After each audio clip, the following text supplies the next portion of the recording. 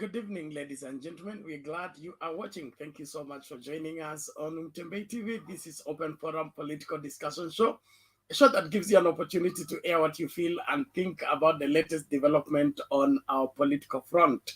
Much has taken place today, even as the presidential candidate,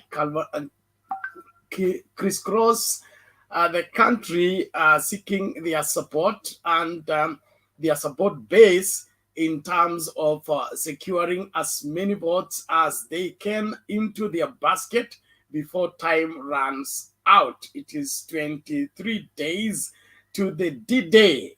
Are you set with your voters card? Are you ready to determine the direction of this great country by ensuring that you vote in credible leaders? Well, the opportunity is coming once in 5 years. So you must think deeply about the same.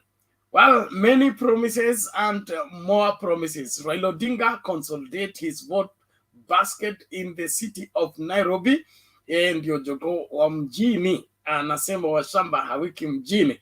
Basi tutegei, tutajua mbivu na mbichi tunapoendelea na mjadala wa leo. Deputy President William RUTO says he will change now the police service to a police force. Going back to colonial times, I think so.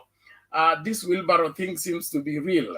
We are not just getting back to the 16th century, but there is now an advocacy for us to get back to police force, the feared police force, where you ran away from the police other than ran to the police. I don't know how that is going to help his bid, but that is how he feels and thinks about the current state of affairs. IEBC to provide the physical register that we agree and support all the way, that everyone must be entitled to voting and they need to be verified at both levels, electronically and physically, for us to have a fallback plan in case there is issues with the voting process. Well, let's get set to talking. The link to use to get in the studio is right now in the comment section. All you need to do is click on it, allow StreamYard to configure for you the camera as well as the audio, and you will be in this space for us to get talking. Thank you very much. Those of you that are coming in fast and furious, we urge you wherever you are around the world to invite 1, 2, 3, 4, 5 people. Share this link with everybody in your life. Share them in your WhatsApp groups, Facebook groups. Let every one of your social media platforms experience Mtembei TV. You can access Mtembei TV from anywhere in the world. As long as you can connect to the internet, then you'll be able to get this broadcast loud and clear. Karibuni sana kila mmoja, tunashukuru. Tafadhali tusonge mbele. Namkaribisha nani GFHGG. Hi to you. Thank you so much. We appreciate you. Time factor for the production, bwana. Samahani. We are working to ensure that that happens. Kevin Otieno, karibu kwa show. Tatu Juma, we appreciate you. Tinana Nyamagwa, we appreciate you. Patel Saboki Manyi, we appreciate you. Thank you. Jackson Ogutu, karibu kwa show. Kuna nani huyu? Sitaki kuruka yeyote. Aya, kuna Wood Omolo, karibu kwa show. Sera Serange, we appreciate you. Official Slim, karibu kwa show. Kuna Flower Baby, you're welcome. Fabiano Adriano, you're welcome. Cheruriot,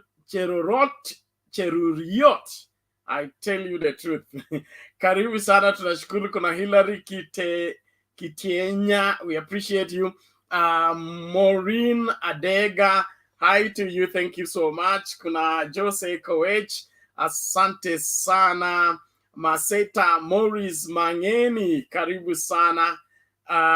He said, why is RUTO fooling Kenyans about high cost of living in Kenya? Yet it is a global problem. Even as in Australia, life is hard. So it is caused by Uhuru. In the whole world, why treat Kenyans as if they are not learned? A big question there that we need to judge as Kenyans and be able to see who is who in this bid for elections. kuna nani Steven Ojune, karibu kwa show. Judy Tamira Williams, karibu kwa show. Hilary Segei, Joy Njoki, nani huyu Abdulrahman Ahmed, asante sana. Kuna Kunglu Kwangla, thank you so much. I tell you, majina tuko nayo kweli. Joseph Gitu, karibu kwa show. Slim Balozi Nazir, we appreciate you. Kuna Samuel, kuna Cosmas, kuna Nanui Muhammad Ege, thank you so much. Let's keep going. Well, ladies and gentlemen, the link to use to get in the studio is still in the comment section. Let us share it once again so that those who would love to come and share what they feel and think about the political situation can find their way here for us to get talking. We appreciate you so much for keeping us here and ensuring that we are coming your way, giving you an opportunity with... Nauliza, why am I laughing? I'm happy. It's happy Sunday now. Yaani nachungwa, sijui itakuwa vipi hapa. Caroline Okumu, karibu kwa show. Kuna Awino Repemo, you're welcome. Kuna John Ogila, you're welcome. Thank you so much. We really appreciate all of you for making it to this place and keeping us going by ensuring that we do what is required. Kuna Protas Mulupi, you are welcome. Yes, Mama Selina, vipi leo? Poa, kabla tujarushwa nje, wacha nisema haraka. Karibu. Tumekaliwa, naona baba Nairobi anaendelea vizuri. Actually, governor ya Nairobi now is comfortable at a click in. Sasa naona tena mnataka kupatlisha police service kukua police force. Police service ni utumishi kwa wote. Kazi ya askari ni utumishi wa wote. Ukiweka police force ni kwamba hatutatoka nje. Sasa umepatia nguvu yote watunyanyase. But anyway, nasikia raia wanauliza, Bernard, did you see Mudavadi somewhere? We are looking for him. Ukalisosa, we are looking for him. IEBC AVAIL manual register. Yes, that is what we wanted. Chebukati amekaliwa ngumu kama mandazi. So this time round, tunataka haki in 22 days. Tunaona baba ametenda. Nairobi sasa iko set. Naona Kiambu mumefamia kweli, lakini haina tabu. Munaenda huko Kiambu kumwambia watu ati nilisimama na baba 9207 wakati ya ICC. Nafikiria mambo ya ICC tulimaliza, election 3 inaisha na bado unatukumbusha. Sijaiona wanaume wanasema nililala na ule mwama nikiwa na 17 years na ako na 50 years na bado wanataka kutukumbusha. That is wrong. Ulisaidia, ukusaidia, that is not a right time. Unaenda kulilia huko kusema rais uniwachie. Si munasema rais sana watu. So munaenda huko Kiambu kulia. Watu wanakuja tu but they know what to do. And after all, baba anahitaji kura kidogo sana Central. Tulikuwa tunaongea about 10%. Na sasa hiyo already yako nayo. Kenya dunia mzima wanaona tena Mutama anasema ako tayari kama kuna mambo haitendeki ana resign. People are running away. Hakuna mtu anataka kubaki mpaka hiyo 22 days penalty. Watu wanataka kutoroka. So hata hii wacha tu tuangalie, mimi sitaki kusema mengi. Niko hapa kama internet itaturuhusu, watusamee tu tumalizane nayo. 22 days, why do you want to cut the internet? Wachana na watu, tumesema ile tulisema na watu walisikia. for now hata hakuna kitu watu wanasikia. Wameamua ni kuambia tu waamke mapema, waende kwa polling station, kina mama, wasee, wale watu wako hospitali, watu ya bodaboda, mchukue watu njiani. Wamama msisahau, naona Central wameanza kupigiwa chapati. I thought mngepatiwa chapati wakati ya polling station, not now. Sasa mkilishwa chapati, jameni, na nyinyi ni watu ya Mbesha, sasa chapati na pesa itaenda aje? Anyway, kuna msemo penalty nasema wa kwanza watakuwa wa mwisho na wa mwisho watakuwa wa kwanza. Kwa hivyo ni kumaanisha Central wanataka kuchukua namba mkia, then let Kenyans lead you because nyinyi ndiye mnataka hivyo. Asante penalty.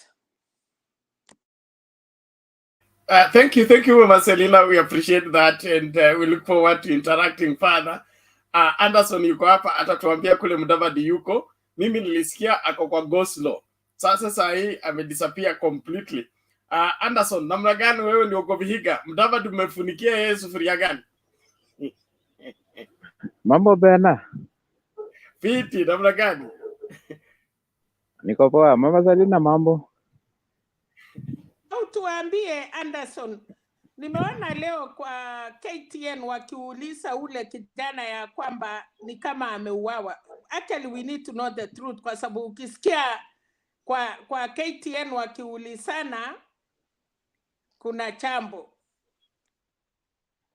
Sawa, kijana wa Hana anaonekana Vihiga mara moja. Unajua ground imekuwa mbaya, kumeteleza.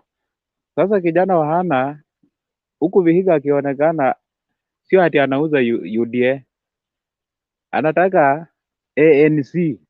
Ni ANC anauza. Unajua ground imekuwa mbaya bena. Sasa hata at least anataka apate wabunge watatu, yaani hata yeye akuwe na watu, atembei na UDA. Akikuja huku anatuambia at least yeye Ruto ameleta mpaka UDA kwa bedroom. Sasa hata yeye analilia ANC yake. Yuko anaonekana mara moja, sio ati mara mingi. Hata amekuwa huku juzi, huku kwetu Kaimosi amekuwa anauza tu hiyo ANC. Kwa hivyo ground ni mbaya, ni noma, inabidi ajifiche. Unajua akitembea sana huku hawezi uza UDA. Sasa inabidi akae chini ya maji, lakini yuko tu kijana wana yuko Mama Selina. Sasa nikiingia kwa mjadala, swali, alipatiwa helikopta alafu unasema anauza ANC. Alisema earthquake na akasema ameama. Sasa saa hii nyinyi hamwezi kumuuliza swali kwa sababu mtu akikuja hapo kuwaambia ANC na alisema ameama na alikuwa na earthquake, nyinyi kama watu ya Kaimosi ama Vihiga hamwezi muuliza swali nini imefanyika. Akasema ANC wajumbe watatu hawafanyie nini, na alikataa kukaa na nyinyi. unajua Mama Selina, hiyo maswali yote tumemuuliza, sio ati tunamuogopa. Akikuja tunamuulizanga mbona ulienda UDA na ANC yako ikaisha. Hiyo maswali tumemuuliza mara mingi. Sasa unajua inabidi anasema mimi ni mtoto wenu nini, inabidi hata nyinyi mniangalie. Tunamwambia sawa, ground ni noma. Wewe ukipata hata mpunga mmoja wawili huko kwetu, anaweza pata wawili maybe hapo Sabatia. Unajua hapo ndio kwao, hapo anaweza pata. Unajua hao kwao wanamfuatanga mostly kwa watampea, lakini kwa nini kwa UDA Ruto hatapata sana, lakini kwa wabunge hapo Sabatia anaweza pata. Sasa hii tunamwambianga wewe tulia, ulienda na Wetangula, tutakuonyesha baba ni nani. Hatumufichangi, tunamwambia ukweli. Ground ni noma bena, hata yeye anajua hawezi jitokeza. Hiyo 70% ni mbaya, labda hiyo 70% imerudi kuwa kama kitu 5%. Sasa ni noma kwa sababu unaona hawezi tokea. Kwa hivyo Mama Selina, maswali tunamuuliza tu, hawezi tokea. Unajua hawezi kuja huku kwetu, hakujangi huku site za nini za huku Tiriki sana. Huku hatumfichangi kama huko Maragoli, unajua ni kwao, wanamuogopa. Akifika huku kwetu sisi tunamuuliza live. na tunamwambia sisi hatutambui Ruto. Ndio maana unaona yuko chini ya maji, anatembea tu polepole, anasema at least mnipatie hata wabunge nikuwe na usemi. Hivyo ndio yuko Mama Selina, mwana hana yuko tu, na atajitokeza tarehe 9 akisema venye alikuwa anatusi Raila. Tunamwambia we tusi Raila tu, lakini mwisho wao utajua hiyo matusi ndio tunataka tumpanish. Mwana wana hakuwa na matusi, lakini wakati ameingia kwa kampu ya Ruto, huyu mtoto wetu amekuwa wa matusi. Tunamwambianga wewe ulikuwa na heshima, hata kama ulikuwa ungeenda polepole, ungeongea kwa Raila juu Raila amekurescue mara mingi. Sasa hiyo matusi yake ndio tunataka tumpanish na hiyo matusi. Kwa hivyo Mama Selina, usijali mama, mtoto hana yuko. Nikiingia kwa mjadala, Ruto anataka kubadilisha polisi wakuwe police force. Unajua hii mambo ya kurudisha kwa era ya Moi hii bendani, hatuwezi rudi huko. Hata ukikutana na polisi wewe tu ni wanakuharas kila hiyo, hatuwezi rudi huko. Lakini wacha tumpatie nafasi, labda atafanyia Sugoi, maybe ni Sugoi juu tunamsindikiza Sugoi, lakini Kenya mzima hiyo bado taka tumshinde mapema. Hiyo mambo yake na Kashago hiyo yenye wanasema kila saa mara safari kumwafanyiwe nini, sisi tunataka tumalizane nao, moja akienda huko kwao na mwingine akienda Sugoi. Kama mtoto ana tushampeleka ako Mululu, huyo ametulia huko. Kwa hivyo hiyo hatutaki mambo kama hiyo. Alafu baba kwa Nairobi, waja baba atulie Nairobi kwanza, at least asaidie huyu kijana yetu Igathe. Unajua Igathe hata kwa debate aliniangusha sana wakati walikuwa kwa debate na Sakaja. Igathe aliogopa Sakaja, ni kama sijui, hata hiyo siku alinibo vibaya sana. Anaulizwa, yani hiyo siku ni Sakaja anatumia tu kaneno kamoja tu mwanzo mpaka mwisho, ati uli resign, uliacha ofisi. Hawezi mjibu, hawezi mwambia kitu, ametulia. Hiyo siku alinibo vibaya sana. Unaona bena hiyo, ukiangalia hiyo debate jamaa alishinda tu haka neno kamoja tu mwanzo mpaka mwisho, na Igathe anacheka na yeye. Unajua angemhandle vizuri sana, angepata mtu mwingine, hata Sakaja angetoka kwa hiyo studio, hata angeongea, angenyamaza. Lakini jamaa yetu alinyamaza. Wacha baba mfunze siasa kidogo, wacha msaidie, ndio atashinda, lakini wacha msaidie ndio hizo kura zingie. Asanteni sana, tuko pamoja, niko tu area. Alafu Okay. bena maybe kuanzia kesho nataka kwenda Bungoma kwa siku 3. Nataka kwenda Bungoma huko Kiminini, Kandui, nataka kutembea huko siku 3 nione ground ya huko. Alafu kwa siku 3 maybe nikipotea nitakuwa huko. Nilikwambia uniachie namba yako ya simu kuniachia. Namba niliacha bena. Niliacha namba. Wacha nikuachie leo. Niachie hapo kwa private. Sawa, nakuachia. Sawa. Tunahitaji hiyo raw information. And for Mama Selina, the story ya kijana aliyeripotiwa kuuawa sio kweli. Tulimtuma Anderson akaenda kampata, wakaongea, ni propaganda. Na sababu ya propaganda unajua. Sitaki kueleza kwa kina. Huyo Mama Selina, huyo kijana yuko. Unajua hata hiyo propaganda inaenezwa kwa mitandao, mara amepatikana kwa msitu wa huko nini Maragoli hawana msitu. So ukiambia watu amepatikana kwa msitu Maragoli, hiyo unatudanganya. Msitu uko huku Kaimosi huku kwetu na Kakamega. Sasa mtu akikwambia amepatikana Maragoli kwa msitu na hakuna msitu huko, hiyo si ni propaganda. Kijana yuko, niko na information yake yote mpaka majina. Nilienda huko tukaongea na yeye mpaka majina yake nimemjua. Mpaka kwao nikaenda, nikafika kwa boma. Yuko Mama Selina, hakukufa. Hiyo ni propaganda tu. Sana. Okay. Thank you Anderson for that. We appreciate it. Tuendelee katika mjadala wa leo. Tunawakaribisha kila mmoja tafadhali.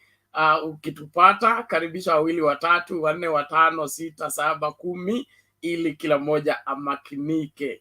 Tuko hapa Mtembei TV kuhakikisha kwamba kila Mkenya anamakinika kisiasa, anaelewa nini kinachojiri na uamuzi gani anapaswa kufanya ifikapo tarehe 9 mwezi wa 8. Kwa hivyo mahala popote ulipo usitazame peke yako, hakikisha kwamba unatazama na mwingine. Alafu kama unatufuata kwa Facebook, tunakuomba tafadhali ukasubscribe kwa YouTube. Kuna benefits ya kusubscribe kwa YouTube kuliko kutufuata kwa Facebook. Facebook inatutia muda wa masaa ambayo tunaweza fanya live show. Hiyo masaa yakiisha tunapaswa kuanza a new feed, which it makes it impossible for us to sustain the broadcast, so we may move the rest of the broadcast to YouTube. That's why we want everybody to subscribe and hit that notification bell so that you don't miss out on any of our programming. Thank you everyone. Let's keep going. Oscar, namna gani? Hello, Bernard. Yes. You can hear me, eh? Yes, we can get you. Habari ya huko? Salama sana. My laptop has been having a problem. That's why nimekaa nje kidogo. But I'm now back. But I've been following you all along. Pole. Karibu sasa. Okay, nashukuru. There is one point that I would like to maybe to raise, eh? Na hii point, there is a time nilisema like a month ago about mass exodus of Luya community moving from Nairobi to up country. I would like to emphasize on the same point because I've seen a good number of people are traveling from Nairobi going to up country, or rather to Shago. Na tujui kwamba maybe they are voters, they are registered to vote maybe in the place they are going. So I don't know how this issue we are going to handle, because this time we cannot afford to lose even a single vote for Baba, because kura moja, it matters a lot. You see election, see like other elections, this is a very different election. So for that point, ningependa labda tuangalie how we can cap this mass exodus from Nairobi to up country. Na lazima tujue kama labda if a person is moving from Nairobi, mali anaenda kupiga kura huko, hataki kuharibu kura za Baba sasa. That is the point I have. So kama kuna mtu anaweza come up with maybe a solution for that, I'll be very happy, because I'm somehow worried. Unajua tukipoteza kura karibu 300,000, hizo ni kura mingi sana. Oscar, there are people in Nairobi that I know who are always registered voters in the village. They travel in the village to vote. So it is it's not out of ordinary. Anything in Nairobi that will cause people to travel back home in terms of security, it is not there. And so the people who are traveling, they just want to get closer to the polling station, maybe be with their family as they wait for voting, then they'll get back. That is the match. I have 3 people. We have order. We have also a mechanism of we did that in 2017 of ensuring that the people traveling in the village don't have a voters card for Nairobi. And so kulikuwa na operation hapo Machakos ya kukagua mtu atoe ID yake na voters card akaguliwe, kama ni wa Nairobi anafungiwa hapa Nairobi. As at now, yes, there isn't much, in my opinion, that can make somebody just travel, except family issues and probably their voters in the village. All right. Okay, Anderson. Yes, Oscar, you are talking to Anderson. What is the matter? Anderson anasema ule kijana walisema gani ameuawa. Hiyo story tulimaliza, tafadhali tusirudie tena. Ni kama tunasaidia propaganda. Lakini in politics propaganda pia ni mzuri. Ndio nakwambia, na kusudi hiyo propaganda tunaielewa. So I wouldn't want us to discuss much on that, but it is true, he's alive. Anderson, we sent Anderson to check on him. He checked on him and brought us the information. Kuna nani Geoffrey Ruto anasema Where is this Geoffrey Ruto? And I have subscribed on YouTube, but could not access the comment section. Could you be the reason? Comment section, you can only comment on YouTube if you are logged in with your Gmail account. Accessing YouTube without logging in physically, you will not be able to chat. You can only watch, you can't chat until you are logged in. So you log in with your Gmail, that's the only time you'll be able to chat. You can't chat automatically until you're logged into your account. That is, your YouTube account must be logged in for you to be able to chat. If not, you can't.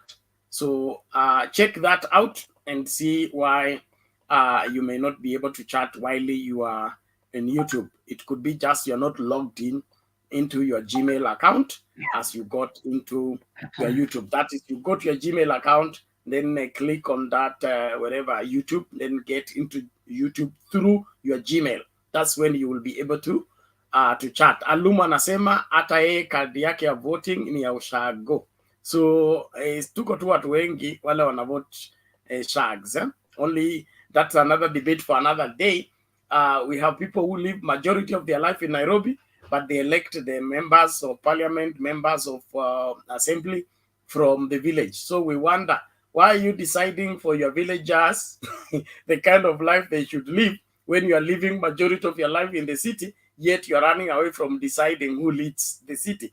That's something that we all need to look at, because if you are 75% in the city and you are 25% in the village and you go to vote in the village, probably you are missing something. You're deciding the life of others, while your own life, you're living it at the mercy of others to decide for you.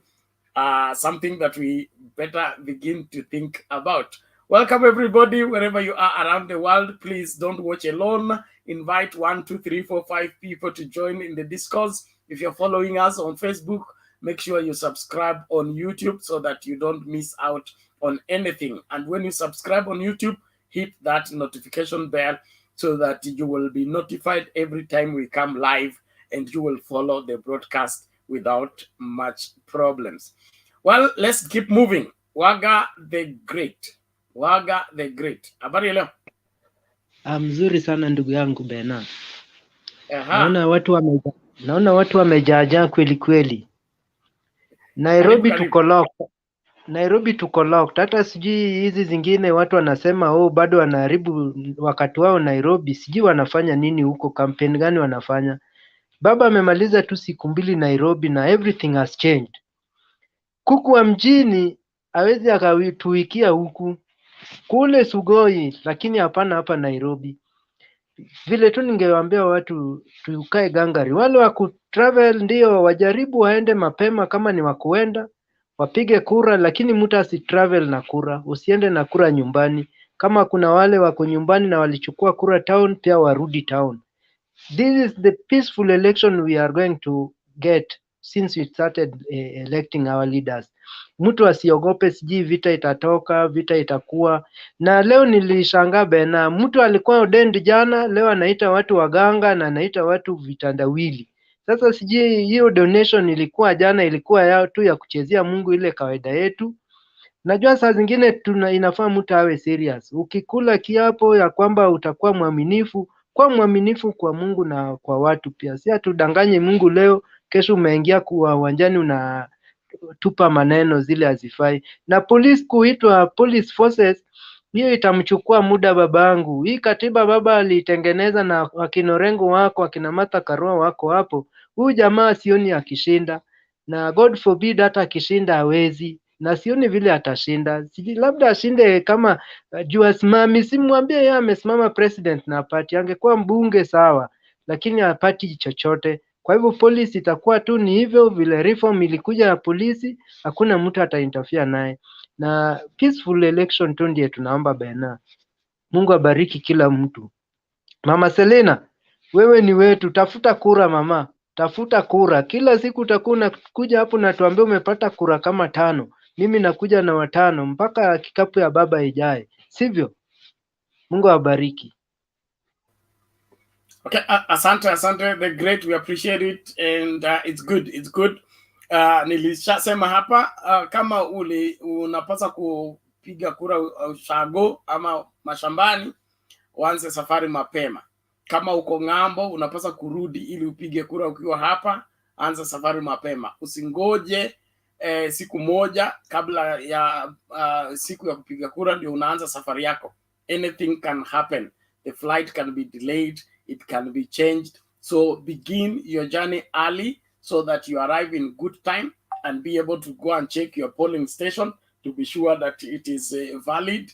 Usiende Makadara kama wewe ni mpiga kura wa Kibra, ama umeenda Madare wakati wewe umesajiliwa Dagoretti. Usizunguke Nairobi ovyo ovyo. Kuja uconfirm polling station yako mapema, hakikisha kwamba wewe ni mpiga kura in good time. So begin to move towards the polling station. The reason why we are telling you it's 22 days too is to let you be alert, to understand that you must begin to move closer to your polling station so that you will be a part of what decides where Kenya will go in the next general elections, that is by your vote. Robbins Leshira, we cannot add you to the screen when you are behind the curtain. If you want to keep your camera off, then we can't add you to the screen because we want a quality video for our viewers who come to watch this show after we are done. So please make sure that you do what is necessary. Keep your camera on as you join into the discourse. Thank you, those of you on the comment section. Keep it clean. People who are claiming Raila will lose the election, tell us why and how, because you are trailing on everything, including propaganda. So sitaki kuchokoza mtu, ni mapema lakini karibuni. Wajakoya na wahemesha, sasa ni baba mtaweza. Bwana Omari, habari ya leo? Bernard, niko poa. Habari ya on Sunday? Tuko salama, twashukuru. Mambo sawa sawa. Unacheka na mimi ndio nitacheka zaidi Bernard. Hii ni matanga hii matanga tuko nao, tunaenda kuizika soon. Kwa sababu leo imenitisha sana, nasikia Deputy President ameacha mambo ya economy sasa, ati handshake ndio ameacha mambo ya handshake, yani anatapatapa sasa. Sasa anaenda anatukumbusha election violence. Ameturusha huko tena. Yani huyu mtu ana agenda sasa. Sasa anaenda kulia huko Katundu kwa Uhuru Kenyatta na alikuwa na mtusi. Mimi nashangaa na huyu jamaa, kafaa tumuombeeni, hayuko sawa. Kafaa tumuombee sana. Na hata kilete hiyo mada Central sahii kuna kitu itachange chochote? Hakuna. Sahii Bernard, too late, nilala salama. Na unajua pia kumvamia Martha Karua, sijui mambo hiyo, story hiyo ya kitambo, hiyo ndio anamjenga sasa huyu mama kabisa. Atuachane na hiyo. Leo ndio nimeona mzee ana campaign Nairobi. Nashukuru sana, na nafikiri siku ile Bernard, vile nilikuwa nimesema, I think message ulifikisha kwa hao wakubwa wa Azimio, na naomba pia, nashukuru Bernard pia ufikishe, uzidi kufikisha. Hakuna kulala, wakati watapumzika ni tarehe 6. Vile baba anasema tarehe 6 itakuwa ni atafanyia Uhuru Park. Ni Nyayo Stadium, sorry.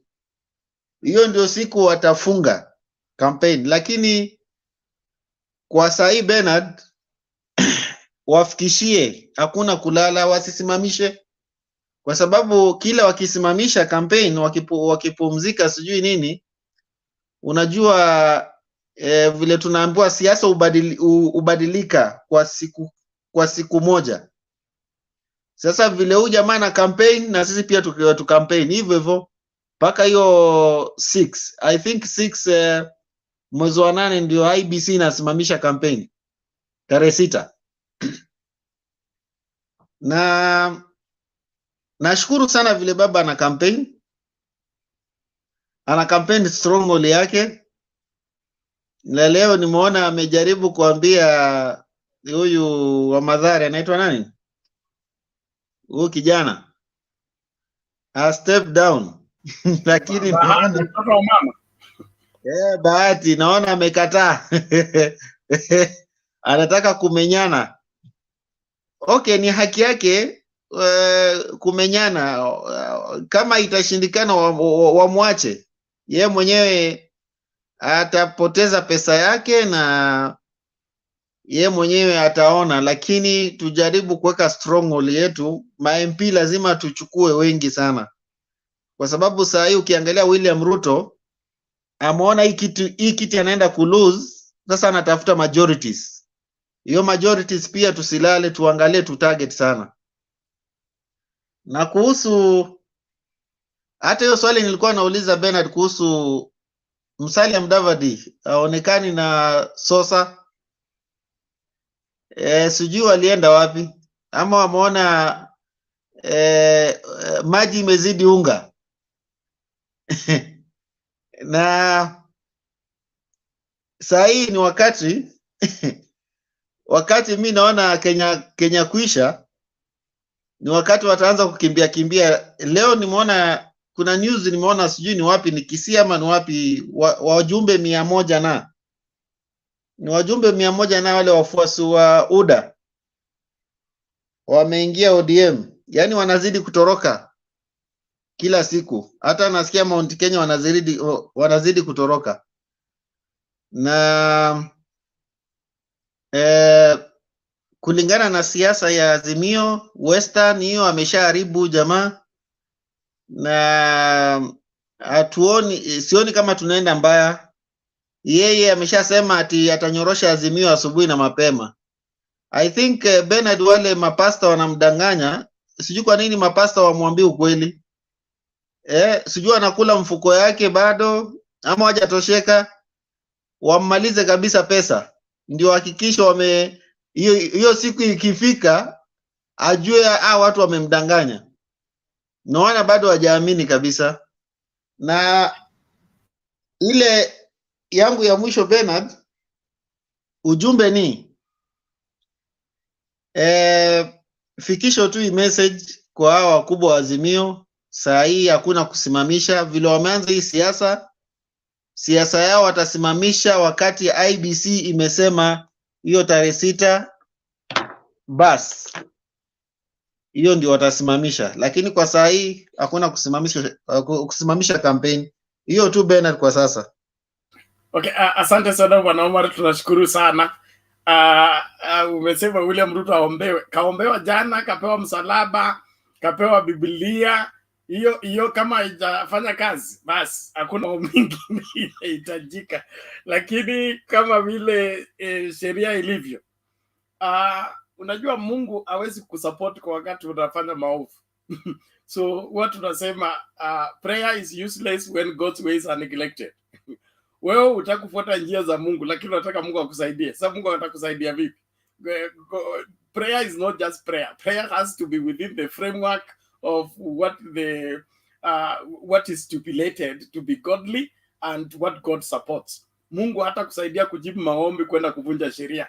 Mungu atakusaidia kujibu maombi kama inaenda kulinda sheria, inaenda kuprofit watu wengi na kusaidia dunia.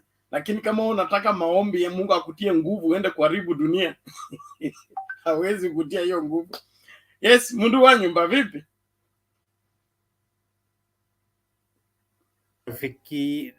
Rafiki yangu sana na kiongozi wa hii program, moderator. Nimekusalimia, umesalimika? Nimesalimika dadi, karibu. Anderson salimika, Omar salimika, hata mimi nimejisalimia. Sasa I want to, before I submit, because I'm going to submit later, I want to beg to differ with you. Wakati mwizi anaenda kuiba bank ama anaenda kuiba pahali, anaombaga succeed na Mungu tafadhali, mimi naenda ku break this bank na nataka kuchukua milioni kadhaa Mungu nisaidie. Nimemaliza. Yenye unasema si lazima ati Mungu sasa akuwe na wewe. Mwizi mwenye kufanya uovu anaombaga Mungu afaulu. Answer that one.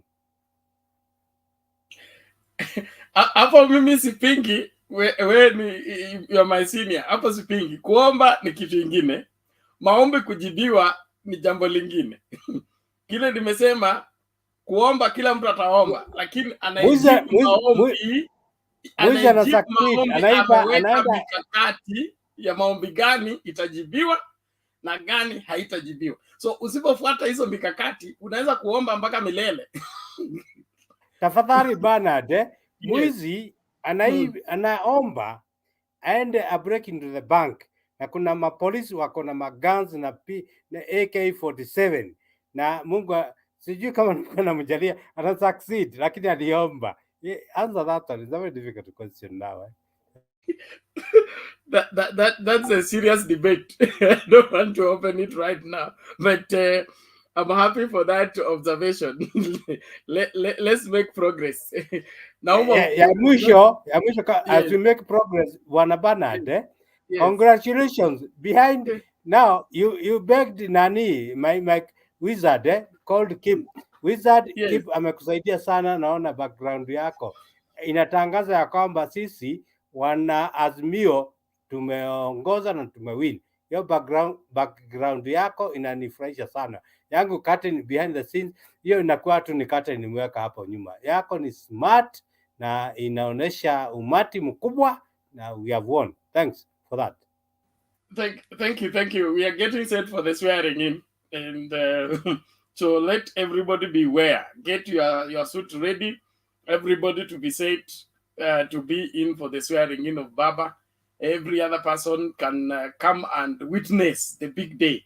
Whether you are from Yellow Fever or you are from the other parties, the party will be for Kenya, because we'll be swearing in the president for the Republic of Kenya, not a president of a political party. So please prepare yourself and get yourself set.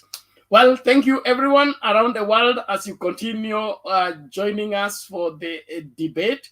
I trust you are well. Please don't watch alone. Keep inviting somebody so that we can all get together and feel all right. Now, let's listen to this as Mundua Nyumba comes to make his submission. Tusikilize hii ili tusipitwe na wakati.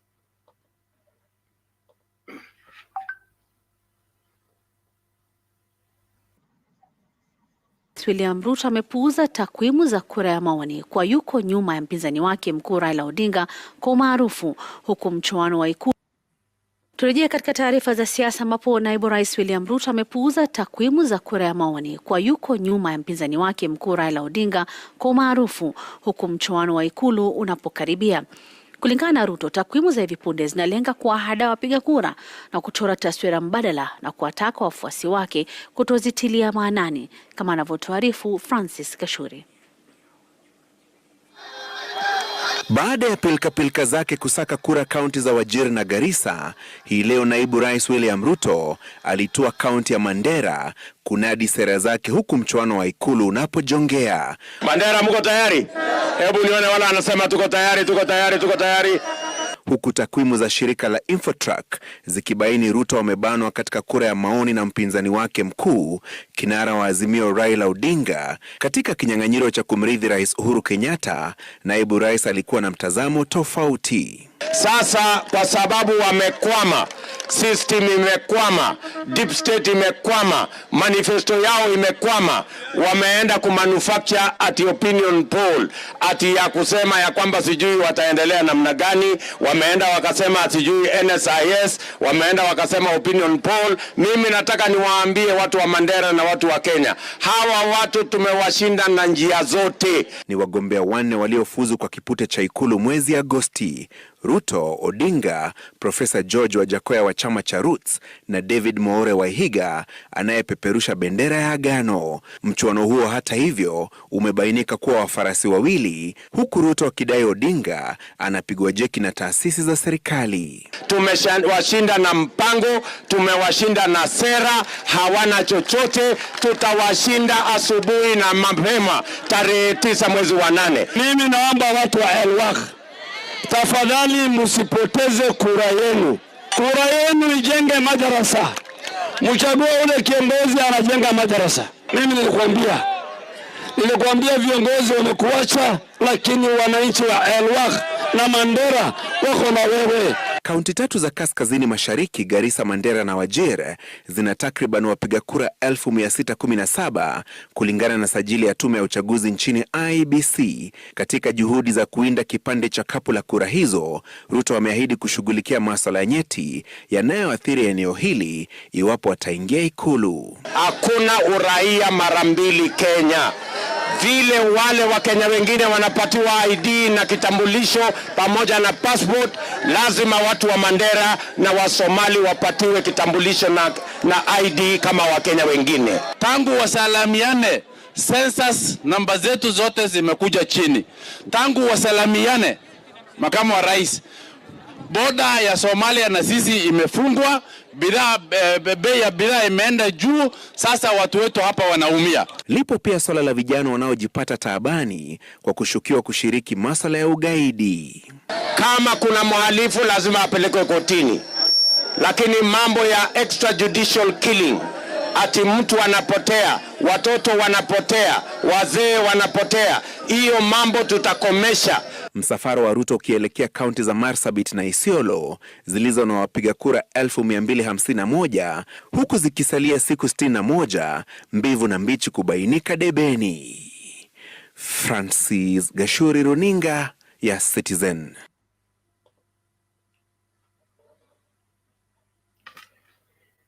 Okay. Thank you everyone. Let's keep moving. Mundu wa nyumba, karibu.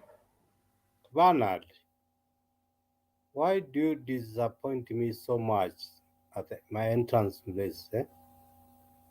You bring somebody. When I watch the TV, I almost react like Ngilu threw a stone.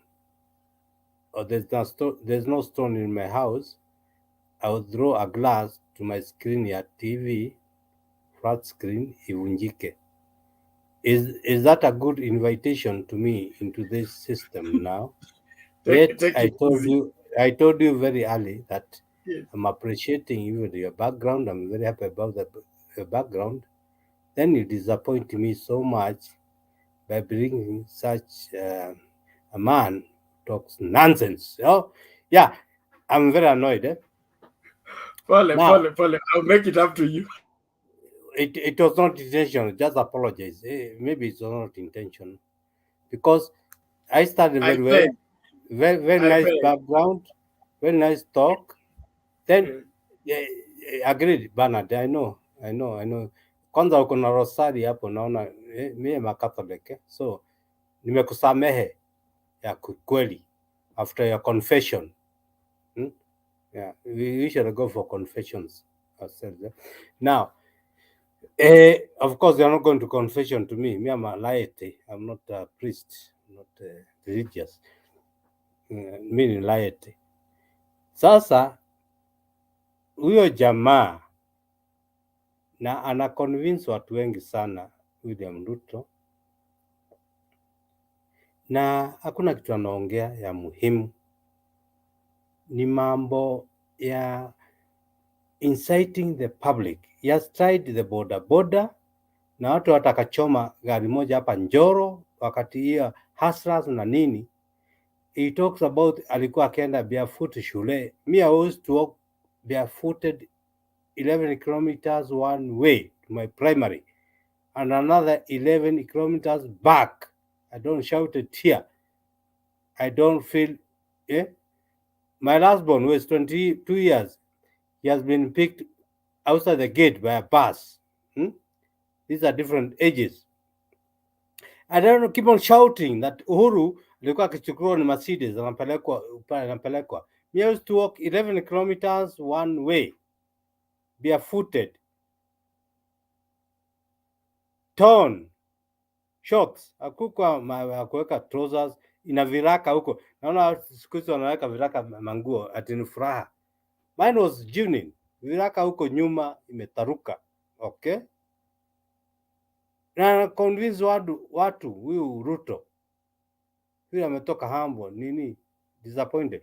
He never used to walk 11 kilometers one way barefooted. Me, I did. Here I am. Very comfortable. Let me give you a secret here. And you people listen to me, only 4 of us. Bernard, why are so few? Maybe someone in the background. Anderson, not say. And Robbins, the Shira. Nyumba inclusive and Bernard inclusive here. I made a prayer to God, my God, a true God. Wacha watu wa cult kama Ruto na wengine. In my standard 7, na haikuwa hiyo ya 8 siku hiyo, me I did what is called Certificate of Primary Education. But allow me to get off the topics because with a reason. I did something called Certificate of Primary Education, CPE, in the year 1970. But in standard 6 or 7, I prayed to my God because I used to stay in mud walled house, ile matope inapakwa kwa ukuta, ndio hiyo, na juu iko nyasi, roof ilikuwa ni ya nyasi. And I went somewhere, I used to sing in my primary, tukakuja Nyaikuru, hiyo district, whatever it was. Nikalala kwa my headmaster of primary, na alikuwa na nyumba imezekwa na mabati. I prayed to my God then, maybe 1969, not even 1970. You guys listen to me. That God, I pray that one day let me be in a house, stone house, that is masonry, 10 by 10 feet, 3 meters by 3 meters, roofed with the iron sheets, top, because I used to stay in a grass house, and I'll give thanks to God. My God, I'll give thanks to you. 10 by 10 feet, room house, stone house, tin roofed. Now, sometimes I get overwhelmed. I'm staying in a 3-bedroom house, nyumba ya mawe, nyumba imezekwa na maturufari, lakini I still remember my prayer in standard 6, 19, Bernard, I'm losing ground. I was in standard 7, I was 1970, 1969 or 1976. I prayed. My prayer was answered. I stay in a 3-bedroom house now, owned, not having any loan, okay? Yet I prayed to my God, 1969, God, let me get out of this that house. Not, was it a house? Hut, it's not a house. That was a hut, grass dashed, ukuta ni ya matope, ile imezekwa hivyo. Now, sometimes when I get frustrated that God has not assisted me in life, that I'm a poor man, sina my property, my building, my plots, my farms, I remember my prayer in 1969. And I know God answered me in his own style. I'm not in one masonry unit of 9 feet or I said 10 feet by 10 feet, tin roofed. I'm in a 3-bedroom house, iko na matofali juu. So when I get lost, ati watu wengi wametajirika, wamefanya mingi, wana maploti na magari na nini, I give thanks to my God that my prayer in 1969 is answered. Okay, nitoke hapo. Hii ya kina Ruto na nini na mbio na nini na nini, of course maybe I have one extra thing here and there, but my basic prayer was answered. That's, I usually go to the basic. That my prayer is only, I want to exaggerate it, and I'm not giving thanks to God what he has done. Ruto hapa nilikuwa na suruali, nilikuwa walking kilometers, nilikuwa poor, nilikuwa ujinga, obvious. Me, I don't like that sort of thing. Most of us have gone through those hardship area situations, and maybe I can see young people around here. Bernard, all of you are younger than me. Sometimes I appreciate when Selina is around and Jacobe na watu wengine, kwa sababu hii maisha tumepitia, tumeona mengi na tushukuru Mungu. Now going back to the basics, kumaliza sasa. This thing is wrapped well. Hii election we have won. Na Bernard, are you allowing me? I don't want to go. I like moderators and I respect discipline, and I'm a very disciplined old man. Bernard, I'm not your age. I'm older than you, but now when you're here, you are the boss, and you tell me to do something, I'll do it. As I say, I'm older than even Uhuru Kenyatta. He's the president of Kenya, but I cannot defy because I'm older than him. Okay, either even if I was even more educated than him, I'm a professor and other doctorates in Kenya, whatever, I will listen to him and take the position says. So Bernard, maybe I've talked offline. If you allow me to take an extra minute now to go to the topic, and I can say Robbins Rashira is, you're welcome thereafter, and I'm ready. I'm a father, grandfather, and whatever, and God has allowed me. And even yesterday, somebody called Alex in America. I'm in Kenya, Nakuru, Rongai. Yeah, Alex, that they are going to fix us like they did to election official in 2017. Do I care? My children there, they are grown-ups, their families. Grandchildren are there. They come for me. Yeah. Thank you. Please take your minute and focus on the topic, and let's move on, please. Thank you. Agreed. I was being carried away, Ballard. Yes, sure. Agreed. Point taken. Thanks for directing me. Now, you know, these topics come flowing around here. Raila consolidates Nairobi. What? It's done thing. Yeah, home. Nothing. Yeah.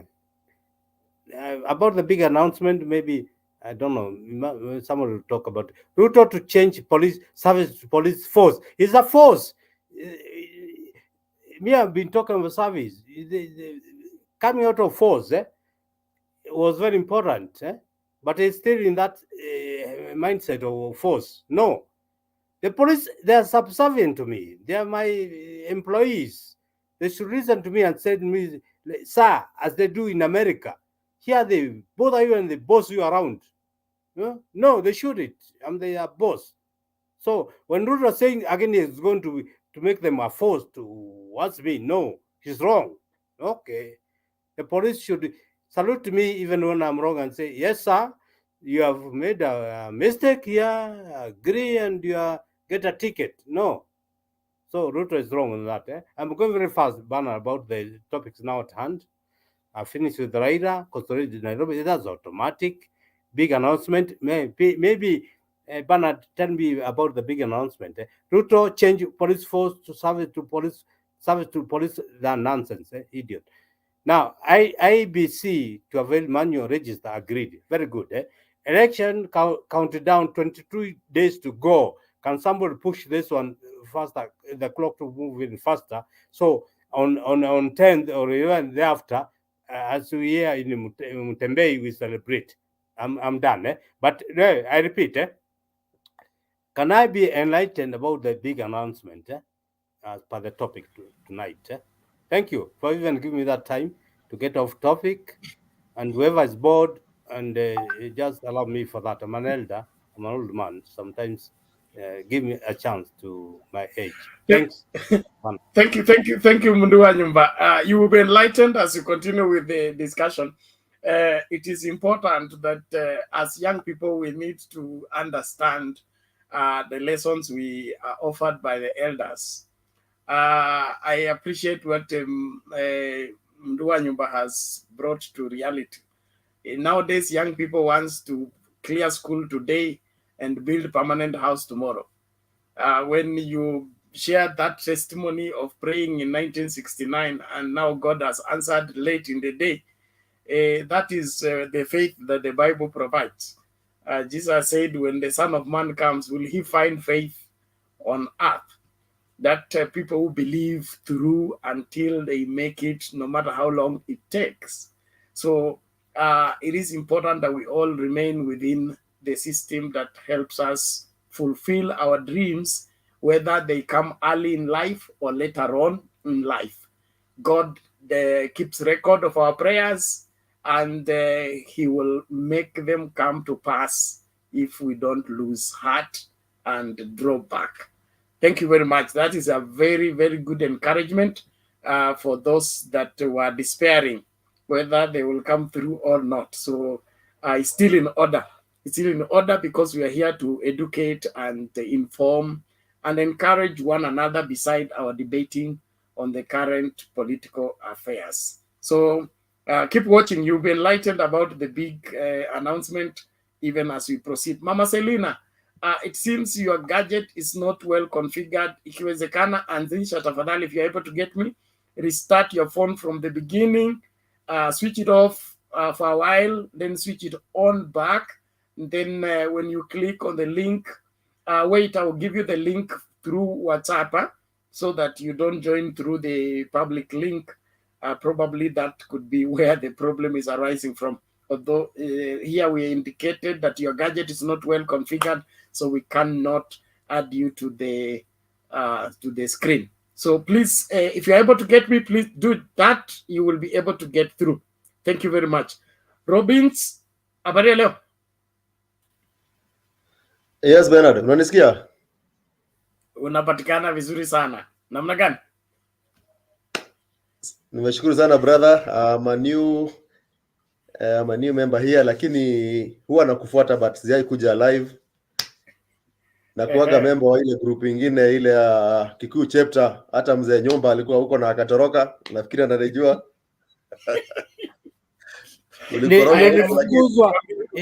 Nilifukuzwa ni nyinyi vijana, mnaleta mambo ya mzee hataki, nikakimbia.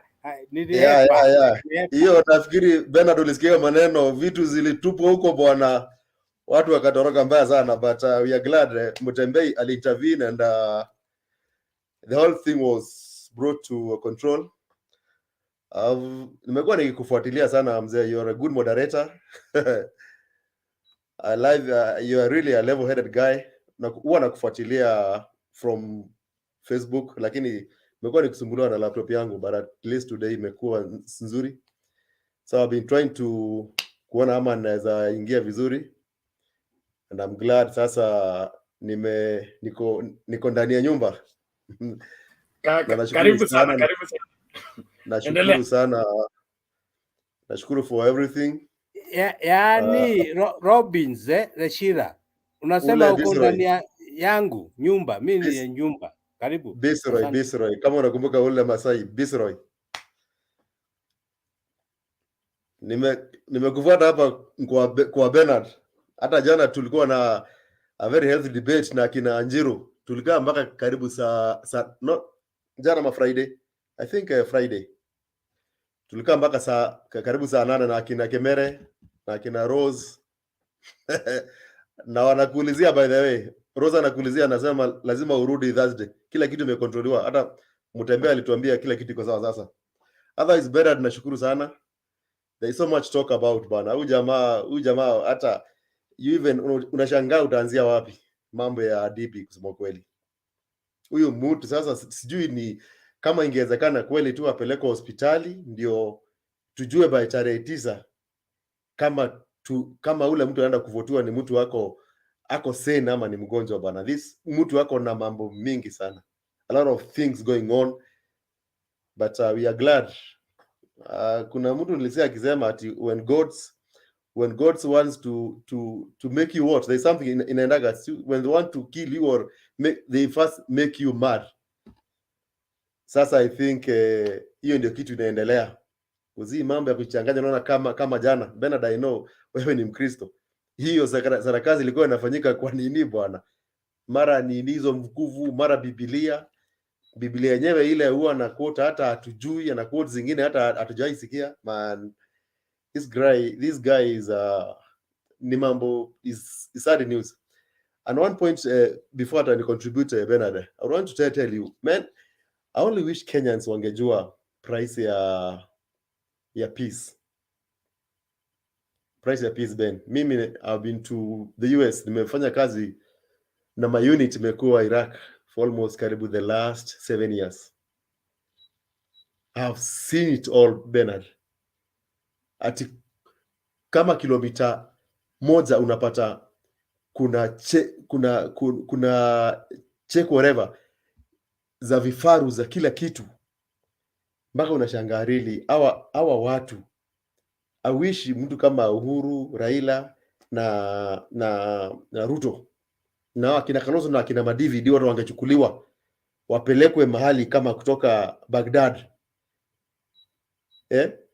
waone zile ma checkpoint ziko, ndio wangejua maana ya peace. But of course we know ule mtu warlord ni nani. We really appreciate sana vile baba alishikana mkono. Hii uhusiano ya Uhuru na Raila naonaka kama ni ile uhusiano ya baba na mtoto. You see, ile like at times mtoto anaweza kuwa wazimu, anaweza kuwa crazy huko, but baba ana control this. We all know how much baba has sacrificed for this country. Mimi sio mzee sana. Robbins, even the Bible, the lost son, mwenye alienda alikuja nyumbani akashikwa ni baba yake. Yes sir. So huyu jamaa mambo yake ni mengi sana, but I'm glad at least kwanza kama naona kama upande ule wa Mount Kenya watu wameanza kujua sasa. Watu I think the writing is on the wall. Unaona what's going on in Kiambu. I think ile kashida tuko nao kidogo nafikiri ni hapo Murang'a, but we still hope tutapata numbers, because I'm only hoping we get numbers, because siwezi taka ikuwe situation where baba tumchagua overwhelmingly alafu akose the soldiers wala anasemaga. You see, because atakuwa ni toothless president. And in fact waza baba akienda pale State House na akuwe hana numbers kwa parliament, na kuambia baba hakuna kitu atafanya, atakochokoro na huyu jamaa kuwa position. Baba hata anafikiri atazeeka twice. So we hope God atupatie enough numbers, na the few days that we have we keep tight as we've always been telling us. So for now acha ni keep it locked, meanwhile nisikiza watu wengine, but nashukuru sana Bernard kwa kunikaribisha kwa this forum. Thank you so much. Okay. Asante sana, tunashukuru. Ni muhimu tuelimishane ili kila mmoja amakinike. Asante kwa wote ambao mnaendelea kukaribishana. Tafadhali usitazame peke yako. Na ambiwa kuna wale wako na shida kuweka comments kwa YouTube. Please, if that is a problem, you try Facebook and see whether you can keep it abreast. I am told the others who absolutely don't have Facebook accounts. Sasa hapo ngoma itakuwa kali, lakini just try and see whether you will be able to continue with the conversation as usual. If there are hiccups, they will be sorted out. Just be patient. Our technical team is always on the lookout to fix everything in order for us to keep going. Just also want to bring us to the alert that there are people among us who are not up to good, and so they attempt to either hack the system or mess up our internet. So we are, even here, we must hide in order to keep a stable connection. So just be aware of that. Some of us among us are not up to good. They want to get people's information and use it for wrong purposes. So just beware. Mtembei TV is open for all, but not all that have come here are here to debate. Others are here to finish the show. Others are here to come and insult and chase others away. Others are here to insist for whatever their ego has commanded them to. Probably we will just need to learn to live along with one another, but you have no business insulting anybody. You have no business frustrating anybody. We are all come here freely, and we should be able to dwell here freely. And if you become the wrong person among us, we will get rid of you. That one, we have no apologies for the same. Asante sana kwa wale ambao mnakaribishana. Tafadhali usichoke kukaribisha mtu. Endelea kuhakikisha kwamba unakaribisha wawili, watatu, wanne, watano, ili wote tumakinike. Let's get this video before Papa comes through and helps us with the debate.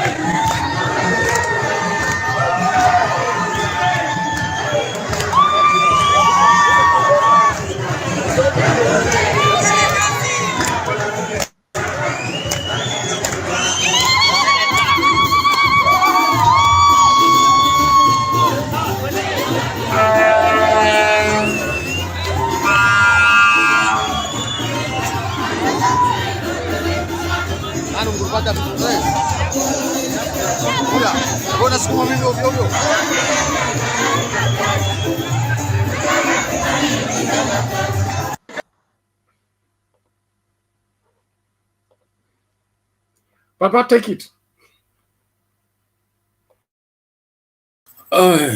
Thank you, Bernard. Nashukuru sana kuwa na nyinyi.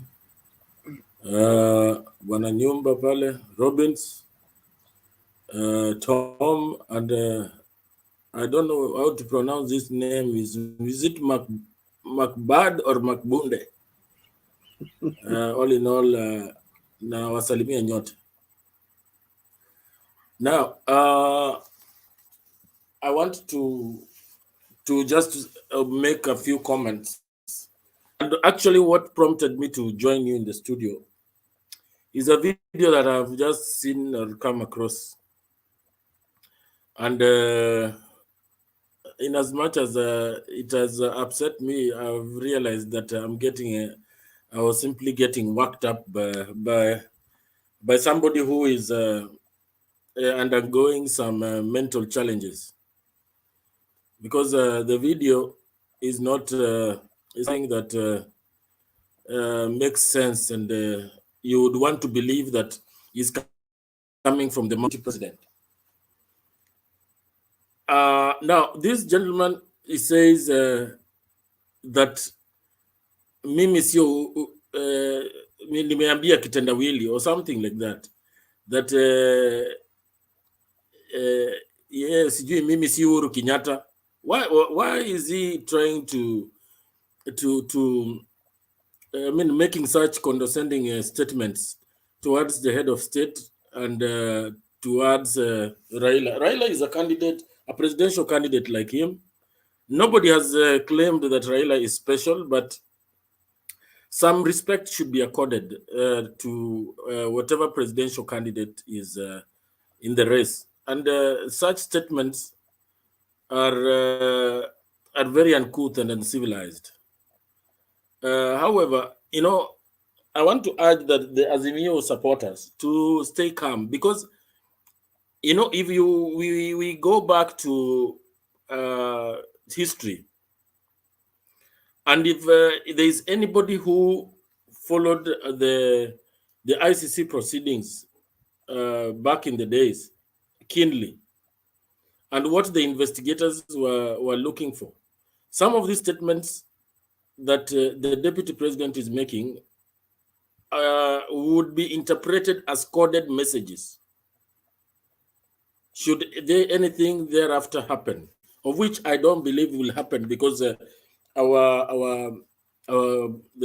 current government or the security forces are on high alert. But he's reckless, and somebody needs to talk to him within his ranks, so that he can start seeing making some sensible statements. Because as it is right now, I'm convinced that the guy is under so much pressure, and that pressure is overwhelming him. And thank God he is not the president, because we have seen it we have read in history in West Africa, where leaders go berserk and they do some things which we can't comprehend. So the gentleman, I think, is losing it, and we actually pray for him to get some sense, to calm down, because he's actually verbal diarrheaing, and which is not the best of things at this particular point in time. However, let me just digress to the topics of the day. Yeah, Raila consolidates the Nairobi vote. Yeah, that is Baba's bedroom. It has always been, regardless of whether he is in opposition or he is in that ruling party. He has a lot of people have a lot of faith in him, and I'm not surprised about that. For IEBC, the manual register, that's what we want. We want every single document that can ensure that we hold them to account to be present, so that we lock this thing as early as possible and avoid court battles. And in terms of RUTO trying to change the police, whatever name he wants to call it, of which he's trying to imagine that he will get to that presidency, and that is a pipe dream. So let him just continue hallucinating on how he wants to run his government, because as it is, the person of William Ruto is not in a frame of mind that can run a government. He actually needs psychiatric help more than even an office to run any kind of business. And we need to pray for him seriously. It is getting rather absurd. But to finalize, I would want to say that Azimio supporters should be very calm and should not be swayed by this Makasiriko. This Makasiriko, by 9th, 10th, they will not even be hearing about him. We'll just be probably hearing him rant, and the Azimio supporters should just focus on getting out to vote. We need to finish this thing first round. We don't want issues. And just abide by the law and let any other loose cannons be handled by the security agents. Thank you very much, Bernard. I'll be around joining you again. Okay, asante sana Papa Azimio. Mundu wa nyumba iko nini?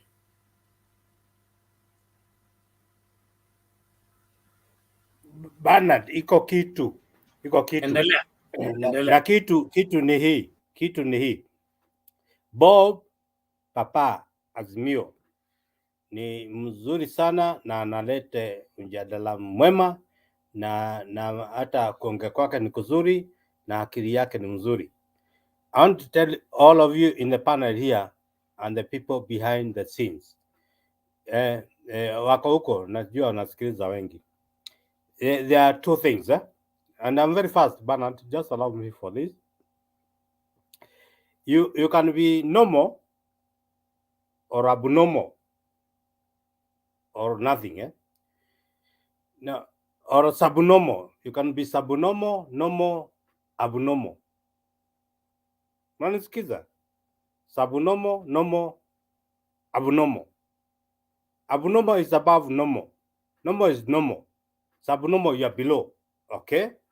Now, I said earlier, some of us need psychiatrical research or observance for us to be known what you think we are doing. I think Deputy President is not in the sub, neither is he in the normal, neither is even the abnormal.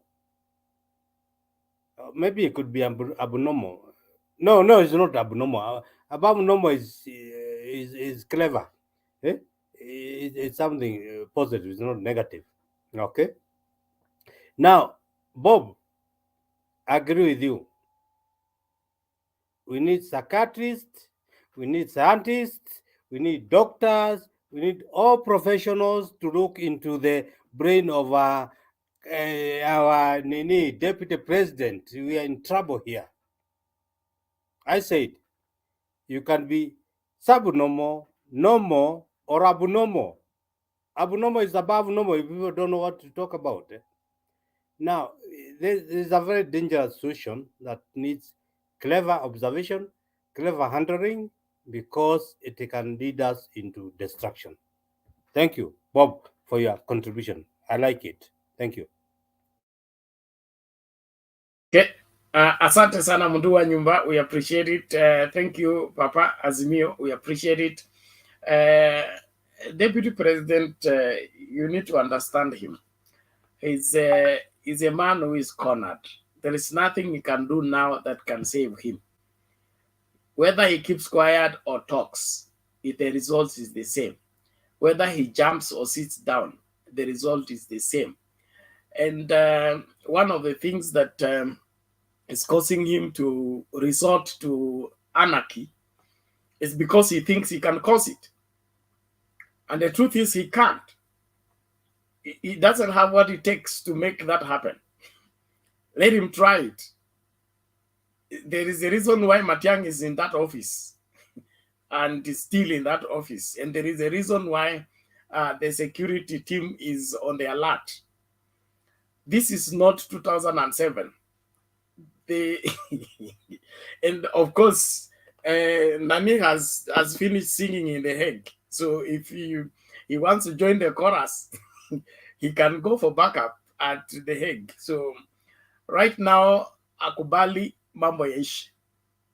Aliweka mahesabu makosa, hesabu zake zote zimepotea, akubali mambo yaishi. Ningekuwa deputy president, I would have withdrawn from the race and taken a vacation to go to Hawaii and rest my mind and try another time, because right now kumeharibika and dragging everybody. One of the things that make me to doubt the competence of one William Ruto is his commitment to blame everybody for every problem.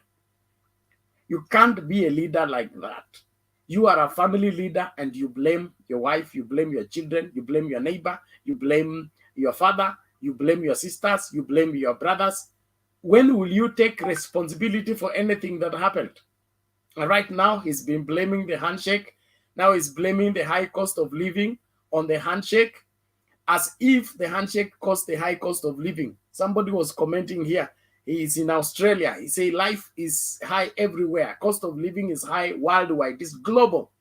Why is he making it a local issue and blaming it on the handshake? He's not sincere. He's not transparent.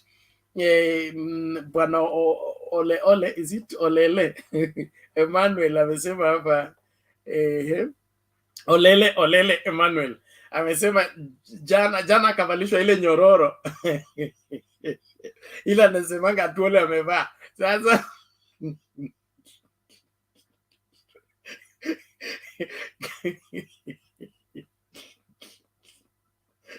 yeye analaumu Atwoli kwa kuvaa nyororo. So jana mapasta wakaita yeye wakavalisha yeye hiyo nyororo. This time yeye pia alikuwa mzee wa nyororo. Bana nyororo ya umbwa, nyororo ya umbwa. We mzee enda polepole. Asante. Papa Zimio, iko nini? Carry on before we bring in. I just want. Yes. Yeah, I just wanted to say that recently, not so long ago, Karanja Kibichu said that they will not arrest some of the UDA fellows. But at what point do they think that they can arrest? Because some of these UDA fellows are actually breaking the law and inciting people here and there, but and that is towards looking for sympathy votes. And as Neo supporters, when we feel like we are being threatened, we cannot allow somebody to continue intimidating and harassing and threatening. At what point do they think that they should make some of the UDA candidates to hold them to account? Because the fact that they are calm and waiting for it to happen or anything to happen, somebody to break the law, it also creates a danger in that the people might take the law into their own hands. So I am not so sure about that tactic, but anyway, we hope that nothing bad can happen. Unless you have a different opinion. No, we'll dive into that in details later. But I've said here over and over, Ruto's main mistake is to have assumed that he's equal to Raila Odinga, that he is a Raila Odinga. What he doesn't understand is Raila Odinga has come a long way to be who he is. It did not just happen to be. And so instead of him building his capacity to be a political force to reckon with, he assumed the building and thought by claiming to be, it will just be. It doesn't work that way. It is said that no matter how tall your grandfather is, you need to realize as a grandchild that you will have to do your own growing. So you don't just claim by belittling Raila Odinga or talking down Raila Odinga, it will grow your size. It doesn't grow your size. So where is William Ruto having his following? What does he command that can make this country attend to him? Nairobi, he doesn't have it. The coast, he doesn't have it. Even Northeastern, he doesn't have it. Is it North Rift? North Rift is a shuttle. So tutampatia hiyo shuttle aende nayo. Ukweli ni kwamba William Ruto has a lot of growing to do. And that's what he needs to accept. He has a lot of growing to do and he needs to do it practically. It will not happen. Awekewe mikono na maaskofu, awekewe miguu na Papa Mtakatifu, nothing is going to happen until he accepts the responsibility of growing. Comparing himself to Uhuru Kenyatta. Uhuru Kenyatta comes from the palace. You are picked from wherever you claim to be a chicken seller. David was picked from the sheepfold and brought in the palace. He did not become president the following day, despite the fact that he was ordained. It was until 17 years later that he became king of Israel. So, DP, if you allow yourself to grow, you may become president someday. But if you insist that you have grown and you can't wait, you will be finished, that you may never be able to rise again from the political fall that you're about to experience. You don't have the numbers you claim to have. You don't have the support base you claim to have. All the people dancing around you are deceiving you. Understand that and begin to embrace it, internalize it, if you don't want to run mad.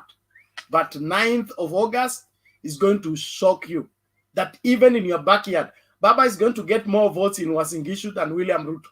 Now, that's not prophetic. I'm not prophesying. When I begin to prophesy, I will tell you. That is not prophetic. It's just political analysis. The Rift Valley women are going to vote for Mother Karua. And that is the first stream. And then the cosmopolitan nature of Uasin Gishu will be that the other communities are going to vote for Baba in Uasin Gishu. So if Baba leads in Uasin Gishu, don't be shocked. I have already told you. Now, when Baba begins to lead in Uasin Gishu and leads in Bomet, okay? So Ruto is left with what and what? Let's be realistic. Thank you very much, everyone. We appreciate all of you for continuing to follow Mtembei TV. Please, if you're not a subscriber, subscribe on YouTube. It's important for you not to miss out on any of our broadcasts. We are here to see to it that you will get up to the hour reporting of the election results. We are working out that. We are mapping out the whole thing and making sure that we'll have every information at our fingertips when the end, before, during, and after the election. So if you want to get all that, you need to be a YouTube subscriber. It is YouTube where we have unlimited hours of broadcast. Facebook gives us only 8 hours. So after 8 hours, we need to start a new feed. But YouTube will give us throughout. We can go 3 days non-stop, 5 days non-stop. So please ensure that you are a subscriber on YouTube, even as we proceed with the discussion. Mark Bunde is coming, but before he comes, let's listen out to this. And bear with me. There are some videos I'm going to play just to jog your memory so that we understand where we are coming from. It's important. Because if we can't tell where we're coming from, it is difficult for us to tell where we are going. This is William Ruto before the ICC.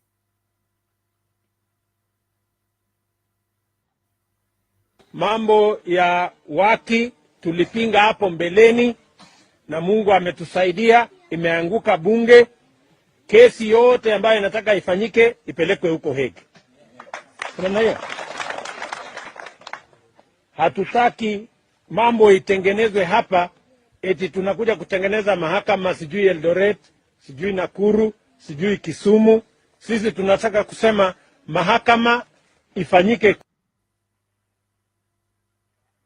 I should just play that again for everybody to mambo ya waki tulipinga hapo mbeleni na Mungu ametusaidia, imeanguka bunge.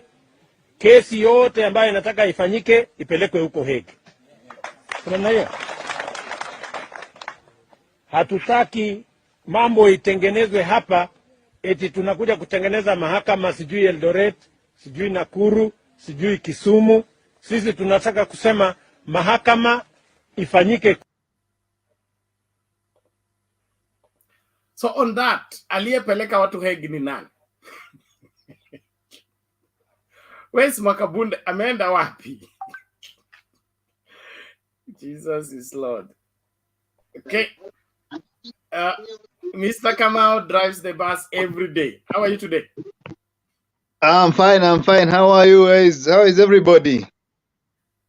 We are great. We are great. Glad to have you. Begin with commenting on that. Tunakupata, uko sawa?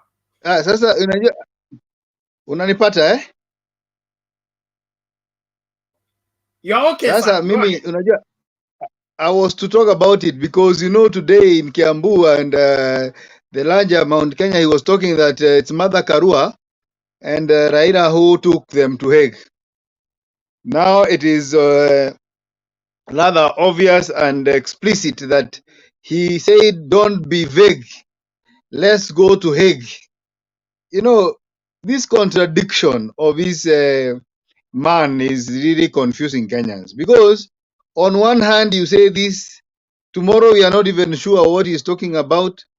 It is an unbecoming behavior where you want to become the president and you're not so sure on what you are talking about, because you want to become, as you said there before, you want to blame everybody but not yourself.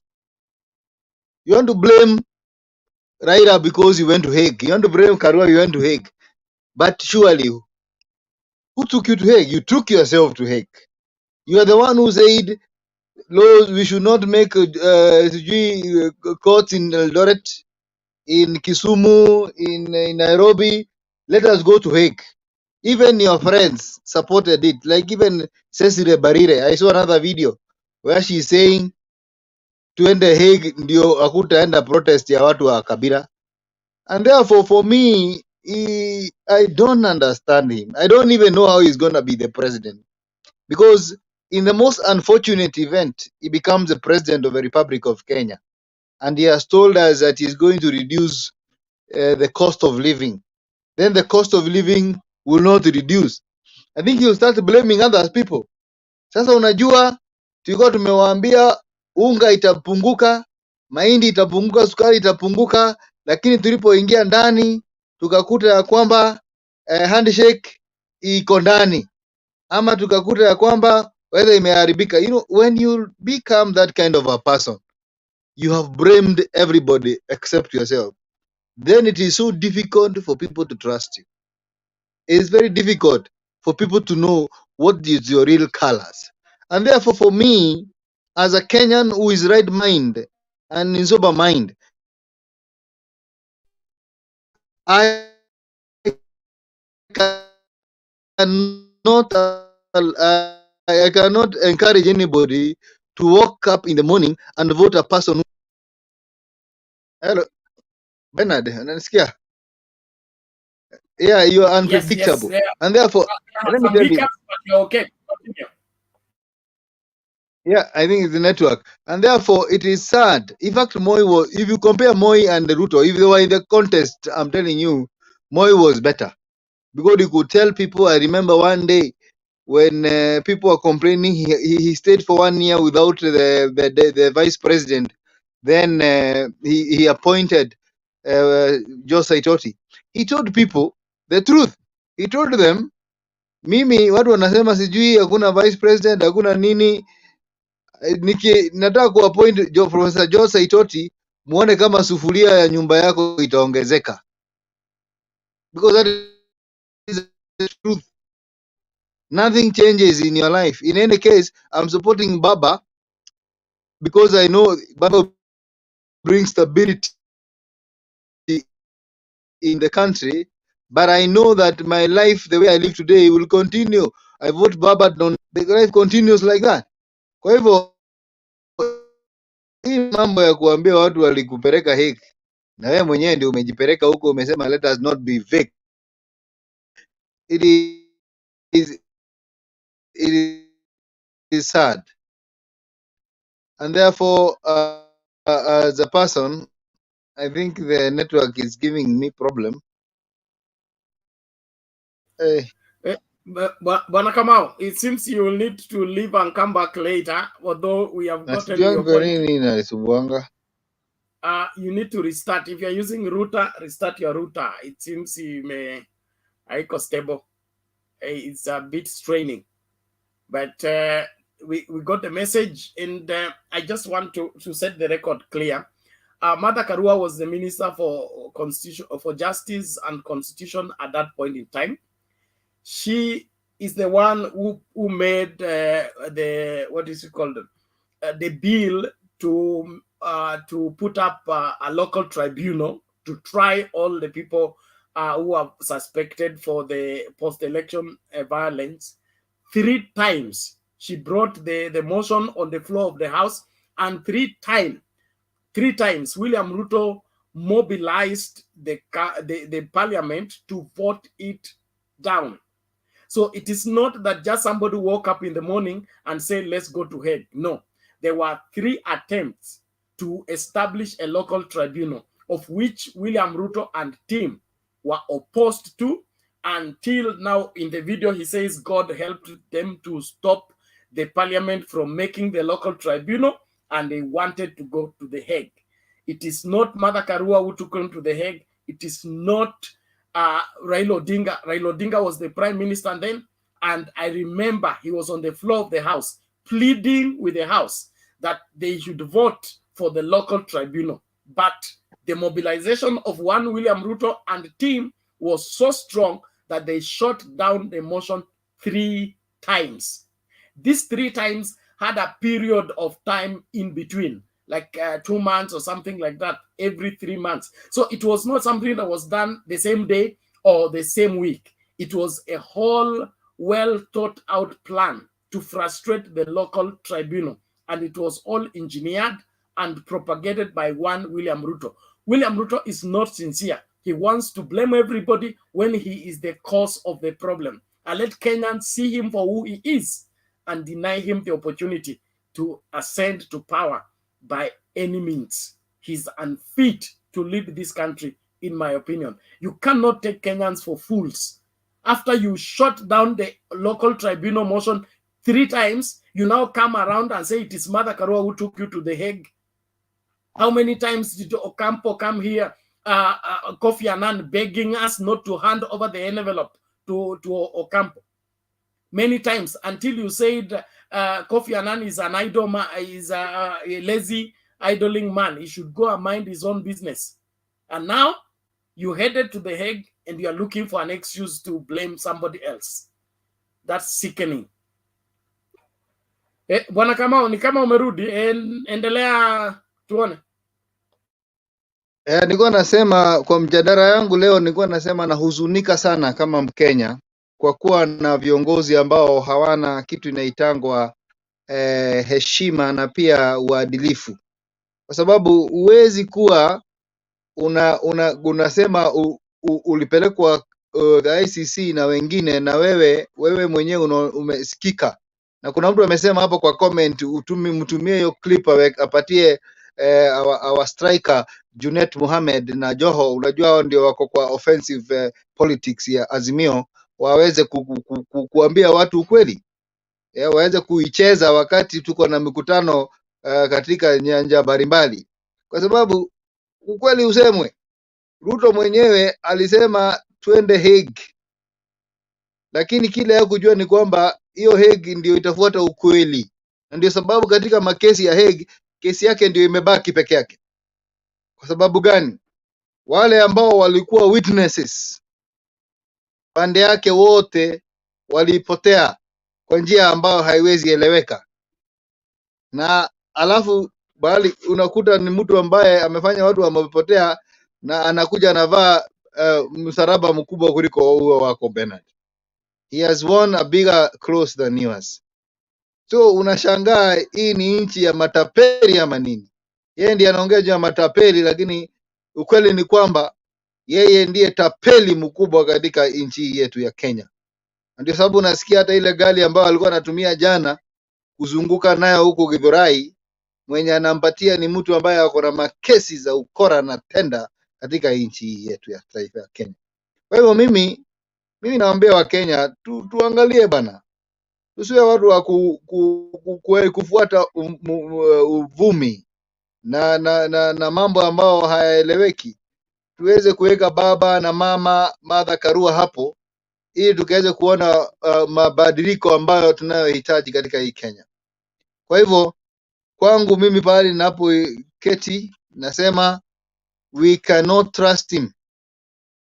We cannot trust him to be in the position of power, because today he's speaking one thing and tomorrow he's speaking another. And you know the funny thing about one Samoei Ruto, anytime he wants to address people of Mituba, he is for Mituba.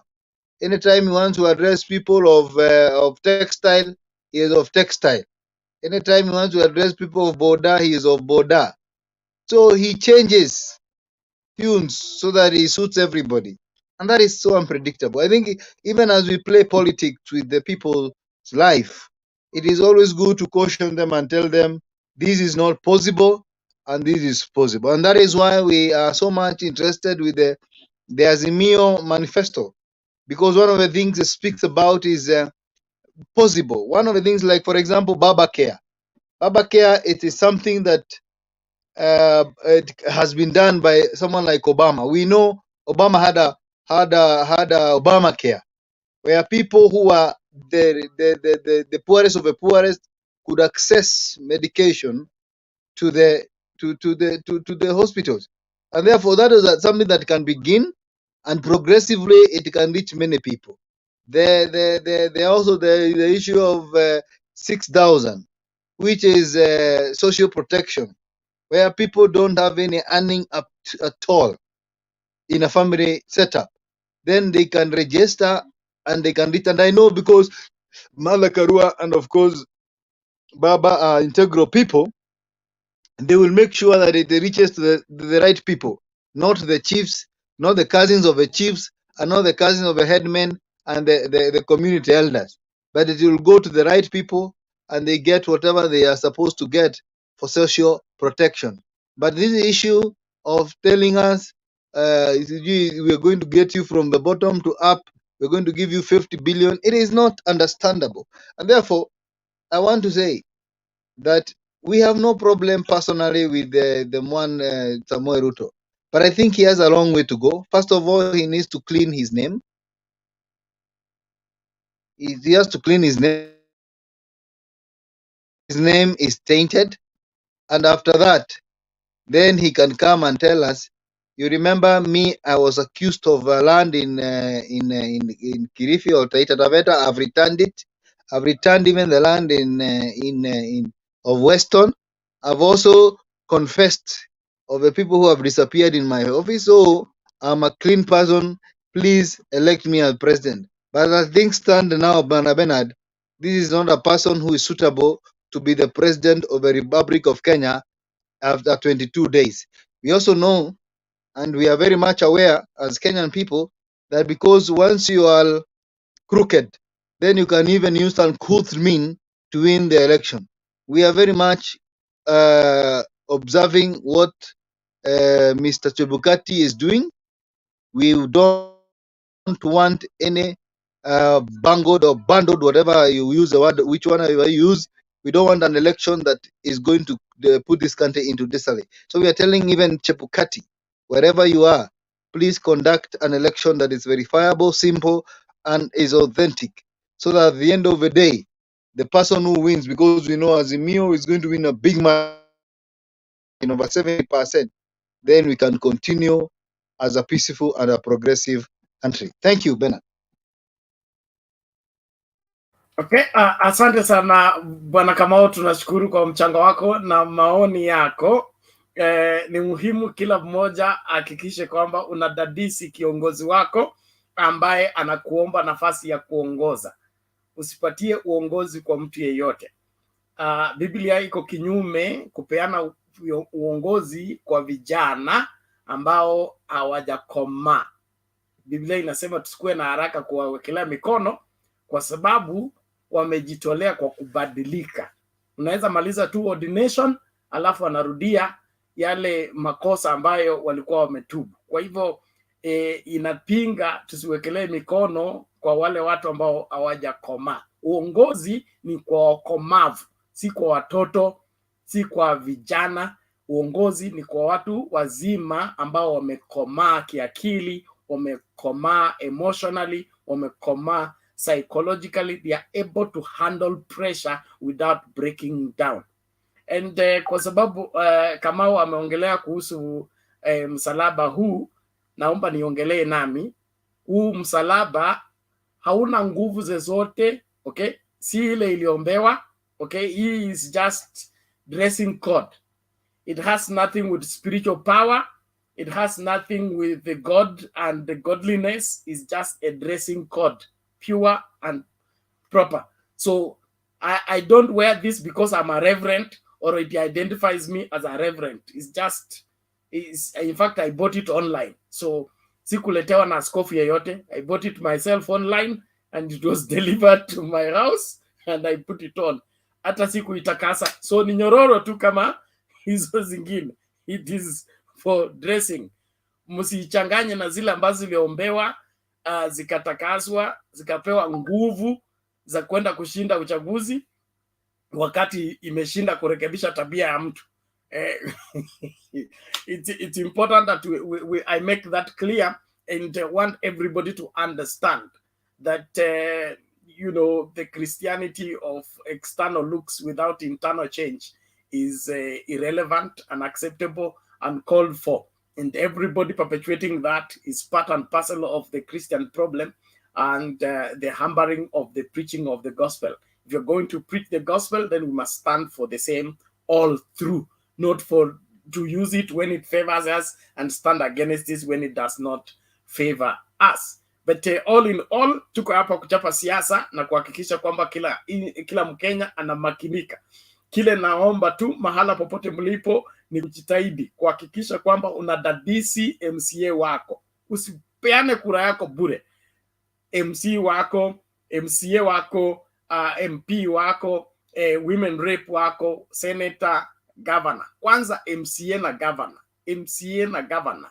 Usicheze na hizi posti mbili. Unaweza kosea rais, unaweza kosea MP, lakini MCA, okay? Yule ndo anachunga zile pesa zote zimetoka kwa national government zikakuja hapo chini kuwasaidia. Mkiongea story ya bottom up, ni pesa imetoka pesa imekuja kwa local county assembly. Ukituma huko MCA ambaye hajielewi, haelewi maneno ya budgeting, haelewi maneno ya oversight, umetuma huko kondoo ingine ya kwenda kukaa na kuimba chorus, bas pesa zitakuwa zinakuja na zinapotea.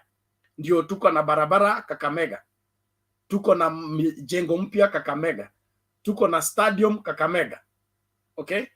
Na unajua kwamba zile pesa zilipeanwa Kakamega ni zile the same amount was given to Busia, the same amount was given to Vihiga, the same amount was given to Homa Bay, the same amount was given to Siaya.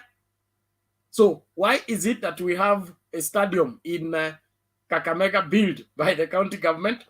We have roads done and the whole place is looking up, while the other places is as if devolution has not arrived. The difference is in who is given the leadership responsibility. Usipoteze kura yako kwa kupigia kura watu ambao wajui kile ambacho wanapaswa kukifanya. Na mtu akiwa mkora asubuhi hawezi kuwa mwaminifu jioni. Apewe muda. Mtu akiwa muongo asubuhi hawezi kuwa mnyofu jioni. Siku njema huonekana asubuhi. William Ruto has had his 10 years of being in power. How has he performed? We use that to judge him, and then we see whether he's promoted or sent back to repeat. I told you I went to school when school was still school. If you don't pass the exam, you don't go to the next class. So William Ruto, has he performed exemplary to such a way that we promote him to the next class, or he has performed poorly and he needs to repeat? And in my opinion, he needs to be demoted. Kama alikuwa class 7, arudishwe class 4. Ndio apande vizuri tukielewa. Samahani lakini karibu kila mmoja, hakikisha unakaribisha wawili watatu, na kama hujasubscribe kwa YouTube hakikisha umesubscribe ili usipitwe na mambo wakati yanaendelea. Haya, karibu Mato. Hali vipi?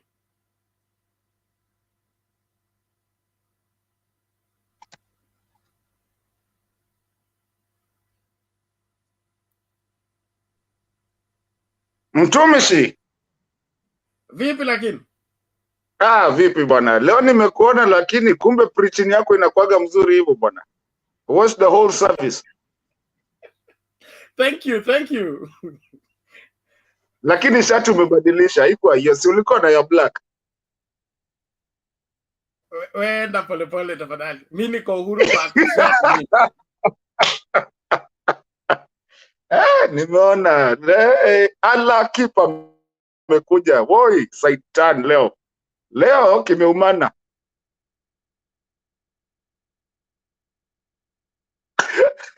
Leo ni kubaya bwana. Na naona pia umewekewa back screen. Unajua keep, naona mmekuwa mkionkeep wa AVAIL sasa. Wewe ndo unajua kuweka back screen. Sasa Abunwasi anaita mimi Shetani. Lakini nashukuru sana. Ati? Both of you need handshake. Kuna nusu mkate hapa. There's no- Achana na hii tutamrudisha huko Machakos aende achunge ng'ombe na hiyo watermelon wake. wewe unasema hivyo na nilikuwa karibu ni kujoin kukata miti. Unajua nilienda kutafuta fundraising for you, but because hii miti niliona tukikata mtu anaweza jiangusha bwana, tuende tu tung'oe alafu tuanze kupanda zingine. Wewe jamaa wenyu imeisha bwana, hii kitu vipi? Martin cheza chini. Umefikisha wapi kwanza? Umefikisha wapi kukata miti? Martin cheza chini. Hiyo achana nayo. Hiyo ni yetu, please. Just No. Yeah. One moment please. Nectar Nyambane. Contact me on WhatsApp. Sema ya miti. Nectar Nyambane, contact me on WhatsApp so that I can send you the clip you're asking for. I can't share it on the public channel unless you want me to send you the link. But if you want the really clip, find me on WhatsApp. I trust you have my number. Thank you. Mato, hebu enda moja kwa moja kwa point. Niko karibu kuanza kupima hewa. Okay, sasa keep lenga hiyo story nyingine. Hiyo si kwa naongea jioni, kwa naongea story yetu ya miti ya kucheka hapa hivi. But let's talk about today. Kuna kitu moja imenibo sana na imenikera. This little kid called Bahati umekubalishwa kabisa ya gari ya baba.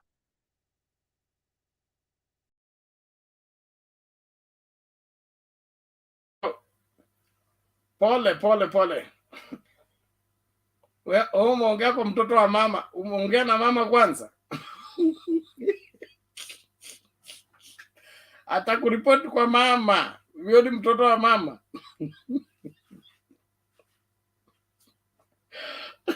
Hebu tumlete nani? Joshua chukulia hapo kabla Mato arudi kutuambia story ya mtoto wa mama. Yes, habari yako Bernard? Niko salama nashukuru. Vipi huko? Uko salama? Me, I'm just want to talk on the issue of RUTO. RUTO is becoming annoying each and every day speaking. Leo amekuja na mambo ya ICC, ana claim kuwa Raila na Martha Karua are the people who wanted them to be in Hague. Now you just find a lot of sympathy, and any move, any word that RUTO speak each and every time ana mess up. Even the move ambayo alifanya jana ya kwenda kujitakaswa kanisani kama king, that was a big damage to him, because I'm sure we have Muslims. I have a friend of mine who is Muslim, and anasema kuwa he's a supporter of RUTO, but now sometimes there is some move ambayo huwa anafanya ambaye inaribu character yake. You know, if you are a leader, you should protect yourself as a leader wa all religions, Christians, Muslims, you should be Hindus. Now when you pick one religion, that is Christian, and then unawaita wanakuendorse, wanakuweka kama king, yamaanisha kuwa ushatenga tayari other religions.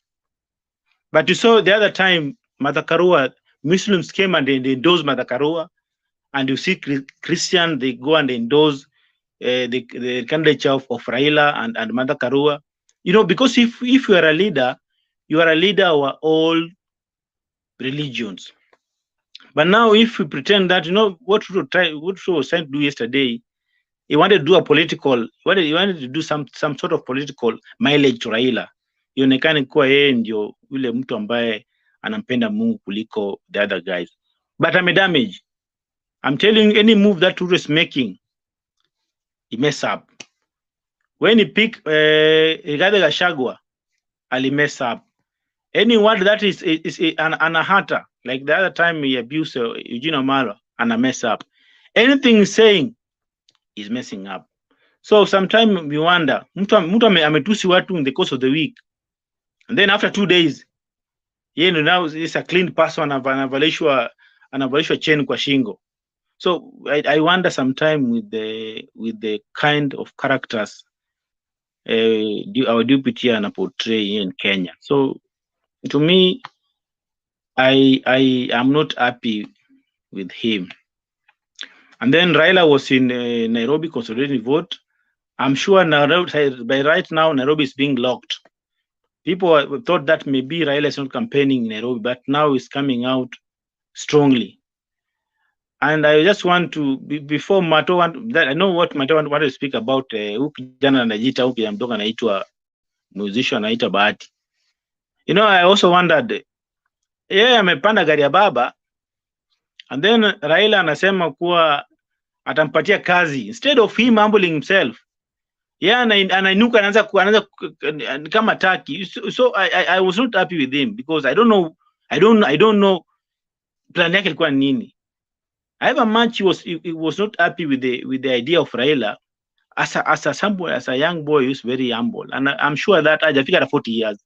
He's still a young boy, but he's a very young boy. Hajafika at 40, and Raila is almost 2 times older than him. Angenyamaza tu atulie pole pole. But now I saw the way he was reacting. That boy is very disciplined, and I wish I'm just regretting why Jubilee gave him a certificate. Atasumbua na not atasumbua kwa atashinda election, but atasumbua because he's a disciplined boy. So Nairobi is locked, and also the issue of manual register. IEBC will provide manual register. I really doubt about whether they're going to provide manual register. I really doubt, because I saw the way they spoke the other time they were being interviewed. They were claiming that in any case the system failed, that's the time they want to use that manual register. So to me, I don't think IEBC is going to use manual register. They just want to push time. Because now we're left with 3 weeks. I don't think IEBC will provide us with a manual register. I wish Raila could just continue pushing. And then RUTO want to change police service to police force. That's nonsense, because police should be a police service, not police force. Force wale wanapigana vita huko kwa msituni na wanapigana Al-Shabaab, but we should have a police service. So I'm wondering why you want to change the name. Hiyo ndio kuleta pesa mfukoni. There's something that sometimes they talk. I saw the way Gachagua was speaking today about my chief. We are not interested. Our chief are working well, and I don't know why they are trying to kuweka as if our police service are suffering. The other time I said you want to change the clothes. Change the clothes, whether police or gunia, as long as they are working. It doesn't matter. It doesn't matter the kind of clothes they put on, because after all, you don't wear a uniform to please people. You wear a uniform because that is the purpose. That is the purpose, and that's what you're supposed to do. So sometimes I wonder, they want to change the uniform of police. They want to change the name to police service to police service to police force. Just nonsense.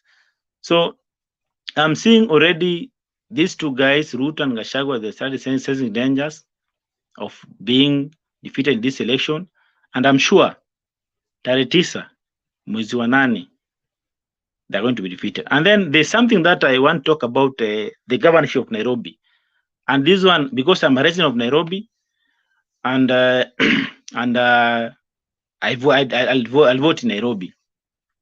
My request, anybody who's listening to me, we need to take the governorship of Nairobi.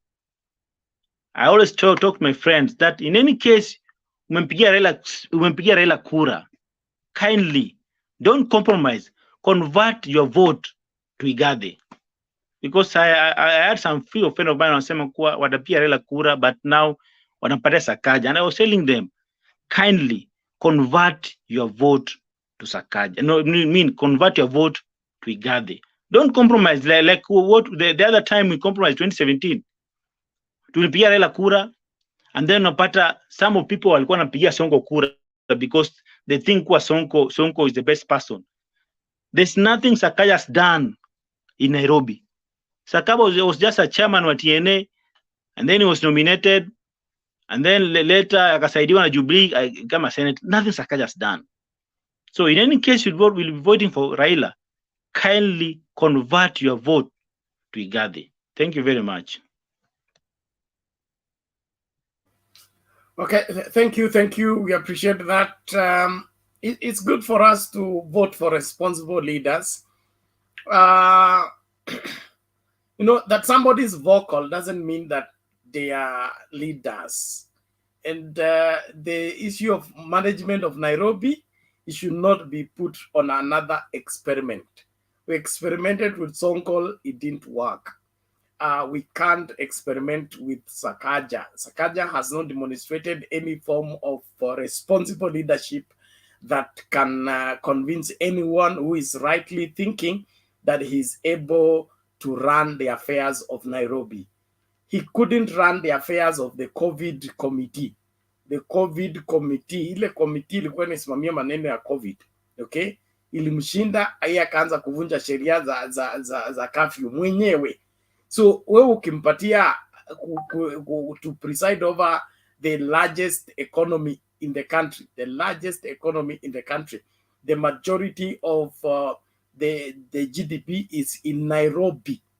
Then you want to give it to a novice, somebody who has not worked anywhere, somebody who couldn't endure and clear his university education. Huyo ndio unataka aende kusimamia hela? Hey, think again.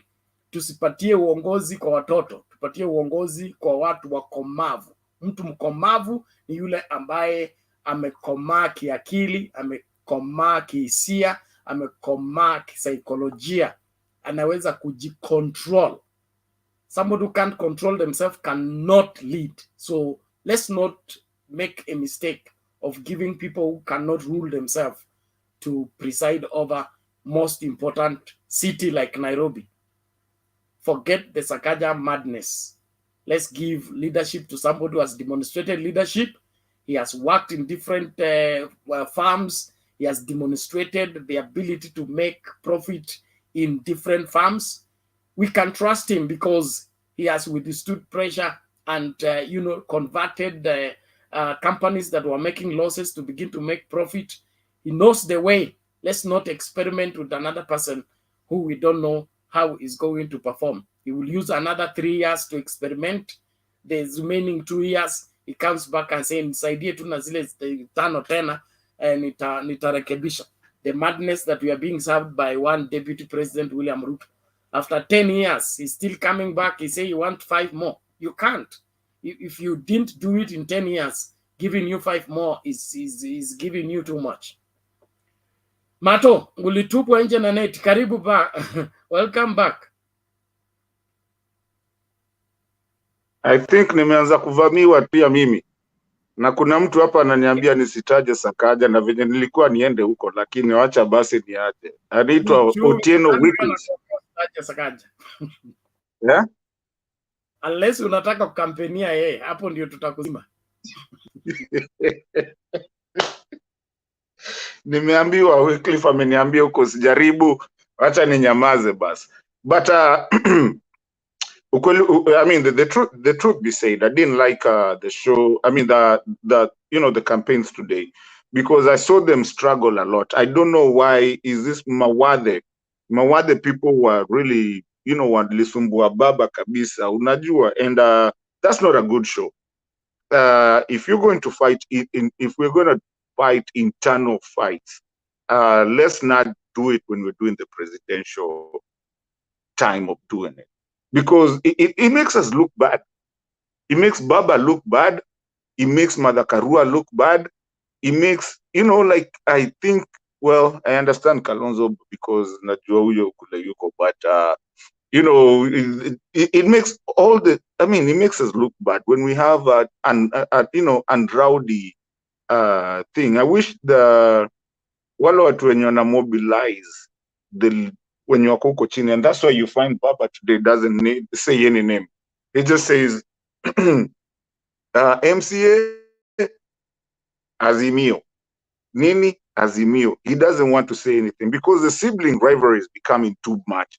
And I think as Azimio where we are right now, we need to sit down, you know, chilling, tuache vitu mob. Tukali vizuri. It wasn't a good show. I didn't like it myself. Sikuipenda at all. Because hata Madhakarua ageza kuongea walihav kuzimazima nini, even though they are in Azimio, everything is Azimio. But this sibling rivalry is just becoming too much. And if we don't watch it, itaweza kuja kutugonga at the end of it. You know me, I'm a calculative person. I can see us, hata tukijua Azimio tutashinda huko juu kwa baba. I can see us not getting these other ones because the sibling rivalry. Leo ukiangalia, I just didn't like it. Niliangalia, the crowd was good, Azimio, but I'm not a very happy person today. But ukiangalia ile side ingine, you find kina RUTO Gadhi huko. Oi, yani watu wajui maliza kutusiana. Everything they're doing ni matusi tu. That's all they do. Is that only politics they can do? Ya kutusiana? Unajua? And then hata sijui kwa nini niliingia huko. I mean, it messed my day too pia hiyo. Because they keep on fighting. But also now here, closing my remarks, Bernard, for the first time, because this is my remarks. You see, I think these guys watch us a lot because just 2 days ago, we were talking about how much we are, you know, nimeambiwa nisiseme hiyo jina, but Rigathi and the other person. But you see, they've brought it all into Nairobi. And I think it's because they do listen to us a lot. There was something we were saying here that this is going to be a 1963 kind of voting and going to, Uhuru Gardens. The same thing Uhuru said. And I think it's Kip that said one day that he thinks these guys listen to us because you said the blue wave came from here. I think they do listen to us because most of the things that we talk over here, I really listen to that. You know, I hear them talking about that.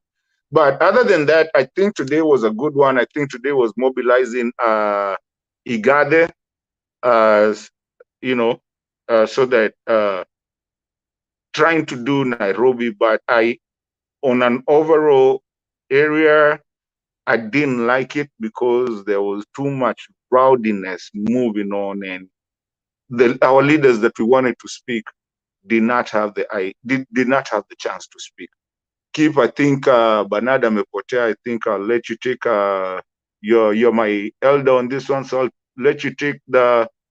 Kama ungekuwa hapa ningechukua sukani, lakini now that you're here, I think you're the one to play it. No, Bernard has not gone. At least I like that you know your place. Oh, alikuwa amepotea kidogo, so sikuwa nimemuona because I was just thinking. I've heard the gossip, and I know who is threatening my seat.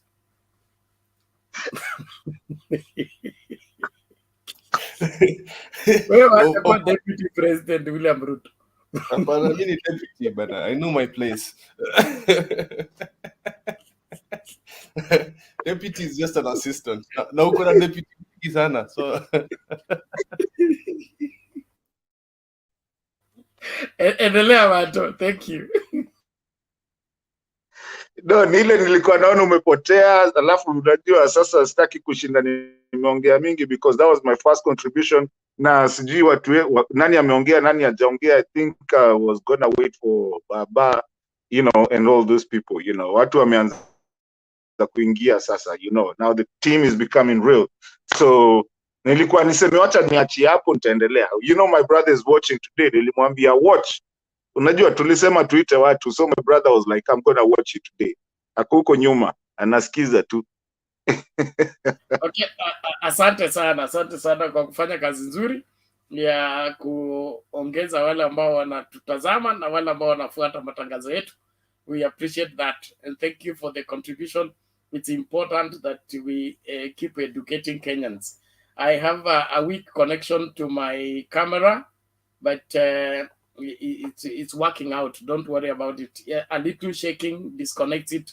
I'll be fixing that shortly. In the meantime, we papa iko nini? Nataka tumsikize MC Bundi kwanza, alafu tuende kwa Kip. Yes, papa. Bernard, I'm just wondering. I'm told that you want to change the name of Kenyatta University to Githurai University. What is happening to you? According to Didi Nyoro, he says he wants to change the name of the university to Githurai University. I don't know how far the arrangements have been made. No, it is. Didi Nyoro is still suffering from Sugoi madness. That's all I can say. Because you don't change everything simply because you don't like them. Does he know the history of Kenyatta University? Does he know the significance of the name Kenyatta? You don't just wake up and make a proposition. Left for me, Ndindi Nyoro should not find his way back to parliament. Arudi mtaani. In fact, he's unfit to be an MCA. I hear that he has exemplary performed with CDF. But that, in my opinion, it's not all that there is to leadership. Leadership is first of all policy, is first of all mindset, and it has everything to do with delivery in terms of providing brains that young people can emulate, not running your mouth with everything anti-Kenyatta. Who ordains him to run against Kenyatta? Who is he? Ndindi Nyoro and the Sugoi madness is coming to an end on the 9th of August. They will be so orphaned. They will be so orphaned after 9th of August that watalala kama bahasha. Wacha sahi, they are still running their mouth because they have been paid to go and shout on the campaign trail. As soon as the payment ceases, kioski inafunga, watu watarudi tu hapo tukutane hapo chini. It's okay. I don't think there's any plan of changing Kenyatta University. We now have Kenyatta University, wherever referral hospital. you want to change it to Githurai. What is Githurai? Hebu tujifunze tena. Samahani lakini. Tumlete Mark Bunde alafu ndio twende kwa Kip. Mark alikuwa hapa katoroka. Mark vipi?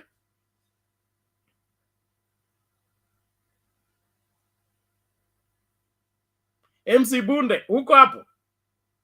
Unmute. Your mic is beside your name on the screen.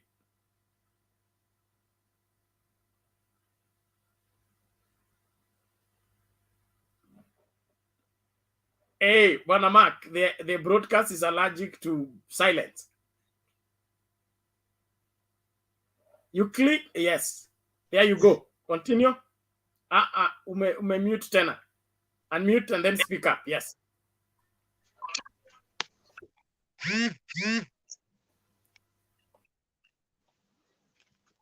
Can you hear me? Yes, we can hear you. Go ahead. Okay, I would wish to say hi to everyone who is on board.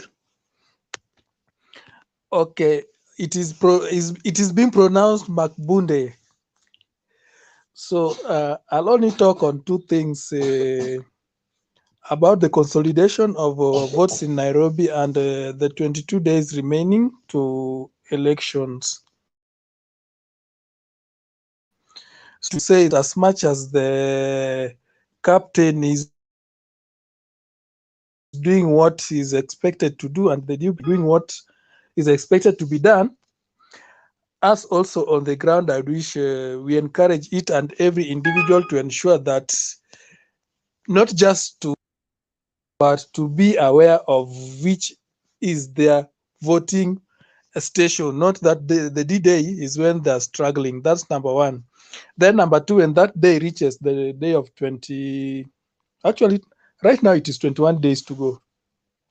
So we mobilize each and everyone to go, and whoever is around, provided that he's an adult person, having a vote, all should go to vote. And something to emphasize on as the year 2007, 2012, yeah, the year 2012. As much as we are going to vote, I would wish to also say that the team, the Azimio team, ought to treat the agents. I mean, they're well catered for. They have the pocket money, the lunch they deserve, so that at least important day, let them not leave the polling station to go and take lunch somewhere, because this short period they are away is when things haphazard things do happen in their absence, so that when they come back, being told to side there from the word go until the end. This time around, we need to guard the votes. Let us vote. Everyone, let's cast our votes to an extent that this one be like the year 2002, whereby at least towards 9 a.m. in the morning, everyone knowing the direction whereby we are heading to. And I pray that Mr. our deputy president, because he's doing just stamping, talking arrogant opinion. So I think he needs to learn a huge lessons. It's yet to mature to play the politics of number 2. So it is my humble prayer that they treat their agents very well, so that the votes are counted the way they are.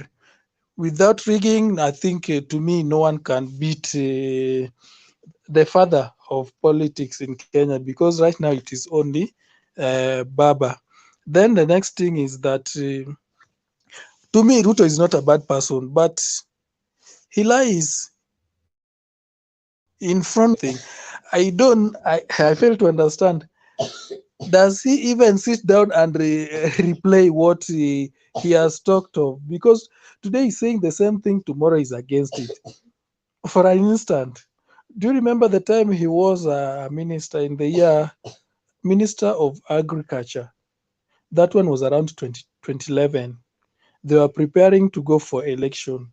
They said that the current life of Kenya things are very, very difficult. Life is very difficult. Yeah. Price of unga by that time, he said, everything he said was very difficult. They got into power. Since 2013, 2014, 2015, 16, 17, 19, 20, 21, 22, you are still coming and saying that we have a very difficult life and everyone is angry because of the current economy. Economy is very hard, even in South Africa. I was there in South Africa some few months ago. Petrol is 215 shillings. That's when converted to Kenyan shillings. So let no one play that the handshake is what has brought this hardship we are facing right now. That should not be the right way. Otherwise, I'll wish to end there so that I'll come back later to give my colleagues time to also contribute. Otherwise, thank you very much. Asante sana Makabunde. Mili Odhiambo Madhiambo anasema jina lako linamaanisha Mili Adhiambo anasema jina lako linamaanisha shika bunduki. So sasa sijui sio mimi nimesema ni Mili Adhiambo. So kama ni hiyo sasa sijui wewe una distribute ama tuzipate wapi? Bwana Kip, kabla ukuje, hebu tusikilize hii video alafu tusonge mbele. Hey. Objection. What are you objecting? I'm not objecting. Cheza. Thank you. UDA presidential candidate William Ruto is moving to consolidate his hold of Mount Kenya, even as he accused his opponents, Raila Odinga and Martha Karua, of being behind his and the president's International Criminal Court woes. The DP, who is banking on the region's support in his march to State House, called on them to reciprocate the undeniable support that he extended to President Uhuru Kenyatta.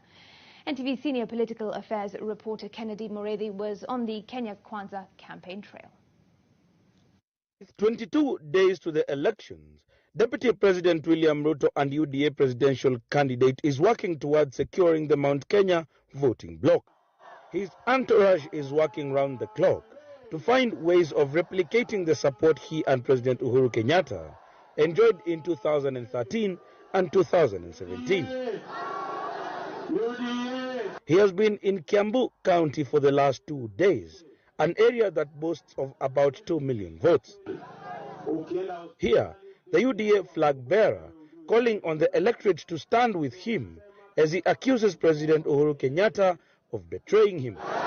2002 nilisimama na wewe. 2013 nilisimama na wewe.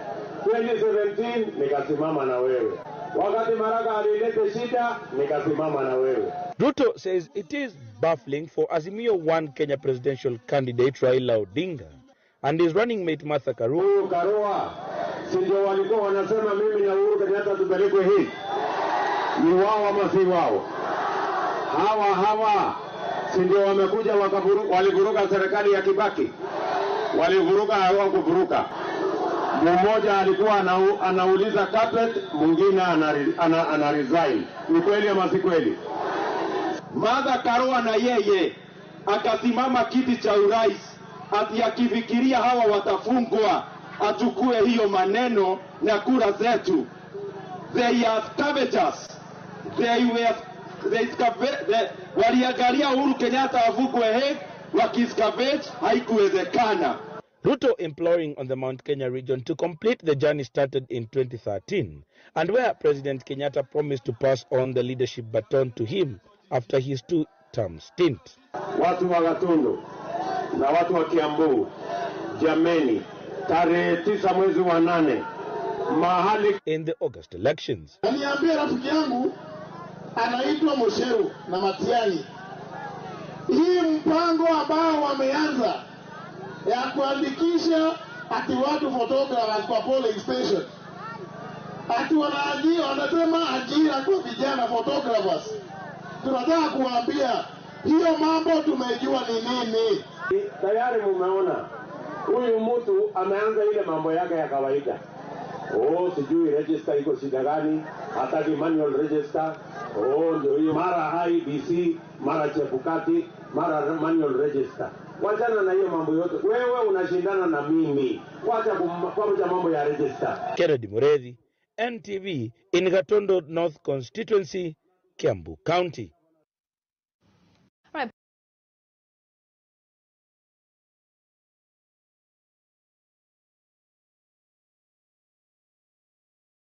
Mambo ya waki tulipinga hapo mbeleni na Mungu ametusaidia, imeanguka bunge.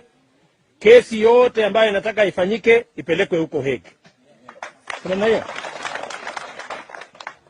Hatutaki mambo itengenezwe hapa eti tunakuja kutengeneza mahakama sijui Eldoret, sijui Nakuru, sijui Kisumu. Sisi tunataka kusema mahakama ifanyike.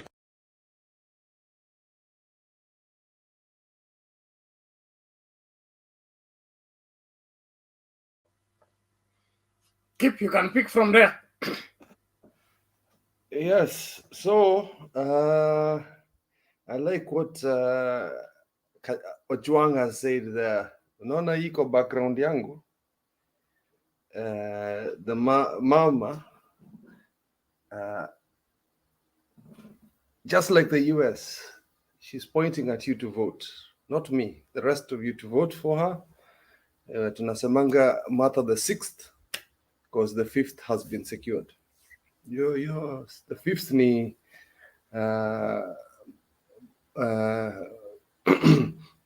Raila Amolo Odinga. We give him 5 years We'll give him 10 years, whatever he needs. It's up to him. Kama nataka 5, tutampatia 5. Kama ni 10 nataka. Keep my brother. You know, mjini answer bado kama ni 5th hapa ni 6th. We Mato, tulia. Hiyo maswala yako na mundu wa nyumba inaonekana tutawapeleka. Mundu wa nyumba amesema ako na 3-bedroom house. Naomba ni donate wewe uende huko ukwe ukae na yeye over the election period, ndio msort out kama ni 6th ama 7th, kwa sababu ninyi mhesabu zenu mnatuchanganya.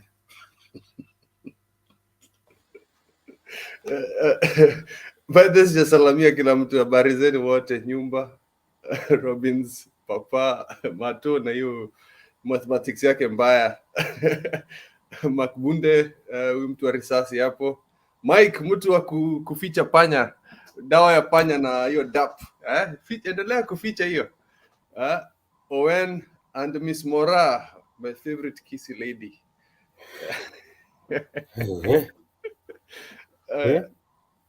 Yes, uncle.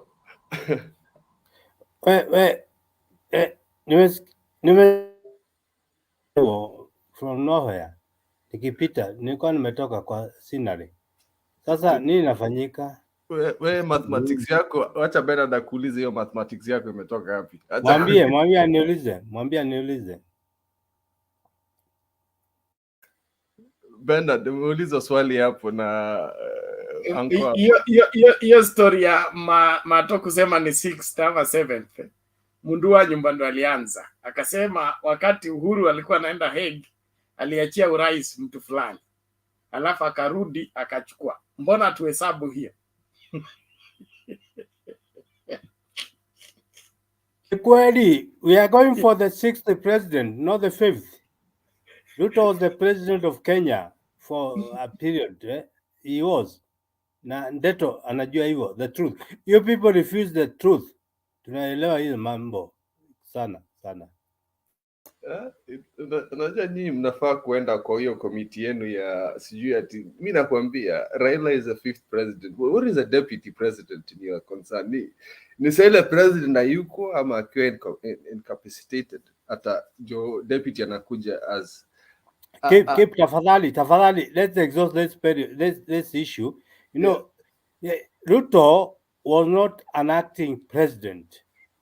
He was the president of Kenya for that period in written format that President Uhuru gave in that in written format. So there's a time President Uhuru was not a president of Kenya. It was President William Samoei Ruto, not theoretical, in writing. He was a president. He has been a president of Kenya. Finito. Okay, I think I know where you're coming from, but technically, let's just say technically, it's still Raila going to be the 5th. But from your calculations, when they split the government into half, Ruto alikula nusu. But then it's the same as Raila being kwa ile government ya nusu mkate. So we can't use those technicalities. It's, you know... Let's be fair. There's no time Raila has been a president of Kenya. No time. He has been a prime minister of Kenya, as much as Kibaki was the president. I repeat, Ruto was the president of Kenya when Uhuru went to the Hague. Kwisha. Kuna mambo ya kufikiria. He was the president, not acting. He was the president. Okay. We agree to disagree. Tuache hiyo maneno hapo, tutaendelea.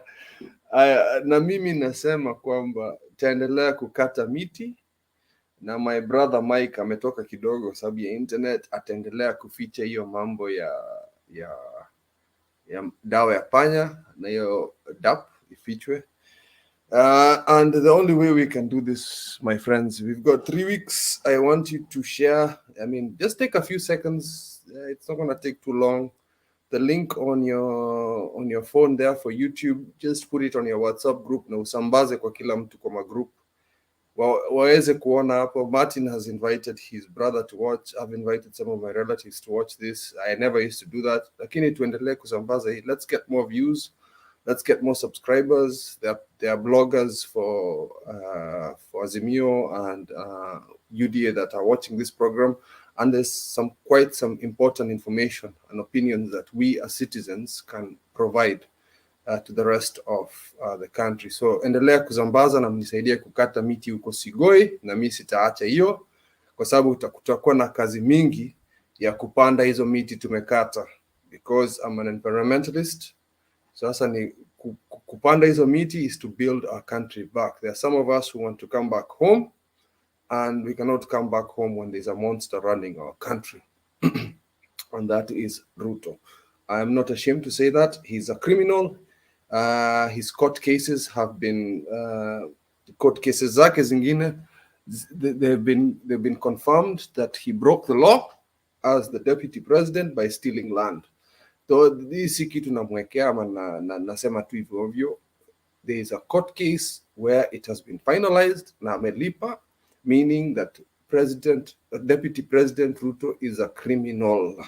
He's a criminal deputy president, and I'm not ashamed of saying that. Now, the most embarrassing thing I saw today on Sunday was when Igathe and sorry, I keep swinging and people in the comments say that I should stop doing that. Rigathi Gachagua and Ruto were anointed. Bernard, wewe ni mchungaji, and I believe in the Old Testament, anointment has 5 ingredients for the oil. The oil of anointment is not just putting it in a wine glass, olive oil peke yake, virgin oil. They had to make sure it looked like an expensive bottle. To want any extra virgin. There are 5 ingredients in this thing, and I didn't even see any blessing going on. And if it is, anointment of oil also comes to traditional things, kama vile tulifanya na Kikuyu for Martha Karua and Raila. Ilikuwa kuna hii mafuta ya ng'ombe tunapatiananga hivi. It's blessed. Unaona tuliweka mpaka calabash. Very, very, very traditional. So this Talai, the thing is, blessings are not things you go ask for. Blessings are things that you're called upon and you're given. Hiyo si kitu unaenda kulipa, hiyo si kitu ambapo unaitisha. You don't ask for blessings. Blessings come for you. They did the 7 horn thing. It was really, really embarrassing.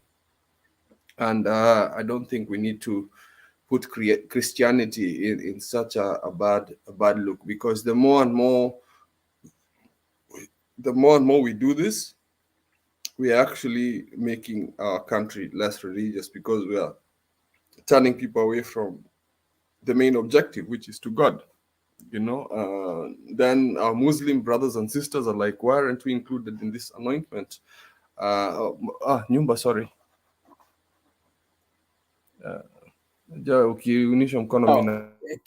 Keep. Who are you to give me permission? You should go through Bernard. Bernard should give me permission. Then you just give me permission straight away. Bernard, can I comment? I'm deputy. Order, everybody. Please, let's do this. The conversation needs to have coherence. So let's give somebody enough time to make the point, then we can intercept. If we intercept after every 3 words, we are creating confusion. We are not communicating. So everybody relax. Let Keep make his submission. Thank you. Okay, so na kuendelea sasa, IEBC tuliona huyu mjamaa yetu akiombewa na bibi yake Chebukati. It just means the man has sleepless nights and he fears for himself, because right now, if he F's up, there's a bit of a threat this time, because Chebukati is not coming back after February. and the wife is telling people, oh, I'm from my dad is from sijui Kitale, sijui nini vitu yote, and you know, it's I understand where she's coming from, and she's protecting her husband. But if a husband wants to be protected, he needs to just say the truth. Kama ulichukua pesa allegedly, rudisha hiyo pesa ya Ruto, ama tukusaidie, we punish you a bit. You know, when I say punish, we take you to court for the sins you've done. And Martha and Raila might forgive you in the long run, but just do it right in this election. Do it right. A lot of us will forgive your sins for the last 3 elections. To talk forgive, but you need to do it right. We cannot have you having sleepless nights for being caught in a rock and a hard place. Kama ulichukua pesa, rudisha hiyo pesa. Kama uwezi rudisha hiyo pesa, zungumuza na makoti tukusaidie. We can help you, you know, but do it right. Do the elections right. There's not, you failed. You've messed yourself up if you've taken any money, because this time hakuna mambo ya sijui handshake, hakuna mambo ya nusu mkate. Tukitaka secession, tutaweka hiyo secession kama mnataka kuganisha hii country. And I'm not talking about violence here. I'm talking about tutaacha kuchukua vitu kutoka Safaricom. We'll stop watching KTN. We'll stop watching NTV. We'll stop buying goods from all these other places, and we'll do it the same way as last time, until the country knows that we do not want nonsense like this. Because the country was on a standstill for a month, and Kenyans were serious. All the NASA followers were serious. And you think we cannot do the same in Azimio? Hii mchezo hatutaki, because whether you like it or not, if we believe that Raila is the rightful president, all these big companies that have supported Ruto, we will not buy your goods. The country will unacheza na sisi. You think Kenyans are going to allow this stuff? We've been on a standstill for 10 years. So Jepukati, tutakuombea, hata kama uko na sleepless, tutakuombea, but do the right thing. Do the right thing, tafadhali. We can't have somebody keep stealing from our children. We can't have somebody that keeps doing all these things to our country. So Jepukati, tutakuombea. We are willing to forgive you, but do the right thing. So the final thing, the last point, ni Nairobi. Nairobi is quite complicated, and I would want our people in this discussion group to stop calling Igade weak. Please stop doing that. You know, sometimes when we speak negativity follows, and we then believe that he's weak. He's not a weak person. He's just got a different way of campaigning. I believe he's a very strong candidate, and he's gained over 30 points in the last few months. Honestly speaking, this man is strong. So muache yo mchezo, please. Igadi is a strong candidate for Nairobi, and we need to believe he's strong. Tuache yo maneno. Coming to what Alai did, Robert Alai, tafadhali, heshimu Sifuna. I know you felt that you needed to talk because he came to the ward that you wanted to run for. But Robert Alai, tafadhali, heshimu Sifuna. That is the Secretary General of ODM. Hiyo si mchezo. Coming to try and snatch the microphone. What was Alai going to come and gain by doing that? You made, you know what I don't understand? People, you know how much it takes to make Raila Odinga raise his voice. Raila could raise his voice out like that, repeating your name 3 times like a child. Alai, stop it. Interrupting our 6th president. I'm sorry, Nyumba and Martin. Our 6th president, Martha Karua, in the middle of her speech. It's embarrassing. Nairobi is our bedroom. It's the bedroom of Azimio, and now that we have Jubilee, we had almost 2/3 of the votes there. Why don't we get another why don't we get 90% now? Now that we have Jubilee. So tafadhali, this sibling rivalry needs to stop. Bahati, behave yourself. Okay, sometimes this thing gets me a bit edged up. Finally, yesterday I was a bit disappointed with the people. I need people to understand that the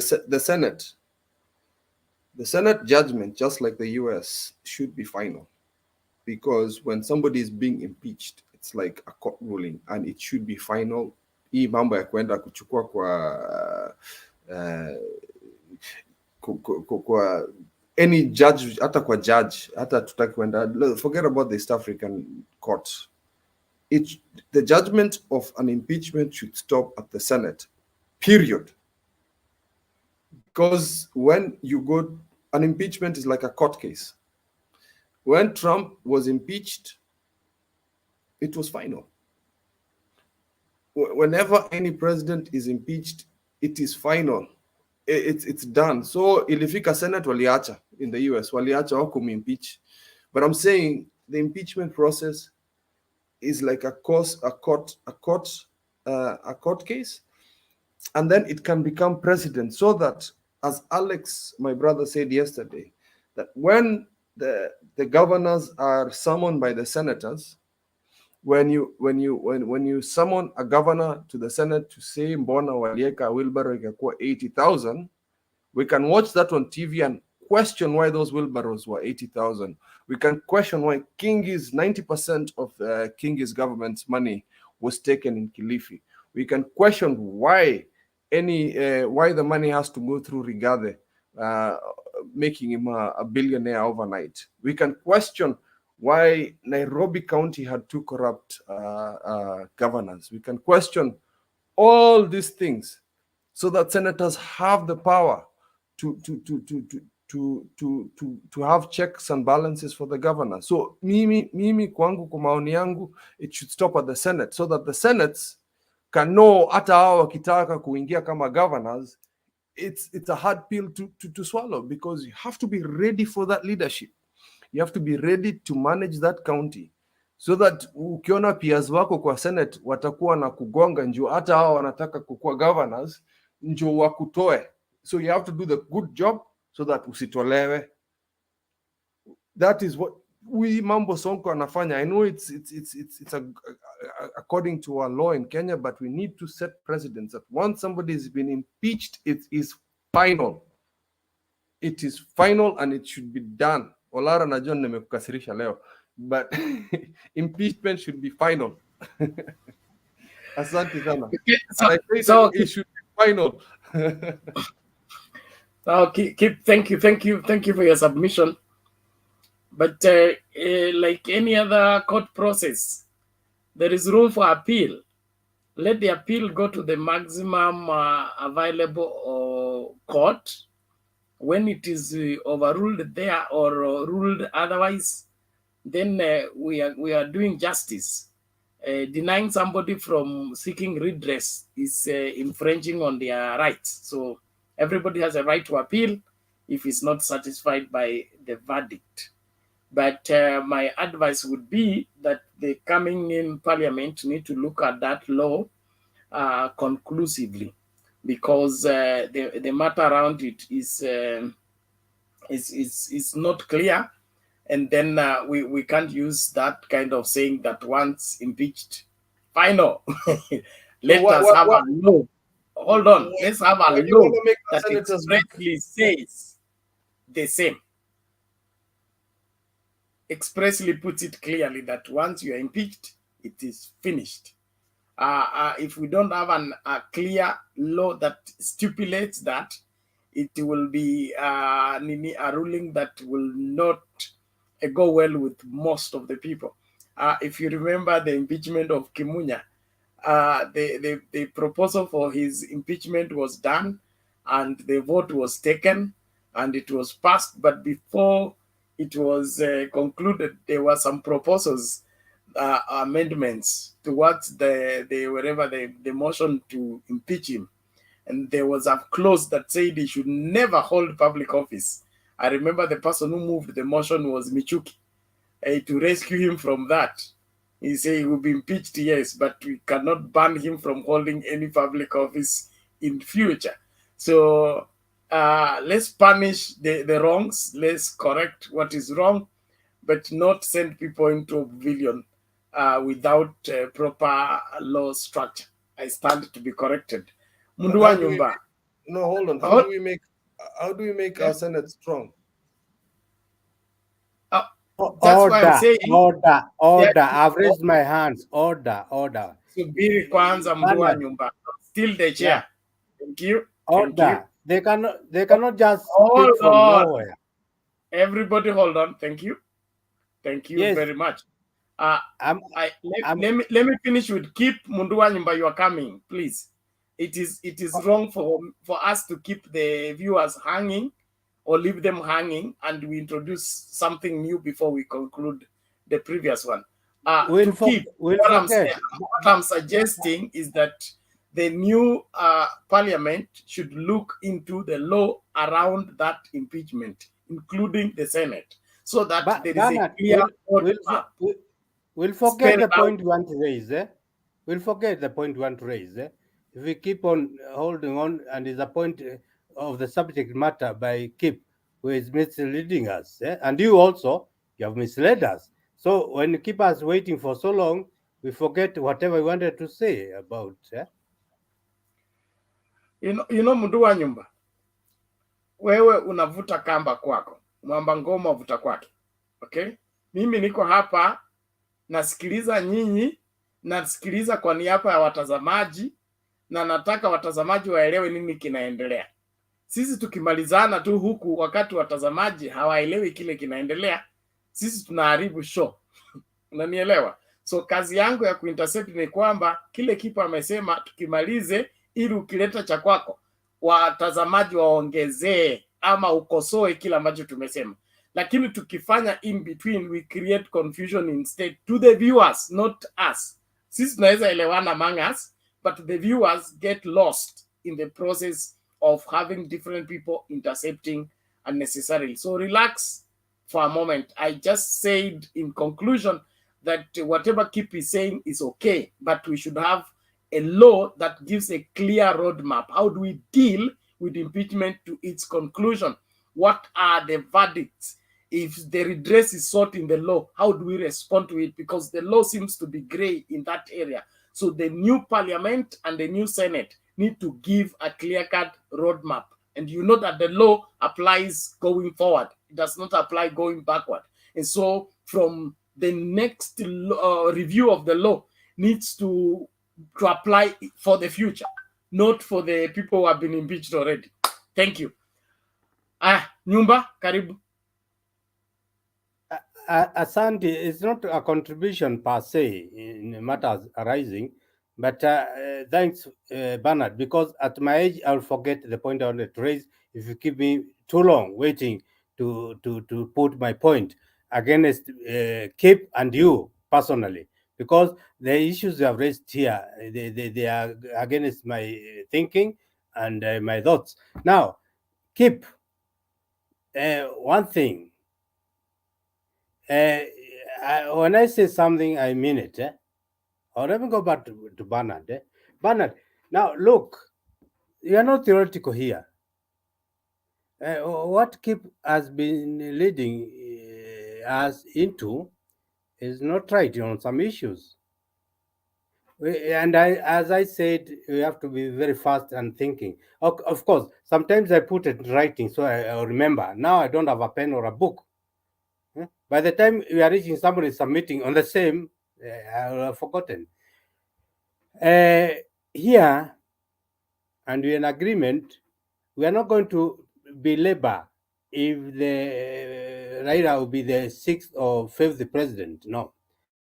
There's a comrade of mine called Deto, and we are going to stand our ground. President Raila is going to be the 6th president of the Republic of Kenya. Kwisha, we are not going to argue about that, because we can keep on arguing until the end of the world.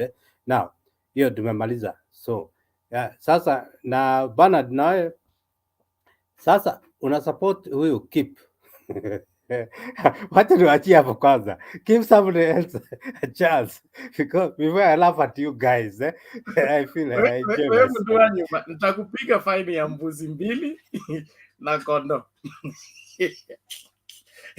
Lakini kabla nifikie hapo naomba tusonge mbele. Kuna hii video nataka kucheza, alafu tupatie ladies kwanza. All the men you should wait now. It's ladies world and ladies time. Let's listen to this. It covers a better view of what William Ruto said and then what he's saying now, and what the Prime Minister, who was Raila Odinga, said at that particular time, for us to have to understand this Hague saga that is now becoming a reason for campaign. Okay, let's get this once and for all.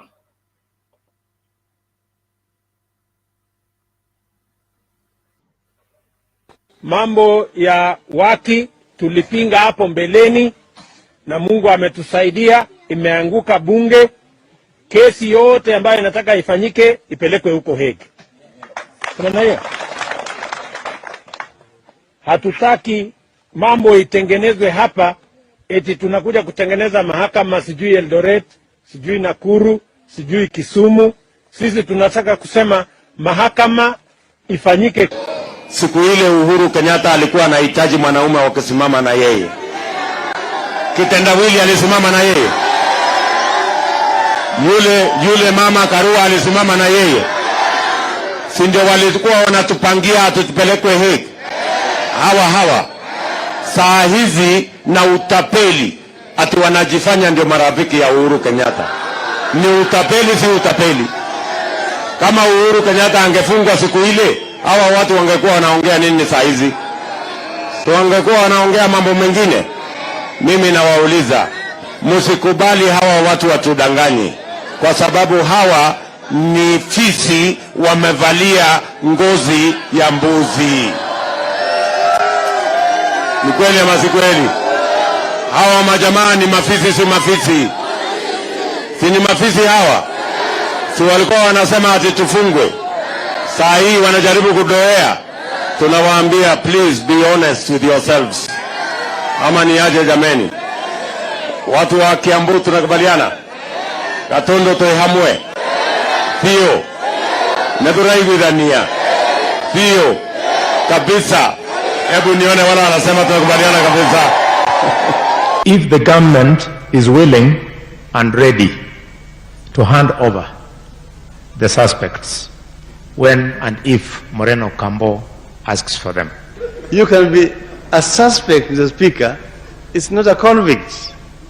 You are just a suspect. The mere fact that somebody mentioned the Honorable Jirongo's name or Honorable Alwale's name, Mr. Speaker, does not make him culpable. But the Premier insisted that the country would continue with its efforts on truth and reconciliation even as it cooperates with the ICC. For the government to agree to refer its citizens to another jurisdiction will be abdication of its responsibilities. Mr. Speaker, that would in fact be meaning that you are actually ceding your sovereignty to another authority.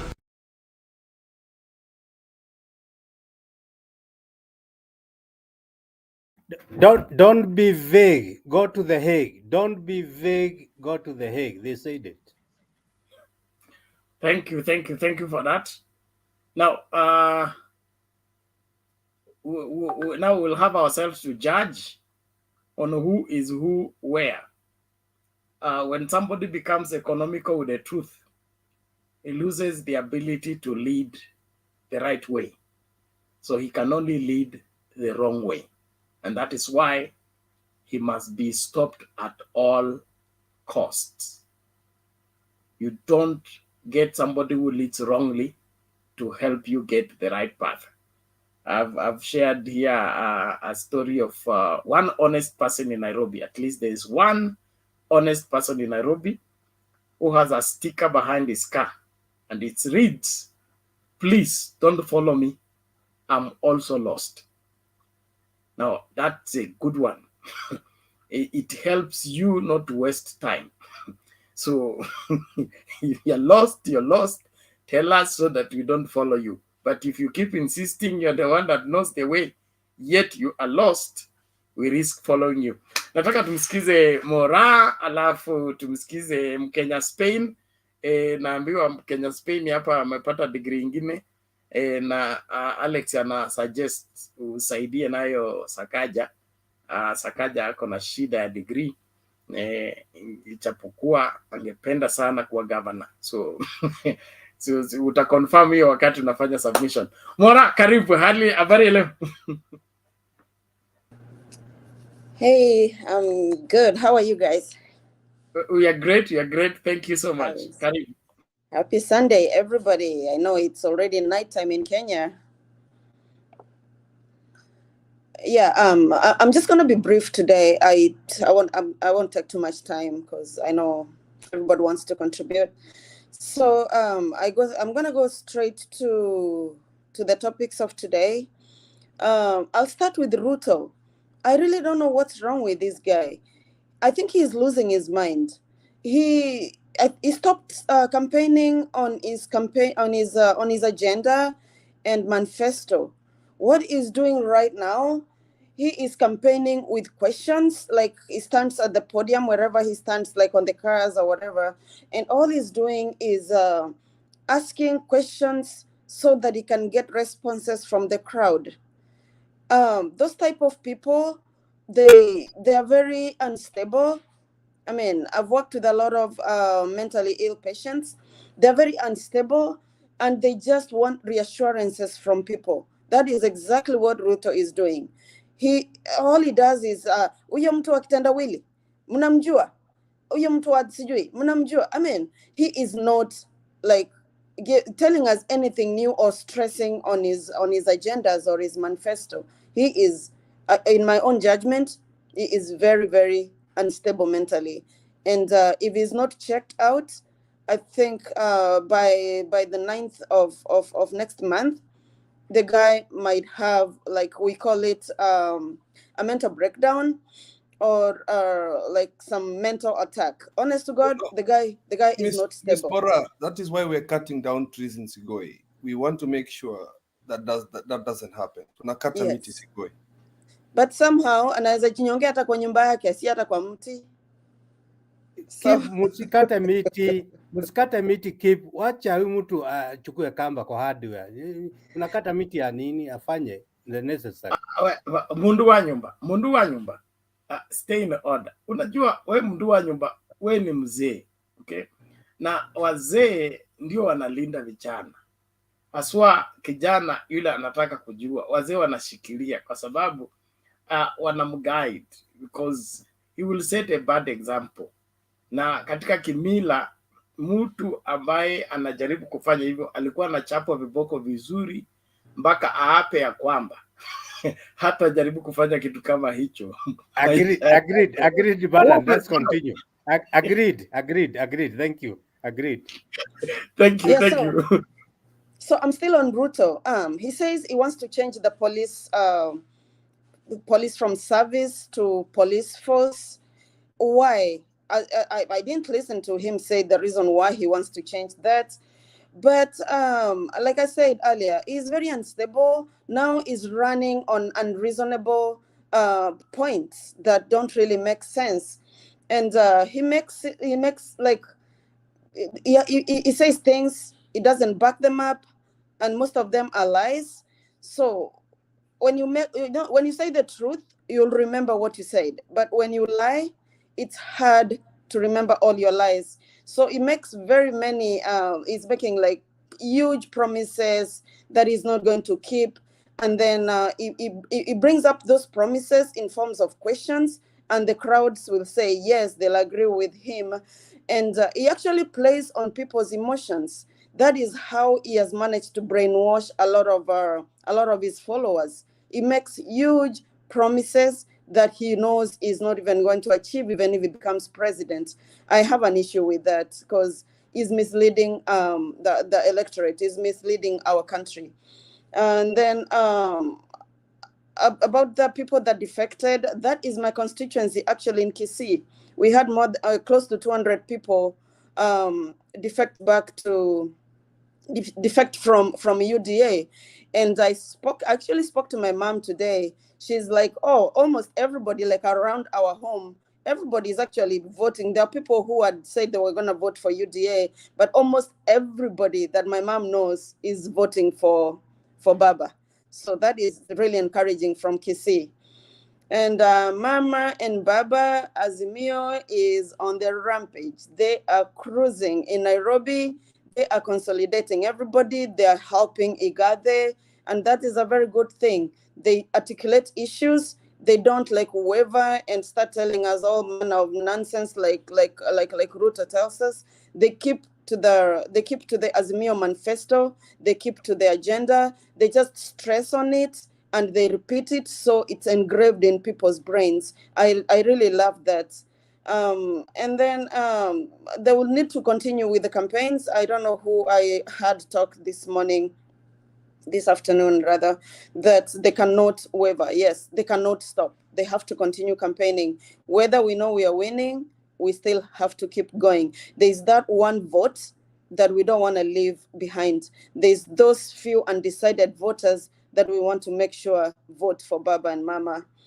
And then about the manual register, I'm so happy that they have seen sense in bringing out the manual register, because without the manual register, it was going to be hard to literally account for who has voted and who has not voted. And then it's easier for people to go in there and plug in people's names or people's ID cards to increase the votes or decrease someone else's vote. So once they have the manual register, I come to the door, I find my name, they tick my name, I go in and vote. I'm sure that is more like towards accountability. That is going to be much, much better than having no a manual register, because then it's like you're walking in the bush. You don't know who voted. You don't know who has not voted. So I'm glad Chebukati has seen sense and they're bringing that manual register out. And then for Chebukati, well, he has no choice right now. He has to deliver free, fair, and credible election. His wife is so worried, and I see reason. Pengine wamepewa pesa wamekula. So if he doesn't deliver the votes to whoever gave them money, maybe the wife fears for the life of her husband. That is so legitimate. That's honest to God, if that's my husband and that's what he did, I would really fear for his life. I get what she's saying. If he was compromised na akakula pesa wenyewe, well, he has to find a way of sending that money back. Otherwise, I'm sure if he doesn't deliver what he promised to deliver to whoever, I don't want to name names here, then his life might be in danger or whatever. Once you promise to do something for somebody and you don't do it, you become guilty, or they can come to you and they can start retaliating, like ulikula pesangu na you didn't do what you promised to do for me. So I don't know why his wife is so worried, but we can all guess. So other than that, I'm still here. I'll hang around and let's debate maturely. Let's try not to interject when someone is speaking, because like I was speaking and someone interjected, it takes my mind away from what I was about to say. So let's be honorable. Let's debate like grown-ups, and I'll be here for a little bit. Thank you, guys. Asante sana. Okay, if you have questions for me, I'm here. Sorry, madam. Sorry for interjecting. Sorry. Okay. Thank you very much, Ms. Mora. I think I like that you've jumped into that topic for Chebukati. He's worried, and I think it's something that we're all noticing, that his wife is worried. And when you marry somebody, that is your better half, and if she's worried, there's something going on and his mind is split about it. And I think we need to talk about it and we need to encourage him to do the right thing. So asante sana, Ms. Mora. And if I interjected, I also want to apologize.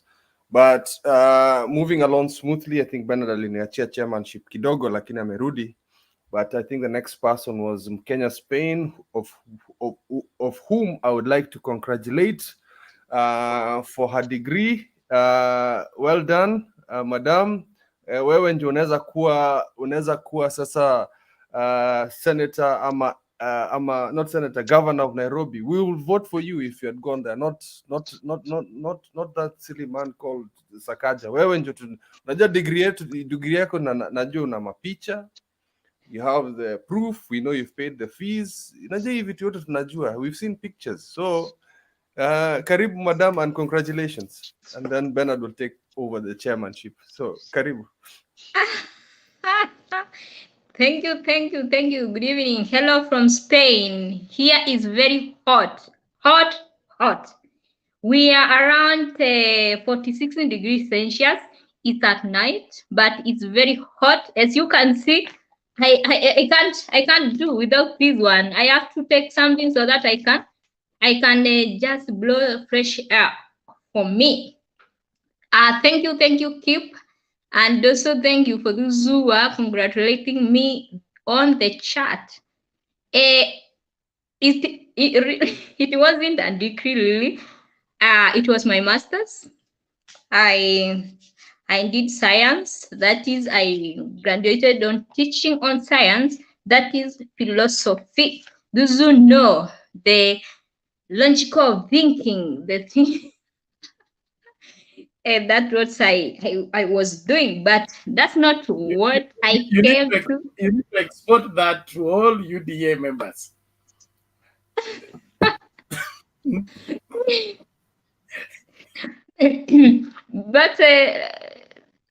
thank you. Though that was not a main point of today. But I thank Alex who congratulated me on the chat. Okay. It has been long, but there are some of your followers, Mutembei TV. I met them on someone's channel and they recognized me and they said, this is the lady who has been at Mutembei TV. So I told them, let us meet there. There's where we talk political.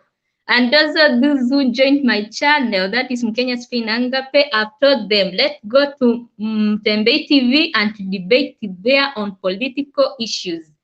So guys, I've been following behind the camera what has been going on in our country. But I think what I can say, our deputy president, my sister said that is tired, and I can agree. Can you imagine that person has been campaigning for 5 years? He's tired, and the mistake they did, we don't know what is their manifesto. Today I talked with someone who is at Nanyuki. Then he confirmed to me even without asking, so because he asked me whether I was coming back home to vote, and I said I have to see Baba in the State House. So akaniambia here in Nanyuki our song is Baba na Mama.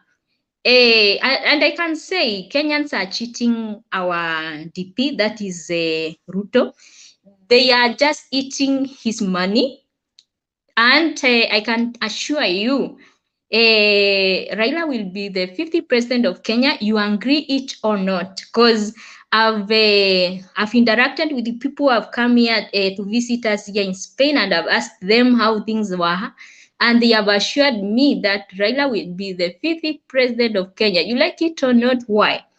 Because sometimes pride comes before failure. And we have been hearing those people of UNDA, you have a lot of pride. Namkumbuke, humble yourself before God. Today I saw when this Selina Chege said that alikuwa Karen kwa Raila Amolo at his house and found that he entered a chapel inside his house. Then watu wa UNDA mlikuwa na makasiriko sana. Even some of you questioned her, why did you go there? That's none of your business. The same way when you come here to announce us that RUTO has this, RUTO does this, hakuna mtu amezuiriwa kuabudu Mungu. Hakuna mtu amezuiriwa kuwa na chapel at his home. So I think what is with UNDA people ni makasiriko mengi. I think the DP ameshare some of makasiriko among his supporters, because those people wako na makasiriko. Even when you go kwa social media and you comment something, they are the people who will attack you. Sasa unashindwa, when you people you post something, you want us to support you, but if as we write what we think it's right for us, it's like you are against our there's freedom of expression. I have to express what I think and what I want for me. You can't force me to accept what you like. We all have different feelings and we all have different likes. So whatever I like, it's mine. And if you like it, come on, we support one another. If you don't like it, leave me alone. Just go announcing what it's like when they are doing their campaigns. What we hear from them is always mtu akitendawili, do you guys have another thing which you can share with Kenyans? Wakenya wamezoea. If we have been hearing all these words from two, even I think long time ago, tumezoea and we know what we want for our country. So those who are few brainwashed by ati mtu unasikia akisema I can't vote for this, I can't, you go on, but we know, as we know that mpende msipende, kama last time there were vibaranga wa computer, this time ni kama we will change it. It will be vibaranga of something else, because we will make sure Baba atakuwa the fifth of our nation, because we love Kenya and we Kenyans, we want peace in our country. We don't want a dictator in our country. Hatutaki ati mtu anaingia, he feels today watu walale vichwa chini, we all sleep our heads down. No, we want to have the freedom which we have been at least which we have been celebrating, which we have been living with. Hatutaki mtu anaingia, hata ukiongea you have fear because you don't know who might be listening you. That's so bad. We want to be free. We want to have the liberty. Even our national anthem tells us we have to have the liberty which we sing that's the liberty which we have been singing when we were primary school, secondary, and always when we have our holidays in our country. So wachana, somebody's telling me vifaranga vya wheelbarrow waliachana nayo, ni kama walisahau. It's like they forgot that their manifesto was about wheelbarrows. No, their song is always Baba, Mamas, I don't know. The other day they were questioning us why we call Raila Baba. We call him because he has respect. He has respect from Kenyans. I have never seen any time Raila questioning Kenyans, why are you doing this on my meeting? No, he knows how to come close to Kenyans, how at least to how he can mix with fellow Mkenya. It's not like you are 2 stairs up, or we have the slander that we call this escalera here in Spain. It's like you are somewhere top and we are somewhere low.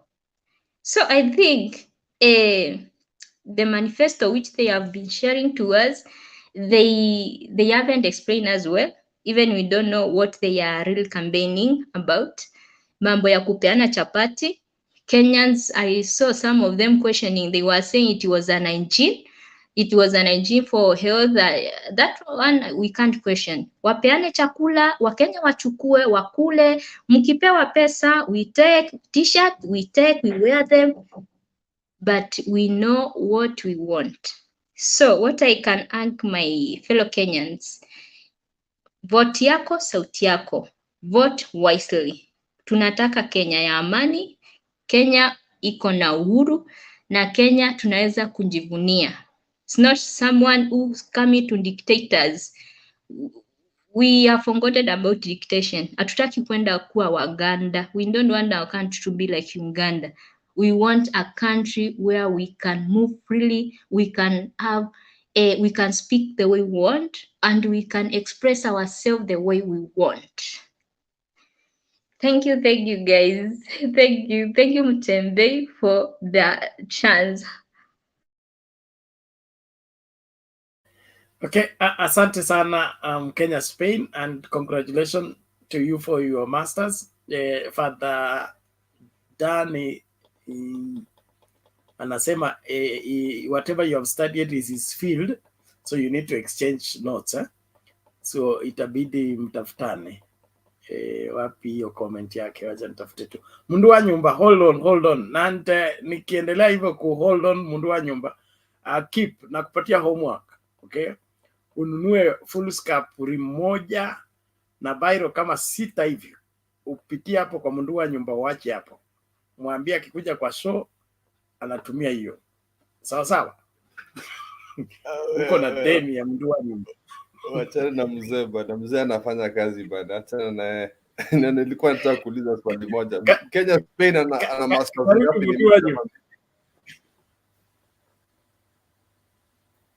It's your turn, mundu wa nyumba. Yes. Yeah, it's a special request, eh? Yes. And Kip has not agreed to buy those things, but I've got a big book here. I usually take my notes. Thanks.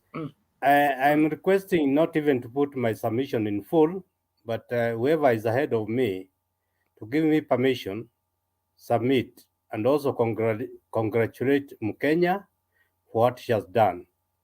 I tried my master's late age at JKUAT. I did, and I did my first semester, and I was beating the young people, but the people I left my office, they were spoiling my office. So I had to quit that master's, okay? I entered 2014, that's 8 years ago. When they spoiled my office, I quit and came back to my office. So congratulations for having achieved that. Secondly, Madam Mora, especially my interjection, I don't talk to about other people. It was positive interjection. When you raise very constructive points, we are not interjecting to refute. It's a plus. Don't take it negatively. It's positive, please. Yeah, some of us. No, actually, I didn't take it negatively. And it wasn't even me. I mean, most of the time I have my points like arranged. I know what I'm going to say. I was just saying it generally. Like when we interject, some people, it might confuse them and they might forget what they were about to say. It's really not about me. I was making a general comment. Not you alone. Even me at my age, when interjections comes in, I almost lose the track. And usually Kip does that. Kip, don't interject when I'm talking, because as Madam Mora says, I get lost, I distracted and lose track. I do. So it happens to me also. Now, as I finish, Nyumba, then you need to stop interjecting when other people are talking. If you lose your trail of thought, if someone interjects you, once in a while, Mora, once in a while you get carried away. Bernard, can they let me finish, because I want to take a break? Thank you. They are even interjecting when you are talking about interjection. What's wrong with these people? There's something wrong with the Mora here now. You see now, Mora, you may raise a point that it's so interesting and so good that one gets carried away and interjects unknowingly. It's a reflex action.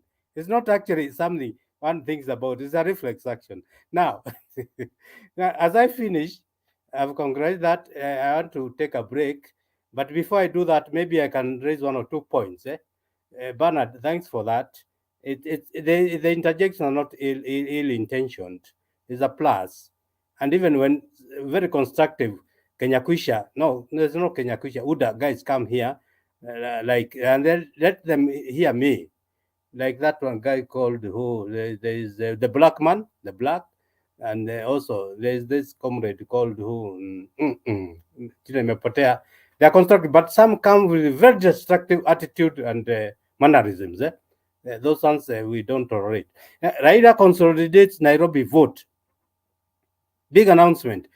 Bernard, please, the big announcement I would like someone to give me before an answer before I go away. But the consolidation of the Nairobi vote, it's done. The few days remaining is done. It's a done thing. Eh? Our president, the 6th president of Kenya, Right Honorable Raila Amolo Odinga, is in position. Now, you see, keep now, anawacha picha hapo ya Martha Karua deputy anani point. It also distracts me. You check your picha hapo, nani point saying something wrong. Now, yeah. Finally, we are home. The game is done. But as I leave, somebody tell me about the big announcement. I have said Raila Consolidates Nairobi vote is done. RUTO to change police service to police force. We don't want forces, we want service. And I said here earlier on that President Uhuru Kenyatta is not my boss. I'm the boss. I'm elected. He's my employee. Uhuru Kenyatta is Madame Mora's employee. Similarly, to Kip and Bernard, Karajakim, Makbude, these are not our bosses. But now, when you talk of a force, not a service, Ruto wants now to bring to boss around us. No, they shouldn't even. Ruto is my employee. He's subservient. He should be answerable to me and call me sir for having given a job. I can sack him, and we sack them through the elections. We are going to sack quite a number in the next few days. So we are the employers, and our employees are answerable to us, me and you, and everybody else. Now, final point, IEBC to avail manual register, that's okay. That's okay. The digital, like me, I've already said here, I'm 50% digital, 50% analog. So when now the expert in digital, or the wizard in digital, called Keep Real, when he comes here now, you have to listen to him. But I'm also not totally ignorant, and I'm not totally lost when it comes to digital. 50% analog, 50%. I've tried. You guys are not congratulating me at my age. Even be digital 50%. It's a big achievement. It is. Thanks, Madam Mora. Wachana na wengine. Hata Mkenya Spain, aoni sasa nimeachieve. That's an achievement. Maybe 50% digital. Namaliza sasa ya mwisho kabisa. Sasa I wish someone would push this clock faster. Hata hii 9th August ifika haraka. I'm anticipating. And I keep on repeating, Bernard at Mutembei, organize something proper for a celebration. Hatutaki fake hii ya kina Ruto na wengine. We are going to celebrate either virtually and whatever format. I'll be there. I clear my story, and now for the next 5 minutes I'll quit, but I'll listen to the next contributor, then I'll go away. Robin Rashida, that's the way I talk. We have not met. Makbude, we have not met. Mora, we have met over not in person, but over this panel. Karanjakim looks new to me. You are all welcome. Bernard is my friend, so even when you hear him hammering me, is a friendly fire. So let's keep the friendly fire, not a hostile fire. Thanks, all of you, madams and gentlemen. Okay. Asante sana Mndua Nyumba. We appreciate that. And we'll see to it that we send Keep in your place for special tuition so that you now upgrade from 50% to 75%. And thereby, it will give you a certificate of competence after he has tested your digital skills and finds you excellent. And he should also come and bring you that background he's having in your place. So agreed, Bernard. Don't bring me so low again. Keep it at that point. Let's move forward, please. It's okay, Mdua Nyumba. We appreciate it, and it's good for us to share what we are sharing as a people, and it's good for us to converse. There is a lot of wisdom we draw from those that have gone ahead of us. It is that important. one of the problems I'm having with the younger generations of nowadays is their dismissal attitude. They dismiss off everybody and everything as if they know everything. And when you push them in the corner to tell you what they know, you don't get anything from what they are trying to say. And so because of their dismissing attitude, they do not learn anything. And so they want to teach what they know and end up teaching nothing because they don't know anything. Well, it's important. Let's keep it here and ensure that we do the right thing. Wale watu mnatutazama, endelea kukaribishana. Mora umeinua mkono. Iko nini? Yeah, I just had a question to the panel. What's going on with Mudavadi? What happened to him? I don't know. It's like he's gone into oblivion. We don't know where he is. Let's hope he's okay. Oh, Mudavadi. Miti Ikatwe Vihiga, please. Mudavadi is in America looking for funds in legal manner, fraud. He's in America, USA. And these are fraudsters. Money laundering is there to actually make that the laundering. They are broke, these guys in Kenya Kwisha. Mudavadi has been sent to USA. Evans asks you to make the money laundering. Alex, I hope Alex is here to give you the proper answer. That's what I was about to say. Alex had a dossier about that. Alex, tafadhali ingia show tuambie kitu. Ulisema unaenda kusoma, alafu kutuambie mambo ya Mudavadi ni watangu na wanafanya nini? Yeah. We really need to know because they abandoned us. We need to know where they are, what they are doing. I mean, if the heat is too much in that kitchen, they need to swallow their pride and come back to Azimio. We need them. They are broke. They are broke. The money laundering was stopped.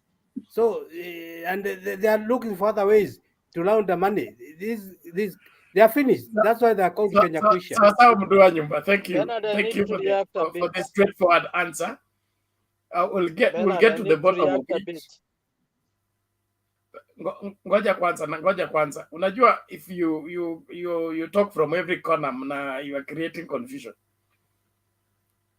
Hebu tukubaliane kwanza, tuende systematically. Story ya ma-DVD na group yake, tutawaangazia.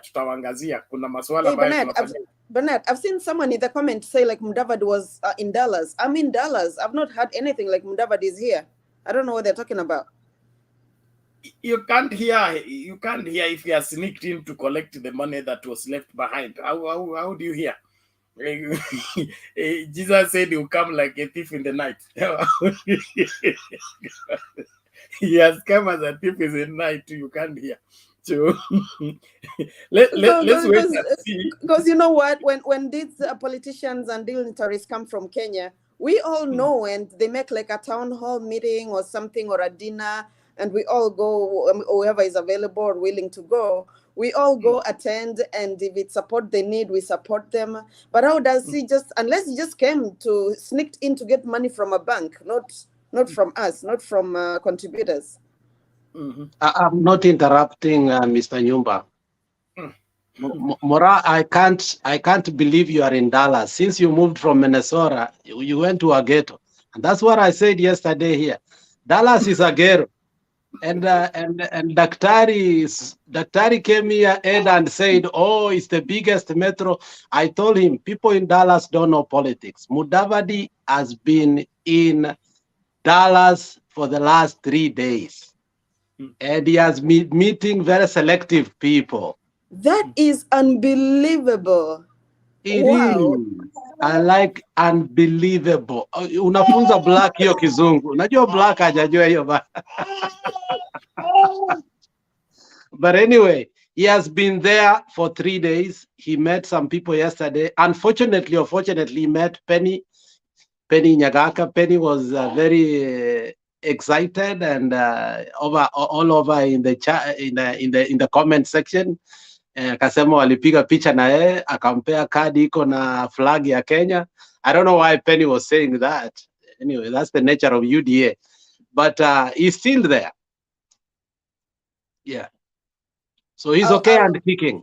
I'll find out. I'll find out in an hour, and no, maybe he's still No, here. just go to Arlington 183 and 360. Hapo mahali kuna nyama choma hapo kando. They are there Sure. right now. Right now. Okay. They are there right now.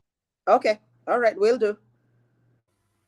Na we Alex, uache watu wa UDA kama wamejificha mahali wajifiche. Wewe unaenda kuwagundua kwa nini? Watu wa UDA black anafikiria degrees, akisikia anashangaa, ai Mkenya Spain 2 masters degrees. Yeye anafikiria ni 98 degrees ni thermometer. Huyu jamaa ako na shida. Alex. Fahrenheit 98.4 Fahrenheit. Ambia black, we have degrees and master's degrees. Like if we want to run for posts in Kenya or election posts in Kenya, we will not have the problem their candidates are having. Sasa hata sikia hiyo. Sasa yeye ametuambia huko chini, Aisha Juma amefanya philosophy, hata tukacheka. So hatuna shida, sawa, chana na black. No, please, let's get back to the debate. Thank you everyone. Please, let's move on. Thank you. Naomba tusonge mbele. Hii maswala inakuwa kali, lakini Mungu anatusaidia. Ilikuwa tuende kwa Robbins, lakini tumsikilize huyu Karanja kwanza. Karanja, Kim, habari ya leo? Hello, how are you? Fine, thank you. Fine, I have been watching you for a long. I'm a participant here. I know, Bernard, you know me very well.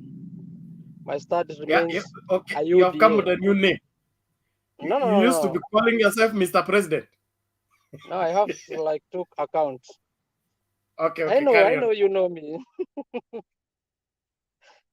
Yes, I have been following you for a long time. But the only point here I want to make is very simple.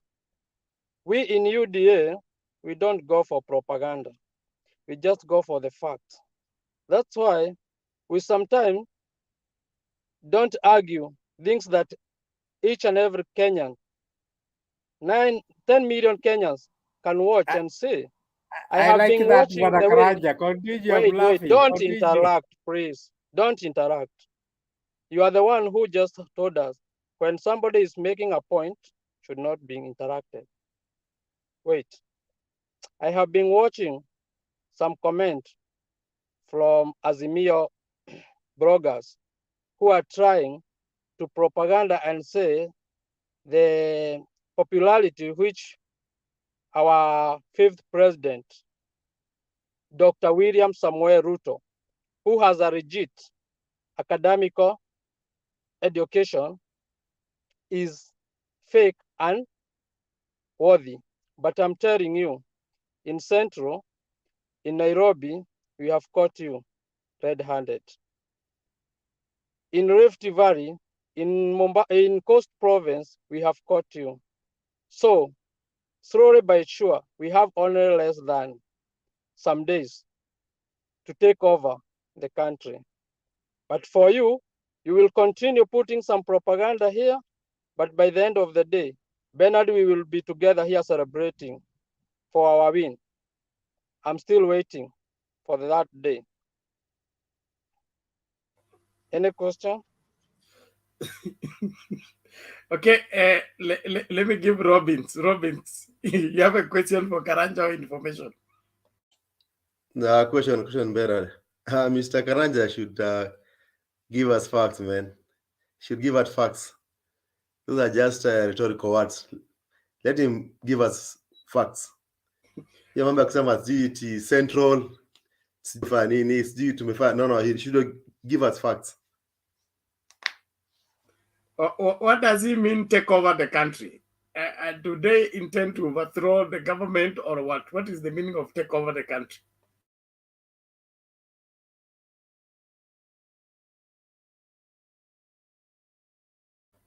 Karanja, on mute. You're still on mute.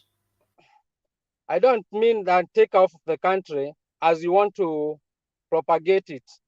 I mean, we are going to win this election. And that's why I've said we will be together here celebrating.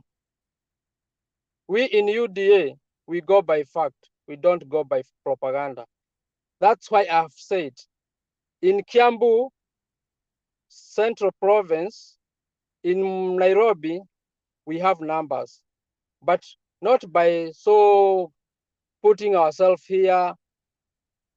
I heard someone, Mkenya Spain, trying to put some things here, saying that our agenda have been forgotten. No, we have not forgotten our agenda. We put our agenda as it is.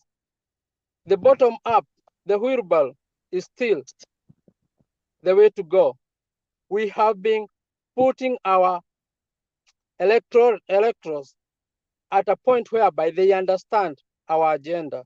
But for those who want to twist and put things as they are not, they will live to put propagandas, but by the end of the day, those who are not being brainwashed by the other side, whereby I watch one of your campaign trail of Mr. Raila Odinga, whereby his agenda was to say, simama, sijui bureti moja, about and such like things.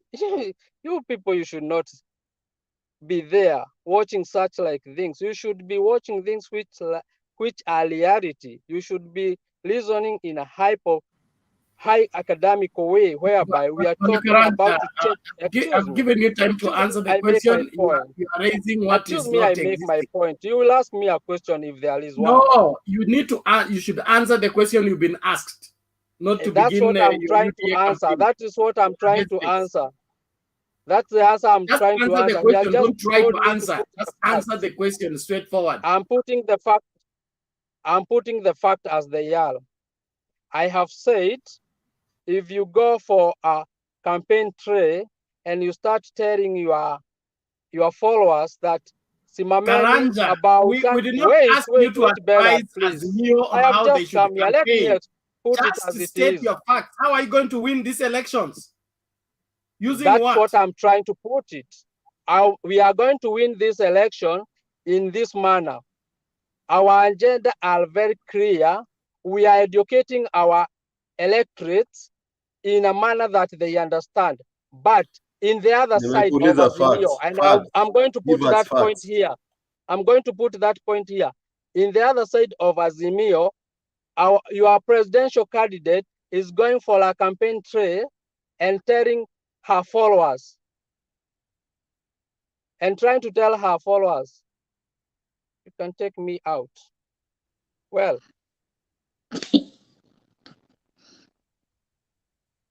Hey, Bernard, I just have a quick question for Mr. Karanja before he goes away. I'm sorry to interject. No, why are you trying to put me off? I just want to ask you a question quick. Why am I asking a question? Bernard is switching me off. I don't know. No, you're still on. Let me finish my point. Then you ask me a question. Okay, I'm just gonna add on to this so you can answer. So you can answer both questions together. If I want to put you off, you don't need to ask me to do that. I know what to do. So, Mr. Karanja, on top of giving us the figures, you said Nairobi, Kiambu, whatever. You give us the figures of why you think UDA is winning. Now, that was Mr. Robin's question. Also, my question is, if UDA is winning, are you guys winning on insults? Why does your candidate only use insults during his rallies? Mganga, Murogi, Sijui Kitandawili. Are those the points you're winning Arap on? Mashamba. Yes. On the other side, they call our deputy president Arap Mashamba, but that one you can't uplift it. Yeah, we can substitute the reason why we call him Arabs Mashamba is because he has been convicted as somebody who's taken land from the people. It's in court, so we have answered your question. What we have a problem with UDA people, what we have a problem with UDA people here is the fact that when you're asked a question, you do not answer the question directly. You don't like us to explain. You want us to drive us on the way you want you guys. That's why, shout at as us, we come here, we leave you because You Could don't you want just facts. wait You a want moment? propagandas. It's not a keep. Now look here, He does not Karanja, answer the question. you are here. We've given you an opportunity to respond to questions. You're wasting time. I'm not You are wasting time. doing You always put disservice to your things as they are candidate. not, and you are Please trying to go put, and confirm from you know, him how he's going to win the elections, because from what you have said, you don't know anything about winning an Bernard, election Bernard, or let how me that explain election that is going to whatever be you are won. trying to tell And us. for that matter, Bernard, good night.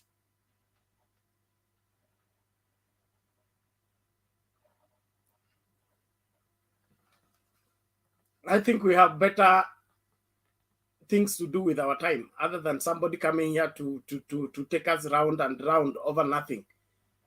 Let him go and get a degree first.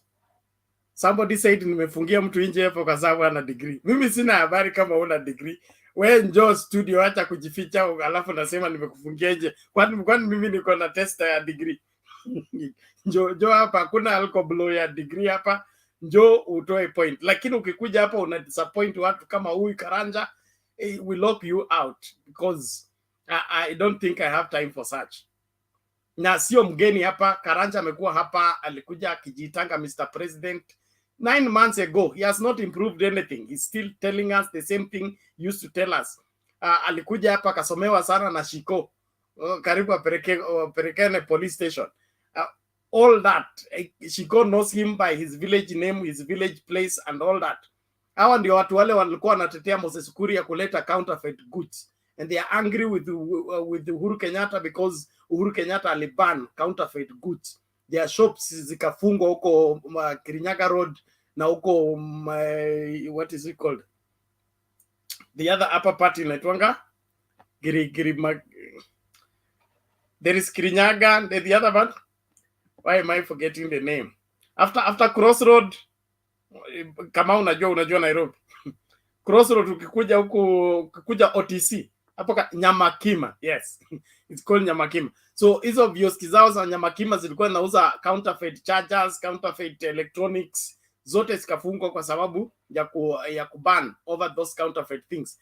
Ndio anakuja hapa kulialia, anataka hizo vitu zirudishwe, ndio president wao anasema wale judges ambao Uhuru alikataa kuwa swear in because they are corrupt, he will begin by swearing them in. He will get into office and the same day he's going to allocate money to the police. The same day he's in office, he's going to allocate money to the judges. Using which law? Unajua William Ruto anafikiria kazi ni wajinga sana. That you are in the office, does it make you now the maker of the law, or whatever you say becomes law? Hey. William Ruto is going to lose this election and he will lose it badly. That hata sema chochote. Wacha kudanganywa na kina Karanja ambao wajui the difference between the MCA and the MP. Nimemaliza ya kwangu. Mora sema tumlete kama. See, my issue with most of the UDA guys that come to the panel, it's like they just don't want to answer questions like as they are. All they want is like to protect their candidate. But when people, the Azimio people, I talk about Martha Karua, I talk about Baba with facts. I mean, whenever they go wrong, we also castigate them. But the UDA people, they just don't want to be asked anything about their candidate. Either they have nothing to say, they have nothing positive to say about him. I don't even know why people support that guy, to be honest with you guys. I don't know why people still support Ruto. I hope it's just like for the show. I hope they don't mean like to support him, because he really is not ready to be president of Kenya, in my opinion. Okay, thank you very much. The truth is, the master of propaganda is William Ruto. Everything William Ruto accuses somebody for, take it to the bank. He's exactly or worse. He's exactly that or worse. It tries to play psychological games. Akisema wamevalia ngozi ya mbuzi, kila alikuwa anasema ni kuvalia ngozi ya kondoo. Hakusema kondoo kwa sababu yeye ndo amevalia ngozi ya kondoo church. Okay? Na alijua akisema kondoo watamkumbusha ulikuwa church jana ukavalishwa nyororo ukapewa Biblia kubwa. Hiyo Biblia haijakufundisha tabia ya kuongea kwa wananchi na kuongelesha vizuri kwa heshima.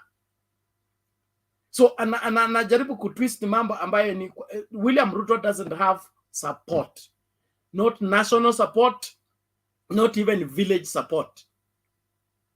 Let UDA people get it clear. He doesn't have the support he claims to have. Why would Itumbi be working hard?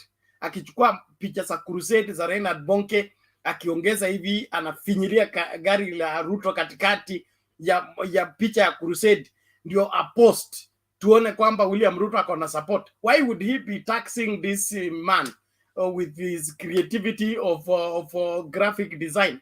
Kusumbua yeye hawezi kuingiza watu kwa stadium, hawezi kujaza stadium, anaenda kusumbua watu sokoni. Atakuwaje anasumbua watu sokoni wakati yeye akona support? Baba akisema anakuja hapa inaitwa nini? Hapa Kamkunji. Bila mpango, Kamkunji itakuwa imejaa. With no further notice. Akisema atakuwa Jacaranda hata saa hii, this is 1:30 AM Kenyan time. Akisema by 7:30 atakuwa Jacaranda. Jacaranda will be filled by 7:30. Let William say he will be in Tononoka next week. After the week, he will still go to Tononoka and find nobody. Ata dispatch watu wa tukutuku kwenda kuomba watu waingie kwa tukutuku, wakilipwa, wakipewa yellow fever t-shirts ili waingie Tononoka. William Ruto has no political stamina to cause any disturbance in this country. Take it to the bank. Matiang'i knows that. Kibicho knows that. Gisheru knows that. Chebukati knows that. And so is everybody in the UDA that wants to think. The rest who have surrendered their thinking to one William Ruto, Poleni, you will collect your brain after 9th of August. By that time, it will not be useful. The current home will have been taken, and he will not have space for any other person's brain in Sugoi. Thank you very much. Quickly before I go off completely, someone in the comments said that why do the UDA guys that come on the panel are so empty, and then someone else said that they are not able to explain the manifesto that UDA came up with, and I think I concur with that. Njia ya muongo ni fupi. It's very hard to lie because we say in the church that if you're always telling the truth, you don't need to remember what you said. But if you're a liar, you must remember what you said every time so that you report it exactly the way you reported it the first time. UDA campaign is failing because of lies.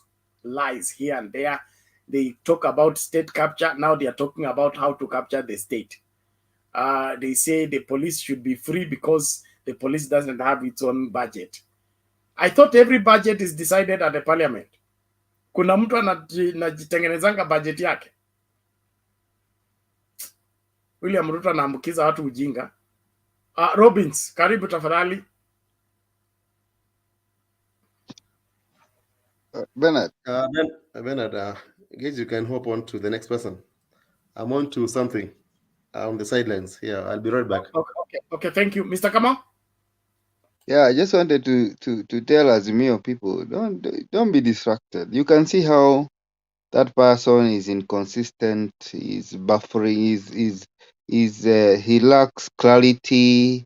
I think they are just sent to disrupt an ongoing mature debate. Because if you look at him and ask him maybe a simple question, what is the difference between a morgue and a mortuary? He wouldn't tell you the difference. The reason is he's not deep. You can see he's talking about we are taking over. Taking over where? Taking over who? It is because they have been sent by distraction. We call them in our language tokonia. They have no agenda. Because if you are talking about comparing Raila and Ruto, first of all, start with when did Ruto become run for the presidency? We even don't know his numbers. We don't know how he is going to score in Nairobi. We don't know how he's going to score in Nyanza, even in his own Rift Valley. So we cannot compare him with Baba. Baba we know. In fact, as they say, I'm voting him for the first time, but I know that many previous elections there have been contention. That even the courts have agreed with him. So mtu akikuja hapa ana bubble anasema unajua we are taking off Nairobi, we are taking off Mombasa, we are taking off. Huyo ni mtu wa distraction, amepungukiwa na hekima pia na hayuko na focus. Kwa hivyo sisi watu wa Azimio we are focused. We know what is in the manifesto. We have been talking about the manifesto the whole day of Baba Care. One product, one county. Hawana hizo vitu. We are taking over. We are going where? Where are you going? Ruto is a non-starter. He has never even contested for presidency before. We don't even know how if he gets 3 million, I will be surprised as a person, because non-starters wanaanzanga hapo. No, he might be good in language, kuongea story, mambo za Biblia, ameokoka kuliko ule mwingine, sijui wale ni waenda wazimu, sisi hatuna, tuko na Mungu na watu wale wako na shetani na sijui nini, those kind of things that do not make sense, because some Kenyans are so religious to appoint anybody coming in the name of the Lord, like Bernard. They don't even look at the fruits of a spirit that the Bible talks about. The Bible talks about we shall know them by the fruits of the Spirit. Are they meek? Are they humble? Are they righteous? Are they, lakini huwezi kuenda pale unapiga magoti unawekwa msalaba kama hiyo ya Bernard, alafu the following day tunasikia Weston imepotea. Ni wokovu gani? Kwani hii Bible tunasomanga imeandikwa don't steal. Leo umepigwa magoti, umekelewa Bible, wachungaji wamekuja hapo 60 wamekukanyaga na vikombe, wamekupea juice ya Roho Mtakatifu. Kesho Taita Taveta shamba imepotea. The following day room 350 imeingia wasichana 3. Ni Biblia gani hiyo tunasoma, my friend? Which Bible is that? So we shall know them by the fruits. This is a con man. And the con men use all ways to get to presidency. And that is what Ruto is doing. He is conning his way to the presidency. Anakuja huko Mount Kenya, madhani ya gosho, hata si, unajua tunasema goshwe. Yana madhani ya gosho rege, yani upuzi. Because we will not fall into these theatrics anymore. Kuja uku hata, I'm telling you Bernard, this time hata wakificha if they feature Ruto with the Gachagua, wakatakate Bible in small pieces, waweke mafuta ya kupika na kachumbari wakule, we are not going to fall into that stupidity anymore. We know what Christianity is. We are Christians also. And we know the people, the Bible talks about the fruits of the Holy Spirit. If you do not have them, then don't tell us about the way to the Lord. Naanyita, umeshika hiyo maneno. Kwa hivyo sisi watu kama hao ukiwaona hapo, I follow you. I even listen to your preaching on YouTube. Why? Because I see the fruits of the Holy Spirit out there. You are humble. Yeah, I have not heard you with a scandal. That is what Christianity is all about. You practice what you preach. Let us not listen to you saying praise the Lord. Matthew says this, Psalm says this, and the same time you have scandals all over the country. You have 27 kids. You have Kimwareri, mmetoboa mpaka mfereji ya mafuta. What are you telling us? Unatuambia nini? Kwa hivyo hao watu wakikuja hapa Bernard, let us not distract that we are agitated. We know who they are sent them. They want the country to be of wash, to be a country of this, still here, still there. So at the end of the day, I usually don't give them a lot of attention.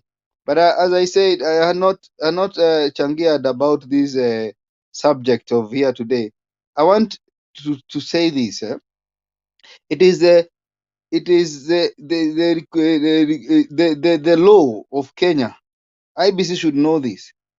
It is required for them to use both manual and electronic register. Hatutaki mtu ambaye, tunataka mtu hata kama atatumia biometric, eventually kidole yake iangaliwe, jina yake iangaliwe na awe cancelled. so that the manual register and the electronic register, they correlate. The biometric and the manual register correlates, so that you look at the numbers who came virtually. Mimi hata mimi nataka jina yangu nikiweka kidore ikuje Peter Kimani Kamau hapo nini hapo, niko hapo mahali inaitangwa Kongoni Primary School Lang'ata, ambapo tumepatia Jalango hapo na Igathe na baba the fifth, pia jina yangu inapatikana inakuwa cancelled. Ndio in case of court case tunajua ya kwamba you voted, lakini we cannot allow, unajua it's like Chebukati is being given some lessons usiku na Wetangula, anaambiwa kesho uende useme hivi, sema hivi, and that's why they agitated when the minister of technology anaambia watu lazima kuwe na mtu, kutakuwa na watu ambao watakuwa wanapiga hiyo picha huko polling station. Polling station will be the end of everything.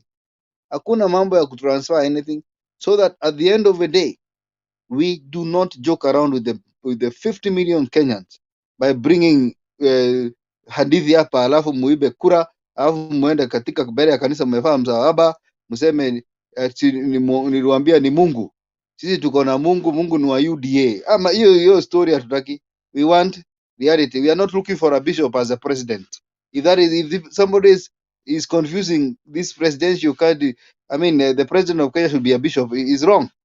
We are looking for somebody who is integrity, somebody who will be a president for the Muslims, will be a president for the Christians, for the Hindus, and for those even who don't believe in God. Si kukuja kutuambia hapo ni kama ati kila saa ukitaja Bible mingi. We are not looking for that candidate. That is not the presidential qualification. Qualification of Kenyan president should be an integral person, a person who is going to bring fairness, a person who is going to get to these institutions of government and bring order and integrity and fight corruption. That is the person we want. Na si mtu amevaa msalaba na anaenda kanisa na anabeba Bible kubwa. That is not the qualification of a president of Kenya. Those are attributes. They are good. They can be better. Mtu anaweza enda kanisa na abebe Bible, is okay. But that one should not confuse Kenyans. This is a person we need to elect. Kwa hivyo, where I sit, I feel agitated sometimes when you see people saying, ule aendagi ni muganga, sijui ni nini, all those names that you give a person. We are not looking for a bishop. We are looking for an integral person who can take this country to the next level. This time around, mukure Bible, muingie kwa maji mutoke, mwende Jerusalem mbebe msalaba. We are not going to buy that story until we see that you are a very different person, until we see that no land has been stolen in your name, until we see no woman is complaining of child neglect in your name. When we see that, then we can tell you now you're getting to a place where you're beyond reproach and you're about to become the president of the Republic of Kenya. Hiyo story ingine tunadanganywa huko, hiyo hatuwezi kubali. Kwa hivyo sisi kama watu ya Azimio la Umoja hatutafuti bishop awe president wa Kenya. Tunatafuta mtu ambaye anatakikana kuwa anaangalia haki ya wa Kenya, ndio tuwe na institutions ambao watu hawaajiriwi kazini kwa sababu wanajua mtu, ama kwa sababu baba yangu anafanya huko. Tunataka fairness, so at the end of the day these issues that are destroying our fabric zinaweza kuwa dealt with. That is the only thing I find that I should have spoken about. Thank you, Bernard.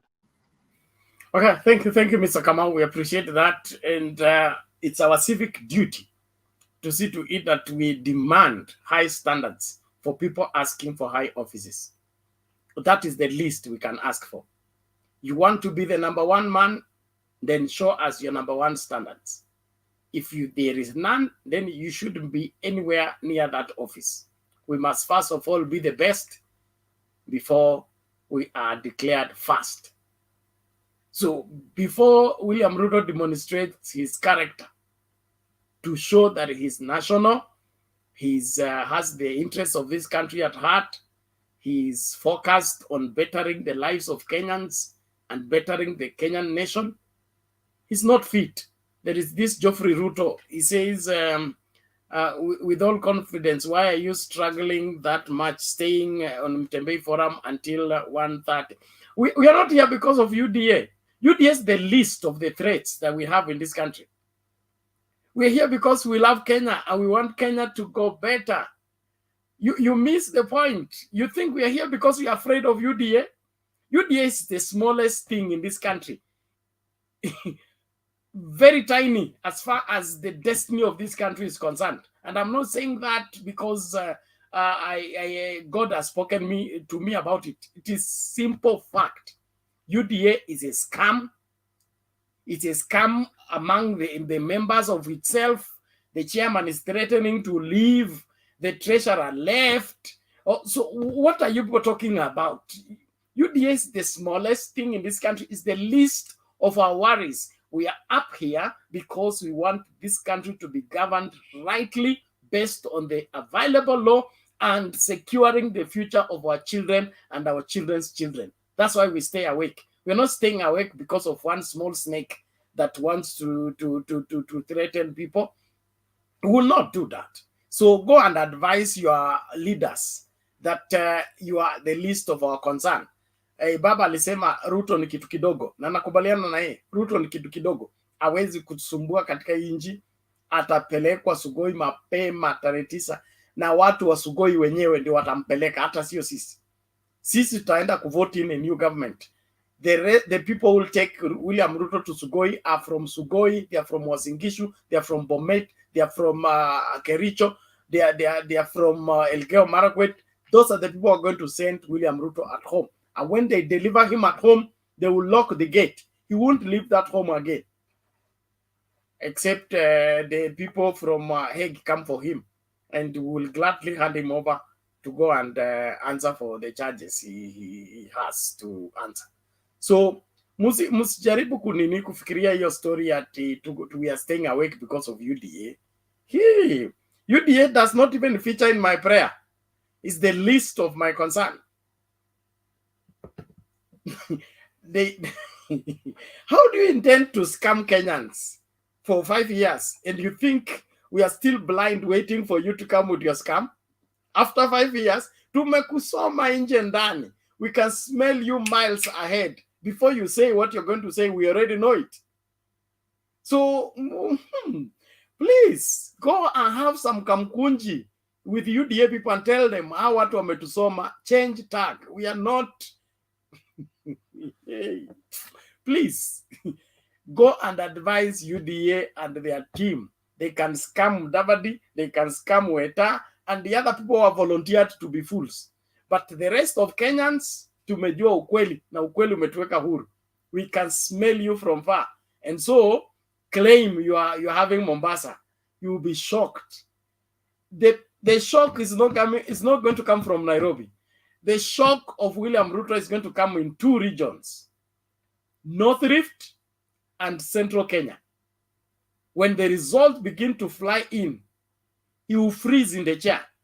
If he will not get paralyzed, may the bishop continue with the prayer. But the shock 0 degrees. will come 0 degrees. on the 10th of August. It will be so fierce that some people will go on vacation forever. Wale wanatupromise watatakuja kusherekea hapa, watatafuta hii channel, hawatataka kuiona. Biblia inasema kuna watu watatafuta kifo na kifo kitawatoroka. Mtajaribu kuzima TV imekataa kuzima. Umefinya remote imekataa kuzima. Umeigonga na glass inaendelea kutangaza matokeo. Na no, nimalizia hapa. Is overconfidence? It's not overconfidence. We know where we are coming from or where we are going. If we didn't know, we wouldn't be talking the way we are talking. This is not a confidence yenu ya William Ruto kwenda kudanganya. This we are talking out of point of information. We know how this country votes. We know the conviction of Kenyans. We know who Kenyan trust. And we know who Kenya suspect. And Kenyans know their suspects. Wait and see. Now tusonge mbele. Yes, Alex. Asante Bernard kwa kuturuhusu. Leo ni Sunday. Biblia inasema tusikule mkate iko na yeast, sisi tunakunywa uji iko na yeast. Sasa tunakuja na kutoka, haina shida. Sasa sasa huyo jamaa anasema ni saa 7:30 ati sisi tunasumbuka hapa. Mimi nimetafuta channel ya UDA ambayo iko hata saa 1:30 Kenya, imenikosa. Nimetafuta channel ya UDA ambayo iko hata asubuhi niingie nisikie vile wana discuss, hakuna. Watu wa UDA wako tu hapa kwa sababu hawana mahali wanakwenda, hawana mahali wanapumzika, hawana mtu wanaongea na yeye, hawana marafiki. Sasa si hata atupembeleze tu, wakae na sisi tu wasikize siasa, wasikize vile tunaongea. UDA hawana rafiki, hawana channel, hawana mwelekeo. Hata hizi campaigns wanaenda market day, they don't have rallies kama sisi tunaenda tunaweka tent tunaka. Ukiona Ruto is doing roadside campaigns, ana hijack market days. So usijali juu hao watu wanafikiria hii ni market, so wanakuja ku hijack. Mimi nawaonea huruma, waache tu, they don't have anywhere to go. Alex amewafanyia intercession, lakini mkitaka kuja mnakuja na style, sio kuja hapa kana kwamba mnakuja kutufundisha. Keep what I saying, ni time ya Laban. Na Jongo kikasirika, Alex, Bernard, I know, nasema there are two things you usually say. Keep what are you saying? Keep what is it? Umeanza umekasirika kidogo, but yeye ni kwanza kunifanyia therapy. So keep what is it? Keep what is it? It's just very short, it's very quick. I am not going to interject to people. It's UDA people. Si ati tunakataza nyinyi mkuje kwa hii channel kusema vitu. Come corrected like kuna mtu anaitwa Duke na kuna mtu mwingine I'm still in dispute with him, mtu anaitwa Black. Come with your points, we discuss them. At least these people answer the questions people tell them. Ukiuliza Duke swali atajibu na mutakuwa na discussion, mutapigana naye hivi, inakuwa back and forth. But if you asked a question by Miss Mora, answer the question you've been asked. Do not answer the question you want to be. Don't be like Ruto. And that's what gets people's blood boiling, because you're not answering the question. Mimi ukaniuliza mbona tunaitanga, unajua Miss Mora alisema mnaitanga mtu wetu mganga na vitu kama hizo vyote, alafu ukasema mbona nyinyi mnaitanga mtu Arab mashamba? Kwa sababu this is what do you call it, a convicted Arab mashamba. He's stolen land and he's convicted for that. So I answered your question, and UDA people should answer the questions the way we do it. That's all I wanted to say, Bernard, because hao watu wanafaa kujibu maswali vile sisi tunajibu maswali zenu, and we will answer them with no fear of anything if you ask us the correct questions. So thank you, Kip. That is it. And Waswahili wanasema mtu akatai mwito bali ukataa aitiwalo. So when you know you're being called for this and you don't want to answer for it, you will avoid to respond, not because you don't want to respond, but the reason for response, you don't want to give it. UDA wants to deceive Kenyans, but it is too late in a day for that to happen. Naomba tumsikilize Laban kwanza, alafu we can bring in Njiru. Laban, vipi? Salama sana Bernard. Okay. Welcome. Make your submission. Okay, sasa mimi always nitakuwa very brief kama kawaida. Lakini kitu cha kwanza ama qualification ya kwanza ya kuadmit kwamba uongozi kwamba tutakuwa na rais ambaye anaitwa William Ruto. Mimi sidhani. Qualification number 1 ni kwamba huyu mbunge wa Lang'ata anaitwa Nixon nani? Huyo kwanza ni qualification yake kwanza hata kuwa re-elected. Pili,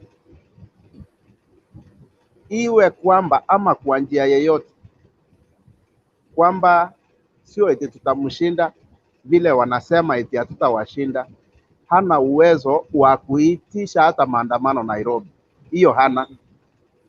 Juu hiyo itaenda tu hivyo mchana, lakini hiyo sio issue kubwa sana, hiyo sio issue kubwa sana. Ngoje mimi nataka niongelee jambo ambalo umeongea la North Rift.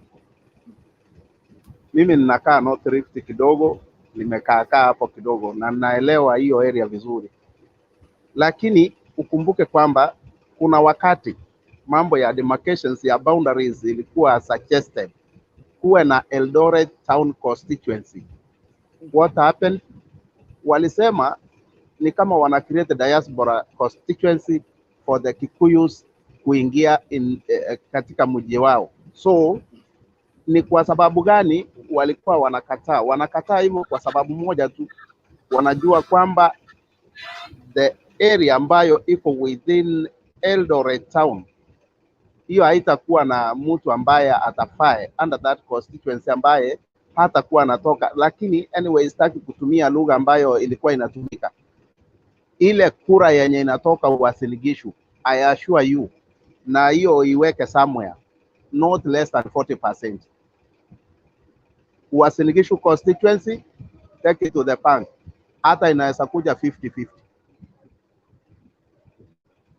Lakini huyo jamaa mwenye ametoka hapo, unajua kama sio vile amekuwa na fujo mingi, nilikuwa nataka mpeleke polepole, tumuulize maswali na ajibu. Hizi figures zenye wanarusha, mbona wastaki kuziweka into perspective, watu wasianalyze? Kama hiyo Nairobi yenye wanasema wamechukua, unajua kuna kitu moja ambacho tunafaa tuelewe with Nairobi, hata vile wengine wanajaribu kuielewa. Nairobi is made of communities. So hizi figures zenye wanataka kurusha hapa zinatoka wapi? Nelson Korir hata kuwa re-elected in Lang'ata kwa sababu wale wenye walimpigia saisi hawatampigia, watakuwa wanapiga kura otherwise. So support yao itakuwa inatoka wapi? Waja wajaribu na huyo kwanza, alafu ndio tutaendelea na kuwasort baadaye. Na nafikiria hizo ni some few facts ambazo zinaweza tusaidia kuelewa huyo jamaa alikuwa anamaanisha kitu gani. Nitaongea baadaye, lakini mimi ningependa nifikie hapo, wengine wachangie kwanza. Okay, asante Bwana Laban, tunashukuru kwa mchango wako. Swali zuri kweli ambalo kila mmoja anapaswa kuliangazia. Baba anasema jogoo wa shamba awiki mjini. Huu msemo umekuwa hapa kwa muda mrefu. Kama William Ruto alikuwa anataka kuwika mjini, alijua cha kufanya na alikuwa na wakati wa kutosha kufanya hivyo, akalala siku zote. So baadaye amerudi anasema anajaribu kuwika hapa. Huwezi kuwika hivyo. Niliwapatia mfano wa mchungaji alitoka Kitui, akasema amekuja kutingiza Nairobi. Ali run for elective seat in Kitui, akalose. Then zile pesa zilibaki za campaign, akasema amekuja kutingiza nini? Nairobi. Akakuja akaprint posters, akaweka kila mahali, akaweka adverts, akachukua hall, akalipa for full year. Amekuja kutingiza nini? Nairobi. Alipiga Morning Glory, watu wakakuja wawili. Lunch hour 3:30. Mwezi wa kwanza, mwezi wa pili, mwezi wa tatu. Then in that hall, sisi tulikuwa tunafanya mkutano wetu in a small room, ka TV room. Yeye amechukua the main hall. Hii ka TV room ketu kamejaa. Huko kwake wako watu 3:30. Namna hiyo. The third month alienda kwa management, ambia mnirudishie pesa yangu. Na wale washirika wako watatu akatuletea. Pia watu wa Mungu nisaidie kuchunga hawa. Nimerudi kule nilitoka. Hii Nairobi ukuje kuitingiza hivyo unavyofikiria. Lazima ukwe na kaplan. Lazima ujue wenye nchi. You can only rule Nairobi through Nairobi. You can't rule Nairobi from outside Nairobi. It has to be through Nairobi. If you are not in touch with the networks of Nairobi, forget it. Okay, naomba ni nani? Mike, ulikuwa unasemaje kabla tulete Njiru?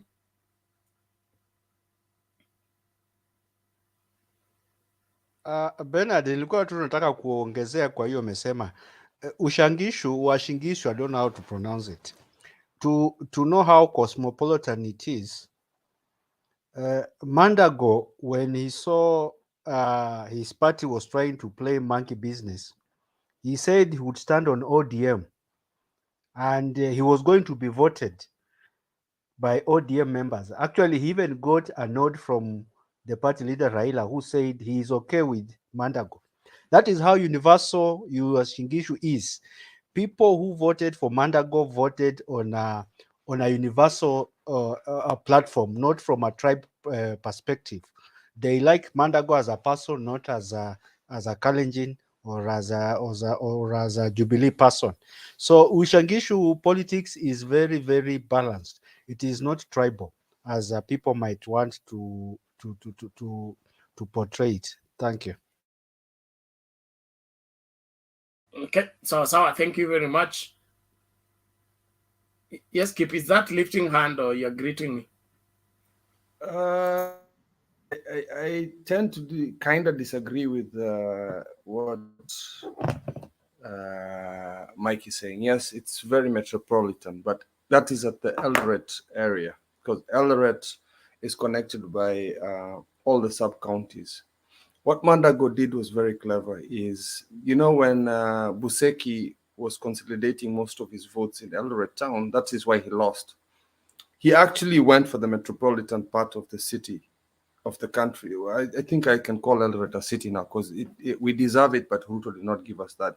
But what Mandago has done is his campaigns are split into two factions. Attend to the villages around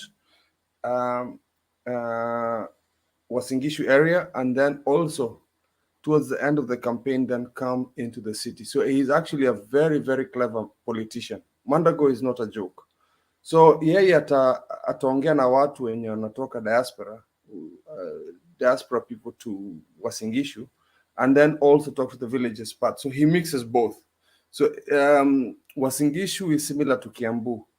It's not 100% diaspora people. It's, for example, that is why Kiambu is quite complicated. It's the same as Wasingishu, where the center of Kiambu is very much diaspora, but then when you go out into the village, a good politician will mix both.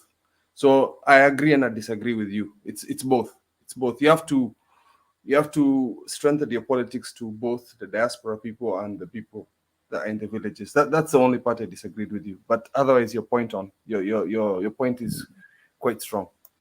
I agree with you on that, Kip. I think you have a better understanding of the bigger picture. Thank you. Okay, Asante. Let's hear from Jiru. Okay, thank you, Bernard. Jiru, shortly, sorry. There is a video I'm supposed to play before you come in. Sorry about that. But a little patient, because nikiwa na deficit, I'll keep here. Pledged to build 9 state-of-the-art stadia that were to meet international standards. It was one of the most anticipated campaign promises of the 2013 and 2017 election cycles. Now nearing the end of the second and final term of the Jubilee administration, our very own Victoria Rubadiri takes stock of the stadia promise on tonight's National Reminder.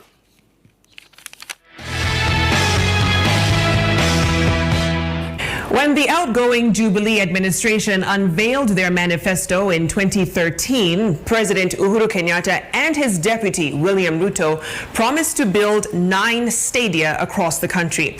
They also included the refurbishment of all the existing facilities. Having not delivered on their pledges in the first term, however, they recommitted to their stadia promise when bidding for their re-election in 2017. In 6 months' time, the stadium in Wote will be complete. In 3 months' time, the stadium in Chuka will be complete. In 3 months' time, the stadium in Moyale will be complete. In 6 months' time, the stadium in Kamarin in West Pokot, which is historic, will be complete. In a couple of months, the stadium in Eldoret will be complete. In Nyeri, the president gave the title. There was a challenge of title. Now we have a title, and now the program has been rolled out. In Kiambu, in another 3-4 months, the stadium will be complete. We have challenges. We have a small challenge in Mombasa because the county government has issues of ownership of the land. Although all the contracts and everything has been signed for, including the tartan for the stadium, is in place. We have a small challenge again in Kisumu because the county government has not relocated the dumping site, which is next to the stadium, and international requirements dictate that you cannot have a dumping site side by side with a stadium. As soon as that is relocated, that process will be complete. So instead of 5 stadiums, we actually went for 9, just to make it good and to make it better. So what is the state of the stadia now? Let's begin with the Wote Stadium in Makueni. As of March this year, it was still being developed. An audit revealed that there was no noticeable pitch and track works. The underground excavation was partially done and no perimeter wall was constructed. Well, the contractor had been paid 104 million shillings despite the contract performance period having expired. In Chukatown, the Kinoru Stadium that took over 900 million shillings to upgrade was set for unveiling by May this year.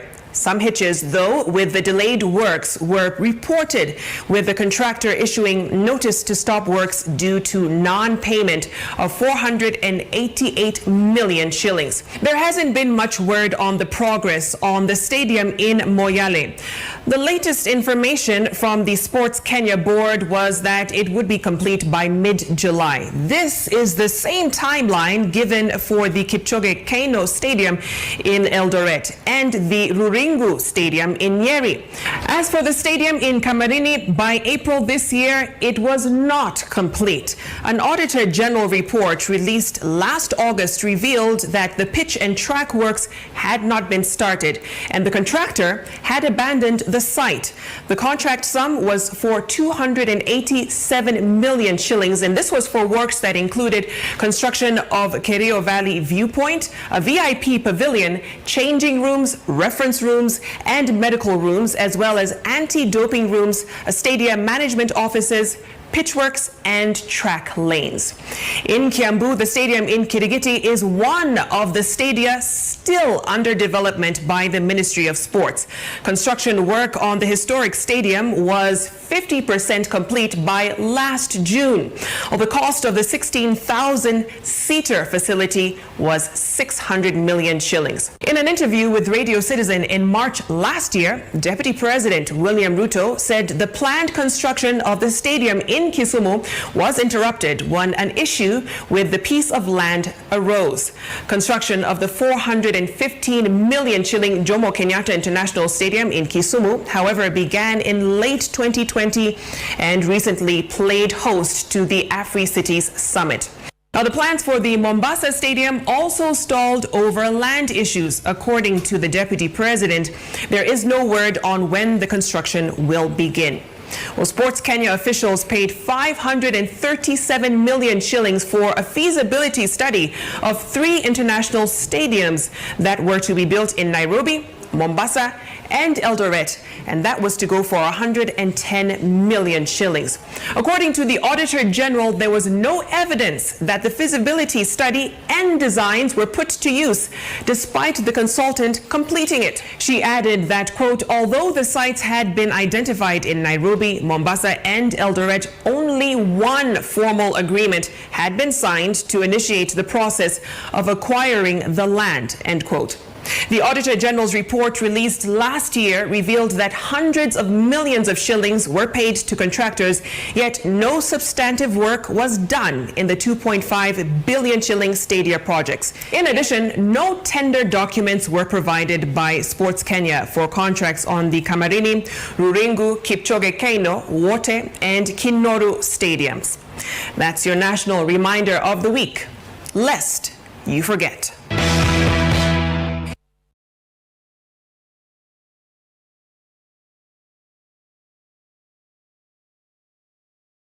Tumesema mwaka huu liwe liwalo, kulia kushoto, mbele na nyuma, kupende wasipende, tunaweka bilioni 100.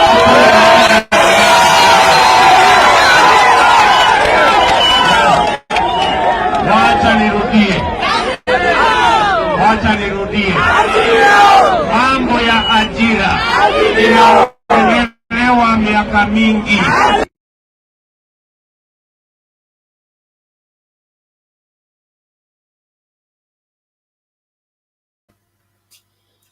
Bwana Njiru, karibu. Vipi? Jema kabisa. Habari yako Bwana Bernard? Niko salama, nashukuru. Sijui kwa nini unataka kukasirisha watu tena. Sijui kama unataka watu wakukimbize studio. No. Mbivu na mbichi mpaka ijulikane. Okay, sawa. We can't prosecute a case without evidence.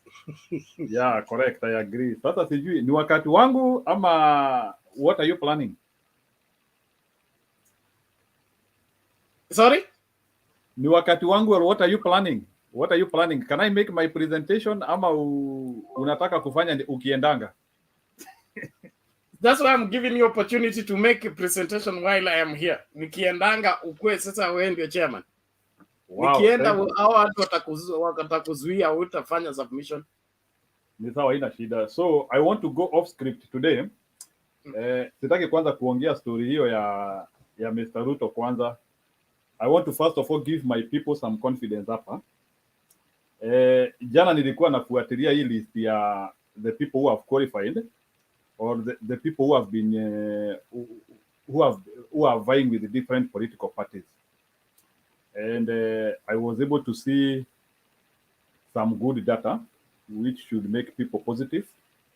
Yeah, it is true UDA ndio wako na, they have the biggest number of aspirants, but kwa ujumla ukiangalia the number of aspirants kwa ile pande nyingine ya Azimio as a coalition is very huge also.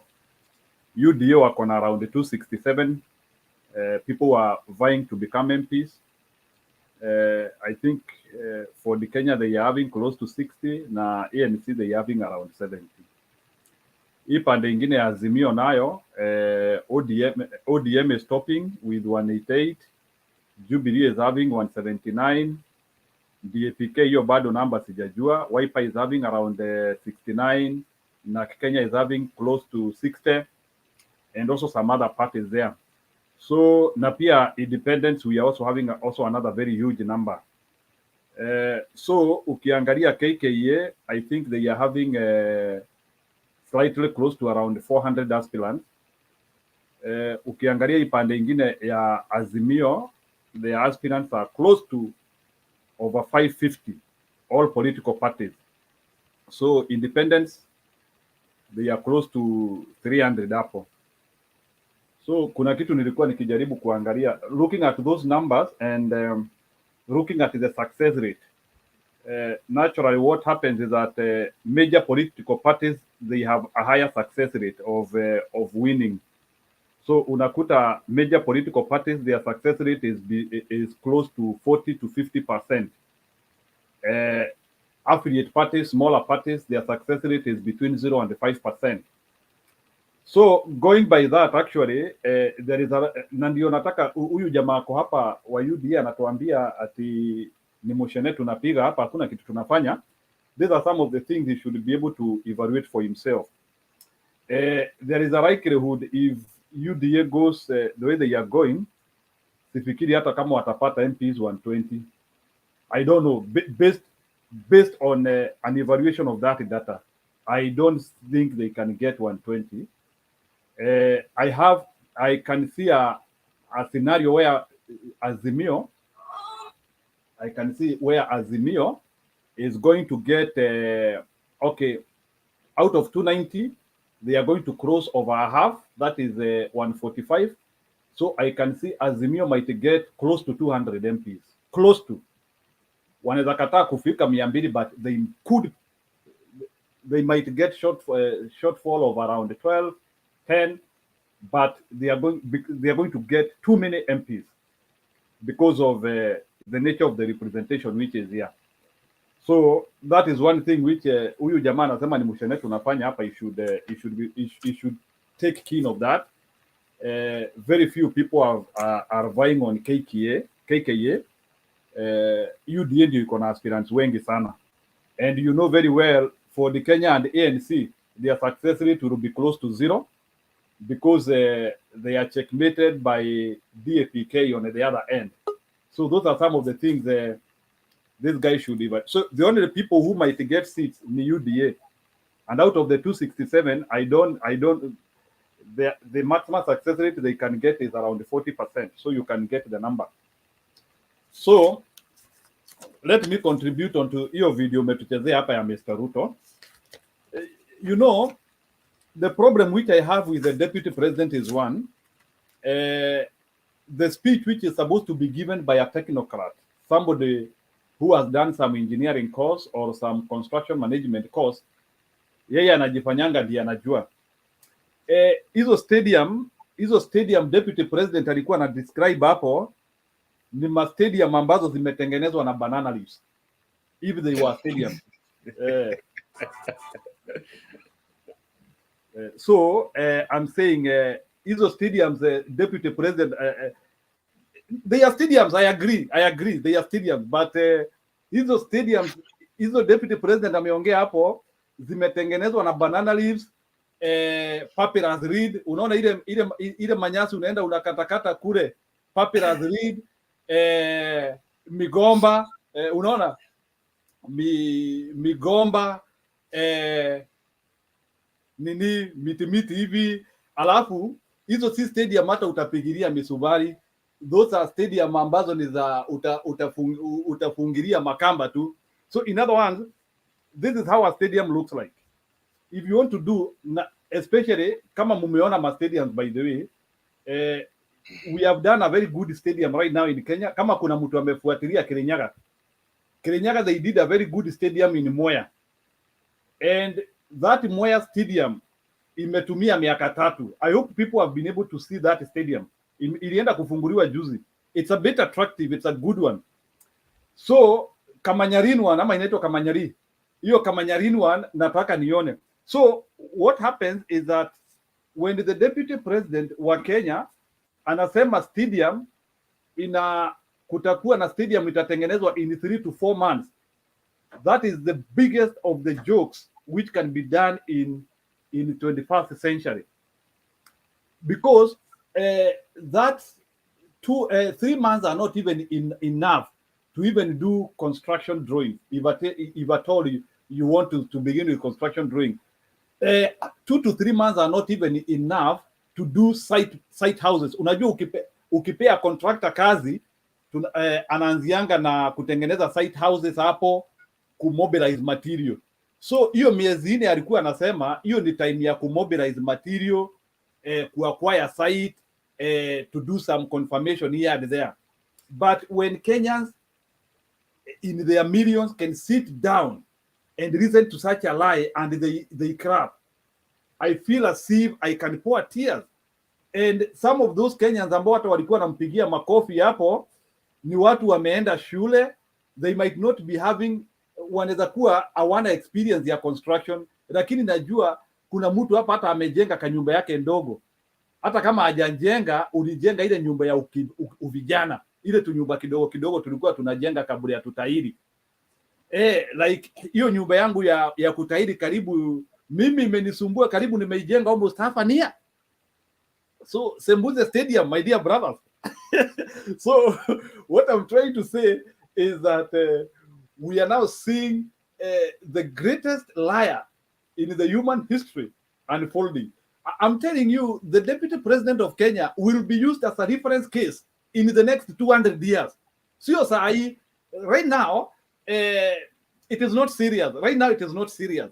But 2100, 2145, when people will be trying to compare leadership and how people have ever fallen into a perennial lie, Unaona vile saa zingine tunasoma story ya kina Itra, Mussolini na kina nani. I'm telling you now, this is a 21st century made liar who will be referenced in the next 100 years.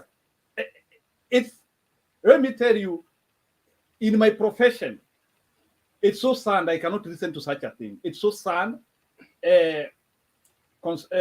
Ndio nilikuwa nikiambia Bernard hapa, when you put for me such a video, and you know me nimekuwa nikifuata deputy president for so long, and that is why even as they were with Uhuru, hata akipeana hiyo video, I was one of the, now sio sahi tunaianalyze sahi, that day when he spoke about it, I even told people hiyo ni uongo, wale tulikuwa na wao.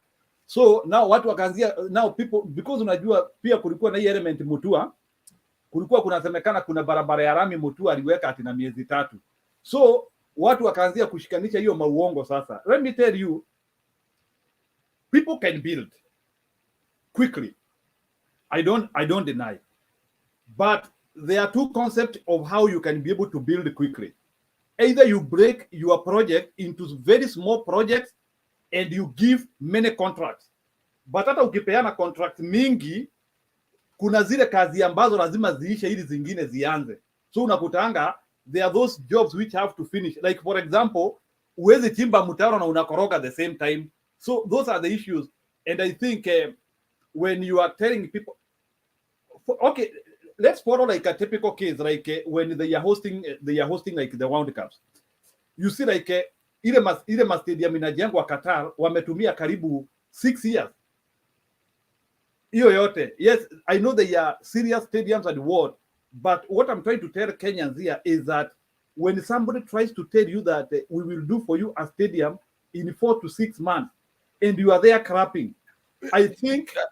Jero, I have a very quick question for you. It's very serious. It takes one woman 9 months to bear a child, right? So RUTO is telling me that if we can get 9 women, we can have 1 child in 1 month, right?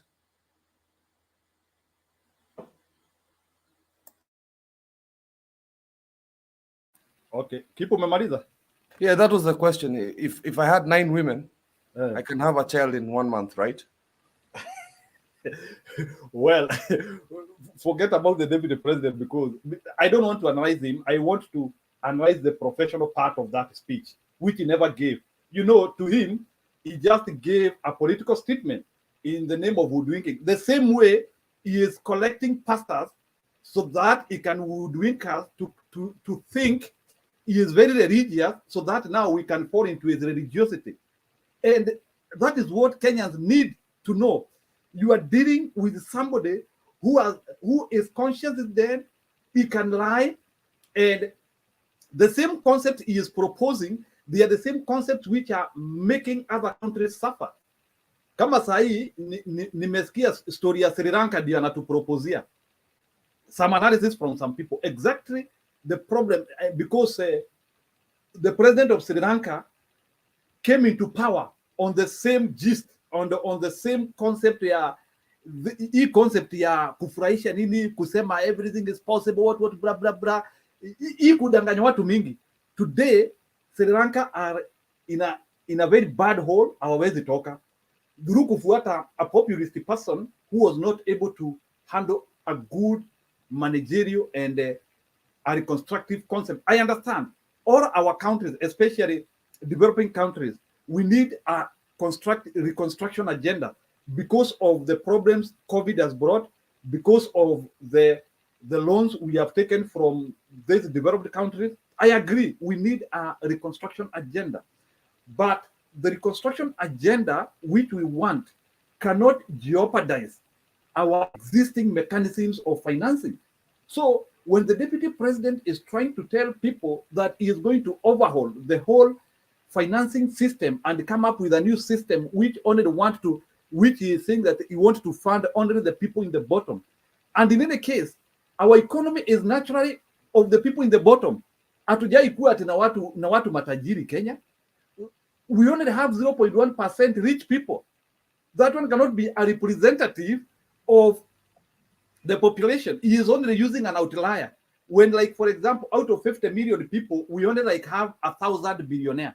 How can you use the outlier to represent the reality of the Kenyans? Is wale watu ambao they are earning between $2 and $5. That is where the bulk is. So our economy is naturally the people of the bottom. So there is no invention here.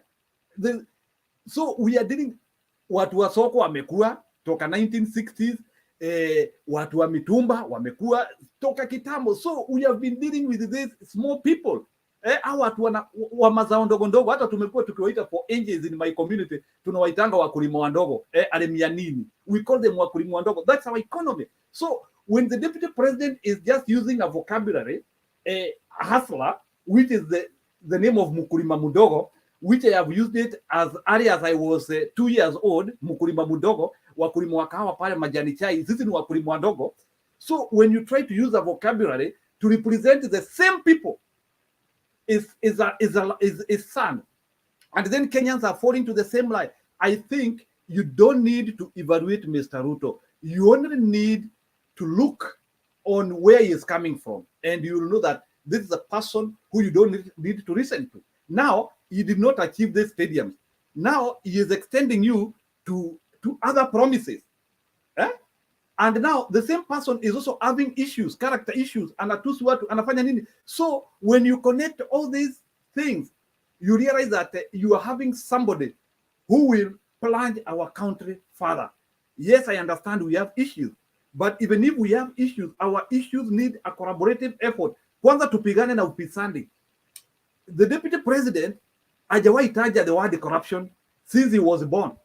Hajawahi taja. The other day he said that corruption cannot prevent development. Oganjiru. Okay, I'm concluding now. Yeah, so he said corruption cannot prevent development. Now, let's say hiyo pesa hapo 5.7 billion inasemekana ilitumika kufanya feasibility study. Let's assume hiyo pesa ya kina Kamanyari na wapi, because we don't know. Let's assume ilikulwa. Will you see the stadium? So corruption will always prevent development. So when somebody is not committing himself to fight corruption, I'm saying, so Kenyans, you have the right opportunity to reject this perennial liar. Wacha huyu mtu tukue akue anasomwa kwa vitabu na kizazi kijao, watoto wetu, they will be reading about the greatest liar of all time. Thank you, Bernard. Okay, thank you. And I hope you're helping document that so that I will have it on the shelves for others to read after all is said and done. Glad, thank you so much for that. And thank you everyone for joining into the discourse wherever you are. Please, let's keep on inviting guys to join in the discourse. And if you're following us on Facebook, we encourage you to cross over and subscribe in YouTube. On YouTube, it's necessary because YouTube gives us unlimited time to go live, other than Facebook that gives us 8 hours only. So there are some programs that we will not be able to sustain on Facebook Live. That is why we want everybody to cross over and be a subscriber on YouTube, especially when we'll be relaying the results for the elections. We will need to be constantly online. And so we would want everybody to join us and follow closely on YouTube. So VUCA, subscribe, hit the notification bell, and then you can proceed following us from anywhere else. I want to appreciate everybody for your continued support and continued followership of Mtembei TV. Let's keep the focus. Let's do what is right for this great country. It is our civic duty to ensure that no Kenyan is deceived and no liar, no unfaithful person is entrusted with the leadership of this great country. We are required that the Bible says it is required for stewards that a man be found faithful. So the standard required for you to be a steward is that you must be found faithful. And if you are lying, insulting, intimidating, demeaning others, you are not faithful and so unfit to leadership. Naomba tumlete nani? Okay. Tumlete Roba atoe maoni yake. Ne amevaa ile uniform ambayo Papa Azimio ataki kuiona. So sijui itakuwaje. Karibu Roba.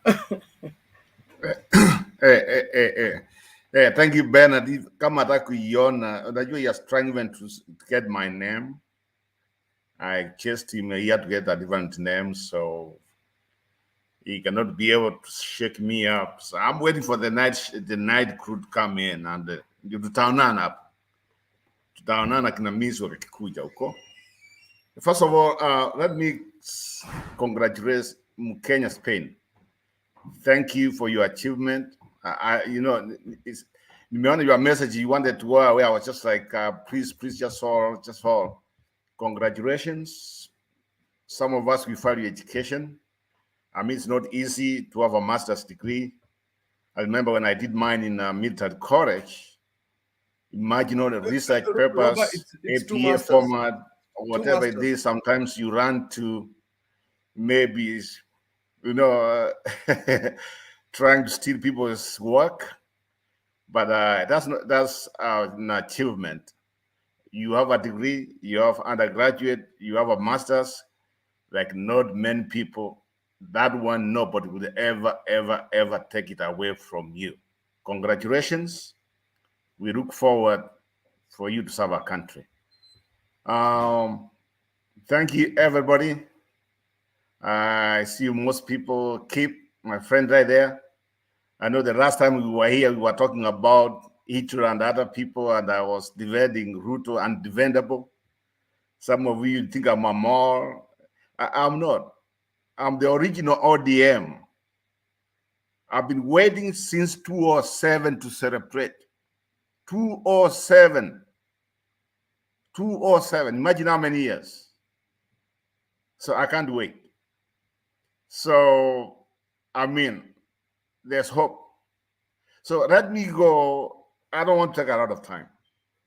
I mean, let me go out of topic a little bit. My fellow Kenyans, sincere speaking, if William Ruto was in a developing country, if him and Uhuru Kenyatta, what they have done since they became in power, Ruto would not even be near to be a president or compete, because we know what they promised. First of all, I'm the one who was keeping us. This guy, they talk of a stadium. So whenever they say a stadium is complete, when I look at it, it's just like a skeleton. I don't know what they mean. What they're doing, or the stadium they were just saying, is one way they were stealing money. The problem is our people. I don't know how much we have to tell our people everything, the way it's done in our country is done in a wrong way. Afadhali nikuwe na kitu moja, one or two, other than somebody coming here saying, oh, 9 stadiums. 9 stadiums. Somebody might ask, for what? For what? I'm one person who have been advocating, and I've been saying this. If the way we are arranged from national government through the county, we should give power to some of these like stadiums and other construction to the county government. And what the national government can do is to monitor them. And that, I mean, to see that this money is being used in the right way. Lakini sasa ubaya, kuna maponyenye, si maponyenye mnahitaji kutoka national government, county government, yaani hata hii nyama ya Kenya jamani ikwishi. These people have stolen enough. So it is what I want to appeal. That's why I just said I won't be out of topic today. Why is William Ruto still competing on this election? Because what he promised, he never delivered. He never did. So huyu ni mtu ambaye today you'll say something, tomorrow he says something else. But still, we have people who are following. I mean, they have the right to do so. For me to go forward, I'm just seeing this election when it comes the 9th of August. I'm still waiting to see what's going to happen. Like I said before, since 2007, since 2007, came 2013, I was disappointed. 2017, I was disappointed. Just only to find out that waliiba kura. Hiyo ndio ukweli wa mambo. They stole the election. So, Mr. Brack and Mr. Omariba, I've not seen Omariba. You know what? The only thing I'm seeing here, these UDA guys, they have disappeared. I don't know why. Where they are feeling something. I want them to come here. We can debate on these issues. It's our country. But going forward, I mean, if I wish these people can let some of us participate on what they want to do. The problem is, can you guys ask yourself, why do you think everybody's fighting to be a governor? Ask yourself, why? Why everybody want to be a governor? Yeah, and even the media has never asked why everybody wants to be a governor. Why do you think someone like Sakaja, he knows he doesn't have a degree, but he's fighting whatever it takes to be a governor? Because they want to grab, because they want to steal. Or we have crooks, we have the most stupid people you ever get in this planet, and I mean it, and I'm not going to apologize to anybody. They have killed our country, they have spent money. Some of them, you get this Nairobi night, that's where they spend their money 24/7, drinking, traveling, and we keep on sharing them. We keep on sharing them. William Ruto must be investigated where he got all this money. That's something nobody's talking about. How did he get all this money? And some of these things, like the project, you see the tape. Is there anybody investigating what happened to the money? Yeah, any person inatoka, and nobody makes a follow-up. And that's why we keep on saying, in our system, we should be allowed to vote for prosecutors in every county so that we need checks and balances. Kenya, we have money, but we have crooks. And I don't know when this one is going to stop. Do you think, ask yourself anyway, out of it's 22 million, out of almost 40 million people who are eligible to vote, why do you think some people have given in? They don't want to vote anymore. Because it's same nonsense as every 5 years. Same nonsense. And this one has to stop. Imagine even some of the pastors here, when a pastor, yani imefika tu, yani, some of us, we are tired. Most especially myself, I'm tired because some of us, we don't want to be where we are right now. Some of us, we want to go back home. But the problem is, those who are back home, wamekura baka bukia wa ng'ombe. And it's time for us, we should even get a legal, how we can even sue them, because some of us have a problem we are facing, or maybe outside the country, and just to be away from home, we should get compensated. We should get compensated because they have taken everything.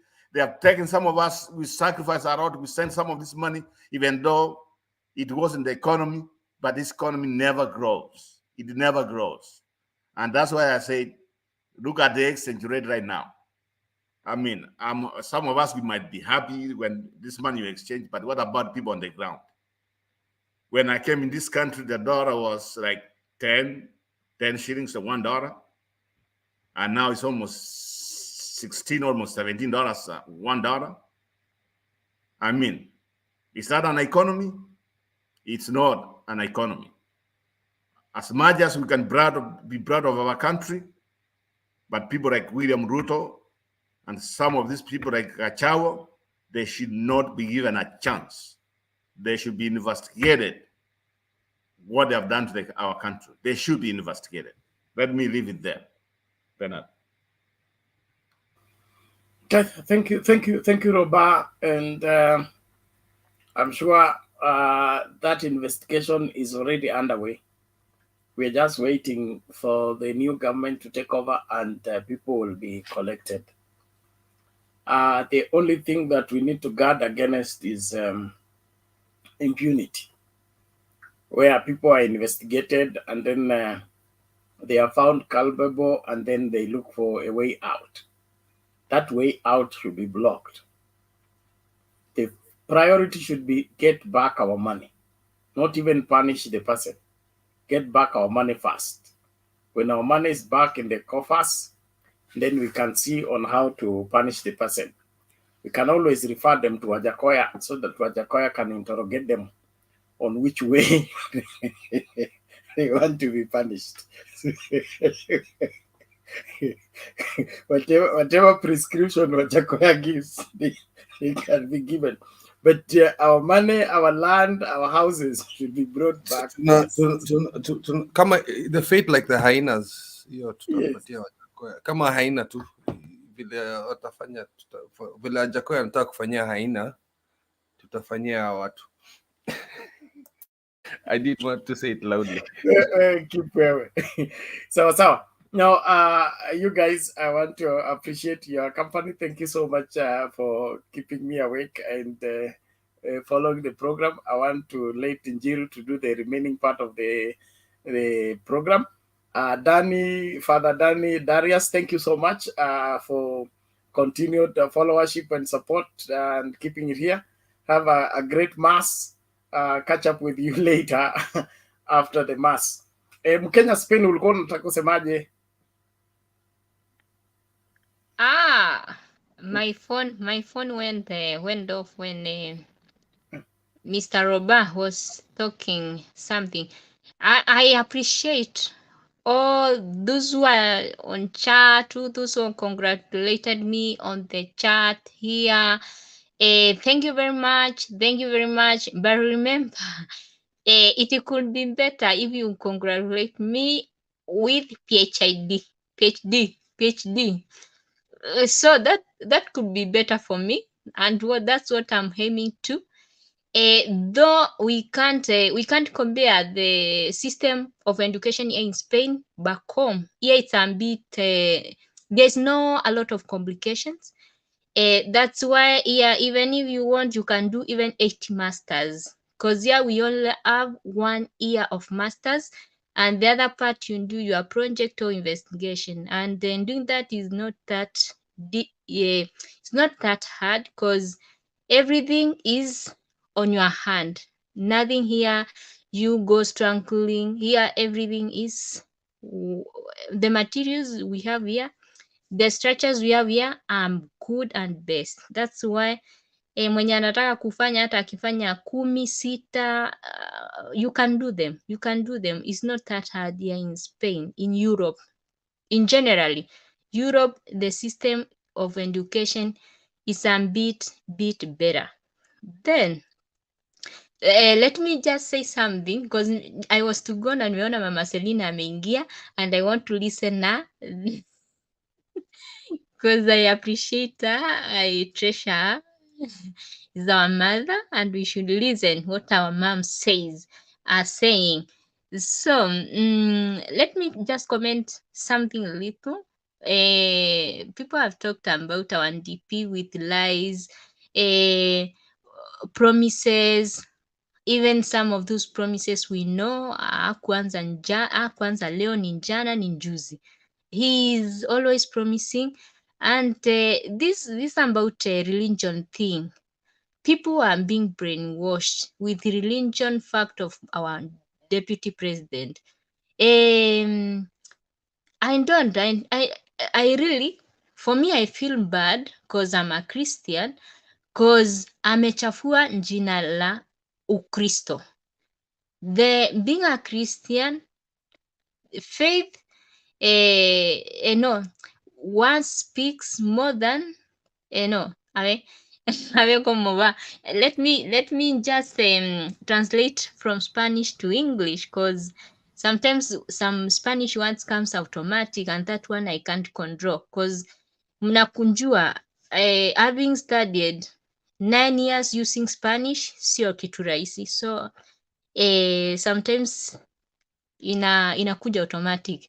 So they say one speaks what speaks louder than action, and that our deputy what has shown us. He has gone speaking, Kenya, but Spain. It is the other way around. nafanya haraka ameenda No, I'm saying, akiongea sana. hold on, relax. Yeah. The other way around. Actions speak louder than words. Yeah, sure. Yeah. Thank you for correction. Unajua sasa ningeongea kwa Spanish, sasa nilikuwa natafuta venye nitaiweka kwa Kizungu, but thank you Bernard for the correction. So where are the actions? Tunaweza kaumbiri Biblia, tunaweza kaongea sana about mi Mkristo, mi najua Mungu, but even the St. James are said about it. Kama yeye mwenyewe anjui, aende asome what James talked about. What is faith, actions, prayers, fasting, everything is there. Visiting the sick and so on. So acha kuharibu Ukristo. I have been reading some comments which people have been talking about religion in Africa. But let us not overturn what is religion.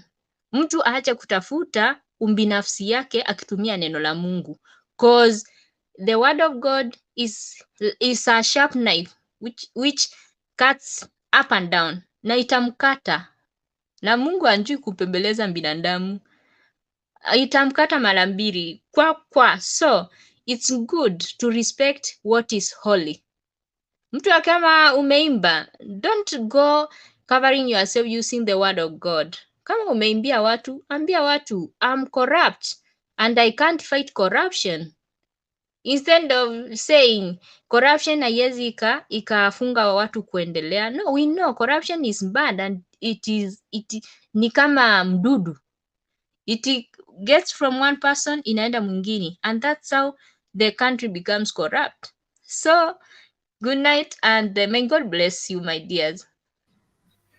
Okay, thank you, Kenya, Spain. And before I go, there is this Patrick Mushiri on the comment section. His boss obsessed with his agenda that he does not even respect our debate. Uhuru Project, hebu nikwambie, Uhuru Project ni Nairobi Expressway, okay? Hiyo ni Uhuru Project. Uhuru Project ni ile Mwea, okay? The rice from Mwea inanunuliwa na serikali kwa bei mzuri ili wakulima wapate malipo mzuri. Hiyo ndio Uhuru Project. Uhuru Project ni kuhakikisha kwamba nchi iko na amani na utengamano. Uhuru Project ni kuensure that hakuna kuibia uchaguzi tena. Tukishaenda kwa uchaguzi, yule anashinda anakuwa sworn in, si yule ameanguka. Hiyo ndio Uhuru Project. Kama uko na shida na hiyo, basi uko na shida sana, kwa sababu we are more twisted, and that's why we are saying, William Ruto says corruption cannot stop the country from progressing. What he's simply saying is that a twisted ruler can still make straight lines. That's what he's telling us, but he doesn't want us to understand that way, that a twisted ruler can still what? Draw straight lines. Now, is that possible? It is not possible, but because he's twisted in himself, he thinks that everybody will buy into his ideology. Patrick Mushiri, you just need to wise up and understand that there is something bigger than Kenya. There is something bigger than anyone in this country, and that is Kenya itself. So if you are digging in for Kenya, you're good. But if you are digging in for an individual who has been in power for 10 years, he has nothing to show for it, and you still want him to continue to add him another 5 years, hapana. Tunaendea rent yetu ya nyumba yetu ya Karen, maji ile waliombea ikakuwa safi, hiyo pia tunataka malipo yake. Stima, petroli hii ya miaka 5 amesema hakukuwa kwa serikali, hakukuwa anafanya kazi, lakini alilipwa. So hiyo hela yote tunahitaji. Maaskofu wako tayari kwenda kutakasa hiyo nyumba kabla deputy president wetu designate Martha Karua kuingia huko. So hiyo haina shida, hiyo hatutawahitaji cost ya kutakasa, tuko tayari kwenda kutakasa, lakini rent yetu ilipwe kabisa. Hakuna sababu ya wewe kutumia gari ya serikali, mafuta ya serikali, nyumba ya serikali, maji ya serikali, wapishi wa serikali, askari wa serikali, alafu unatusi hiyo serikali at the same time. Then you want it to go scot free? No. Those are the people that will begin by arresting, and they must deliver to us. Well, we started this show with Mama Selina, and I'm happy to hand over to her even as I leave. Njiru ndiye atakuwa chairman tukisonga mbele. Tafadhali tukutane baadaye. Let's keep it safe. Na kama you are in another country and you are a voter, begin to move near your polling station. Kununua air ticket sawa, lakini usinunue air ticket ambayo inakuja hapa eve to elections. Anything can happen. Unaweza peleka Dubai from Dubai, South Africa. Unafika hapa after 5 days. So please don't take that risk. If you're coming back to vote, begin your journey early, 2 weeks. We are now 21 days too. So you have like just 1 week. You must begin your journey coming here so that you can arrive in good time. You go and familiarize yourself with your polling station. Usiwe unatafuta kupiga kura Makadara na umeenda Nairobi West. Unatafuta huko nini tena upotee na utapelekwa nini kwa tafadhali. Let's make sure that we do that. So wale wote mko diaspora and you want to come and vote at home, begin the journey early. It is important. If you are in Nairobi and you vote in the village, anza kukata tiketi yako mapema, na ikibaki siku 5 kwa elections na kufukuza Nairobi, enda ukae karibu na polling station yako. Na siku ya kupiga kura hakuna busa, hakuna chang'aa, hakuna kileo chochote mpaka kura ipigwe kwanza. Ukishapiga ndio tukupatie idhini ya wewe kwenda kujiburudisha. Hii ni very important elections, na tunataka ikuwe na resounding ratified president. Hatutaki president ambaye ako na legitimacy matters. Tunataka president akienda Turkana, wamama wametoka wanapigia makofi. Akijaribu kuzunga hivi Moyale, wote wametoka wanashangilia kwa sababu ni rais wao. Sio rais walilazimishwa. Na njia pekee ya wewe kuchagua rais yako ni kuhakikisha kwamba unaenda nini? Kupiga kura. Wale ambao umeenda kuchunga ng'ombe, wale ndugu zangu wa Masai na wale wengine wote, mwanze kurudi kwa polling station. Ng'ombe sirudi, mvua tutaomba Mungu ataleta mvua tu mara moja, nyasi zitakuwepo. Turudi kwa polling station. Every vote counts. Let everybody be responsible. Let's do the right thing. God bless you guys. See you later. Mama Selina, take it. Njiru, tuonane baadaye. Bernard, asante. Kabla hujaenda, nyumba yetu ya Karen, nasikia amesema hawezi toka mpaka tarehe 8 mufanye election. So amesema atoki mpaka new deputy president akuwe ndani. So I'm wondering, ni nini anafanya kungoja? Hata kama anataka kukatalia hiyo nyumba, lazima mchunguze vizuri. Amesema atoki. Ngine Mkenya Spain, pongezi sana. Hiyo ndiye kazi tunataka wasichana yetu na watoto yetu wafanye. Uongeze sana. Nilikuwa na Asante Mama Selina. Nikaona uko na lugha ngapi? Uko na Kikuyu, uko na Kiswahili, uko na Kiingereza, umeongeza Spanish. Nikasema, oh my God, that is what we want. Thank you sana. Asante sana. Endelea.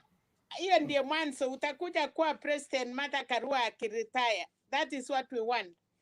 So leo nataka tu niseme kitu moja. In 22 days Just a moment Mama Selina, nikiondoka about nyumba ya Karen.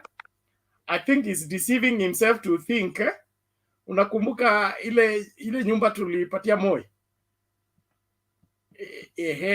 So anafikiria he has performed so exemplary ataachiwa hiyo nyumba. There is no house we are giving to anybody. The same way we got KICC back, everything. You have insulted this government for, we can't reward for your insults. So, Fungasha, fumigation team, led by Alex, iko tayari. Tushafanya majezi, tuko na hiyo ilikuwa inaitwa nini kwa agriculture? Bernard, don't you think ameficha pesa huko, hataki watu wakuje wachimbe hiyo pesa, ameficha huko? Hakuna pesa ameficha huko, ni kutaka tu eti aachiwe. Hakuna nyumba tunaachia mtu yeyote.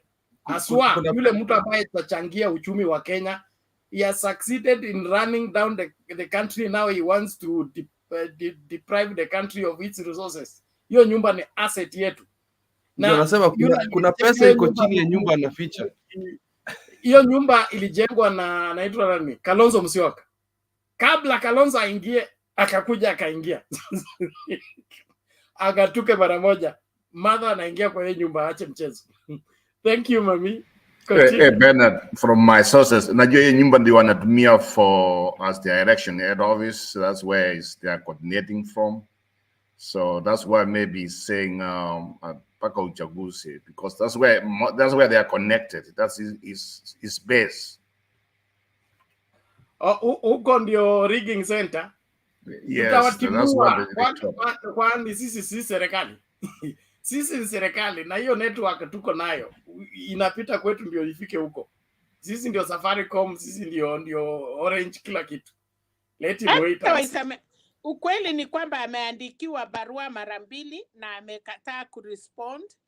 Alafu PA yake anasema kila kitu yenye iko kwa hii nyumba ni ya serikali, ni manguo tu tutatoa after tarehe 9. So kumaanisha ameambiwa atoke, nyumba itengenezwe, amekataa. It is real, si ile ya mchezo ya propaganda. It needs to get out. That house has to be cleaned for Our Lady.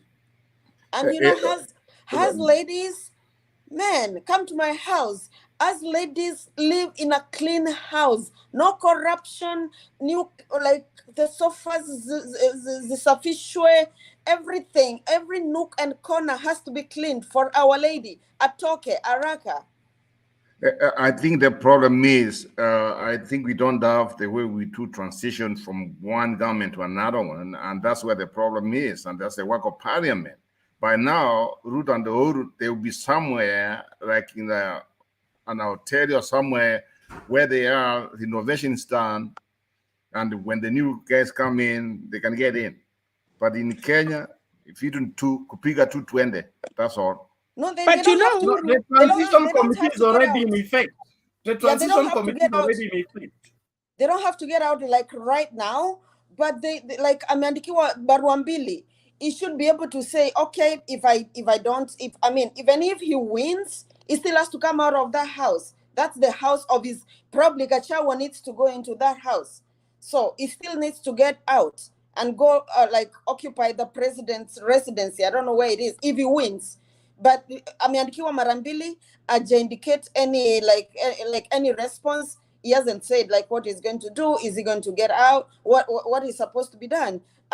It's like amekwamilia huko, amekwamilia gari za serikali, like Bernard said, amekwamilia nyumba, amekwamilia askari, amekwamilia job. I don't know this guy. I don't know how to describe RUTO. I would be so ashamed of drawing a salary every month. I don't know how much they pay them, $1 million, whatever $1 million shillings, how much they pay them. I would be so ashamed to be getting money like from people. That's our money. I pay taxes in Kenya. That's our taxes. He is tunamulipa na afanyi kitu. All he does is being too individualistic, is just campaigning. He does not give us even 1 minute of the time we pay him for. He does not do anything for the government. That's why, Mora, that's why he keeps on reminding you, I'm the first president of Kenya. Lakini kifika mambo ya unga na vitu vingine anakuambia hapana, mimi sihusiki hiyo, mimi nilitoka kwa government. It's a double, you know, if somebody makes some mad, sometimes you just feel like if you can get him out of there, just you hit him. Because he's a double liar. Yeah, when it comes to criticizing the government, he is number 1. and when it comes to like claiming favor for what the Uhuru government has done, I think whatever the government has done has been since Ruto stepped out, since the handshake. That's when we even see the expressway has been completed. We've seen like so many hospitals have been opened, so many more roads have been built. So he draws like positivity from that, but he hasn't contributed in it. But just then, when it's positive, then he's part of the government. When it's negative, he wants to distance himself. What kind of a human being is this guy? Why are we electing this guy into office? I've never gotten an answer from anybody that has a good reason why Ruto should be president of Kenya. And that's why we are expecting to get the answer on the 9th in a few days. But I'm shocked. I'm shocked he's still committed. By now, he should not be on the picture. By now, he should be answerable. Some of these things. It's kind of stealing from us. Ruto is very rude. Ataki kujua. You know, like, he knows everything. Anyway, kitu mzuri ni baba. Ile vile ule kijana Babu Owino anasema baba anachawapu. Kwa sababu Kenyans, ukiona vile anaenda simama Central na kuwadanganya kabisa na watu wanacheka. You know, hawezi sema hiyo mambo mali ingine. Anaenda kusema ati Martha Karua, sasa samani ilikuwa ni Raila. Sasa sahi amesema ni Martha Karua na Raila walimpeleka Hague. Can you imagine? Na anaenda kusemea Central. Na anaenda kuambia Katundu kama si mimi kusaidia Uhuru. Mara anasema haitaji kura ya Uhuru. Mara anatuambia Uhuru aende nyumbani. Tena anaenda lia kwa wenyewe kusema mumwambie Uhuru anisaidie. Can you imagine? Na kweli anaenda sema 97 na anajua watu ya wenyewe walikufa. You know, ana aibu. Hiyo kuambia hiyo watu na wewe ndio ulifanya hiyo vituko yote ilifanyika huko. You know, ni kama alisahau. Mama Selina sio kusahau. I'm also blaming Uhuru camp because wao waliacha huyu jamaa akaenda mbali sana. I mean, he goes to his hometown and he says all this nonsense after anaita Uhuru mtaperi and anamuita all these things. So he goes there. He wants. You see, the problem is, according to Ruto, he knows very well. And nafikiri wa Kenya ni watu wajinga sana. So he thinks he can give us, I mean, what they did 9 years ago, almost 10 years ago. Remember what we said. Uhuru Kenyatta and Ruto, if it was not about international court, I don't think they will ever form the same government. Because, first of all, Ruto was not qualified to be a vice president. Remember what they did. Remember what he said. He said, I'm going to be the vice president. Let Uhuru Kenyatta and Musalia Mudavadi find out who they want to be a presidential candidate. He knew very well that he was not capable. He can't run to be a president. You know what he did? He took advantage. Then when Uhuru came in, his work was to steal. He started grabbing. He wanted to build himself so that by this time, he thought his dream was what he had in mind. By this time, 23 days before election ya Kenya imekuwa imekwisha, is going to be the next president of Kenya, then he will keep on doing what he wants. Even this is a man I don't trust. This is a man who could have even turned Kenya if we give him a chance to be like Uganda way, to be Museveni way, to be Kagame way, dictatorship, where he thinks he still have this canoe mentality, where he thinks it's my way or a highway. That's how he does his things. And that's very wrong. That's very wrong. You know, these people are our cousins. Unajua hii Nilots, kumbe hii Nilots wako na kichwa ngumu. Unacha Kagame na Museveni ni hiyo watu ya ng'ombe. Anyway, it is true. Mama Selina, I know tumekuinterrupt sana. Mimi nilitaka tu kuona leo kabla nitoroke, nikusalamie. Unajua sijakuona for a very long time. Ndio nimengoja Roba na tena Valentino Wewe umepotea, tujasikia mambo ya Mombasa, hata mimi nataka kukusalamia. Nimeona Miss Morato, nimefurahi sana. Njeru, utamoderate hiyo tunakuonanga kila siku. Mkenya, congratulations my dear sister. 2 master's degree, ongeza ukuje hapa Central become a governor for us. But Mama Selina, nimekuja kukusalamia. Nitasikiza for background. Na nimeshukuru sana, umekuwa very devoted, umekujanga kila siku. Thank you very much for coming. Yeah, Kipril, kabla hujapotea. Kipril. Mambo vipi? Poa. Najua sijafanya analysis yake ya pwani ba. Si unajua mambo moto. Huyu jamaa alikuja hapa anaongea mingi, huyo achana naye. Huyo I think kichwa mwenda. Lakini yani watu washa decide. Unaona hata mimi nimenyamaza kwa sababu gani? Sitaki mtu aniharibu akili. Mimi nisha make decision tayari. Baba yuko State House, mimi niko na all algorithms ambao baba anaenda kuchukua. Chebukati na mtafuta sana nimtumie hiyo. Nimwambie in case hii result iende na hii nimekupatia hii. Tunaka pia wewe unaenda unakata miti pia wewe. Hatutaki mchezo. Huyu mtu anasema hapa ati costi Ruto atapata. Namba ziko wapi costi? Mimi natoka costi bana. Usituletee bana. Costi Raila anaenda kupata over 80%. Ruto atapata 20 ama 15. Wewe unatuambia nini? Hakuna kitu bwana. Central yenyewe itakuwa 50-50. Central 50 za Raila, 50 zake. Yeye namba ziko wapi? Hata huko Rift Valley Raila atapata kama 35 ama 40. Niambie Ruto anaenda wapi? Watu wasituletee bana. Uliza Mama Selina atakwambia vile North Rift iko. We are done with that, man. We are done. Kabisa bana. Watu wasikuja hapa watuletee. Wasituletee hapa watu wanakuja ongea ati propaganda. Hao wanaangalia result za Dennis Itumbi. Dennis Itumbi anawavuruga akili. Yule ni machinery ya Ruto. Analipwa ule kwa kuninio propaganda. So hao wanasikiza Facebook page, Twitter nini wanafuata hivyo. Watu watakujalia hawa. Result zishajulikana kitambo bana. Sisi tunangoja kuswea ili. Mimi mwenyewe tayari nimetengeneza overall hapa na rungu kubwa, nyundo kubwa ile ya baba nitakuwa hapo. Na tarehe 6 hapo. Tarehe 6 tuko Nyayo hapo. Mwanzo tayari nishabambazia Joe hiyo video hiyo ya hii uongo hii. Joe ameshanijibu Joe ameniambia wanapanga mechanism hiyo video wataiweka kwa loudspeaker. Hii ya Ruto anadanganya hii. Itasemwa hiyo. Mimi nakwambia. Kwa hivyo huyu mtu asituletee hapa bana. Asituvuruge akili bana. Wakenya tusha decide.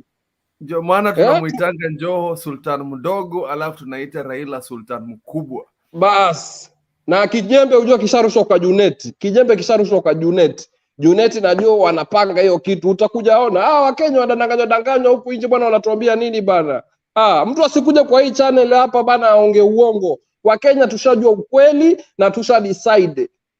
Raila atakuwa president. Tatosha. Hatutaki story nyingine. Mtu akija hapa aanze usongea mambo ya Ruto nini aenda akate miti huko. Akate miti na akimaliza kukata miti tutapata mpaka nyasi. Na tutawafanya magardeners. Hao watakuwa magardeners hao. Kwani wanatuambia nini hapa? Mtu wa Ruto asikuja kaongea hapa mambo ya ujinga hapa bana. We have already decided, we have made decision and that's all. Period.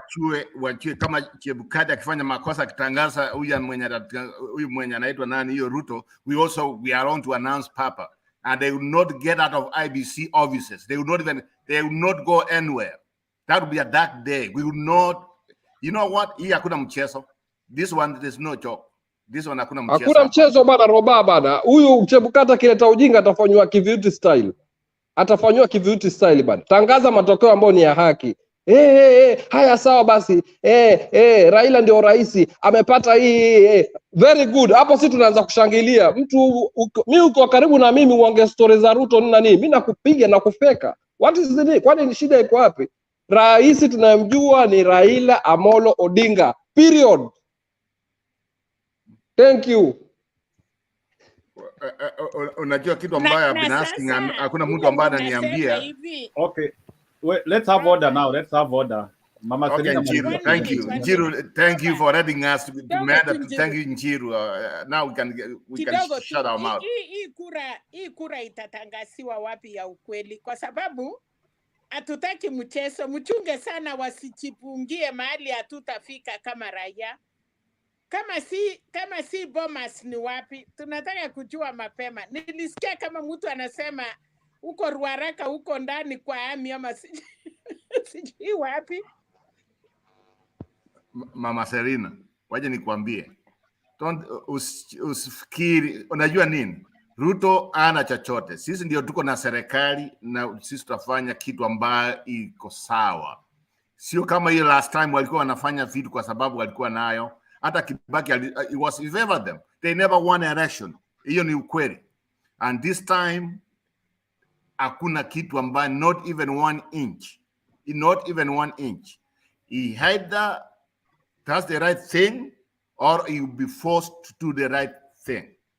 Unajua alikuwa na mpango, all these things he was tunajua, some of this we don't want to talk here. I don't want to be like I don't want to say. But we know what he had in mind. Roba, absolutely 100%. This time hii mambo ya nusu mkate mimi nimekataa. Hata Njeri amesema hivyo. We are not going to accept your handshake. None of us are going to do that.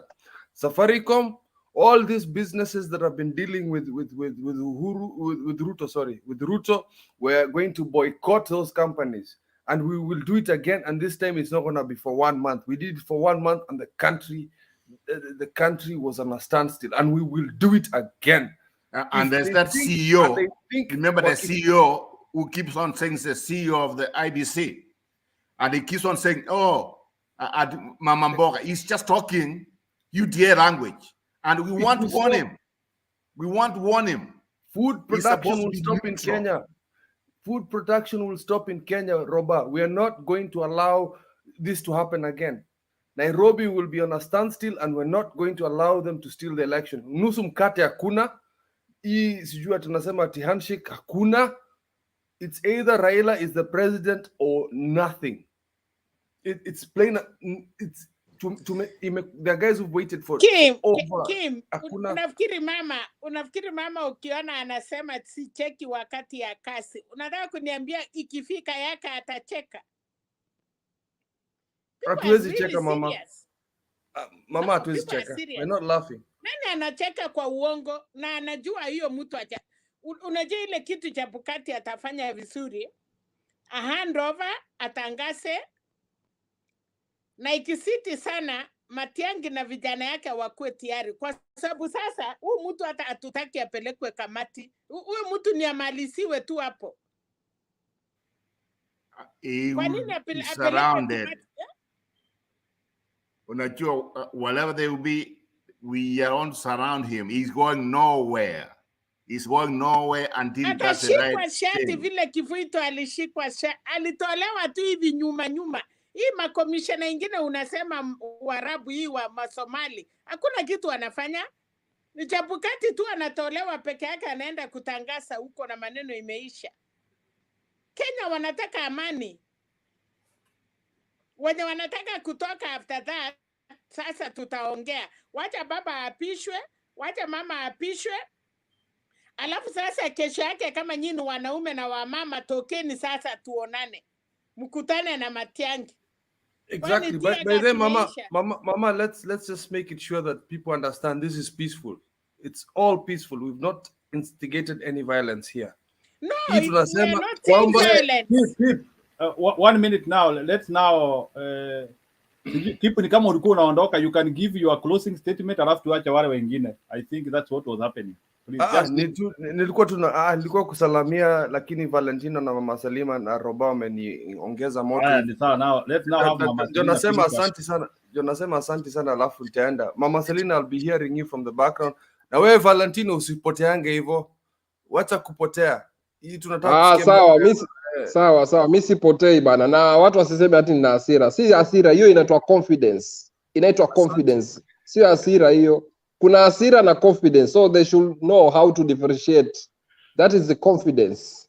Thank you. I'll be listening to the two of you in the background. Mama Selina will debate tomorrow. Roba, where buy your uniform? Wachana na Papa. When's your original Papa? I'm the original Papa. Now that's what No, Christina we will not get, no, to... keep sasa utanyamaza sasa, we are going to mute you, please. Okay, bye. Wacha watu wengine ongee. Okay, Mama Selina, take your chance. Okay, thank you so much. Unajua hata hakuna mambo, ni ile baba amefanya Nairobi. Unajua tulikuwa tunaongea hapa tukiuliza baba tu akienda Nairobi, mambo ya Nairobi imeisha. For me, nataka gavana ya Azimio, nataka watu yote ya Nairobi ni Azimio, na wametuonyesha hiyo kijana yetu moja alifanya aibu, hata hatutaki kuongea. You know, these are our children. Baba alisema ni mtoto yake, so sometimes mtoto akiwa na excitement anawachiliwa. Otherwise tutaconcentrate na mambo ya muhimu ya kwamba Ruaraka ni teacher Ekatwang na Oluoch. Kwa hiyo ingine Babu Owino imeenda vizuri Nairobi. Alafu ile kitu sasa nyinyi tunaulizana, kasi ya police for real ni servants, utumishi kwa wote.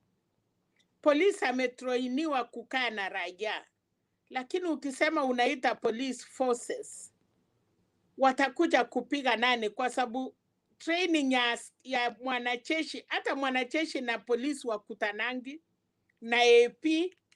So ukikuja kutuambia ati unataka kupatilisha polisi wakuwe forces, wafanye nini?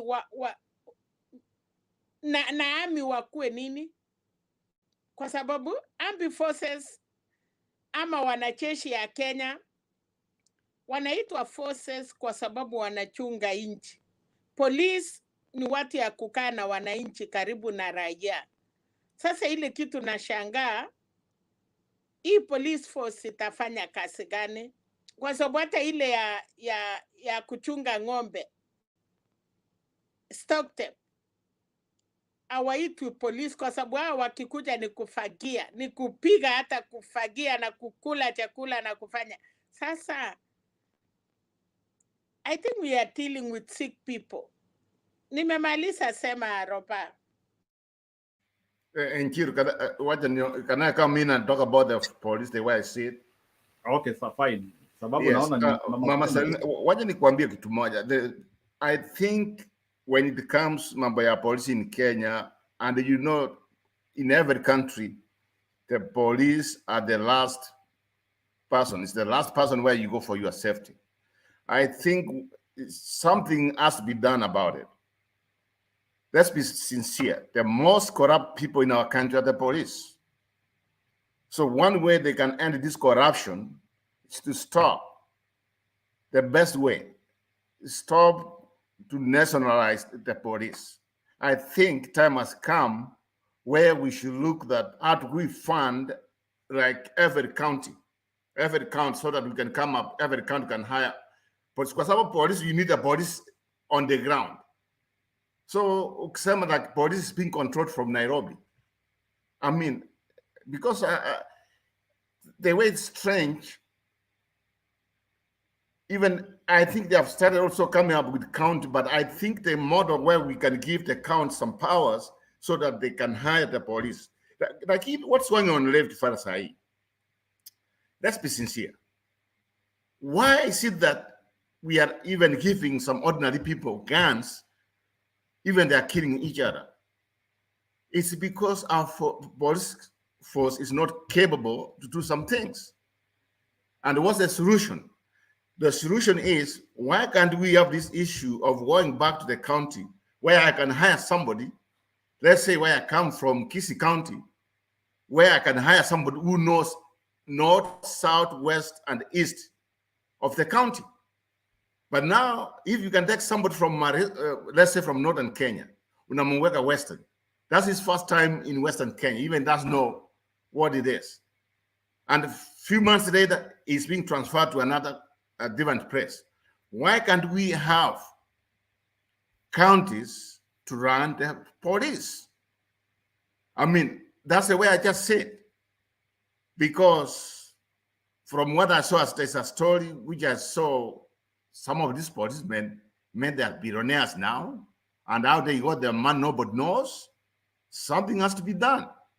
And one of the worst thing is, some of us, we are victims of the police in Kenya. Some of these people, when you go there, imagine, uko na gari yako. Let me give you example. Na gari yangu, iko na problem na side mirror. Your boss, then the boss stops you, says you are not going to travel or you are not going nowhere until you go to a bus station or you pay some price. So, in fact, my case, I asked the policeman and I asked him, what's the problem? And the problem is my side mirror had a crack. Then I told them, okay, why can't you give me like a ticket or a fine or something, and I keep on to do what I'm doing? Like I said, no, we have to go to the station. Imagine a side mirror, cracked side mirror, simple thing. And that's why I came to realize police in our country, they have too much power. Imagine somebody anakuja gari yako, achivile umeosa gari yako, what is in your car, anakuambia songa, anaingia kwa steering, is the one driving you to a bus station. Unajua hiyo chamani nimwambia, by the time utajikuta ukisina mimi. And that's why he got scared and he got out of the car. The police force in our country, they have too much power. We should come up with a solution. I hope Papa and Mama's government, when it comes, they should be able to have a solution to our problems. Not trying to imagine a solution. That's what I want to see. Okay, I think... Nimalizie Njeru ama ni sawa? Sasa we umeongea mambo ya polisi ya commissioners ama regular. You know, hii mambo ya polisi kuna na hii ma inspector, ma county commissioners, ma county PPOs. So who is the problem in police? Ni wakubwa ama regular police? Wapi tunataka kurekebisha? It's the system. Unajua, I'm sick and tired when people come here, and I had somebody here in this panel, he was saying, oh, you cannot blame the police of corruption because they get paid peanuts. My question is, when they took that job, they didn't know what the job requirements were. If somebody took the job as a police officer, he knew how much they are going to get paid. So for somebody to come and tell me they are going to do corruption because they are not getting paid enough money, that's some kind of nonsense. Because in every job, to be a teacher, they know how much they're going to be paid to be a teacher. If somebody goes, you're going to be a clerk or kufanyia kazi muhindi anakuambia how much it's going to pay you. And this police force, when they go, before they go for training, they know how much they are going to get paid. Then why are they going to tell us they want to do corruption because they are not getting paid enough money? That's not an excuse, and that's where we go wrong. You know what I think about corruption in Kenya? It's so deep rooted. It's like everywhere. So tukisema ati polisi ati ndio wanachukua hongo because they are underpaid, I think that's just the tip of the iceberg. Seriously, in every sector in Kenya there's corruption. Yani lakini ya polisi, it's kind of like it's their right wahongwe. It's their right to be bribed. It's their, you know, it's so deep rooted. And if we have to get rid of it, I don't think it's something that can be gotten rid of even in 5 years. Martha and Baba will try. Maybe they will not finish. They will not get like into the nitty gritty of corruption. But a beginning is better than nothing. We want to see, like Martha says, even if kama ni babake, ni sister ni brother, if they're corrupt, they'll be prosecuted. You know, if they start drilling that into people's consciousness, like if I'm found being corrupt, I'm going to go to jail, then that's a beginning. That's what we want to see. But like saying like the police are being paid peanuts, that's why they accept bribes. It's become a culture for them. It's become like their rights. They think like you have to give them something. I was driving with my brother to Eldoret when I went to Kenya. I think we got to Nand Hills or somewhere. And then this police guy stopped us. So when he stopped us, he asked my brother for his driver's license. So akagundua ni Mkisi. And then that police officer pia ni Mkisi. Akasema tu, nyinyi watu wangu, lakini lazima mnunulie soda. Now my brother didn't have any problem. He had insurance. Everything was clean. Sasa nikamuuliza, honestly, why do we have to buy you soda? Akaanza kucheka. Because aliaibika. Because there's no reason why we, like, quickly, because I'm getting late, let me just give this person the 200 shillings that they're asking for. Tumewazoesha, wamezoea. So we really need to have a culture change in Kenya about corruption, about chai, kitu kidogo. We have to have a culture change. That's what I think. Mora, in that spirit, are you aware that we have a presidential candidate who said corruption cannot stop development? Can you comment on that statement? Because, and that presidential candidate is having people, millions of Kenyans who are suffering, they are following him, and he said corruption cannot stop development. Do you believe him? So if you elect such a leader into office, what are you expecting? He's going to continue being corrupt. He's not going to prosecute anyone that is engaging in corruption. He is going to continue being corrupt. Because like in the Azimio WhatsApp group, I saw someone posted like the most corrupt African leaders. RUTO's name came up like top 10. Did you see it, Njiru? Top 10 most corrupt African leaders. It's not even Uhuru that came up or anyone else. It's RUTO's name, I think, came number 5, number 4 or number 5. So we are electing this person into power. We know for sure he's corrupt. He has not told us how he's going to fight corruption. So how do we expect him to fight corruption? Mtamchagua, ataingia kwa hiyo ofisi, atawambia, you guys, you knew who you were electing. I told you during my campaigns, there's nothing I could do about corruption, and you ended up electing me. So what do we expect him to do? So the best thing to do here is just not to elect him. Simple and clear. Because sahi hakuna utetezi. Tukimwelect, atasema, niliwambia mimi, I can't fight corruption. It's too deep-rooted or whatever. But we end up electing him. What do we expect? He's going to continue being corrupt. His cronies, the cartels will continue. He's not, RUTO, honest to God, electing RUTO is never, ever going to change Kenya for the better. There's no way RUTO will change Kenya for the better if you elect him. No way. Zero. Nada. Zero. Okay. Before I bring Robert, because I know Robert wants to contribute something in that. Have you tried to analyze the reason why corrupt leaders are popular in Africa? Have you tried to look at it? Indeed, corrupt people are very popular in Africa. That is why you will prosecute somebody. It happened in South Africa, where Jacob Zuma was prosecuted because of corruption, and the people were demonstrating and even killing one another because of him. So what is this thing we have in Africa, whereby as you get corrupt, you start trapping people within the mood of that corruption, and they start seeing as if you are bad, you are a good person, to the extent even if you are sharing the wealth with these people. What is that character which people are having that we are still supporting corrupt people? You know, in my opinion, why corrupt leaders are elected, it's because, you know, I mean, let's take an example. Let's take an example of RUTO. He looted so much money during the first term, that he had so much money that he was like dishing out to people. Like someone said, like he built a house from Davadi, he built a house from Malala. So they have money, and they blind people. They make people blind with that money. So, and that's how they brainwash people, by use of money that they have stolen from the same people that they are going to brainwash.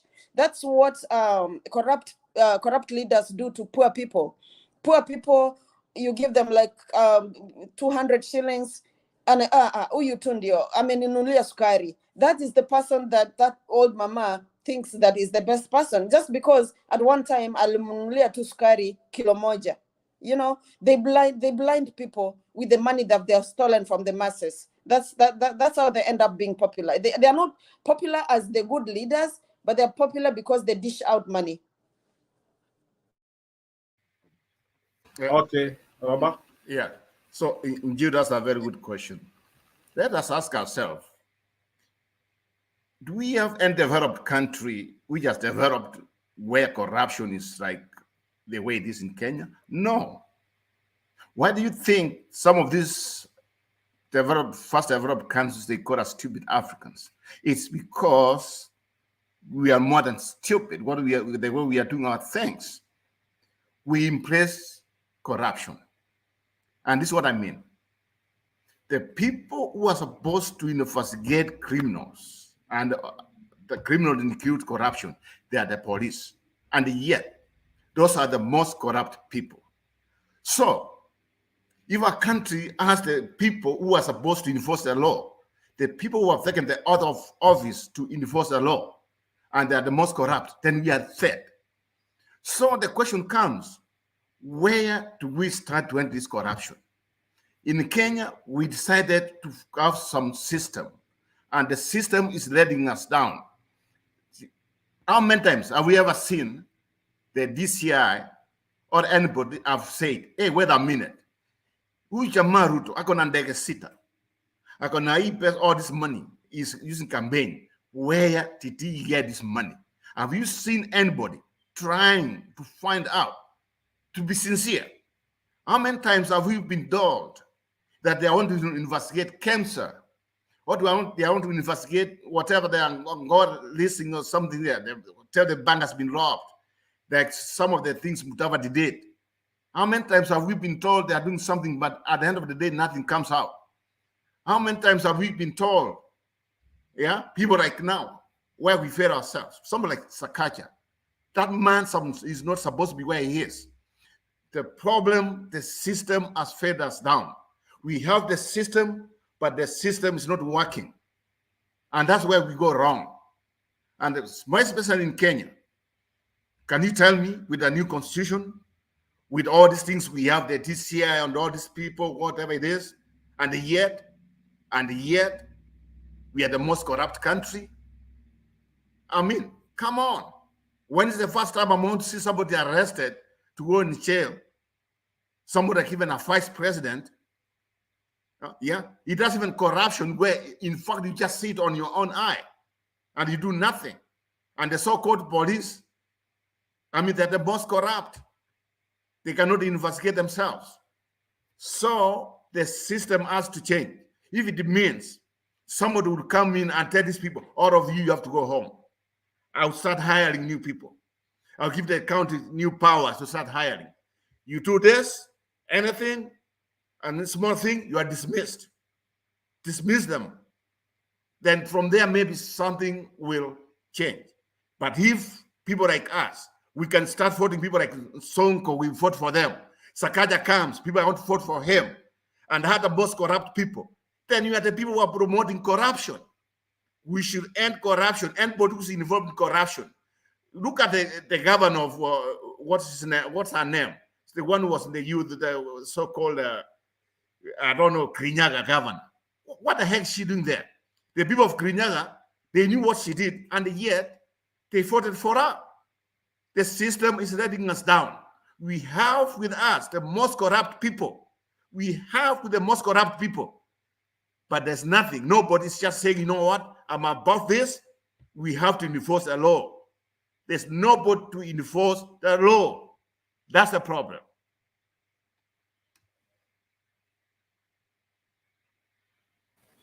Okay. Yeah, let me just add something quick. It's going to take like a complete mind change of Kenyans. It's going to take like a complete mind change of the leaders that we elect. It's going to take a complete turnaround for corruption to end in Kenya. I don't know if it will ever end, but let's hope, let's pray, let's put in the right leaders, and then let's support them. Let's not involve ourselves in corruption ourselves. Let's not hunger those police. Let's not, like, for a service, like I was saying here the other day, I went to Kenya to get my new generation passport. And because my flight was coming up soon, like the next week, someone expected me to like bribe them so I can get my passport quicker. I stood my ground. I told them my passport should be ready. I applied for it 2 weeks ago. It should be ready before I leave. I stood my ground. I did not bribe anybody. They gave me my passport.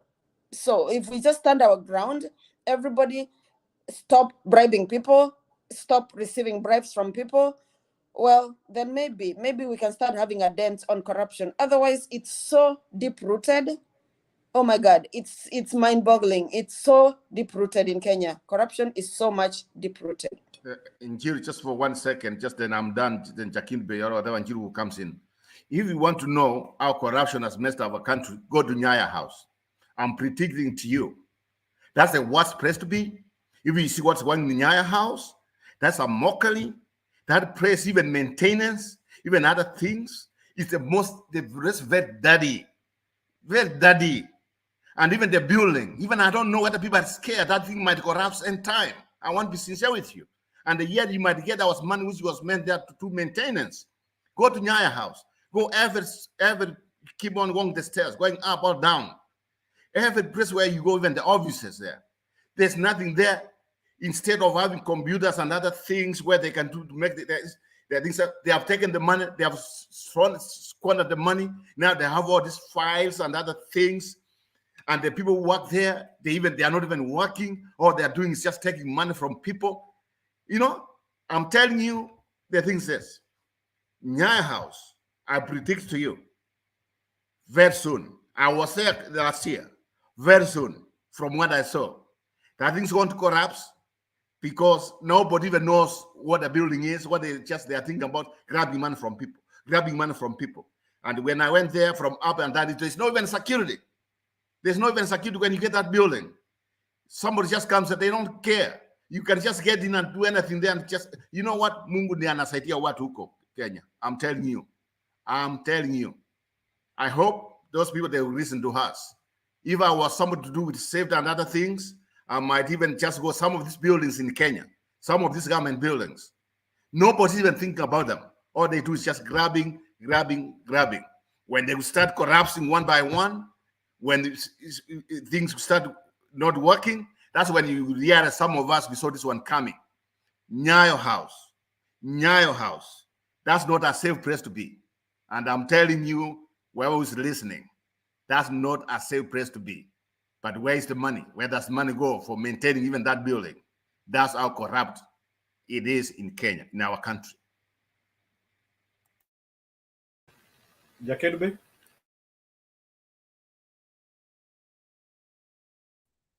Asante Njiru, asante. Nawasalimia wote, hamjambo. Sikutaka kuingia leo kwa sababu niko na shughuli zingine kidogo, lakini mliposema mambo ya corruption ikanifanya niingie niseme kwamba kwa maoni yangu mambo ya corruption ni sisi wenyewe ndio tuko corrupt. Hauwezi kusema ati polisi wako corrupt, ni sisi ndio tuko corrupt, kwa sababu sisi ndio tunachagua corrupt leader. Sisi ndio tunasema huyu ni mwizi wetu. Sasa ukija sema huyu ni mwizi wetu, mnamchagua, tunajilaumu namna gani? Sisi ndio tuko corrupt. Ni lazima sisi tukubali kwamba kila mtu aheshimu sheria, na sheria ikipata mtu tuwe ruthless. Tusijali yeye ni nani, yeye ni ndugu yako, yeye ni nani, lazima tuwe ruthless. Hiyo ndio tutakomesha mambo ya corruption.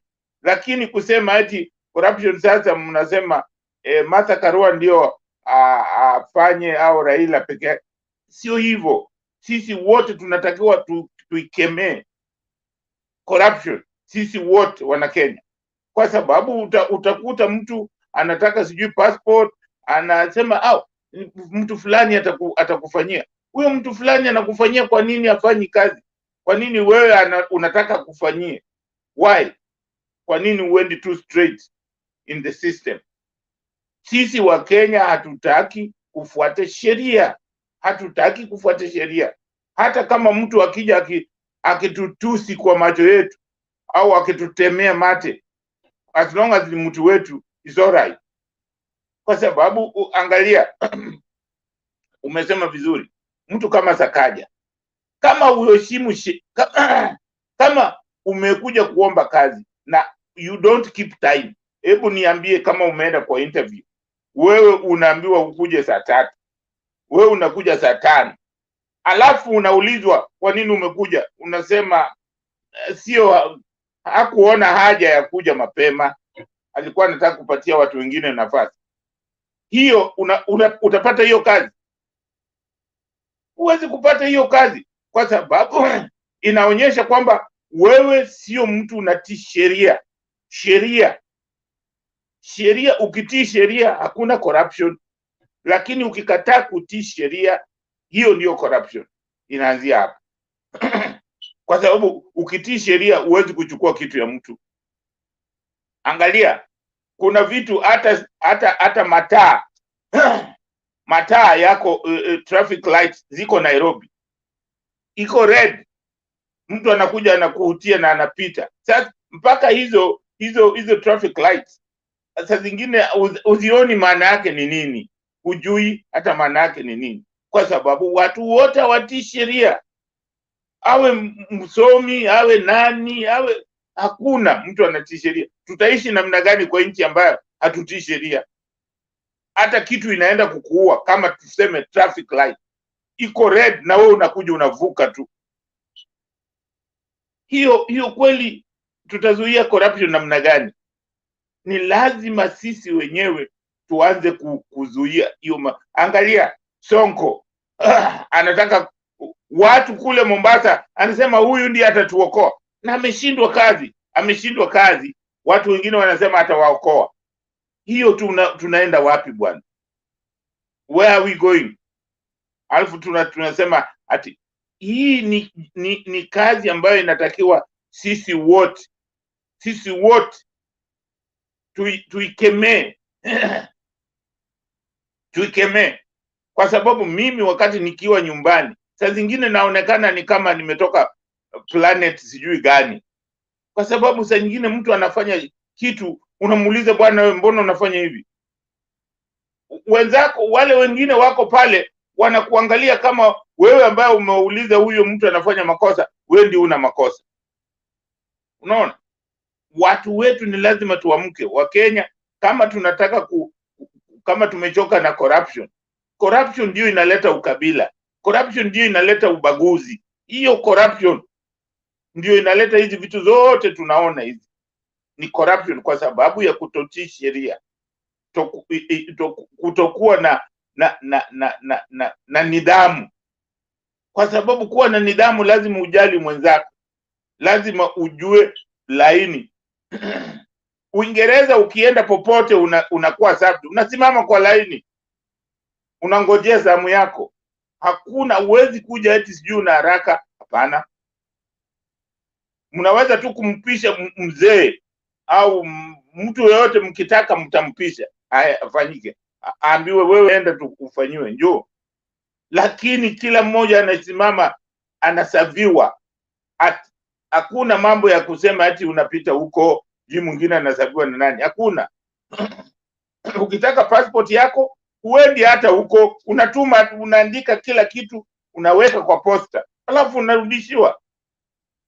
Hakuna mambo ya utaenda kumpatia mtu namna. Ni kwa sababu wanatii sheria, kwa sababu akipatikana na makosa ataadhibiwa vikali sana. So hiyo ndio tunatakiwa tufanye. Tunakuwa ruthless.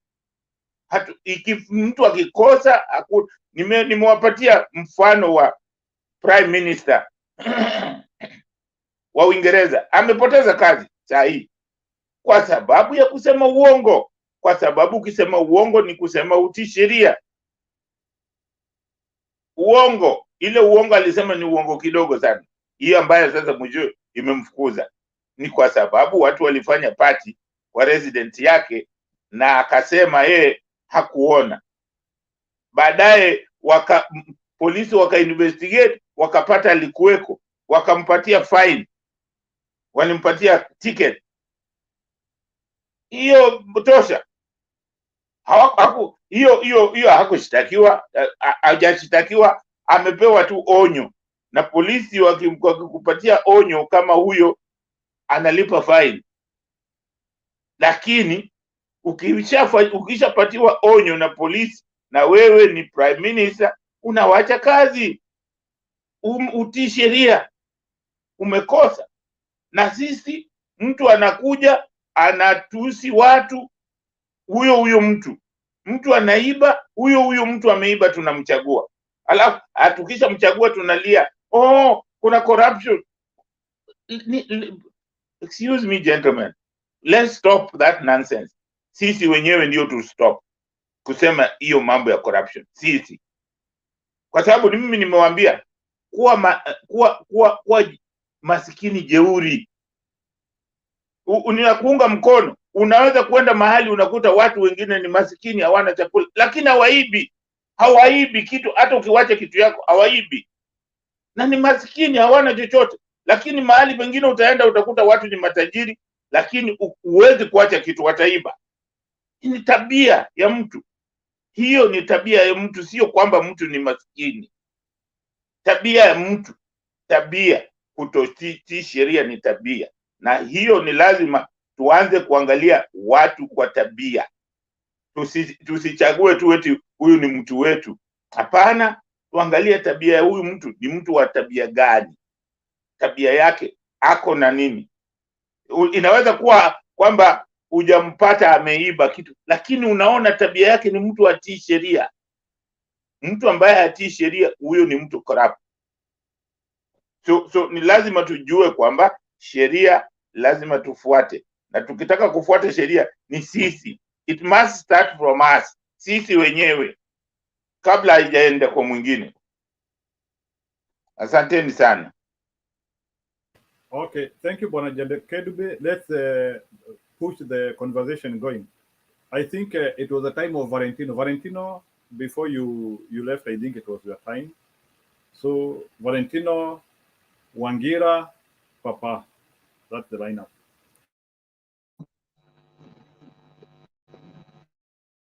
Yeah, thank you Mr. Njiro. Mi sina mambo mingi ya kuongea. Naenda direct kwa topic. Topic ya leo, Raila Consolidates in Nairobi. Yeah, kampeni imekuwa nzuri for 2 days. Unaweza ukaona kuna big difference since Raila ingia Nairobi kufanya hizo campaign. Ameleta big difference especially kwa the incoming governor. Naona ameleta improvement kubwa sana, na lazima atashinda, lazima Igathe lazima atashinda. Ukiangalia ile monopoly, wajua lazima tukubali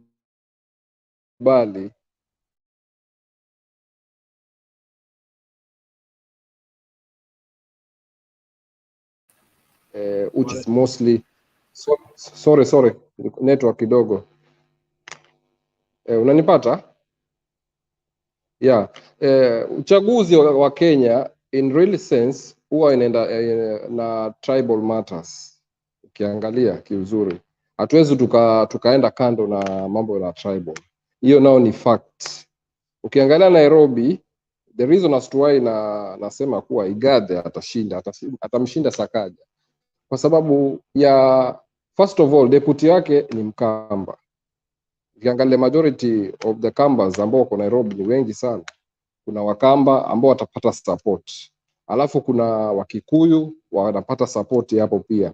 Waluo pia wako wengi sana hapo. Kuna Wakisii pale. Sakaja kidogo atapata percentage kubwa ni upande wa Luya, na Luya wajua pia wamegawanya. Kuna wale wana support pia baba na watasupport Igathe. So ukiangalia according to arithmetic, Igathe akona support kubwa sana na Igathe atawin. So that is my ninio. Na kampeni inaelekea vizuri. Ukiangalia for those 2 days kuna big improvement, na hata wale watu wamekuwa indoors. Tukiangalia pia yani umati, unaona, ukiangalia pia watu wako na furaha sana. Unajua baba ni baba tu. Ukiangalia kampeni, baba akiingia pahali lazima utanyosha mkono. Baba anajua sana kuvuta watu wake, na anajua yeye mwenyewe kuongea na watu wake. So upande wa kampeni Nairobi, I don't have any doubt. I know Raila will consolidate those votes and Raila will win in Nairobi. na Igathe atashinda pia. Haya, hii upande wa Ruto amesema kuwa atachange police service to police force. Hiyo ni kurudisha wananchi nyuma. Huyo unaleta enzi za KANU zile watu hiyo hatutaki, na sidhani kama kuna mtu atakubali.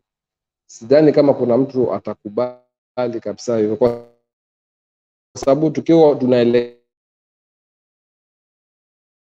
huko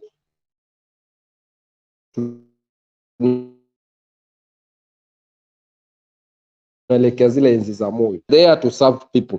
They are not there to molest them. No, we don't want that. So for me, from my side, I don't support that. Issue nyingine ni IEBC to avail manual register. Yeah, that is what we want. And hiyo italeta usawa, kwa sababu kutakuwa kuna zile complain nyingi nini na nini.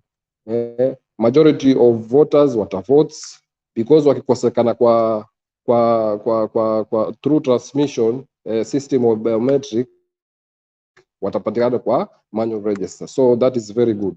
So hiyo ni hayo tu, nilikuwa niongee mafupi tu, sina mambo mengi. Njiru, back to you. Okay, sawa bwana Valentino, thank you for your contribution. Umeongea story ya Igathe Nairobi. I still believe Igathe is going to win, because I don't think a Baba candidate can lose in Nairobi. It will be laughable. So I believe Baba candidate cannot lose in Nairobi. Na sasa sahi Baba yuko, Wakikuyu karibu nusu wako hapo, Wakamba najua ni 100%. Igathe is a good candidate. He is not a pushover. He is presentable. Igathe is taking on this thing. So, Robert, you have a question before you go to the next person? Yeah, yes, Valentino. Hey, what's happening? Because you said you're from Coast. Hii Aisha Chuma bana, ako wapi? Ni kama ameanza kujifungia kwa shimo already. Nani? Is it Aisha Chuma?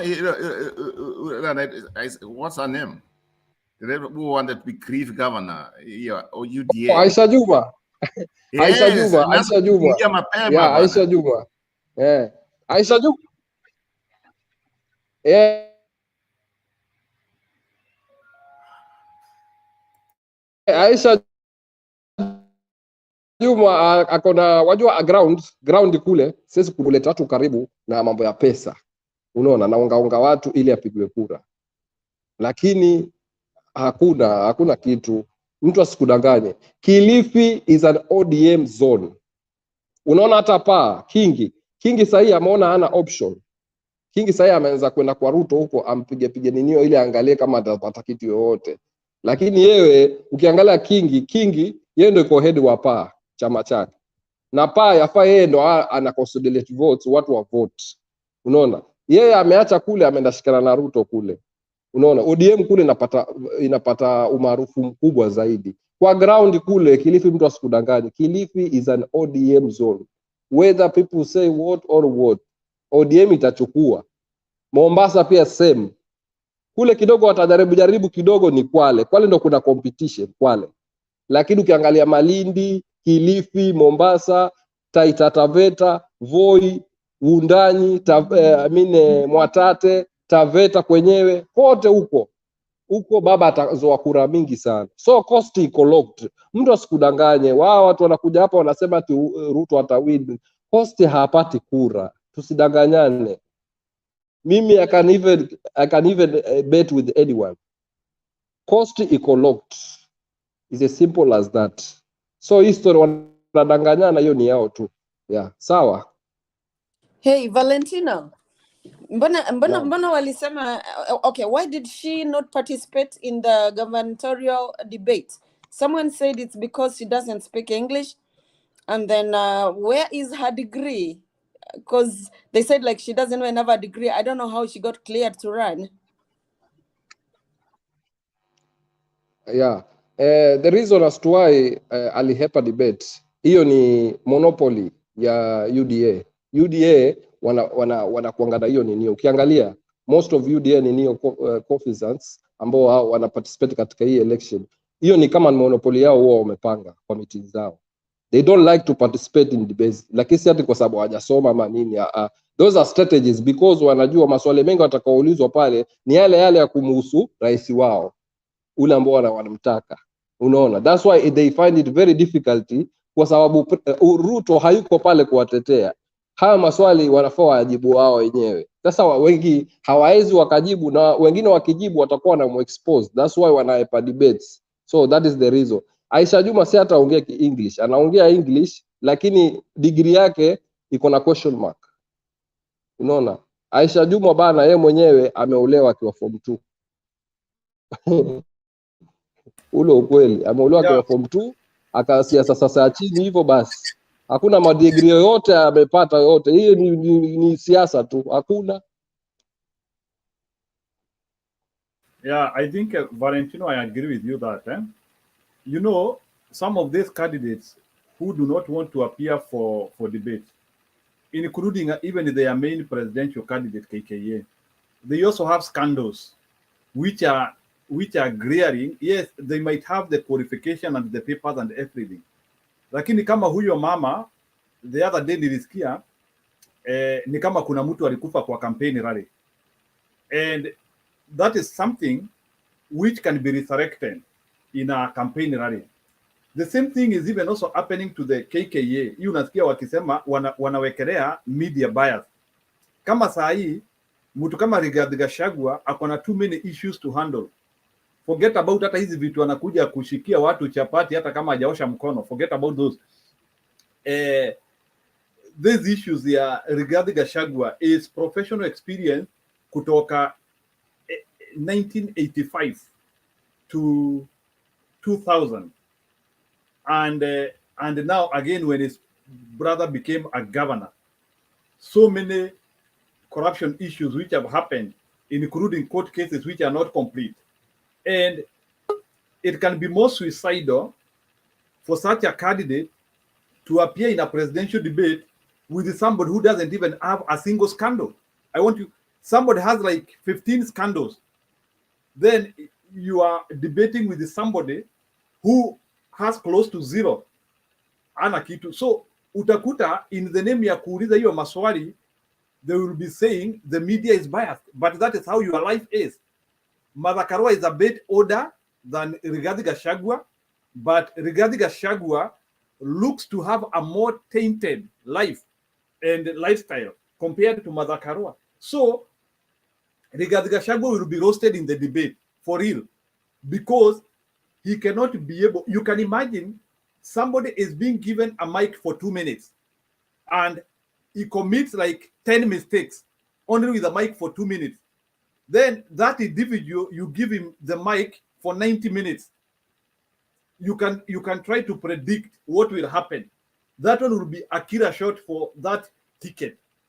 If Rigathi Gachagua appears in a presidential debate, in deputy presidential debate for 90 minutes, he will make too many mistakes. So that is why KKA will continue giving excuses, and because the person they don't want in the debate is not Ruto, it is Rigathi Gachagua, because they know Ruto can lie, Ruto can present, and they know that, but their problem is with Rigathi, because Rigathi is undefendable and he cannot even defend himself, and his lifestyle is extremely undefendable, and no one can be able to, and there is too much which has been coming, and then the person who you are competing with, or the person who you are with, even like hata huyu this guy huyu wa bangi anaitwaje, huyu jamaa wa bangi Wajakoya. Even Wajakoya has a good candidate than yours. Even the other guy has a good candidate than yours. So the only person with a very bad history is Rigathi Gachagua. He cannot appear in that debate. So, Nchir, may I ask you a question? So, what's the latest? Is he going to participate next week's debate, or they are not going to participate? What's the latest? That's something I have no idea what's going on. They just gave that. They just gave that comment that they will not participate in the debate. But either way, you participate in the presidential debate or you don't participate. it's a killer thing for them. Remember, 2022 is a very delicate election. It is not an election which you can just show Kenyans pride. So the deputy president, together with his running mate, he has no option other than to appear for the presidential debate if he has to remain competitive. But I can assure you, if they are not going to appear for this debate, is not the 2013 one and the 2017 one, the ones which even Mr. Uhuru Kenyatta was saying, they are trying to follow the same script. But 2022 is very delicate. The moment you try to show Kenyans you don't respect them, you don't want to debate, that one is going to even blow their numbers down. Okay, when you say that, Njiru, there's one my concern, and that's where in Kenya we go wrong. If these people have said they would not participate, why can't we have the people, the media, they say, if we are not going to be there when the debate starts, we will not allow you to come in. We don't want to go through what happened in Nairobi. On the governor's side debate, somebody comes in, half an hour late, still people are kissing him as he's the winner. When the debate starts, we should say, if they are not there, they should not be allowed to come in, point blank. I think Asimio has to go that, somebody has to advise them, because Mambo Auto attack. Kama wamesema they are not coming, they are not coming. If they are not there when the debate starts, then they should not be allowed to come in. That's the way I see it. Yeah, Mr. Roba, I agree with what you say, but remember, we are in the infancy stages of democracy, whereby we started with the presidential debate, I think, the last 10 years ago. It is not something we are used to. And I know Mr. Ruto might want to come late or not, I don't know. But what I'm saying is that, to cut the long story short, 2022 is a very delicate election. It's an election where Kenyans are taking a lot of concern with it. You can see there is a lot of media concentration. There is a lot of Kenyans are looking at it. So it's an election where we are going an extra mile. It's an election whereby we want to de-ethnize our country. It's an election where we are breaking some barriers. So it's not an election which you can approach it with the pride. And that's one thing. Jiro, what I mean is this. In the end, we're going to go to the debate, we must have rules and regulation governing the debate. If, as Mio says, we want to participate, but when either can get a clear, we start the debate. If the other party is not here, they should not be allowed to come in the middle of the debate. That's it. We either accept it or then we will not participate either. Because remember what happened? These guys, they go there, they do what's going on, they come here, they come back and they steal the show, and now people are saying, oh, you won. We cannot have the same mistakes. If the media comes here, because we are given a choice, all of you have to agree on certain rules. One of the rules, as Mio should say, is that we start a debate. If the other party is not there, they will not be allowed to come in until the debate is over.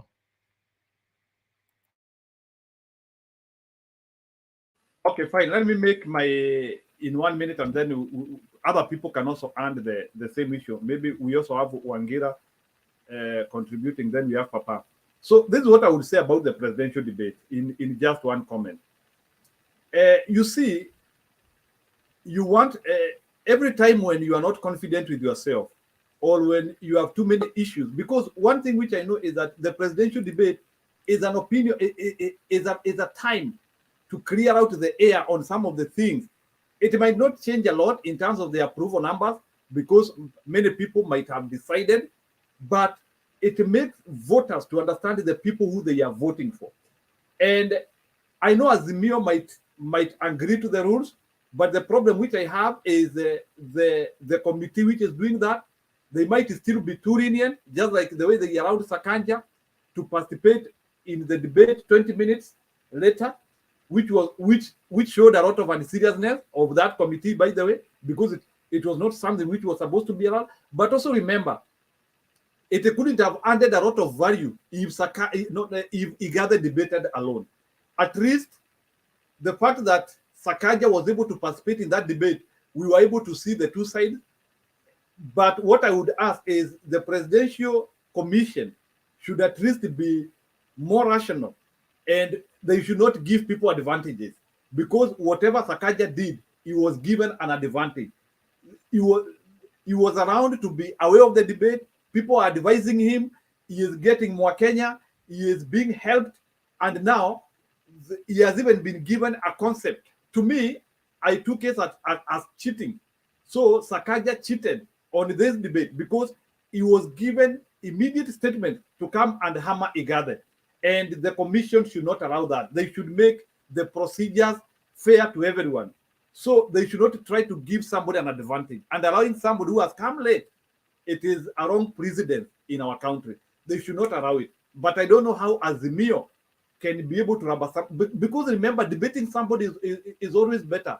It gives you more advantage to knock out some propagandas if they are there.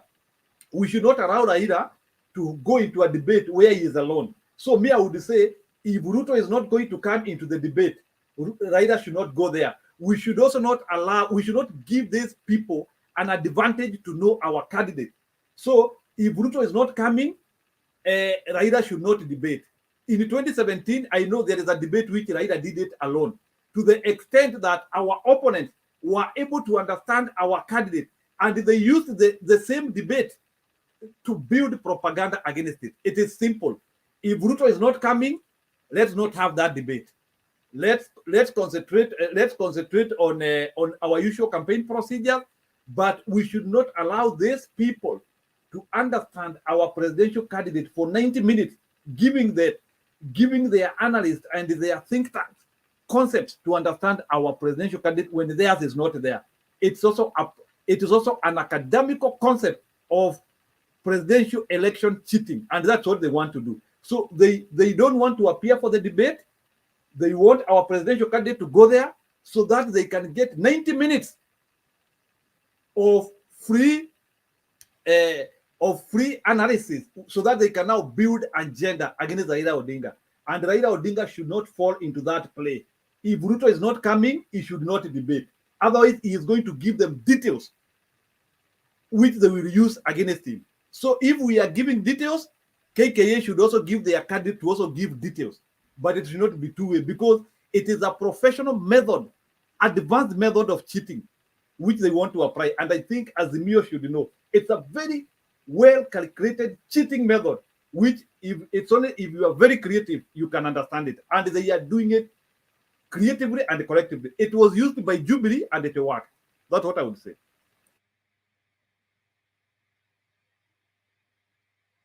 Okay. Valentino, you want to add something before you get somebody? Yeah, just a few minutes, because I want to. Sorry. Yeah. Yeah, because if there's only one candidate, that's not a debate. So they shouldn't just have just one person in a debate. If the other person doesn't show up, the debate can be cancelled. Because like this Tuesday, I wonder if Gachagua is going to make it to the debate. So if it doesn't come, I don't see any reason why Martha should just debate herself. Yeah, you are right. You are right, Miss Mora.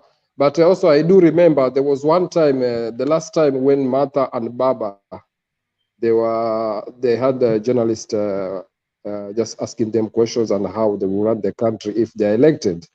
I remember there was a part whereby Raila was asked, will you attend debate this time or you not attend? Then Raila responded that, last time I debated only. So if Ruto will not show up, I don't see any meaningful of me attending the debate. He was asked. So I think we echo him. We really echo his words and we follow in that. If it is a manifesto, already the whole country, they know about Baba's manifesto. There's no one who, even the kids, they know Baba Care. They know some. They know there's free education wherever. So Raila has already displayed his manifesto in and out. People they know is other than Ruto just talking about kitendawili bus, but he's not talking anything about the manifesto. So about that section, we shall just leave it for our principals. They will decide. But from our own opinion, me also, I believe that if no one will show up in the debate, there's no need, because it will not make any sense. Valentino, Now, the principals, we left them for Nairobi debate and they screwed up. We don't want them to do the same mistake again.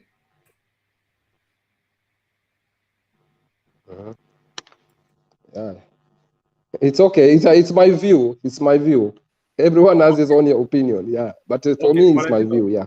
Don't worry. I always hear that even very serious as me of people always watch this program.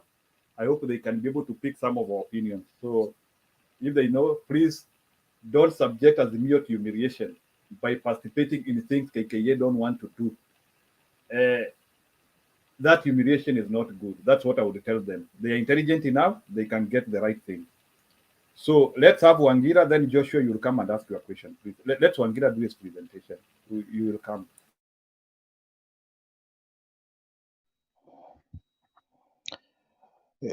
Good morning, Njiru. Good morning, everybody.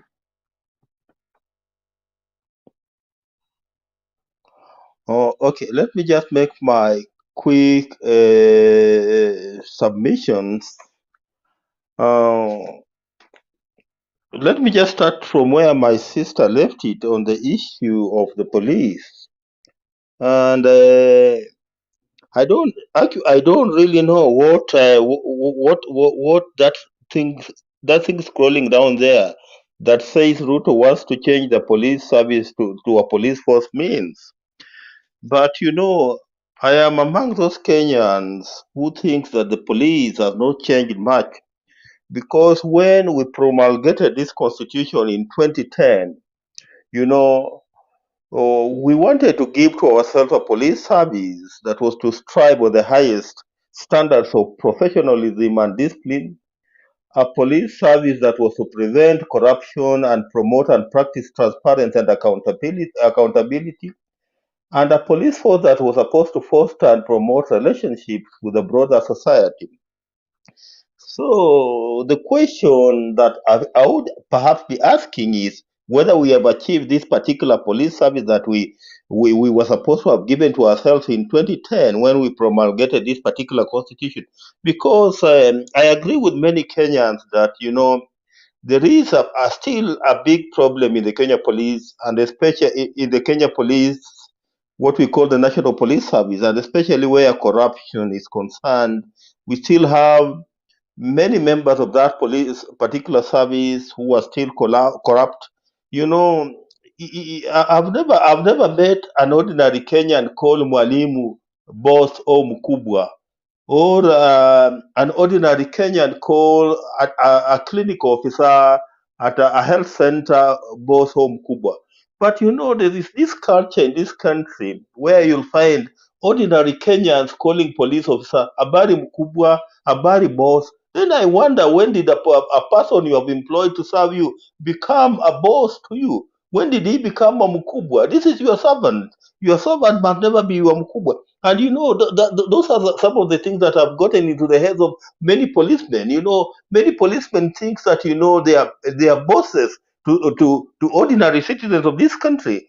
And when it is very, very clear that the authority that has been assigned to them as police officers vest in them the responsibility to serve us, the people of Kenya, rather than the power to rule over us. But you'll discover that there are many police officers who still believe that they can rule over Kenyans than serve the people of Kenya. So I think I agree with most of you people here on the panel today that we really need to audit this the National Police Service. It's 12 years since we promulgated this constitution, and perhaps it's time that we audited the National Police Service to see whether they have attained what we call the objectives and the functions of the National Police Service as provided for in the 2010 Constitution.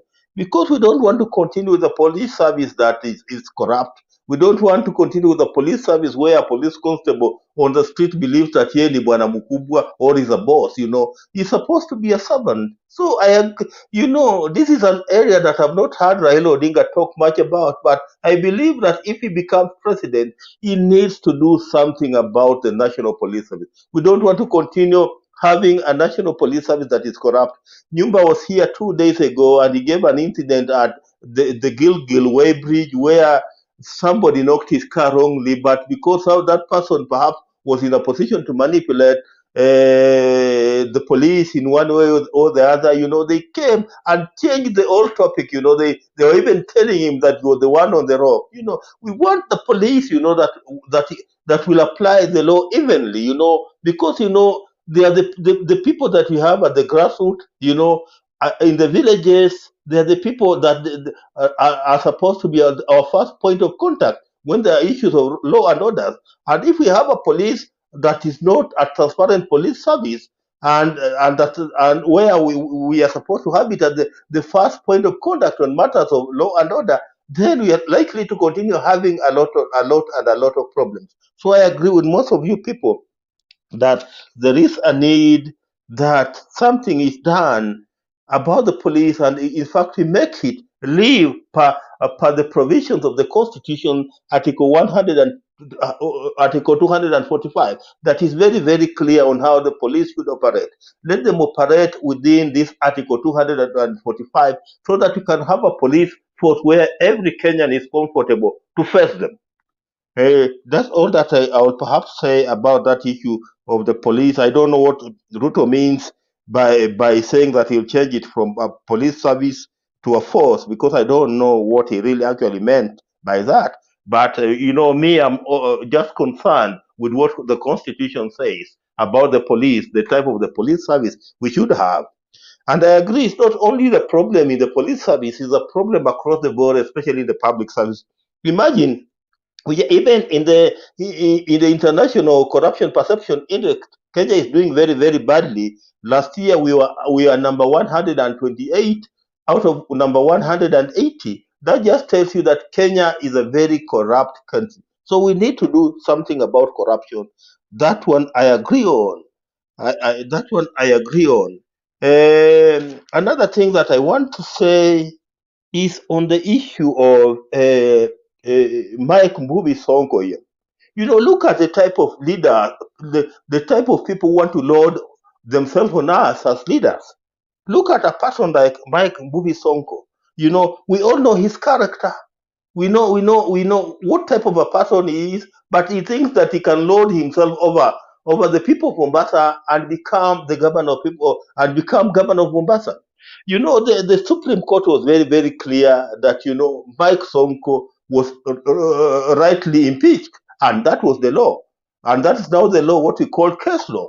And he goes around. The other day I saw him accusing the Chief Justice as if it was only the Chief Justice who sat on that bench, and creating a number of issues that are not necessary. And he said that he was moving to the East African Court of Justice. When I heard him say that he was moving to the East African Court of Justice, I asked myself to do what? Because is he telling me that the East African Court of Justice can overturn what the Kenyan Supreme Court has ruled over? Because my understanding about the East African Court of Justice is that it's a complementary court. It only complements what we call national courts of the member states. So, there's no way, so long as the Supreme Court has ruled over this matter, there's no way that the East African Court of Justice can overrule that issue. It's settled and it's settled. And I'm very sure that even if he was to appear before them, they would perhaps tell him that they don't have jurisdiction to hear that particular matter. And again, I heard him say that he's running back to the same Supreme Court for what he called review.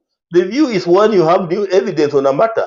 Does he have any other new evidence on the matter pertaining to his impeachment? Or is he trying to look for something that he can hang on so that he can run to become governor of Mombasa? I don't think that the courts are going to entertain him. That's my take. I don't think that I don't think that they will entertain him, and I just don't see how he'll appear on the ballot box. On Raila campaigns in Nairobi, the campaigns in Nairobi were good. We saw the reception. People are happy. And, people are upbeat. They are upbeat to see that Raila is elected to become the 5th president of the Republic of Kenya. But there's one small thing that I noted. I don't like in this, personally, I like being a disciplined person.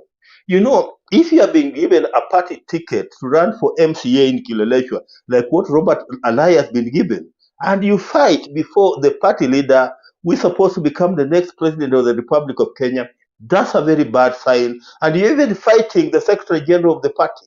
That's a very big, bad sign. I just say that he's lucky that his name has been gazetted, because if his name had not been gazetted, some of us would have said that Alai's certificate be withdrawn, because he cannot fight the party secretary general and in front of the party leader. We're supposed to become the next president of the Republic of Kenya. Finally, today I think it's 23 days to 23 days to the next general election, and we are seeing that the confidence that William Samoei Ruto used to hold, is somehow going. Used to be a very boisterous person. We don't see him boasting anymore. He has become paranoid. Something in his camp is not adding up. Perhaps he has discovered that things are not adding up, because this is not the William Ruto this is not the William Ruto we know, that who told us that he has God and the people. So we are asking, where has God in William Ruto gone to? And where have the people gone to? Because he has always told us that he has God, he has the people, he has always been overconfident, he has always been boasting. Then if you look at him, he's a guy who looks more rained on than the William Ruto that we knew 4 or 5 months ago. And again, I wonder, why is he so much concerned about Uhuru Kenyatta's one vote? Yesterday he was in Gatundu and he was telling the people of Gatundu that, Raila Odinga and Martha Karua are Konu people. They are the ones who wanted to take Uhuru Kenyatta and him to the Hague. If Uhuru Kenyatta does not have a problem with that, then why should he be so much concerned about it? Because Uhuru Kenyatta doesn't seem to be having any problem with Martha Karua and Raila Odinga. So why is he so much concerned about it? Because Uhuru Kenyatta seems to be very, very comfortable with them. So you see, I see a very, very disparate William Ruto, who built his political foundation on what I call a quicksand, and this quicksand seems to be sinking so fast. And the more we move to the date of the general election, the more it's getting sinking. And I don't know what he'll tell us by the 9th of August 2022. Njiru, perhaps let me just leave it at that and allow somebody else to come in. Asante. Okay, thank you. Joshua, you can ask, or maybe you can give your contribution if you wanted. But time yako haijafika. Hii tu ni sababu ulikuwa umeinua mkono. It's time for Baba Azimio. Let Baba Azimio continue, then I'll come back. I'll come. Let Papa endelea. Then I'll come after Papa. Or yes, can I continue? Okay, let Papa go on. Now,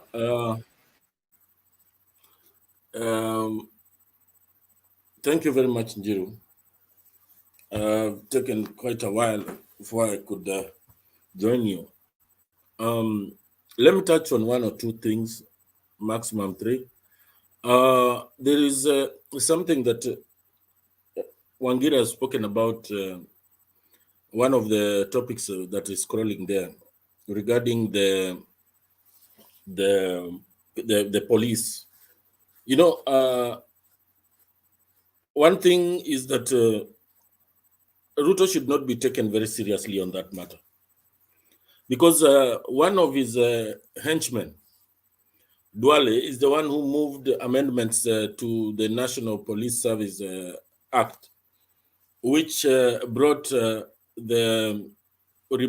the appointment of the IG and brought it under the executive. So there is nothing new that Ruto can come up with regarding restructuring and reforming the police. Is the same old Ruto. Is like what Alex said, somebody who is aspiring to bring in the return of a monarchy.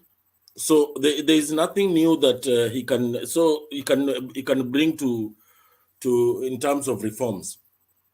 RUTO was against the 2010 constitution, the current constitution we are using, and most of these reforms were initiated from that constitution, this constitution. So taking RUTO seriously when he speaks about freedom reforms is being naive. He is somebody who wants to get to power and will stick there and use the same constitution and twist it left, right, and center to his advantage. So, Wangira, let's not take him very seriously on that issue of the police. He's not somebody whom we know that wants to play by the rules and as in the law, and he will only use the law when it suits him. So I think we should just forget about him on some of these issues that he tries to bring in. Yeah, and you can see the kind of campaigns that he's running in these utterances, and some of his utterances are call them, I don't know, they're cynical, because he keeps on mentioning at times about this time round hakuna kungoa reli. But come to think of it, I would rather the rail be uprooted in terms of protests because it will be brought back. But I would, what about slashing people's, chopping off people's heads and burning people in churches? Does he want that to continue? Because that is what happened in where he is a kingpin of sorts. So some of the things that he speaks do not really make sense. And going back to history, the demonstrations that Raila has called for have not in any way tried to harm any individual. And any skirmishes that have arisen from that is because the police have used or have been applying a lot of force. So RUTO, when he speaks some of these things and keeps on cheating the country that freedom is coming, freedom is already here. What we need is freedom, is economic freedom and prudence. We do not want theft of public resources. That is the kind of freedom we want. We want freedom from theft. And he should not be talking about any other freedom. And the issue of applying class looks like it has refused to work. Now he's now turning to war cries. War cries in the sense that he's now threatening Raila Odinga, telling him that mimi si Uhuru Kenyatta, mimi tutaonana na wewe macho kwa macho. You know, when it turns to war cries, he's forgetting that Azimio has the numbers. And if the Azimio supporters are to decide that they want to go his way, he'll definitely at the end of the day be the one to lose, though we do not want to lose anybody in any kind of skirmishes. But he's somebody who is trying to rally his people with the war cries, which are kind of coded. But we are not going to go that way. We are ready to come out and vote in large numbers and ensure that we send him to oblivion, so that by the time he wakes up from slumber, he will have realized that running of a country is not a Sugoi farm where he can threaten people left, right, and center. Lastly, I wanted to speak on Ms. Mora mentioned corruption in Kenya. corruption in Kenya is not unique in such that I think not to say that the Europeans are superior. Africans have got brilliant brains, but if you look at across the African continent, we have a serious problem with managing our resources, right from Congo to Nigeria, and basically all over Africa. And you'll be surprised, Ms. Mora, that Nigeria is among the top oil-producing countries. And Kenya just joined the other day. Sudan is there. In Kenya, we do not know what happens to the oil that comes from Turkana. The government is not accountable as such. And we don't seem to be told what we are benefiting from this oil having been found in Kenya.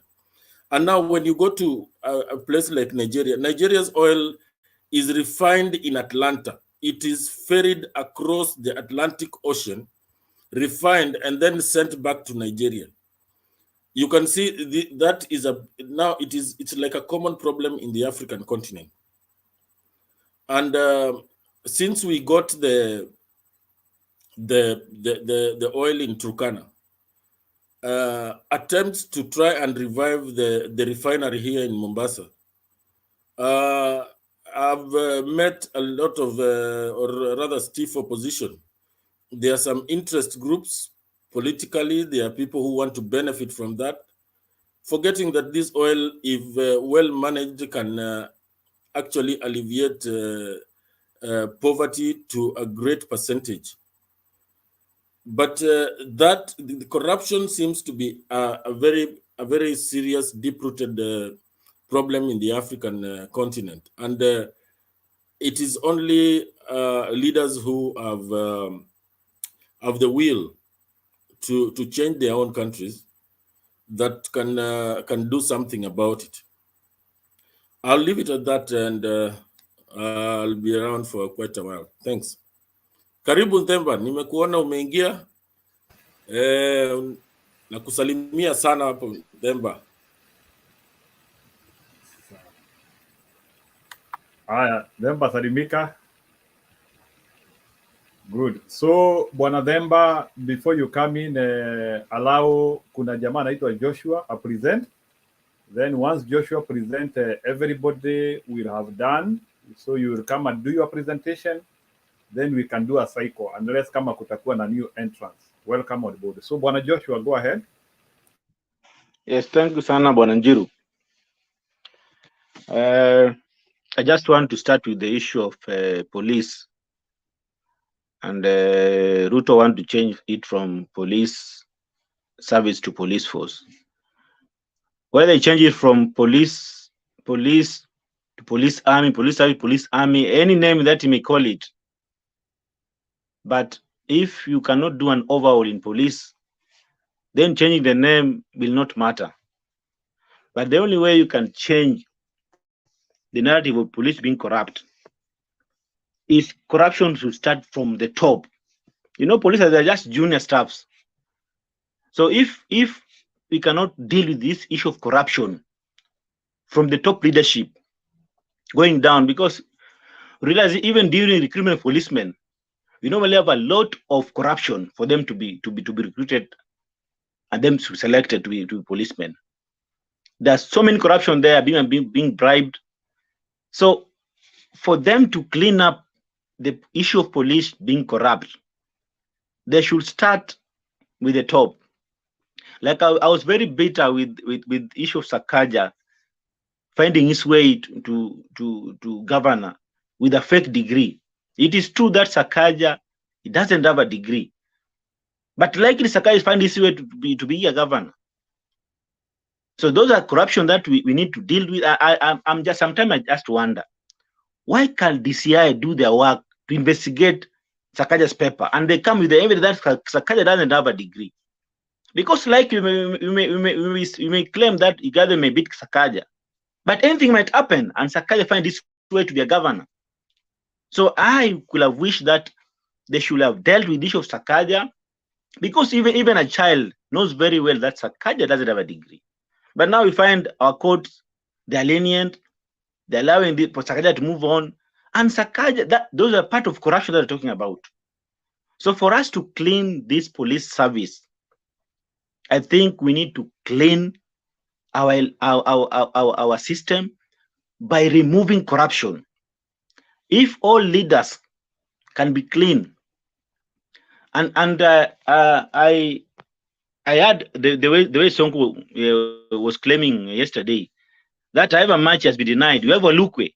Walukwe was sentenced to some years in jail, but still his name has appeared and is going to vie for candidature. Like to me, I support Sonko very well. Walukwe should have not been allowed to be one of the candidates.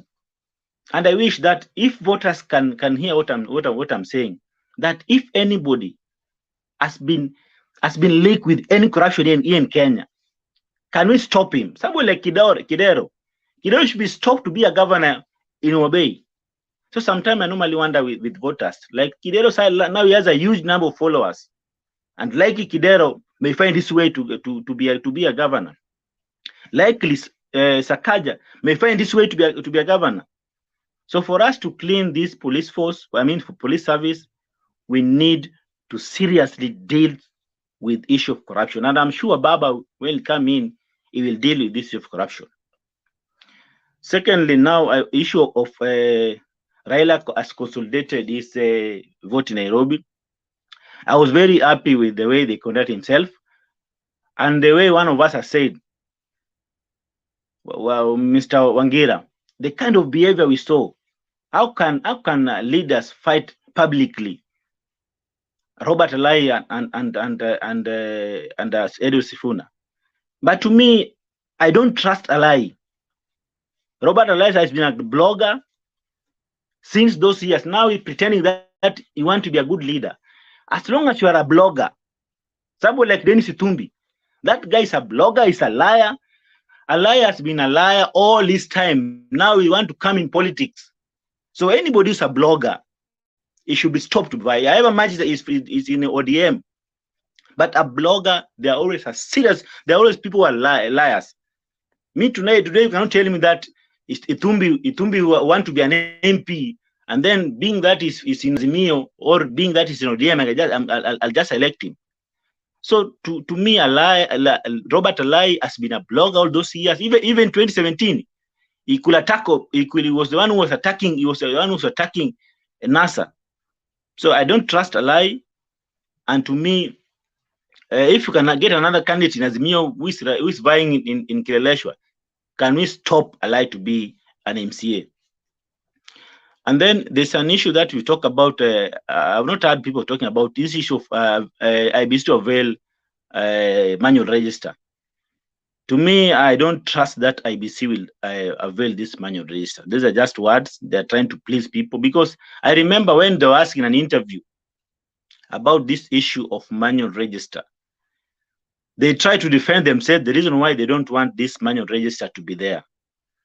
And Marjan said very well that it is very easy, if you have a manual register, it's very easy to know those who are not vote, and you can key in the kits and vote the kind of rigging. But they were not clear about this. They're not telling us how the manual register will assist in rigging election. They stood their ground. So I don't know where this issue of the IEBC to avail the manual register, I don't know where it came, because to me, I know very well that IEBC are pushing us up to the wall. Ikibaki dakika mwisho, we will not find this manual register, and it will be too late for us, and we just have to vote. So IEBC avail the manual register. I don't trust, and I don't believe that they're going to avail manual register. And then I just want to wind up. Election is 22 days. I just want to request, especially in Nairobi. I'm still appealing to, because I'm a Nairobi resident, that we need governorship to be coming from Azimio. But I know Raila has a huge followers in Nairobi. So I'm just requesting that after voting for Raila, kindly convert your vote to Igabe. You know, sometimes there's this, we want to compromise. And that's a mistake that we did as people of NASA 2017. That we compromise, that Sonko is a good person, let me just vote for Baba, and then I vote for Sonko. And that's a mistake that we did this time around. Can we, after voting for Baba, if you feel that you want to start with, because to me, I'll start with Raila first. The other people I'm going to elect if I'm willing. But after voting for Raila, kindly convert your vote to Igabe, because we should stop Sakaja to be governor of Nairobi. And it is us. Before we complain that so Sakaja has found his way to be a governor, we need to stop him in a ballot. Do it faithfully. Do it faithfully. Convert your vote to Igadi. Thank you very much. I have a question, please, for Joshua. Please, just 1 minute. I wanted to step out a little. Joshua, you know, every day you've come in for the last 1 week. You have. I've realized that you are panicking. You are panicking towards as we get closer to the election day. You are becoming bitter. You are becoming jittery. You have now even turned yourself into a Sakaja supporter, because you keep on talking about Sakaja making his way to governorship. Yet you tell us that you are in Azimio. You know, the kind of confidence that you're exhibiting is on a downward spiral negatively. So I don't know why you have all of a sudden become jittery. You seem to lack that confidence, and I'm getting worried that you have turned you have become what Alex is calling extremist, and you are also losing the confidence that the governorship of Nairobi is for Azimio to take home. So maybe you need to enlighten us on why all of a sudden each and every day you seem to lose confidence in Azimio. Let me just elaborate this. I am a Nairobi resident. I have friends who tell you that I'm going to vote for Raila, but I'm going to vote for Sakaja. So I'm a Nairobi resident. I'm going to vote in Nairobi, and that's why I'm appealing. I'm appealing to anybody who can listen to me. I've been telling them, even my friends, that kindly, after voting for Raila, vote for Sakaja. Vote for Igade, because I'm a resident of Nairobi, and I've seen the way my friends are saying that no, me, I'm going to vote for Sakaja. That's why I'm appealing to anybody, a resident of Nairobi, that anybody who's hearing me, this is just an appeal that convert your vote to Igade, because I know Raila has a upper hand in Nairobi, very huge support. So, but kindly, and that's what happened in 2017. Raila had a huge follower, but you realize that Sonko could manage to come in simply because the followers were NASA. They managed to compromise and they voted for Sonko. That's what I'm trying to tell the supporters, that kindly don't repeat that mistake again. I hope I'm clear now, Papa. Okay, thank you. I'm not convinced. Not that I'm panicking. Yeah, but I'm appealing. But I have accepted your explanation, though I'm not convinced. But I can assure you one thing: voting in Kenya is primarily tribal. Now, tell me where Sakaja will get votes when you add the Kikuyu vote, the Luo vote, the Luya vote, the Kamba vote, and all other, the Somali vote. You know, those are very huge, big chunks of voting blocks. So tell me where Sakaja will pass through. The kind of people who are talking about Sakaja becoming a governor are young voters, and some of them I'm not so sure that they have even their votes. Papa, that are excited. Yes, Papa. Yes. I think Joshua is just okay. Yeah. He's just communicating what he's listening to and is hearing. It might not be what you want to hear, but he's just communicating. And I highlight his comments, especially when he's finalizing. He's saying he's talking to us, which is what we should be doing right now. Talking to people that hey, convincing them why they need. There might be one or two people who are still thinking the way Joshua is thinking. I mean, he's saying. So we need to acknowledge that. We don't just need to come to speak to please, but we need to also say the reality. I was actually talking to a friend of mine today in Kenya, and she was telling me that she's supporting Sakaja, you know, for the she wants Baba. She works with the police service.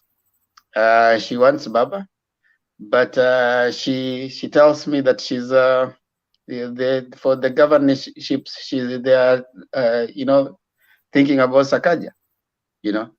But now on further interrogation, on further engagement, she says that she might not vote, you know.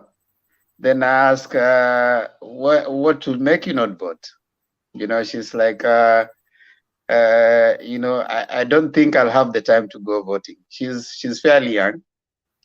So when you listen to such, and then when you refer back, when you go back to the statistics that were released by KPMG for registration, you know, voter registration, the target was 6 million. The achieved was about 1.5. A majority of those were 35 years and above. So what are we saying? The election for 2022 is not going to be decided by 35 years and below. It's going to be decided by 35 years and above. So the people that you're talking to are largely, if we are going to take that, you find that the people that are saying, I mean, you know, the younger people that you're saying they're being referred to might not necessarily be the voters. Okay? But now what we need to focus, and I think that is what Joshua is saying. They say that it is Robert Greene in his book, you know, 48 Laws of Power. Victory is very dangerous. You need to handle it carefully. So it is at that point when you think you're going to win that you need to be more careful. In Africa, they used to say, chungu vunjikia mlangoni. You need as much as possible to comb. And that is what Joshua is trying to say, which for me, I think is a good thing. Any vote counts, any message counts. We don't need to just come and sing a choir. We need to talk the reality and say, hey, we got a vote to win. We got an election to win. If you can convince one more person, if you can talk to one more person, if you can talk to one more vote, if you can convince one extra person, other than just rubbishing and saying that he's speaking on this, I think it's time that now we started now looking at the hard thing. I think that's what Joshua is saying. I don't find him alarmist, but I find him more of a realist, bringing up what is happening, which is okay. We need to hear that. We need to hear people that needs to be talked to. We need to hear. We don't just need praise singers. Sometimes when you got so many praise singers, you remember the story of the king that was naked, and nobody was willing to tell the king that you are naked. And the young boy is the one who got the courage. And soon, you know, the king discovered he was naked. So let's not block ourselves from reality. He's saying something that we hear. I even I've heard. My own niece, a second-year university student, is saying that she's not going to vote. You know, so you need to start looking at what is the ground. We can come here, clap, and say, oh, everybody needs to say that this is going to happen. But I mean, let's have some people say that, but also listen to other people saying, let's push it. Let's push it. I think that's what I needed to point out before we lose Joshua's point. Yes, Robert. Okay, thank you, Temba. Thank you for the chance. I also agree with you, Temba, and I agree with Joshua. Joshua is trying to send some message here that actually he's trying to do the crossing arguments, saying Sakaja has to be stopped in Nairobi. And I agree with you 100%. He has to be stopped if we really love the constitution. And you know what? Nairobi has been in a lot of problems. All this trauma from Sonko, he came in, what, Bandi. And now, imagine Sakaja winning an election. The next thing is going to court. Now, this again, they started looking for him, somebody who's going to file a case and he doesn't have a degree. Then we have another Nairobi moment again. I think it's time for people of Nairobi to get away from that. They have a chance to elect somebody else. Joshua, there's something indeed I want to talk about. You asked a question which I think we need to shed some light here. So you were asking about the IEBC with the manual register. What they said from the last time they had a news conference, one of the CEO, that guy called, I think, Hussein, he said the reason why they don't want the manual register is because from the 2017 election, from what they found out, was that their own people, the IEBC officials, were abusing that register. So they say that register asks people's ID, their names, and the number of kipande or the passports. So what they did was, like on strongholds, let's say somewhere in Eldoret, what they did was, when they saw some people never came into fort, they took the ID number, they put the names, and they illegally voted. That was their argument, and I kind of buy the way they argued out. But what Papa is saying is, at this point, to tell you the truth, I've been just waiting to know what about this manual register. I'm kind of roasted in between there too, and I need more explanation. Because according to the IEBC, it was abused from the 2017 election, and they have evidence that some people voted illegally. After all these years, they are telling us now, they could have not told us when we had the court hearing that time. Shame on them.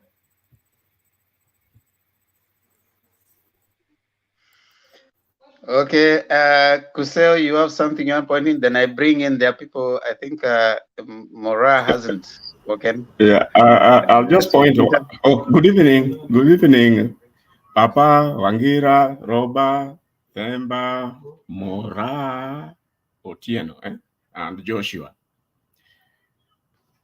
You know, we have talked severally on this IEBC and their manual register and all these issues. What informs what is going to happen is based on what happened in 2017. And as you may all know, 2017, nothing went wrong. Whatever happened was designed to happen. For those who care to check, even the so-called evaluation of the 2017 election, which Chebukati says they have done more than once at IEBC, have revealed things which is making them run away from it.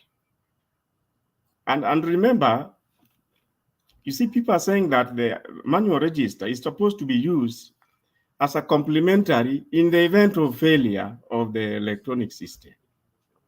Now, we'll say here for the 18th time, the electronic system will never fail, and is not going to fail. The suppliers of that system have given guarantee after guarantee that, trust this, it will not fail. What happened is that it was misused. For example, in the so-called regions where connectivity is a problem, and in some strongholds, the KIMS kits were deliberately not charged. So how can you say the electronic system has failed? That is just one of them. Then secondly, the KIMS kit, people say it was hacked. It was not hacked. The accesses which were there, which were illegal, the Supreme Court said they were illegal. They were allowed by those who were managing. Now, the manual registers were misused as somebody has said, but not just by IEBC themselves. Like somebody mentioned here earlier, if you don't take care of your agents, some people know how to buy them and send them for some very enticing lunches. So they go away and take lunch. You cannot have an agent and you want to serve them on a loaf of bread and soda for the whole day, and you know how long the elections are taking. By the time it is evening, they'll be so tired, they'll just be asleep. So what do some people who are smart do? They corrupt them and give them time out to go and enjoy nyama here, there, and there, what have you. So when they do that, the people who are prepared now start these malpractices, the businesses. Now, there were so many that even Chebukati himself didn't know who to blame and who to pin down. So what do they do this time? They are saying the best way to do it, let's not go there. Because as I said here sometime earlier, me have checked the evaluations of the previous elections, what IEBC thinks went wrong and went right. What you get there is that the manual registers are seriously abused. And that is why you heard that commissioner was saying that there are 3 levels of complementaries. If the third one fails, is when they'll go to the manual register. But chances are that they may not get there, especially now that you have guarantee from the makers, the suppliers of the KIMS kit system. I think they have even put some money on it, that if it fails, they'll do X, Y, Z. So the guarantee on the KIMS kit succeeding is almost 90-something%. Where did you get that information, Kusel? Is it public information? See, if you check, you realize when the IEBC was having some interviews with the Chebukati and the CEO, one of the journalists mentioned where the same kids have been found to have a problem. Our good one was in Uganda. Now, the truth of the matter is that in Uganda, you realize all the media stations, all the power what have used were crippled by the same system who are conducting the elections. So hold on. Is that information public? That's what I'm asking. It is not public. If you bother to check the details behind Venezuela, you check behind Uganda, what exactly failed? It was not the Kimski. No, I'm not asking about that. I'm asking the information that you're saying that there's guarantee on the kit. Is it public information or it's privileged information? It's not public information. If you go around the IEBC investigation, because remember after the elections, IEBC, they do their own internal evaluations and they invite experts. Even the suppliers of the KIMS kits were serious to find out exactly if the claims are true. Do you know what is it Automorpho report they gave on the Kenyan case? You are giving more information. I'm asking, there's this thing you've said. You've said I don't want to go there. I don't want to go there because it is not public information. So why are you giving privileged information? Yeah. We want information we can access. Privileged information we are not aware. And that is why I want to leave it at that level. I want to leave it at that level. Okay. But all I'm saying is this, that there's some information if you from to check the evaluations, IEBC's own evaluations, what went wrong and what went right. You will read between the lines exactly where the problem is. And that is why you'll come to the conclusion, even the charging of the Kimski, it was not done by the same officials who are managing the elections. So that you end up in a situation where you have no Kimski. Kusel, my argument and my thinking is this, yeah. We cannot prosecute privileged information. We can prosecute public information. If it is privileged information, I don't want to go that way, but for your information, that is why the IEBC is so confident that don't you worry, he key to it. No, listen, Koseo, it's not about, they say that if justice is done, it must be seen to be done. Now, we are saying, we are asking, the information you are giving is privileged information that has not reached the public. So what I think it is not privileged. What Robert through IEBC portals. Calm down. What Robert is raising is it the questions that are in public in nature. You see, when Chebukati comes to speak, when the CEO speaks. They are giving us what is there for public consumption, all right? And that is what we can use to have confidence. You see, we cannot have confidence based on privileged information. We can only have confidence based on public information that we can interrogate. So when it is privileged, just like you're saying, they have given confidence 99%. That's privileged information that has not been released to the. You didn't say 99%. You said 99%. I said over 90%.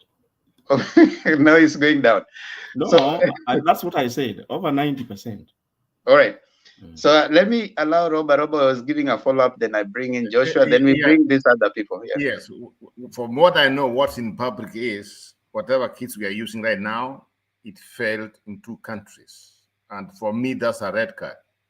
So what they might do, it might fail in our country. They say also, I mean, like I say, you just said it failed in Uganda and Venezuela. I get it. Those are 2 dictatorships. I get it. But at the same time, why are we using things which failed? We know it failed. Don't you think the same people might decide to fail them so that they can give it to somebody else an election? That's what the way I feel. In public, those kids failed. The one we are going to use in a few days. Let me ask you, Robert. The CEO was asked that question. Do you remember his answer? The CEO was asked exactly what you are asking. Do you remember what he answered? Roger Kuseo. Calm down. Yeah. I'll give you time. All right. Joshua. Actually, they fell in 3 countries: Venezuela, Philippines, and Uganda. The 3. But I'm wondering why Kuseo has confidence in IEBC. Last time when I saw that interview, there's not even a single question that they answered. Even they were asked about the relationship between as Chabukati made rectangular. He didn't even answer. Any question that they were asked, they didn't answer. So for you to get confidence and trust in somebody, you can get it from his word. But if the words alone cannot give you trust and confidence, why should you trust IEBC? So I always hear Kuseo having a lot of confidence in IEBC, yet they cannot even answer simple questions, like whatever they were asking in last week interview. Not even a single one they answered. Even for this issue of manual register, Marjan Hussein, they asked about smartmatic, and he behaved as if he doesn't know anything. That he doesn't know that this thing has been happening in another country. I thought that maybe he could have done his investigation, and he could have told us that whatever happened in those countries was because of this and this and this and this and this. But he was saying that can you go and ask that company? So I'm sure that IEBC, they don't have confidence, and from their own words, how can we trust people who don't even have confidence for themselves? Okay. Brian, what did you want to say before I allow Kuseo to give just one comment on it, Kuseo? Then Peter will come on. Yes, Brian. Is it a question? Unless it's a question, okay, I mean, my worry is no, it's a question. Okay, go ahead. Because Kuseo knows very well. Kuseo knows very well the current situation we are having. RUTO has been in government for almost 9 years, and he has been in control almost the IEBC, the situation we're having. Like half of the IEBC commission, or even all of them doesn't agree. Half is partly supporting RUTO, and the other one is supporting the government. And according to the Uganda election, the same kits were used and results were inflated. So in case of the same situation, considering how corrupt RUTO is, are the candidates are the candidate going to be given permission, or is there a way they can access the kit in case of a petition after election? That's what I just want to know. Because physical register after election, the register is also inserted inside the ballot box, then sealed. So are they going also to seal these kits inside the ballot boxes? So in the case of a petition, how are the candidates going to access the people who voted, to know the exact people that voted at a given polling station?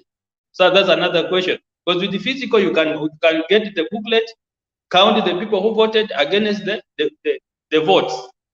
Now, in the case of a petition, how are we going to access that? That's what my only word. Thank you. I think that will not be in the purview of Kuseo to answer right now. I'll just want him to respond to the confidence issue that Robert raised and Joshua. That one is for judges and lawyers and all those to deal with once we go to the petition. Now, Kuseo, I'll give you 1 minute to just respond to the confidence issue that Robert and Joshua raised, and then we move on, because we've dealt with this IEBC thing for a long time. I don't trust IEBC. I don't hope to trust them until after 9. So whatever you say for me is but I give you time to just give that, then I bring Sospita. Thank you, Themba. What I want to tell Joshua and Roba is that I don't have confidence in IEBC. It's just that I know things around why they are doing what they are doing. I don't have confidence in IEBC. And that is why you see, for example, you realize Kenya Kwanza, for all of a sudden, they are saying that they believe the electronic system is okay. It's because the issues around I think Themba, maybe I just leave it. The issues around the manual register and the electronic system, the revelations, we can't discuss them here. Let me just put it like that. It is not, because you realize that most of the people who have spoken on this panel only know like 125% of it. You need to know at least 50% plus, so that you will understand why things have to be done the way they are. Well, I'll just conclude by saying that you remember the stations which do not have connectivity. Those are the places where the manual registers were used, and those are some of the places where the dead voters voted. There was no connectivity as such. They did not use the electronic system, and that was it. But remember, even where they used the electronic system, I cannot have confidence in it, because remember, I told you the systems were infiltrated. But it was not that the systems failed. They were by design. The managers allowed it. So what you need to deal with are the managers, the Chebukatis, not the system. Thank you. Okay, thank you, Kuseo, for that. But generally, if you are spokesman for IEBC, waambie hatuamini kabisa. Mimi simwamini. So Spita, tafadhali, take your time. Yeah, yeah. Thank you so much, Themba. My name, as it shows, is Sospita Otieno. I'm talking from Kansas City, Midwest, USA.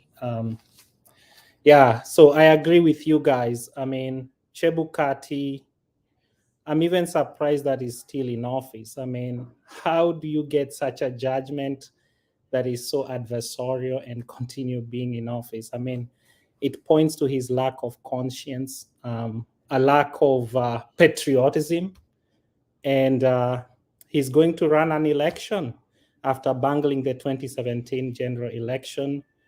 And most of the indications are that he hasn't even honored some of the rulings emanating from the 2017 judgment. So that is really unfortunate and a blot on our nation.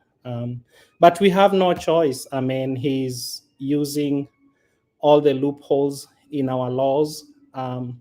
Remember, things like integrity are matters that are an evolving jurisprudence. We are having a new constitution. It's barely 10 years old. Most of the things still need to be interpreted to be settled law, and that's gonna take time. Which brings me to the issue of Sakaja and Sonko. I mean, they're just taking advantage of those loopholes about an evolving jurisprudence. So when it comes to Sonko, I'm excited about what happened over the week. I mean, it said in black and white that if you're impeached, you cannot run for office again. So that's one thing of, one box ticked, and we know where the country stands on that. I mean, the Constitution has proclaimed itself clearly, but then in terms of operationalization of that, in terms of its codification by parliamentary processes, that was still unclear, but the Supreme Court spoke in clear terms.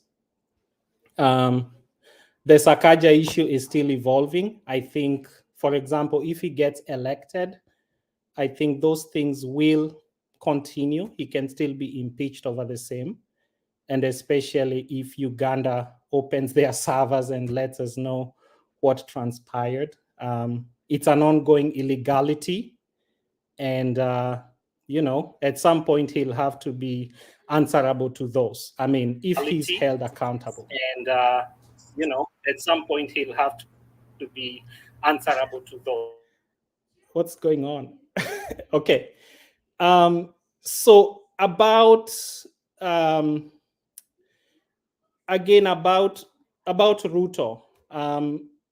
I mean, he had quite a week. I mean, 2 weeks. It keeps going on and on and on. He is getting increasingly infuriated. Again, last week I talked about him being a sort of narcissistic.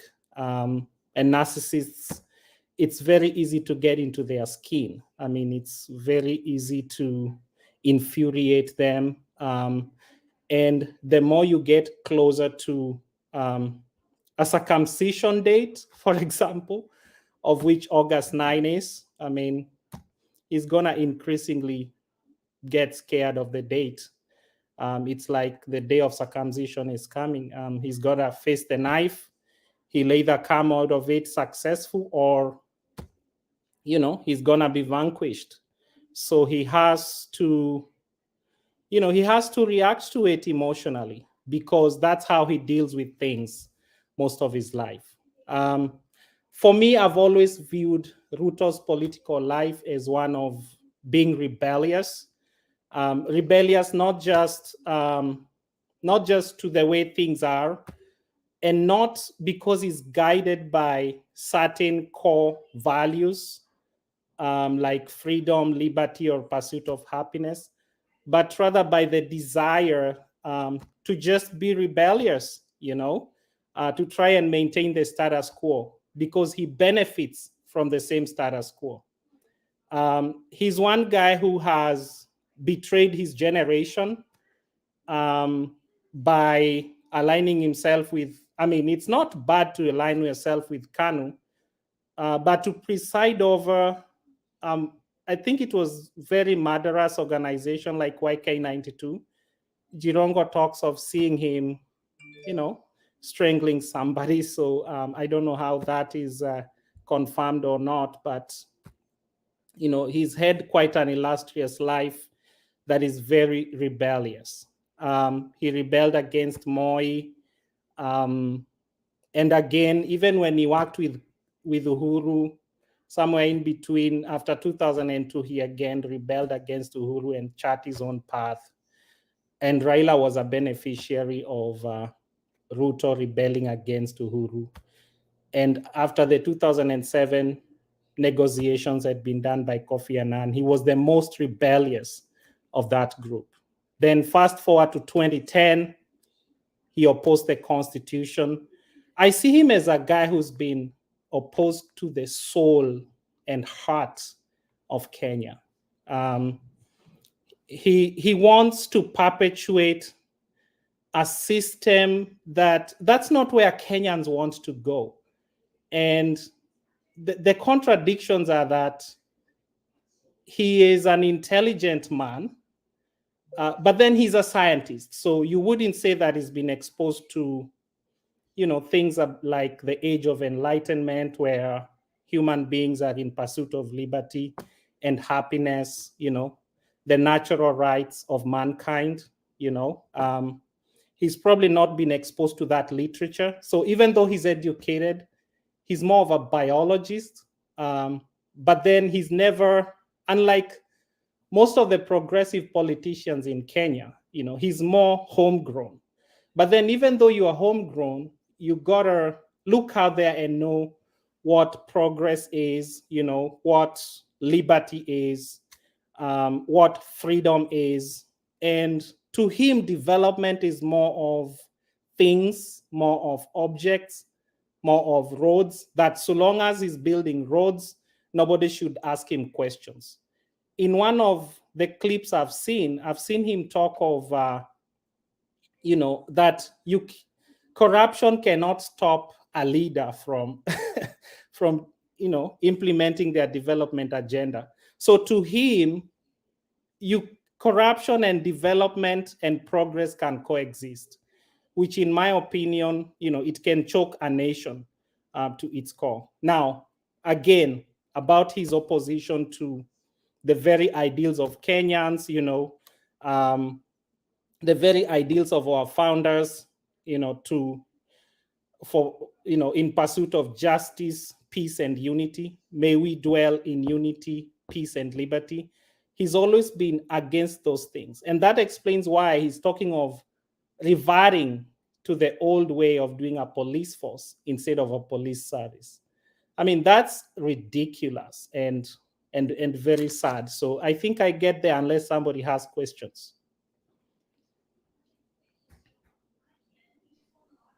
Okay, thank you. Thank you, Peter. Joshua, what is it?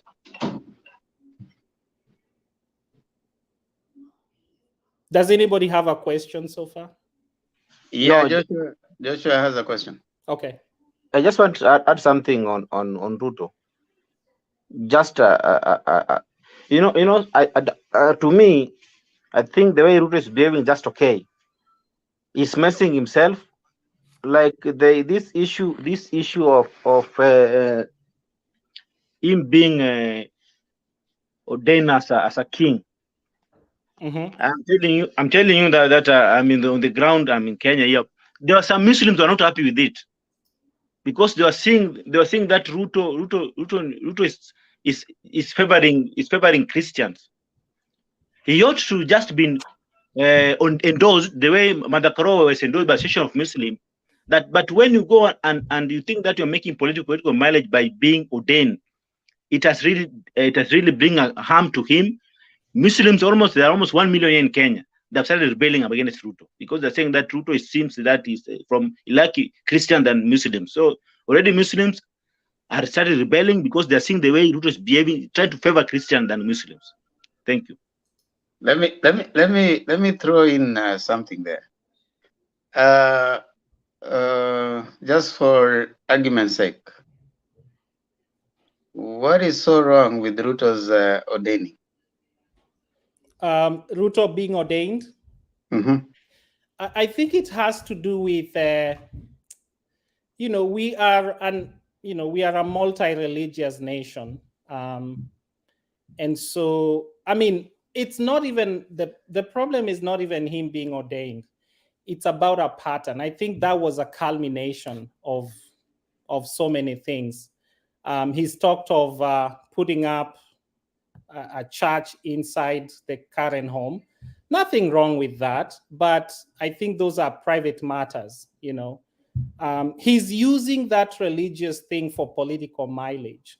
I think Christianity, I'm a Christian, but I have to always be, if I'm given a public office, I have to be cognizant of I being also responsible for other ethnicities, other religious affiliations like Muslims. I should be careful. Muslims will be asking, so you've put up an altar there, so, what about us? You don't want to create a situation where there's religious disharmony just because of your Christian values. Again, I come back to the literature of the Age of Enlightenment and him being a straight up biologist. And and maybe he can't even use a microscope. I would challenge him to come and see whether he can operate a microscope. Maybe he can't.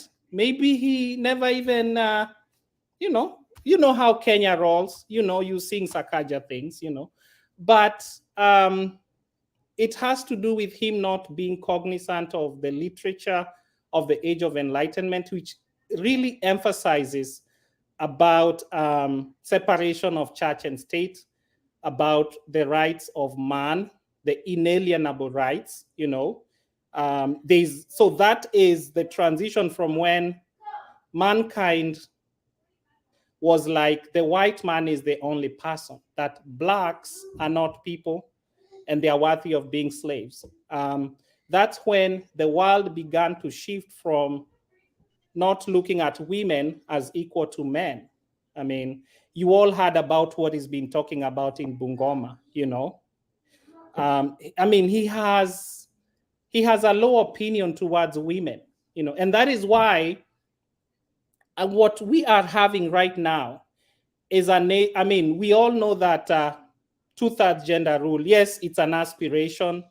You know, when I look at it, it's very hard to implement it. So Peter, I'm trying to get what is substantially wrong with RUTO, you know, going through the ordaining. You know, what is it that is diametrically you know, unique with that? Because I think the world history has documented that there has been a very thin line in separation between the state and the time as we know it was started by the church, you know. Yeah, The time that as we know it right now.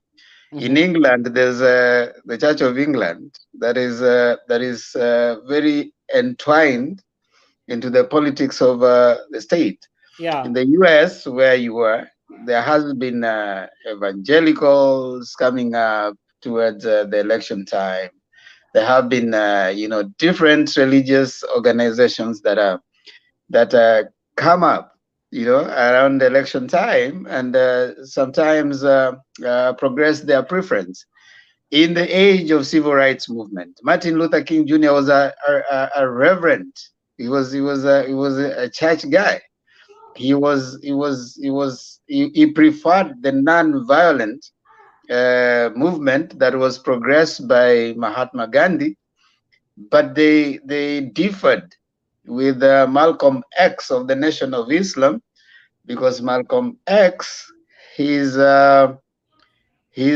view of pursuing the rights was, if you come with a gun, he considered it very, very stupid to imagine that someone will come to you with a gun and then you face them with you know, non-violence. So he thought that violence was, and that's what made them differ with the Martin. Those are church people. You remember Malcolm X actually came into prominence through the Nation of Islam as a preacher, right? So in the progress and the debate around the movement and the governance, you can hardly want to say that they are extremely separate. Now back to Kenya. Talk about Dr. Njoya, talk about Dingi Mwananzeki, talk about Bishop Muge, talk about many others who have in one time or another. And of course, for Muslims, you have the Khalifa, you know, from Mombasa, who went into exile, and many others. You know, you find at one point or another, should it be a unique thing? Is RUTO inventing it? He's not inventing anything. Now that's what I'm saying. Why are we outplaying it? Because even our own people, I mean, Azimio leaders have gone to church. They have been prayed for. Baba was today in a very nice regalia. You know, he was putting it on in a church, and was given the Jesus Bible, you know, whatever. So are we overanalyzing? Are we using our apparent judgment already to whatever it is that happens that we are giving it a lot more prominence that it doesn't deserve. Going to church is a normal thing. You go to church every day. Church, you can go, they pray for you, you go home. Does that make you a leader? Yeah, So but that's what I'm trying to say. Can we expand it? Because I want to see what is it that is actually wrong. Let me hear Robert, and then I come to Joshua before I come back to you. So Peter, Adams, I've seen you. We'll bring you on in a bit. Okay, just before to answer your question, to tell the truth, I don't know how William Ruto got this PhD. Those who say Dr. Ruto, I would never call him a doctor. He has a fake degree. And those are the people who are just like we end up having in the country. But to answer your question, William Ruto, the reasons why I agree with Otieno is fake.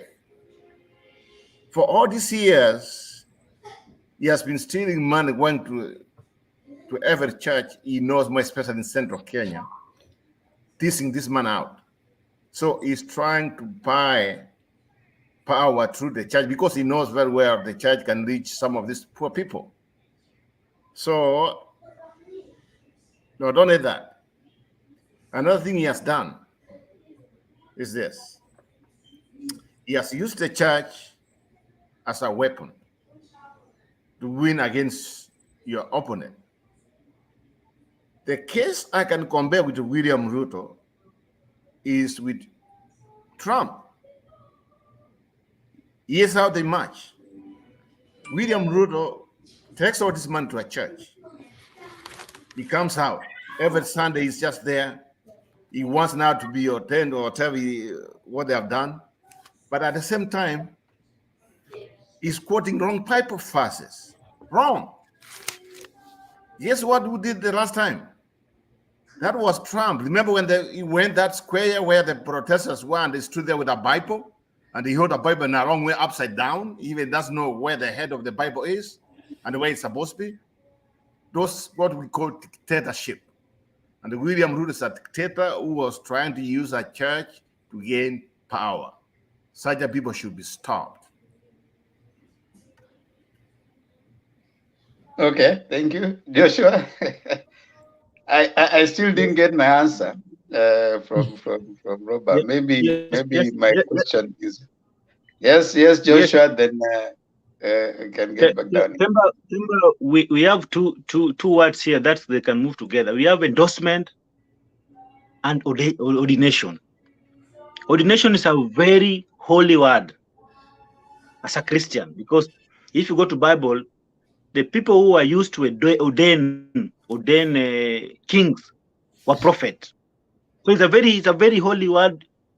I wish they could have said Ruto was endorsed, but not ordained, because when you mention about ordain, it means that already you have inclined in a specific religion, and you are swear allegiance to that religion. You know the other time, Martha, the candidate of Martha and Raila was endorsed by. There's nothing wrong with that, Joshua. There's nothing illegal with that. Let me just finish.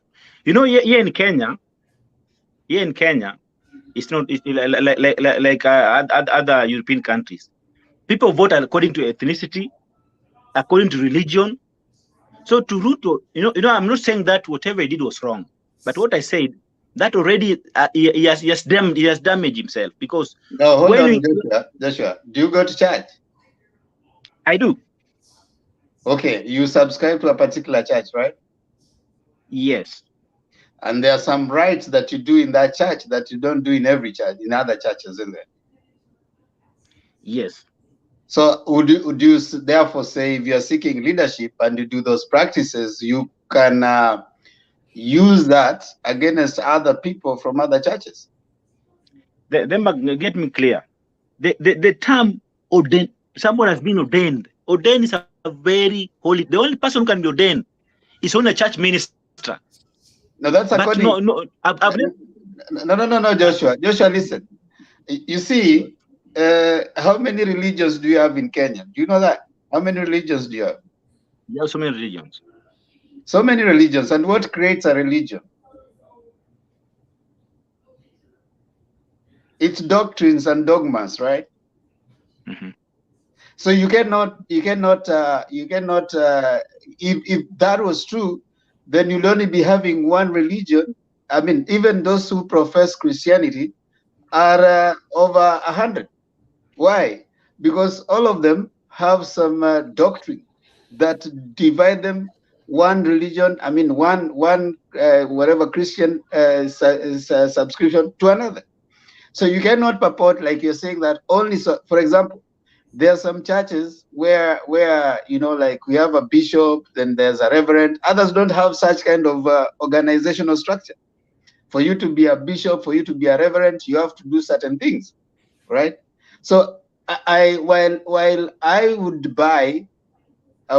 agree with the concept of, is there a possibility of interference or manipulation of the churches for the benefit of the politician? Yes. Is there a point in which that can happen? So we can use that as an allegation. But just saying that because he was ordained, then therefore that makes him be someone. How many people have been ordained in other churches, but they don't really command the same respect when they go to another church, because really that other church has nothing to do with their ordination. Someone can be a pastor in one church, but when they go to another, I mean, they are not really, because of the church doctrine. The reason you have many Christian churches is because of their different doctrines. So I would not. That is a more emotional argument, in my view. But you can go on. Let me finish my statement first. My point, to me, I said very well that Ruto, he has already damaged himself. Muslims are complaining about the. They are complaining. I've told you that we here in Kenya we vote along tribal line, along religious line. So when you come out as a leader, public leader, and then the other section assume Ruto today has been endorsed by Kalenjin. The other tribe will say that no, it seems that Ruto is a tribalist, and they're going to rebel. You see, so this thing alone has already painted Ruto as inclined to only one, because we also have Muslims. We also want to fill them. What you have done, he could have just called like religious, and then all religious endorse him. But now he portrays himself as a Christian, and then he's using a very strong term, ordained or being ordained under king. When you mention a term king, it's only in the Bible. It's only the word king is only used in Bible. So to me, Ruto has messed up himself. We are not complaining that for him to be ordained, but political, he has already messed up. Because I'm telling you that I'm in the ground. Sometimes I have Muslims who I talk with them. They're saying that it seems that Ruto want to climb in only one religion, which to Azimio is a benefit to us, because to him, let him just continue like that. But we are just reaping from Muslims. Okay, I really don't think personally. I might be wrong, but I don't think there's anything wrong in any church choosing to do whatever they want to do if their doctrine allows them. If your doctrine allows you to even ordain 100 kings, but your doctrine ends where the Constitution starts. What does the Constitution say? There's no state religion.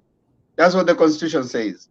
And also the people have rights to practice their religion as long as they're not breaking the law. You can ordain as many people to be kings, but does it make them kings? No. The Constitution says it provides ways in which we are going to elect our leader. And that is the way that is going to be followed. The same way in the US, when the evangelicals came and they say that Trump is going to be, and there are many prophets who have come up and said that the president of Kenya is going to be so and so. But that person has not been, all right? And even biblically speaking, if you go to even the prophets, there was this prophet, was it Jonah? Jonah was told to go and, God told him to go and preach to guys in, I think, Nineveh. And then he decided that because if he preaches to them and tells them God is going to destroy them, God is not going to do that. So he ran away. But God still told him to go and preach. When he told them, God never destroyed them. So it's possible sometimes, even these things that priests do, you know, it really, at the end of the day, there's a constitution. Now, we might get emotional and say that these people did a bad thing to ordain, or Ruto messed himself up. But there was nothing whatsoever wrong with what he did, you know. And he can even go, even the Muslims can wake up and call him, and if they have a place where they can make him a sheikh, they can do that, you know. There's nothing, you know, as long as your religion and your church allows you to do that, you do it, pray for them. But does it supersede the Constitution? No, the Constitution is supreme. Constitution provides the means through which a president should be chosen. No matter what you do down here, you can go, you can be ordained, you can be called king, you can be called. There's no king in Kenya. In the first place, if he was ordained to be a king, we don't have a position of a king in our constitution. So if he has been ordained to be a king, then probably the place he's going to rule is in another place, not in Kenya, right? So we need to allow him, if their constitution allows them to ordain 100 kings, I mean, their doctrine allows them. That is my submission. And I think other than just get emotional about it and imagine that Ruto did a very terrible mistake. In fact, okay, the idea of him paying them to do that is more of an allegation, rather than we may not have evidential value on what happened, but we are giving a hypothesis that they could not.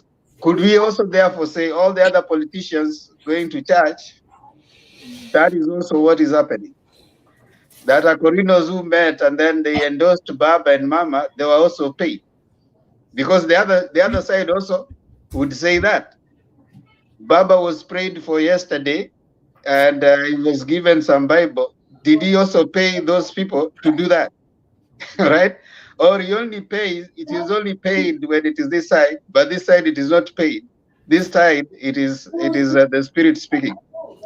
So when we progress some debates, in my view, you're also hitting yourself in the foot, because hardly have you stopped talking about Ruto being anointed, Baba appears with another robe and he's carrying a Bible and he has this thing. So what do you say? Yeah. Right? So I would personally, I would disagree with that line of argument and say religions can practice their thing, right? And if their doctrine allows them to do that, let them do it. But Constitution is supreme. We have a president and an election to be won. I know some people have come and they have, Robert, you had talked. Let me allow Kuse and then Sospita. I know also Wekesa will have a chime in to that. Pemba, I think we are missing Bernard here on this one. But now I'm surprised with your sentiments. You know, we are approaching the elections. Don't talk like that. Anyway, what I want to say is this. There was nothing, to answer your question, there was nothing illegal about what happened. But this is a moral issue here.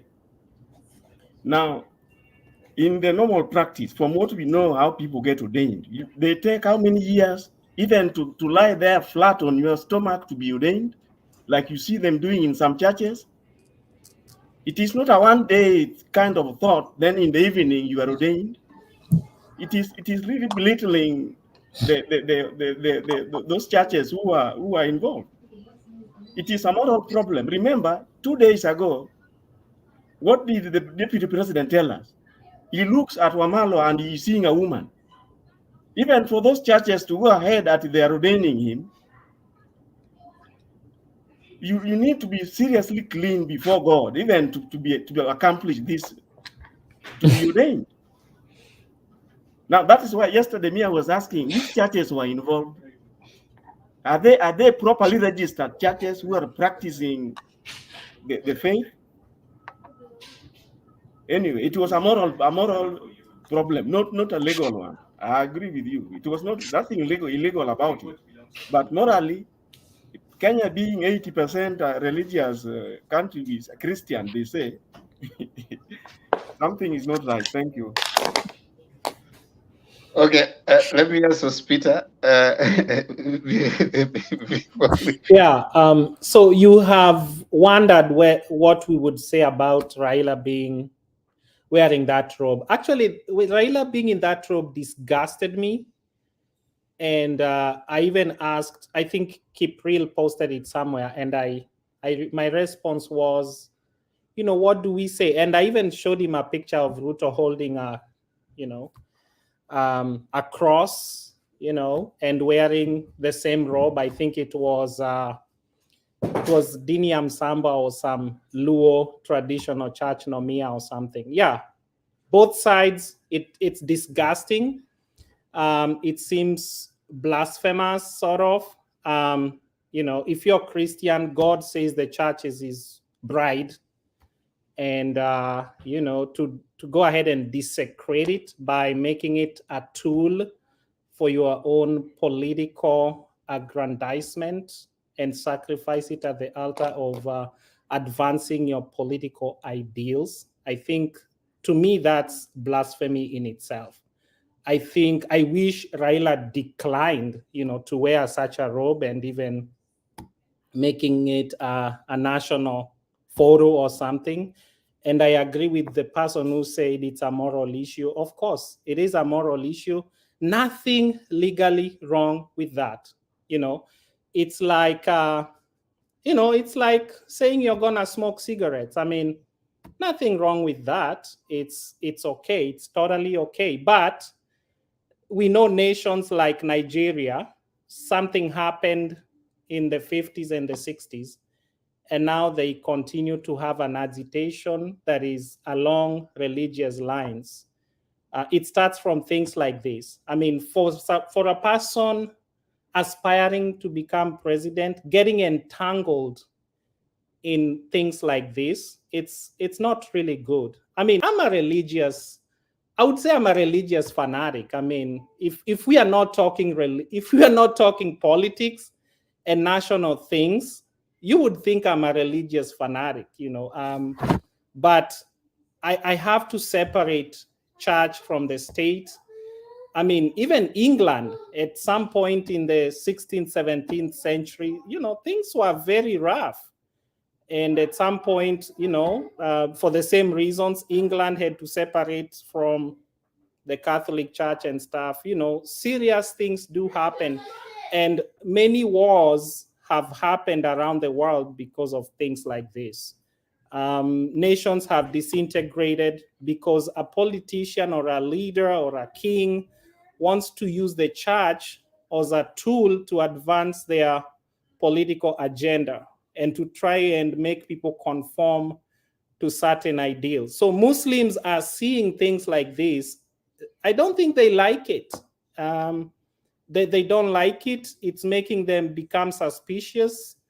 And it's going to lead to a lot of propaganda. Once a certain leader is in power, there's going to be a lot of propaganda. They're going to say he's kafir. And we don't want such words coming up at the national stage. Your president being called kafir. We don't want those. We shouldn't get there.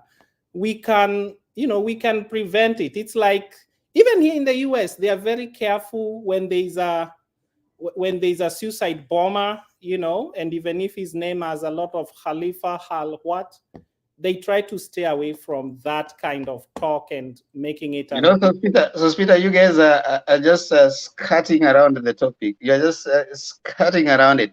You're saying it's a moral issue. Is being ordained? Is there a standard for ordaining? That no. It's up to them. Hold on. Kuseo is telling us, ordaining takes time.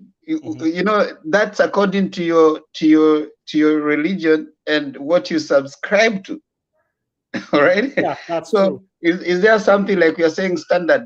Danny Darius, who is a father, Catholic father, is telling me if the intent of DP was to make him or be ordained, meaning to destine him to be president, then it is wrong. But if they anointed him for success, then nothing wrong with that. Now, what if being president is the success that they are ordaining him for? You know, there's no separation in that, because he's being ordained, and according to them, that should make him, the president. So I really find this debate, like Kusei is saying, we are probably enforcing our values into the system more than what it is. Probably we are making it larger than it's supposed to be. It's probably not even. It's probably like what Shakespeare wrote, "Much ado about nothing." Maybe there was really nothing that happened, but we are creating much ado about it. So what happened when we blew it up? So it caught fire while it was nothing. It was just like going to your church and taking sacrament for those who are Catholics. That's a very, probably very, very nice practice for the church. But now when we come and here and then we start saying, you see, he went and he took sacrament, then we can make it, we can take a lot to do about it. While really it is nothing, just going, some pastors coming, praying for that person and going. I mean, in my view, it is much ado about nothing, really, because it doesn't matter. People go to church, we subscribe to different religions, different practices. Take wedding, for example. A wedding for a Muslim will probably take 3 days. For another person, they'll walk into the chiefs, whatever, and they finish. They have wedded. Another one will go for a day. I mean, and at the end of the day, they have a wedding. All right? Practices, doctrines, and dogmas of those particular religions. What is it that now we are trying to, we are making so much, like now, you did a bad thing. You just went to church. We have crusades taking place every day, and some churches don't conduct any crusade. Where should there be an issue? I want to bring in Wekesa because he hasn't said anything, at least, and then kindly, Makiadi, how are you? Thank you for coming. As soon as Wekesa finishes, kindly bring in Adams. And then Akimaliza, you can talk. Wekesa has come. I don't know if he was here. I don't know if it is the first time he's coming, but let him come. I was not here. You are not here? Okay. Just comment on that, and then Makiadi will bring you in after. Papa has been here after Adams. Yeah, so yeah, hold on, Sospita. Just be here. You started this. You have to listen to what Robert has to say after Adams. Thank you. Thank you, Themba, for bringing up such an interesting topic. I think, like you're saying, most of the time we react to topics more than objectively look out issues and diagnose them based on the issues presented. One of the things that for me came out is, since it's a political season, anything that comes through a political package, it's reacted on it in a political way. Like, there are so many things that goes on in a mosque. But the moment, you remember when we were doing the 2010 constitution and they brought in what they considered should be presented in the constitution. So it became a contentious issue, because when you bring it on a political platform, everybody wants to see how will it impact on me. Like, there are issues of abortion and there are health issues that goes on in the medical sphere. But when it was brought into the constitution, then it becomes a contentious issue, because you are mixing now, it's no longer just a medical issue.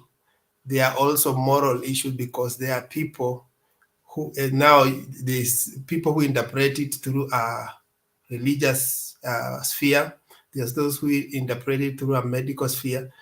And that's how you find the normal issues that happen in a society become contentious when you bring it on a political scene. So it's for the sake of politics that is becoming contentious. However, I also want to say that for those who are arguing about ordination, sometimes they are not even quite right. If you look even back at the background of the anointings that has happened in the Bible, actually, even the men of God were never anointed. It was the kings who were anointed. Can't check that the first person we see was Saul, then followed David, then followed Solomon. They were kings. I don't know of any prophet who was anointed in the Bible. Poured oil on it, I don't know. If you see one, show me. So that's why Demba was arguing about is just a matter of culture and civilization in the way you have chosen to do things. So you may find that it's about your denominational script and you want it to apply to each and every other person. So why is it becoming an issue? It's only becoming an issue because we are doing what is called consequential management, because the issue is they are bringing it into the limelight with a certain agenda. It's the agenda actually we are reacting on. Most of the time when they do that, the underlying message, and that's why in the Bible, God normally judges people according to the motive, not even what you have done. You may have done something that is okay, it is normal to some people, it's abnormal to some people, but God judges the motive. So the motive we have been seeing, which they have seriously projected here, is that kuna watu ni waganga na kuna watu ni wa Mungu.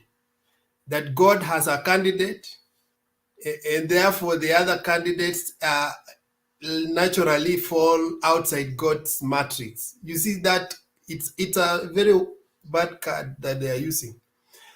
So utaskia kuna hao wa Tibin, Tialala, and whatever, and they even go out and say that this the language is not godly. Hao ni watu wa rege, lakini sisi ni watu wa Mungu.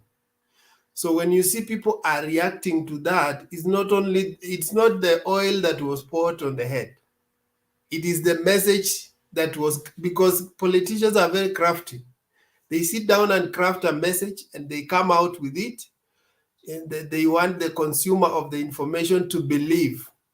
So they want us to believe that in this election, there is someone who is from the kingdom of darkness, and there's someone who is from the kingdom of God.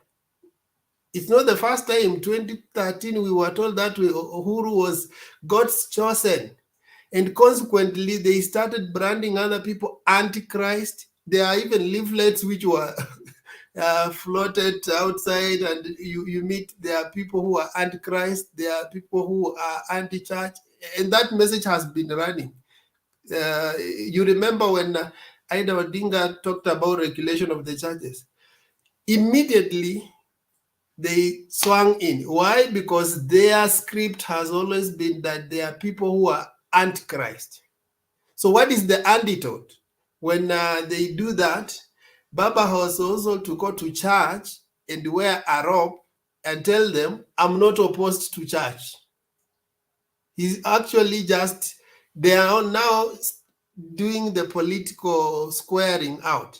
So for me to Sospita, who said that he was annoyed when Baba do that, no, this is a season of politics.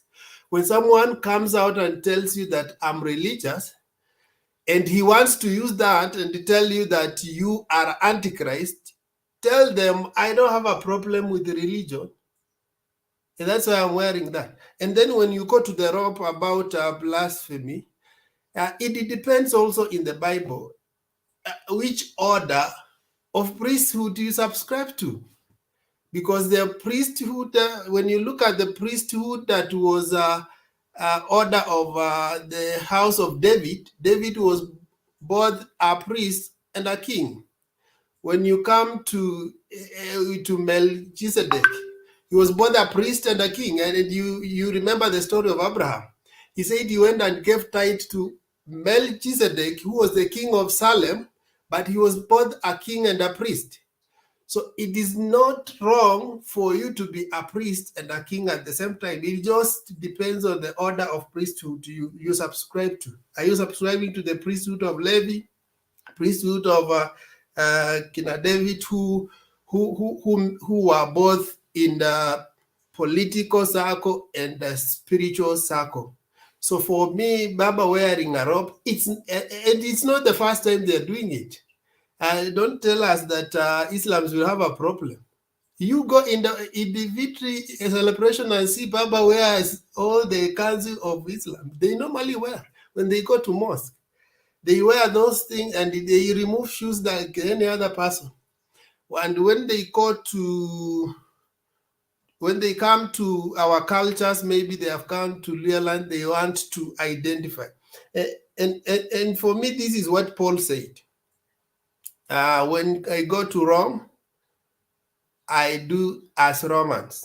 And what was the message? He said that in order to win them, the best way to win people is to identify with them, to be like them.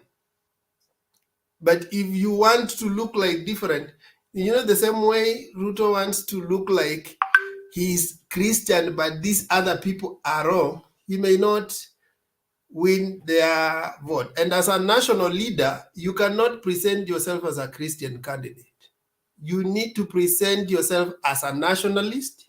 You may not be an Islam, but when you wear a robe, you are showing them that I am going to give you the freedom to exercise your Islam, even if I'm not an Islam.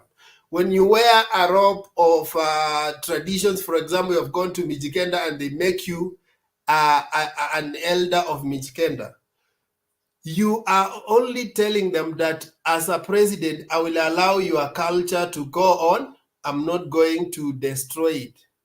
So you have to give people the assurance that they will practice what they are doing without you as the head of state interfering with what they are doing.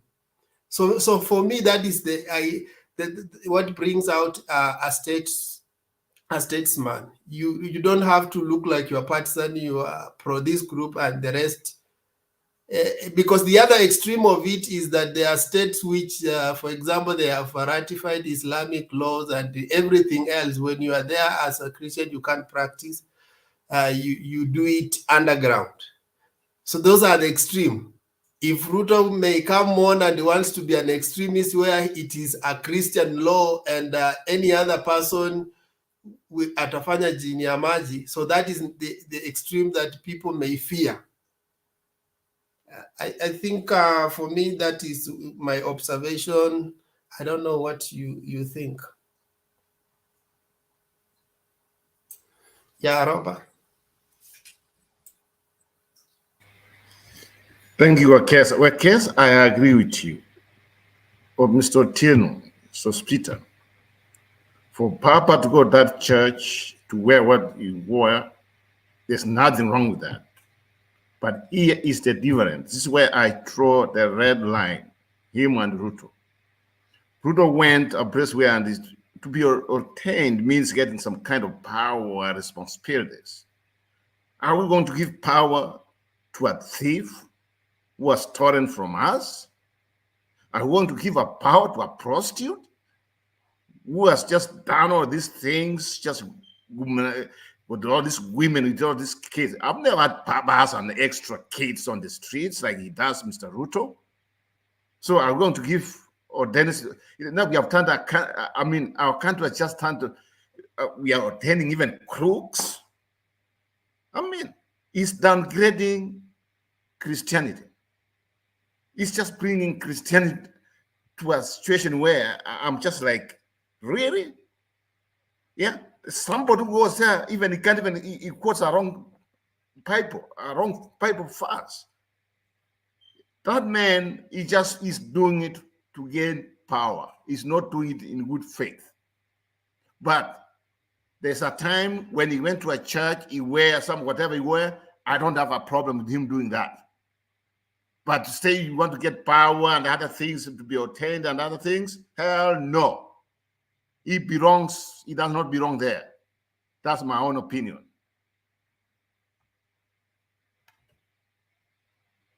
Okay. Teba alisema ni nani ana Joshua and then Makiadi or Yes, let me Adams. just react over. Oh, kuna Adams, yeah? Adams.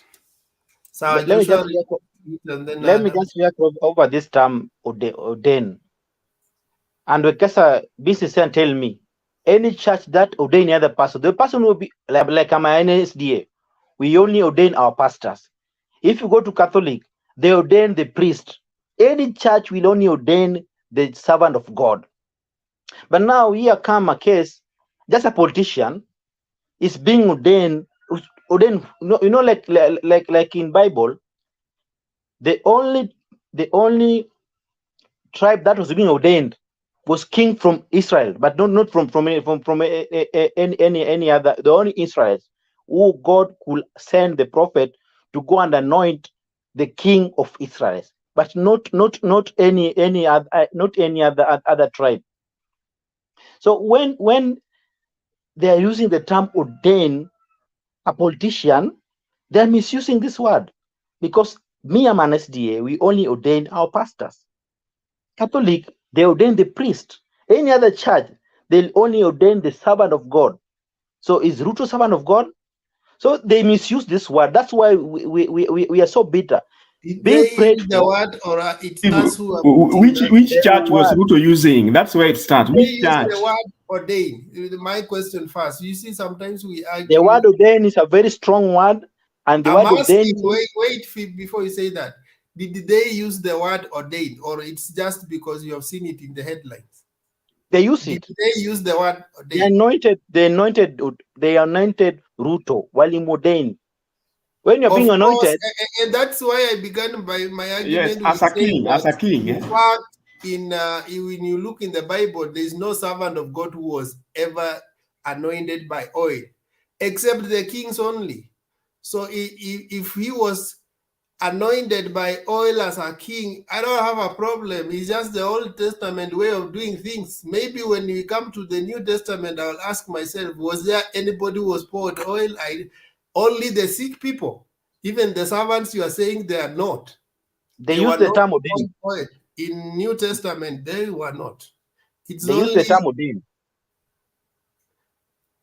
That term was not used. I followed the whole Kesa, session. do you have the clip? Yeah, I followed the whole session. I think it's just because you have seen it captured in the headlines. But even the term ordain is not even in the Bible, for your sake, for information's sake. So it's just the English part of it. Is there in the Bible somewhere about ordination in the Bible? No. It's just English. So let's not argue over English, guys. Because if I ask you to produce one scripture that talks about ordination, you will not. And that one I can guarantee you. Let's proceed. Thank you.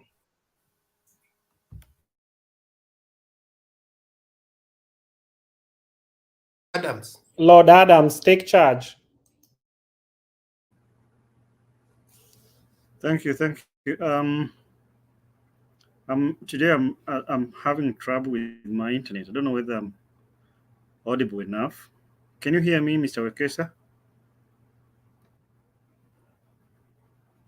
Okay. Yeah, loud and clear. Okay, perfect. Good. Now, good evening to all of you.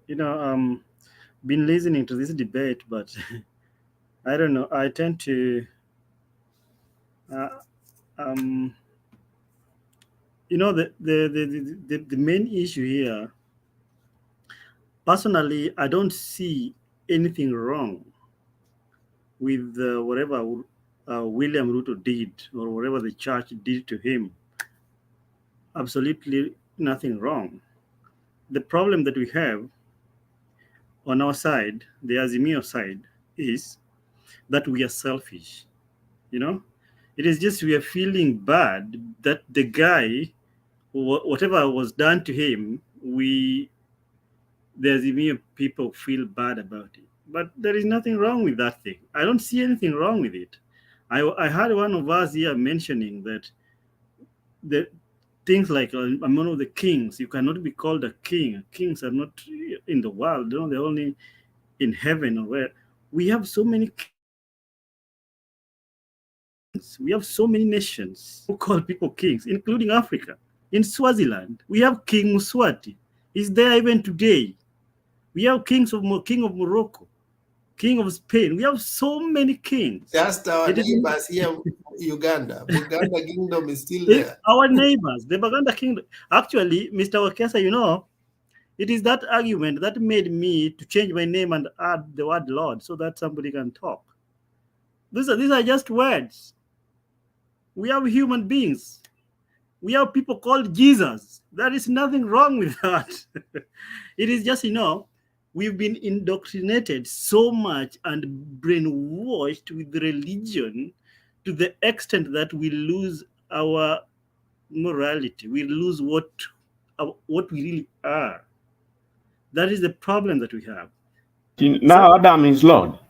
No, relax, Mr. Kuse. I know you are coming there. I was waiting for you. You know, when Mr. Kuse, when you come here and say that, how can you ordain somebody like Ruto? Like you look at the guy like somebody who is so sinful that should not be ordained. You are arguing like that from the point of Christian view. But let me tell you, even Jesus Christ did not come for holy people. He came for the prostitutes. He came for thieves. He came for those people that people like Ruto that you criticize so much and you feel are so sinful and shameful. Those are the people Jesus Christ came for. Not you who thinks you are so holy and so much church and baptized. No, he did not come for you. So let's just relax and, you know, take this thing easy. Actually, let me tell you. Which verse are you quoting? Mr. Kuze, relax. Relax. You know, this argument has gone so much wrong because we're arguing like this because this like the panel right now, 90% are Christians. Can you try to think out of the box? Can you bring a scenario in your head? Supposing we were like everybody who is here were not Christians, will they reason the same? No, they won't. So, you know, this kind of reasoning is a bit selfish and politically driven. It is sidelined.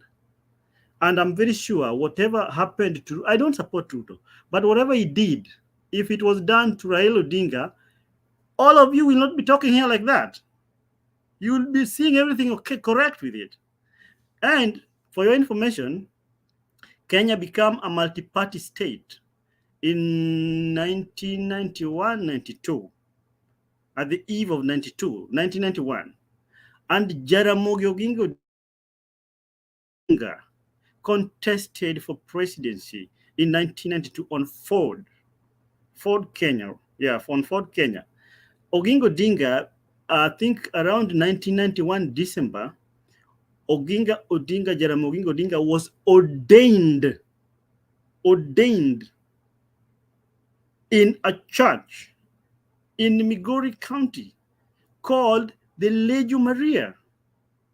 He was ordained and given the crown as a king as he was approaching presidency. These things have happened in Kenya. Whatever Ruto did is not something new. It has happened. So let's not try to trivialize this thing and see it like it's a wrong thing. There is nothing wrong with that. It is normal. It is we people who make this thing look so big. Actually, it's like we are campaigning for Ruto. There is nothing wrong. Let that thing pass like just a glance. There's nothing wrong there. Adams, you are campaigning for Ruto, not us, you. Mr. Roba, me and you belong to one side. I'm not campaigning for him. So I'm just trying to bring a scenario. So ordination, I don't know whatever this term, English terms we're using here and there. It doesn't make anything. Let Ruto do whatever he did, whether he wants to become a king, whether he wants to become a prince in the church, whether he want to become a queen. It doesn't matter. Those are just things. Today, I can be ordained to become a lord. So what will you do? Does it change you? These are just things people can do.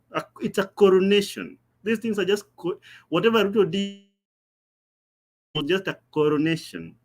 Whatever the church, and I heard Mr. Kuseo has gone so deeper to the extent that he even have a problem with that particular church. Right? So those are churches. No, They are Adam, registered. that's because the previous day he called Wamalwa a woman. The previous The day, church, 2 days the ago, church, yes. the church did not call Wamalwa a woman. It is No, the I'm person. saying he got ordained in the church like that, and just the previous day he was busy sinning. Ordination do not make you sinless, Mr. Kuseo. No, Ordination do how not can you ordain a sinner? 2 days ago Yes, he was calling Wamalwa a woman. It is sinners who are supposed to be ordained. You know, you guys are getting this concept wrong. It is sinners who are supposed to be ordained so that they get sanctified. What do you understand of this concept? Even the preaching the word of God, it is sinners who are supposed to be preached to. If you know that you are so holier than thou, don't go to church. It is sinners who are supposed to go to church. Come on. You people are missing the point.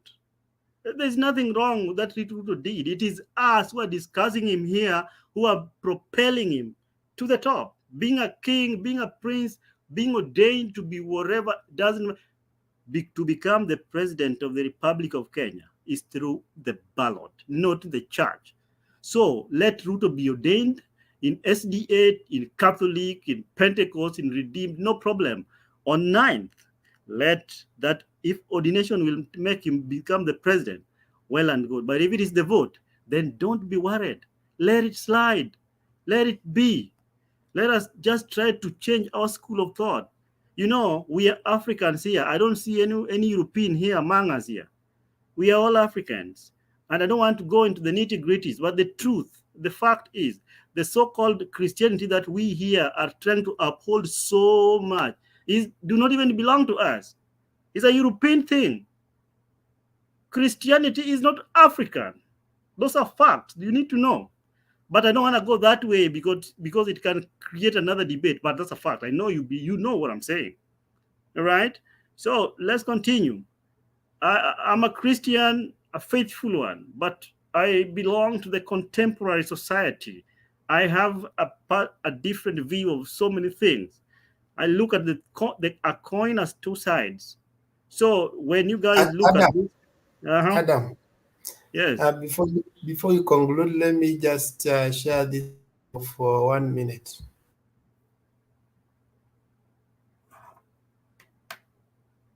Okay.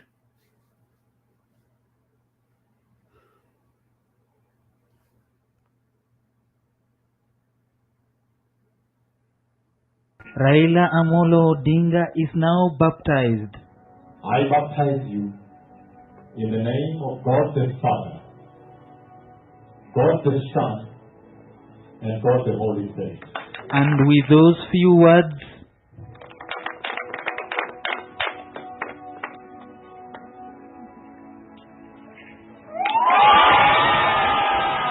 the Prime Minister was a baptized man.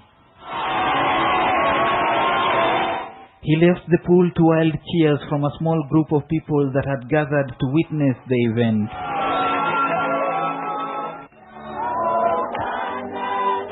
These women in ecstasy as they celebrated this latest of developments.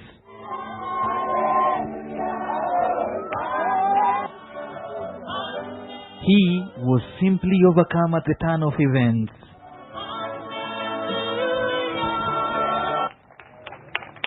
The Prime Minister had been serious about this. From the moment he strode into the pool, got baptized and left it in wet clothes and all.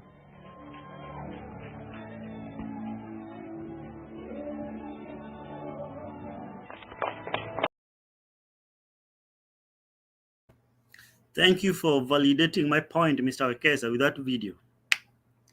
Those are the things I was talking about. Mr. Kusea, I think that one has pumped something into your system. Workers has just confused us. He hasn't confused me. He has That's just baptism. That's baptism. Baptism, ordination, those kind of stuff, they come together. They are just, it's just a combination of all those things, just separated. So, conclude what I'm saying, there is nothing wrong. I tried, I'm kind of trying to move to the school of thought of Themba, the way he was talking. I don't see everything wrong with whatever Ruto did. But don't misquote me, my friend, Mr. Roba. Don't misquote me that when I say this, now I'm supporting Ruto. No, I'm just trying to state facts. There is nothing wrong with that. We have kings in the world. In East Africa, we have kings. We have people being ordained. I told you 1991 December, Jaramogi Odinga was ordained. Raila Odinga here you see was ordained. Ruto is being ordained. There's no problem. So if the ordination can propel you to presidency, you have an advantage. But if it is the democratic vote, we don't need to worry. We don't need to worry. Let Ruto do whatever he wants. Whether he wants to walk naked, no problem. That's up to him. Whether he wants to slap people, let him continue slapping people. If slapping people and getting ordained will make him be president, advantage to him. But if it is the vote, let us not be worried. Lastly, and finally, yes, lastly, thank you. Lastly, finally, Mr. Wekesa, I'm out of that thing. That thing has taken too much time of people here. I just want to say something about the police force. Ruto said that he wants to change the Kenya police force, police service. We are right now it is Kenya Police Service, right? So he wanted to make it to become Kenya Police Force. According to me, the Kenya Police Force is enacted in our constitution, and it is established under Article 243(1) of the Constitution of Kenya. It means the members of the service, the Kenya Police Service, the difference means a civilian like me, I'm not a policeman, I can serve in the Kenya Police Service. I can be a service member as a civilian, meaning I can go and work for Kenya Police Service professionally. I can be an accountant there. I can be an attorney in the Kenya Police Service. You know, I can do something professional under that service. But if they make it to be a police force, it will only belong to the force members only. So I think that is the argument that maybe people can talk about. So we look at the pros and cons, the advantages of having a police force and having vis-a-vis having a police service. So according to me, the way it is enacted right now in the Constitution 2010, it's a police service. It is good to go. It serves as right. I don't agree with them changing it to a police force. Thank you. Thank you. Yeah, Themba has come. I want to return the baton to him. But I just wanted to say in one statement that you guys, you are here, you are analysts. I think we are not just here to regurgitate information from the society. We actually need to understand even and tell the people, why do politicians do what they do? And I want to give you an example. When we were in Kabete campus, you could not be elected into this SONU and then yetu ilikuwa inaitwa nini huku KUSO. Yes. Unless you were a member of or identify with the Christian Union of Kabete. Why? It was the largest body in Kabete campus, and they used to vote in as a block. So most people during the time of election, they could come to Christian Union to be part of it. So a politician knows exactly where the votes are.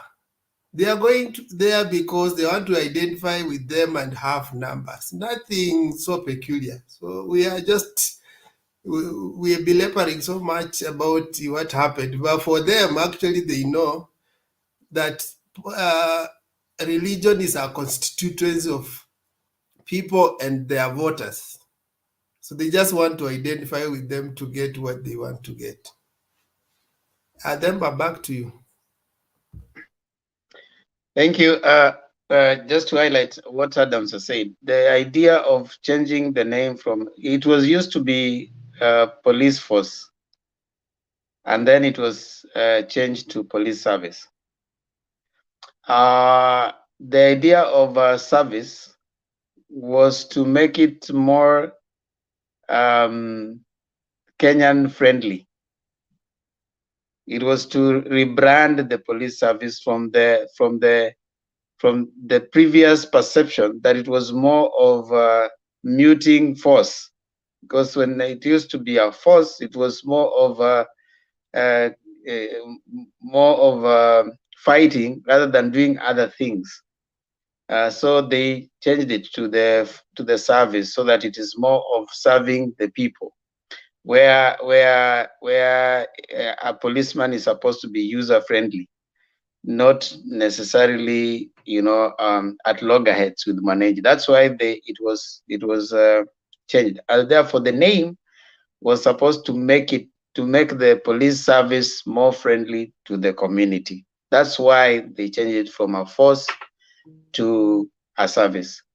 So when he's arguing about you want to make a strong police force, you need to listen to it in the backdrop of what the deputy president was saying. He was saying that mimi si Uhuru Kenyatta, hautacheza na mimi. I will not negotiate with you, right?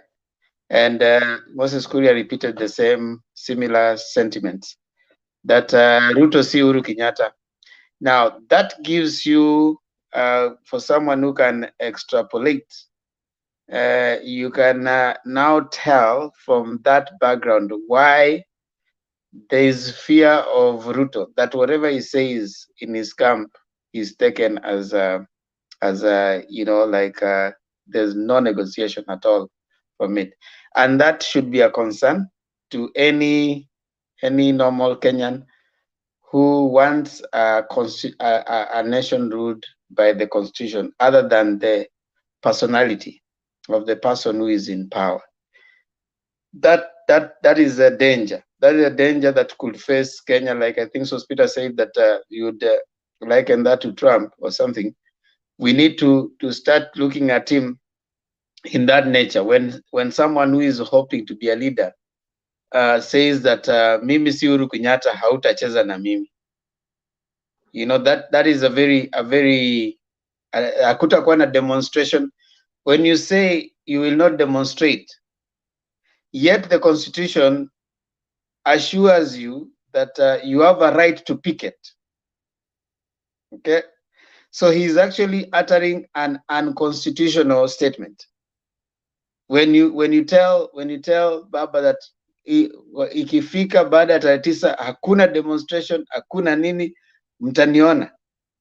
Now you are actually saying you're going to deny these people their constitutional right in your pursuit of your personal, gain. Like if at all you get there, and these people are not satisfied. So I found that also something, a point of worry, that anybody should be worried. And one thing they say, and Orengo said this: revolutionaries eat their own children.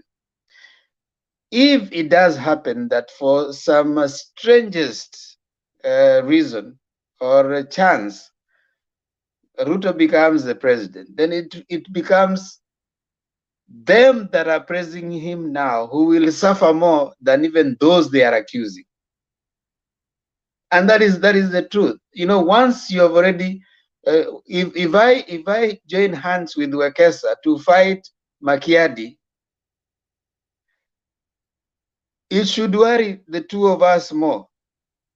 How is Wekesa fighting Makiadi? Because when we are done with Makiadi, the next person Wekesa will want to fight is me. And that's why in more cases they say that as soon as you're done, you need to let go. That's a Machiavellian principle. As soon as you win power, you let go of the people that you want power with, so that you bring new blood to help you rule. So I think they should be worried the way they are going, and that for me, I think I'd stepped aside, but I heard what Wekesa said.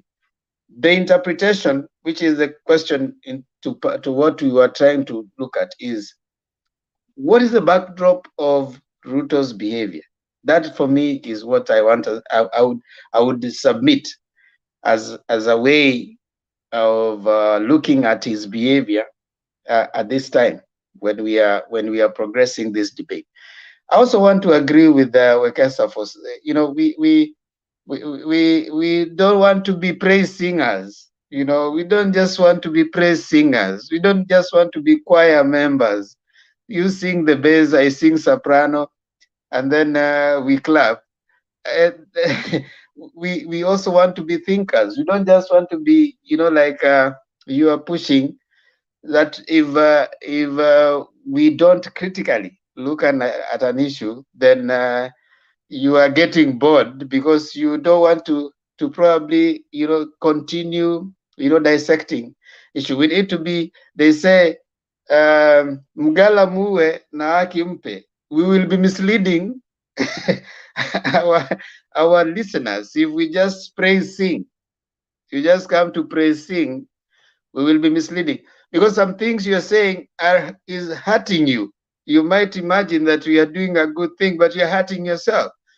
Like I said, it was much ado about nothing. If we continue saying that Ruto is done a bad thing for him to be ordained, you're actually hurting yourself because tomorrow Baba will be going to church and he'll be anointed. What will you say then? Will you retract your argument at that point? It's a political season. It was, like I was sharing with Wekesa that hardly had we finished talking about Ruto being anointed, Baba goes to church and is given this thing, and he's with this Bible. So what do you say in your argument?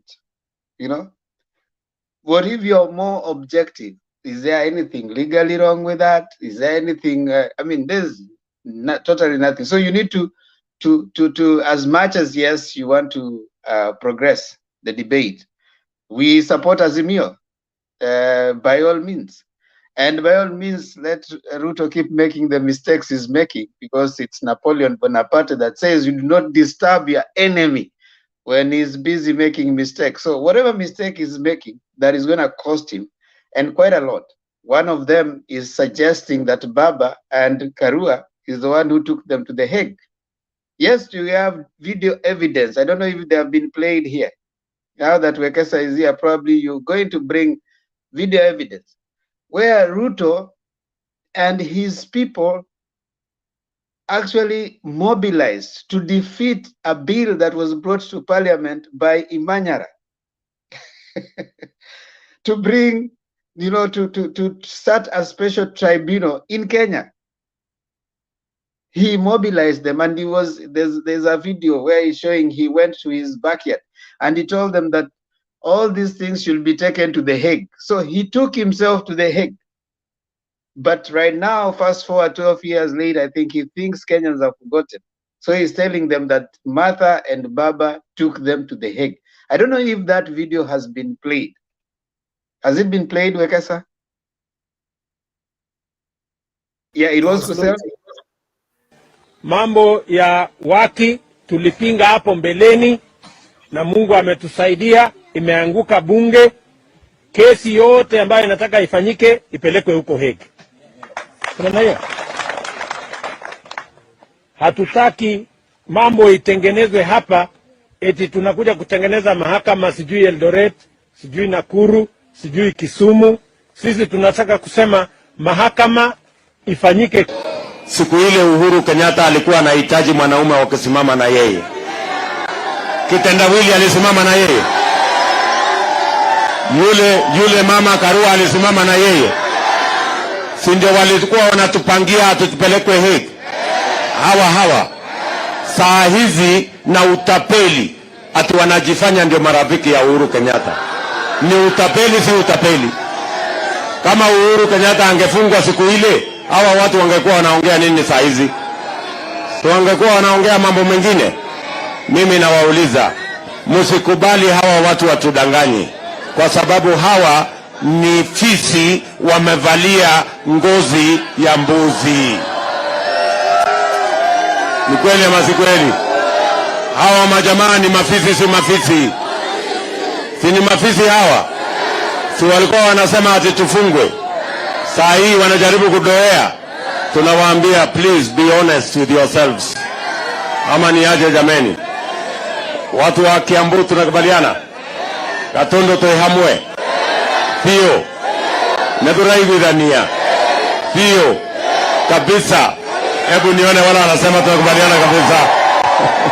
If the government is willing and ready to hand over the suspects when and if Moreno Cambo asks for them.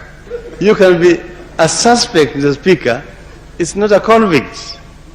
You are just a suspect. The mere fact that somebody mentioned the Honorable Jirongo's name or Honorable Alwale's name, Mr. Speaker, does not make him culpable. But the Premier insisted that the country would continue with its efforts on truth and reconciliation even as it cooperates with the ICC. For the government to agree to refer its citizens to another jurisdiction will be abdication of its responsibilities. Mr. Speaker, that would in fact be meaning that you are actually ceding your sovereignty to another authority.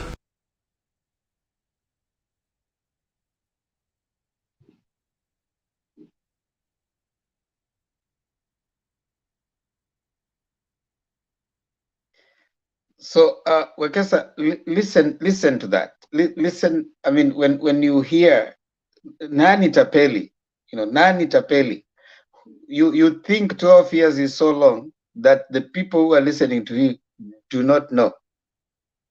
He was the same person who decided to take them to The Hague. Now he's coming to say these are the people who took you know why he's saying that, them? Yeah?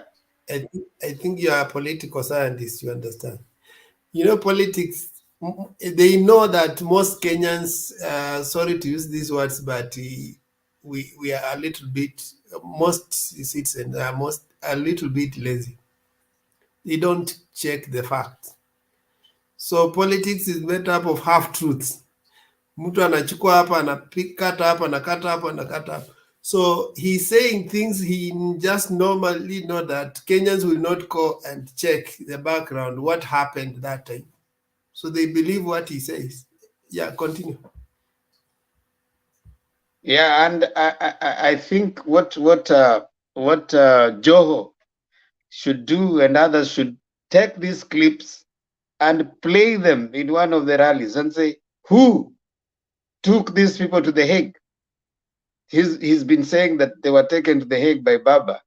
And there's even a video I think I shared where even Karua is defending, where they are pushing for the Imanyara bill to start special tribunal. There's a clip where Martha is actually saying that these things don't need to go to The Hague, So I think we need as we continue to play these videos to remind Kenyans who have probably forgotten by design or by default to know that, hey, this is what happened. The truth, you can't change history. You can try to retell it, but you can't change it. You can imagine it can suit you, but it won't. That is the history. That is what the deputy president did. I'm hoping that I want to stop there at least so that we bring in someone else. I don't know if Makiadi had talked and Wekesa, you can advise. It was Makiadi to take. Greetings to all. I think at this particular juncture, I have very little to say. It's 22 days to the election, and I want first of all to say hi to all of you. When I look at what we are supposed to be talking about here, Raila Odinga consolidates Nairobi vote. That's okay. It's a big announcement. I don't know what you meant by big announcement, but that's okay too. RUTO to change police service to police force. We know they have a problem even with the uniform. So I give that to him. IEBC to avail manual register. That is what we have always been telling them. That is the law. And so the most important thing here is 22 days to the election. And I like what I'm seeing. All these shenanigans about who is supposed to dress in what. I think we will be wasting a lot of time on that because it does not help us. It does not help our political cause. I think, and I still hold the view that politics and religion should never be mixed. And I think what I said yesterday about one side of the political divide trying to paint another one as the devil's advocate shows that they have run out of ideas. I would have thought that at this particular moment, both sides of the political divide would be selling their agenda and their manifesto to Mwananchi. But as you can see right now, William Ruto is basically talking about other things. The Hague, we have evidence that is the one who coined the phrase, let us not be vague, let's go to the Hague. So we give it to him. He wanted the Hague, he got the Hague. I think William Ruto has sensed defeat. And what he's doing right now is just trying to make sure that he cultivates the ground to try and win as much seats in Parliament and Senate as possible, so that at least he has a voice in the post-election dispensation. So all that I can say is that mama na baba wanafanya kazi mzuri, and I'm settled. I always insist that we should be getting ready. Plans should be underway for how we are going to swearing them in. These other things ni political shenanigans na zimepitwa na wakati. Ndemba, mimi nimemaliza. Thank you. Wekesa, had you submitted? I left you giving an interjection. Ulikuwa umemaliza? No, I just interjected the issue to do with the church, not really on the topic as well. Okay, go on. Okay. Watching what has happened today, I realized the DP was desperate to revive the ICC debate. And like wise men say that lightning does not strike the same tree twice. I think it's also echoed in one of the scriptures that calamity does not strike twice. So trying to exploit Hague issue to win votes, it's unlikely. Maybe he needs to, I know he capitalizes on sympathy, yes, but he needs to look for something else that can exploit, he can exploit too much sympathy from it. But issue is a tired script, and you will not even see the Azimio people rebuttal it. They don't want to give it prominence. He has continued with that script of intimidating Uhuru, because he had to say it while in Kiambu, Katundu, and say how he stood with Uhuru, and nobody else could do that. From the start, it's Williams Ruto who scripted this idea that it's him who delivered the presidency of Jubilee, and that he has managed to sell it to the mountain until they normally see him as a hero. But sometimes I wonder, okay, I used to respect the mountain so much until Ruto came. He has managed to tell them that double-decker roads at Wangige are not important. That just if I give each and every person a wheelbarrow, they should be okay with that. I've also seen our man Mudavadi not Mudavadi Weta, buy that idea. He was quoted on, I think, on a clip telling Lusaka that all he needs is to convert the budget Wangamat is using for scholarship, because he has actually, Wangamat has done more scholarships compared to any other governor if you benchmark across the 47 counties. So all he was telling him is you can convert those scholarships and give you around, was it 100,000? Yeah, 100,000 borders. So that is how he sees it. I think when people go to bottom-up economy, they become deranged. They almost run mad. But I also want to believe it's not just they did not go to bottom up by accident. Actually, it's a school of thought that they just renamed it bottom up, but this is what Moi used to do. And their sons, they are orphans of Kanu.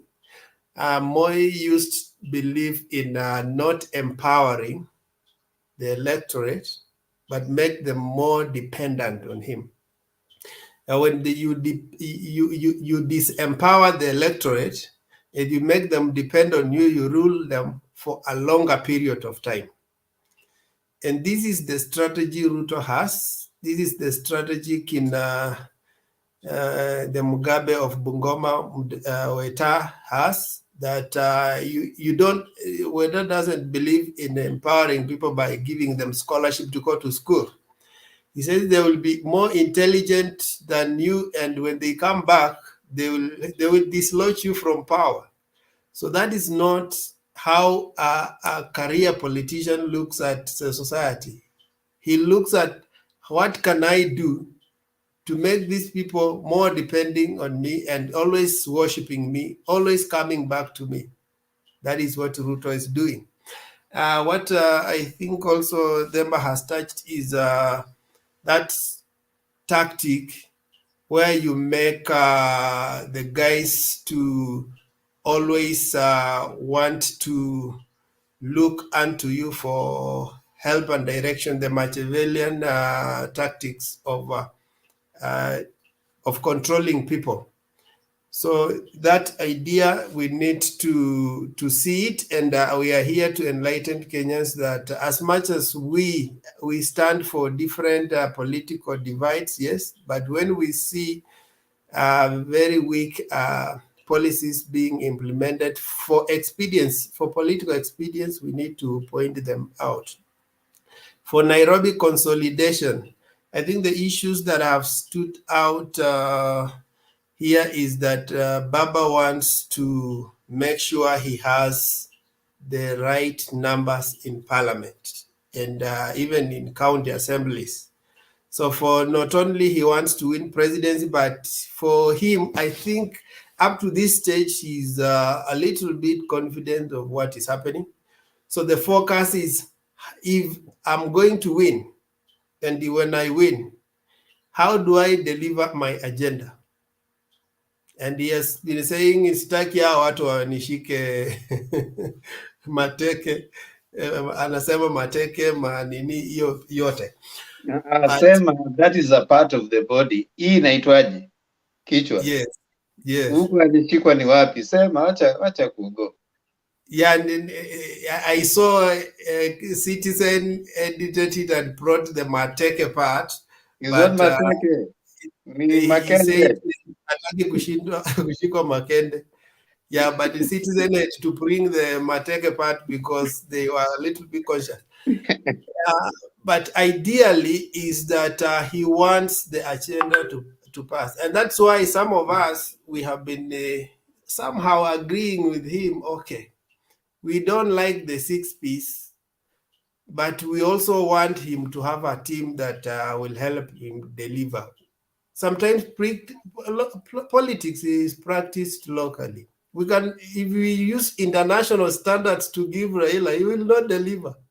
The truth is, we give him other MPs, they will be manipulated with their own parties, and he will be there helpless. You can see Uhuru had right agenda on the second term. He wanted to accomplish his legacy. But someone had even planned from day one that he wanted to impeach him. And he wanted to collude with the opposition to impeach him. It's only that when that issue leaked out, now Uhuru looked for a handshake so that he can have stability. So yes, in Baba's speech, that thing came out. Akasema, you know what, the house that censure the president is what? Senate. So sitaki hawa jamaa wanishike makende huko kwa Senate. So give me enough senators, which is true. It does not only happen in Kenya, even in US.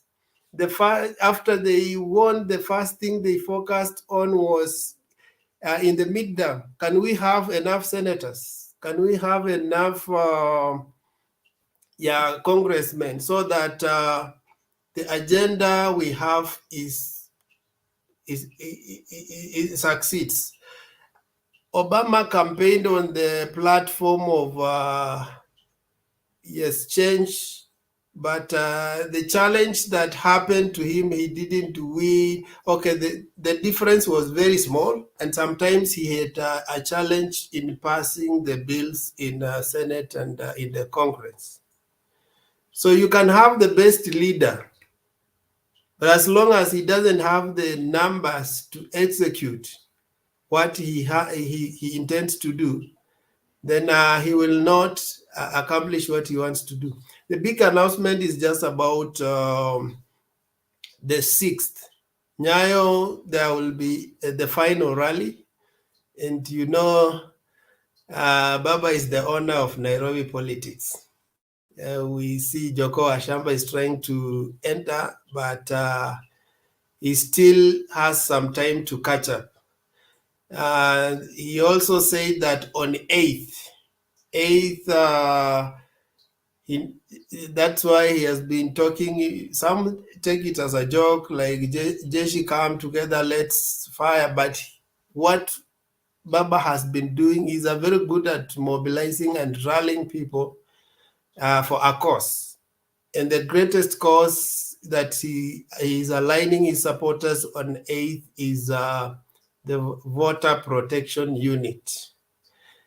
So we have been disadvantaged many times in areas. I think 2017, the areas we were disadvantaged was Rift Valley and Central. Baba didn't have enough agents and people to protect his votes.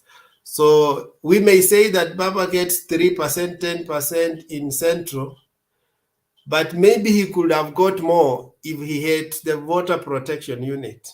So most of his votes were lost in the areas that were thought to be not his strongholds. And literally the agents that were there, the few of them gave in. But you can isolate places like Kandara, even where Alice Wahome were very arrogant against the returning officers. And they did what they wanted to do to ensure that Uhuru won. One of the things Alice Wahome is always beat about Uhuru is that she believes she topped up for his victory, and he should have played to her rules, to her desires. But it seems he didn't listen to them, the guys who helped him top up. So the message is clear. We should not be overconfident that Baba is winning this thing. It's never a win until it's a win. We have to come out in large numbers, vote. 2, come out in large numbers and ensure the process is okay by protecting our votes. All the votes are counted until the last vote. For us who have the smartphones and whatever, the information to be relayed should be relayed on time. And we ensure that our man actually is sworn in. Otherwise, for us who are in Kenya, Kitengela and part of the Choma zones, we are already preparing the crowns for eating those mbusis. If you are around, we can always work out something. I think that is my message, because I will be leaving in the next 12 minutes. Thank you. Unaenda kazi? Yeah, it's Monday in Kenya. Natoka saa 1:30 hivyo. Oh, okay. Tutakuruhusu, wacha hiyo yako ilikuwa closing remark.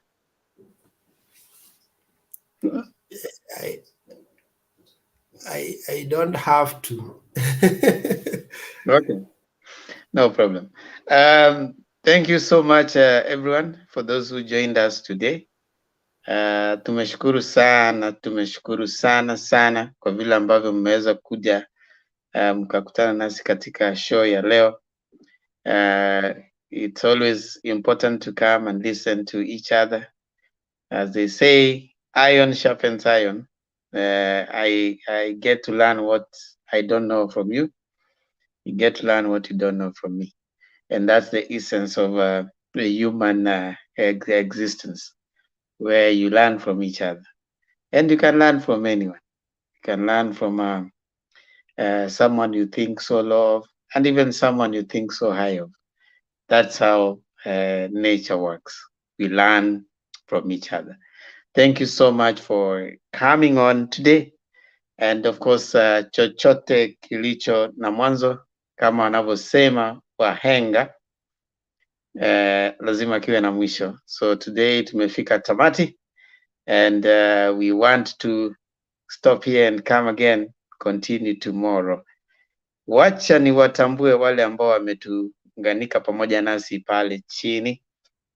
Mmoja wao anaitwa Christine Adika, Yufin Otieno Adams, amefanya mpaka Adams akakuwa Lord Adams, you know.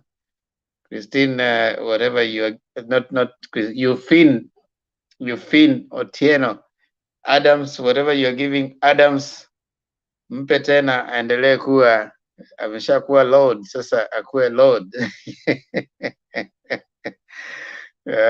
Lord Adams.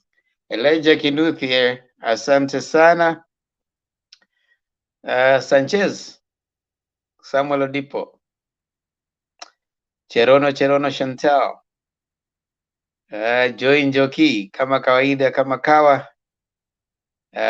Tunapenya gaka, mbona makasiriko? Eti Machiavelli iliisha na Moi. Machiavelli ndio Ruto bana. Sasa Ruto ni Hitler wa leo, ni Machiavelli wa leo, ni zote, ni Trump wa Kenya. Yani sasa tatafuta zote tumwekee pale. Trufosa Lai, asante. Kuna jamaa anaitwa Black anasema Ruto alikuwa anasema what the heck, mkafikiria anataka, amesema Hague, mkampeleka Hague. Ya accent ya Kikale. La kuna ucheshi. Elkana Shibachi rafiki ya Makiadi. Linetu wa Bomba, mtafute Matondeto. Tafadhali mtafute, atumuoni. Anita Bobo na wengine wote, asanteni sana. Mary Jones pia nimekuona. Siwe issue. King Tuti 254. Kama sijakutaja siwe tunakuchukia.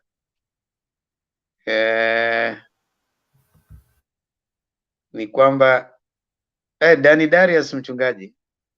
Pastor leo Danny Darius father umepatwa kabisa. Mambo ya ordination Tiara Oscar Juma. DA tunamtafuta, mwambie Yufin Otieno Adams tafadhali mtafute DA tafute DA tunamtaka hapa, manake Makiadi ameshatoka vacation na wewe haujarudi. Haya, subscribe to Mutembei TV. We want to start taking our closing remarks and I'll give the panelists who are here at least 2 minutes each. Wacha nimpe Wekesa, manake yako tayari kuondoka. Dakika zake 2, alafu Makiadi, kisha Sospita, alafu Lord Adams. Wekesa tafadhali, dakika 2, you give a closing, then we can meet up kesho. Yeah, thank you so much, guys, for having met on this channel. Human beings always have an opportunity or a place where they meet for the first time, and it happens that the future you never know. Some of the people like Themba we met, some late night like this, and then morning in Kenya, and we have happened to be friends, Makiadi and then Adams now. So there are always opportunity like this where human beings meet, and not only we exchange information, but we will find a convergence of what maybe our future lies. So I just want to say that we only have maybe 23 days, 22 to analyze these issues. And beyond that, we need to be thinking of maybe critical analysis of situations, so whether it's economy, whether it's career, whether it's social aspects. We need to be digging out information and see what are the trending issues of the society that we need to be dealing with that will keep us going. Not only to keep the channel alive, but also to keep the society not just informed, but transformed. We're not just here to consume information or to bulge with information, but somehow to transform with the information that we get. And that's why I've been telling people, as much as we support different areas, I think where we have reached, we need now to start analyzing the numbers objectively as we transit, because beyond 9th, it will be now a different conversation. We need to be serious analysts. If people want to keep listening to this channel, then we need to be objective. There will be no euphoria beyond 9th. I can tell you, for somebody to log in and listen to us, then we must be really running some interesting topics. So I will advise us to start thinking on those lines. Themba, even 8th, 9th, there we need to have a session of analyzing across the country what is happening.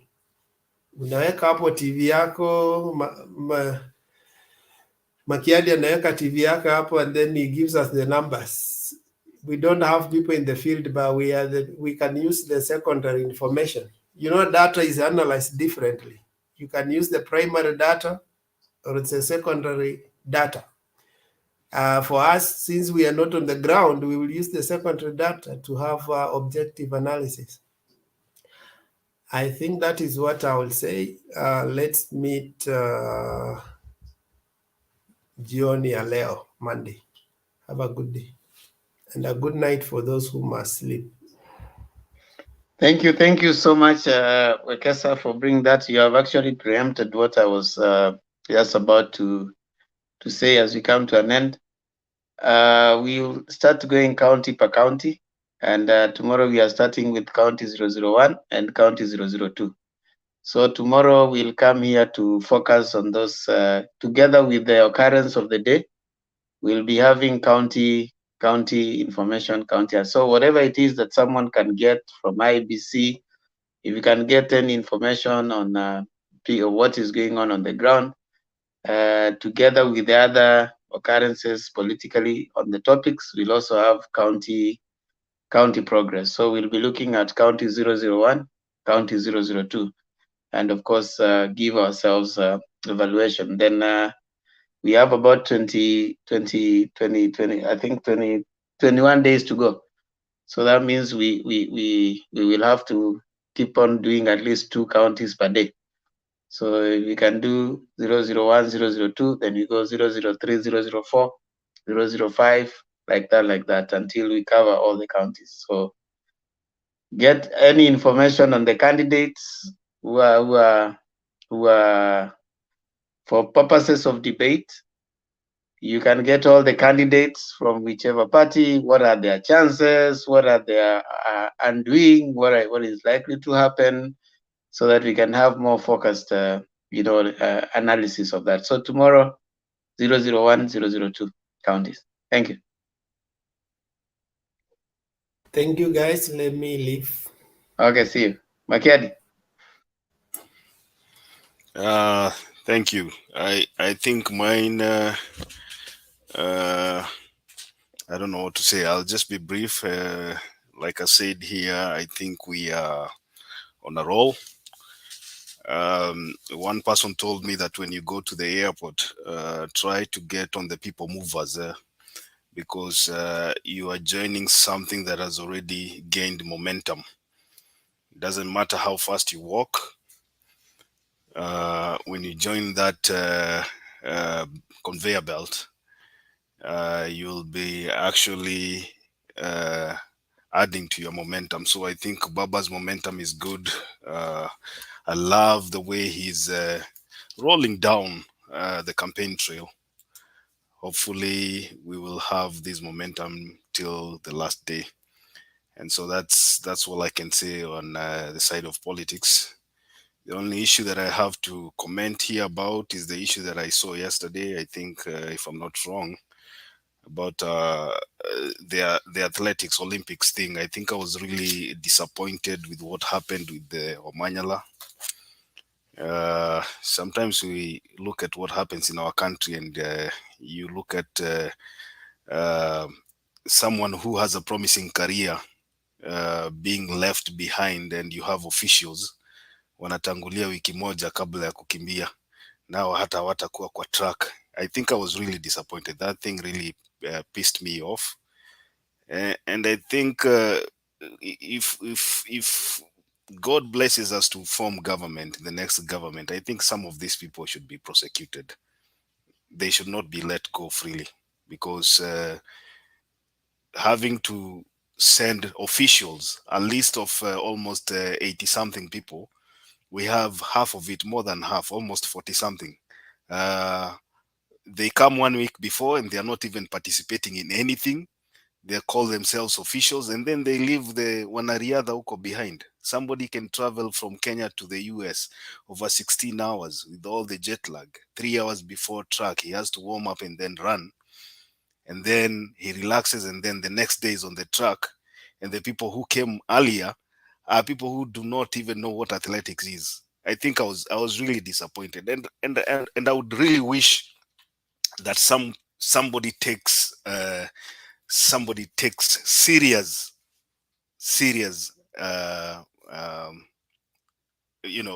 applies serious laws and does something to punish these people.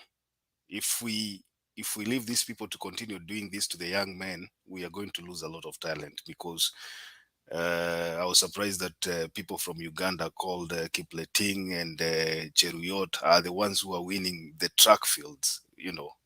I don't know, Abraham, kama ulisikia kina Chelagat wa Uganda. I was really surprised that Kenyans are now winning medals for Uganda in the US, and our people are not even performing. So there's a lot of corruption in that sector.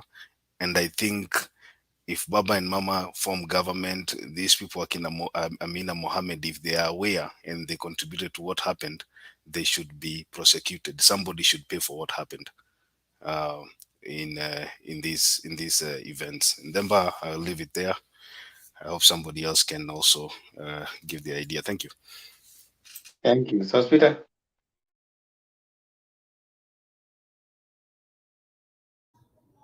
All right. Yeah. I mean, we've been waiting for this D-Day for a long time. It's getting closer each day. And, the aspiration for a Baba presidency has been a long time coming. It's too much uncertainty around the IEBC. And even though he may have the numbers, nobody knows how it's going to pan out. There's really no predictability as to how it's going to pan out. The person in charge of IEBC is somebody who is questionable. But, we hope for the best. And another question is, if Baba wins, is he even going to deliver? I mean, we just don't know. I mean, is he going to take on corruption? And can he, most of the corruption is going to be holdover from the last regime. I mean, is he going to take on those things? I mean, too many questions come up. And even as we go towards the election day, let us, also expose ourselves to the other arguments too, just like you guys said, because, and that's what I was asking myself the other day. I mean, how come I'm not seeing a lot of Jubilee stuff? So I don't know whether it's because they're not spreading it, not Jubilee, I mean UDA stuff. So I don't know whether it's because they are not spreading it out there, or, they don't have a big blogging force. And so that creates an element of, it can create an element of echo chamber, just like you guys were saying that, we might be just sitting there and lying to ourselves, and it's like singing a choir to ourselves, and that can be very dangerous because we can just we could just be disillusioned and wonder what happened, because there might be a silent majority out there that we don't know about.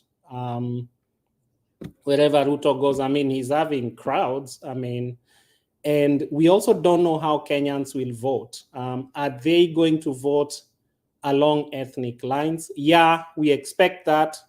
But is it also going to be tempered by the economic situation? Are we likely to have people being so annoyed by the economic situation and the price of commodities, and then we have a good majority, a good chunk of people who vote towards RUTO, not for RUTO, but against Baba, to the point that he doesn't win. So that's also a question to ask ourselves. I did argue about religion. I know it got kind of emotional. I just want you guys to know that my arguments were based on, timeless arguments and arguments that cross boundaries. I know, within Kenya, we can have our own thinking, but my arguments, I believe, would stand, whether it's 50 years from now or 100 years ago.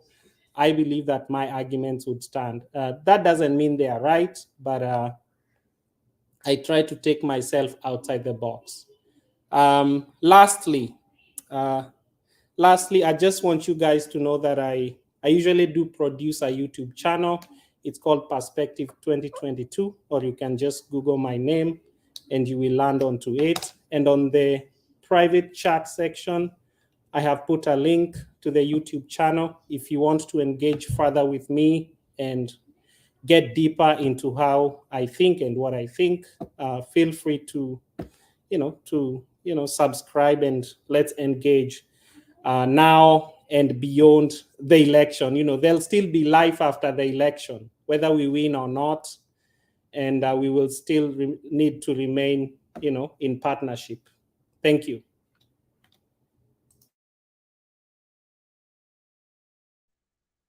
Adams.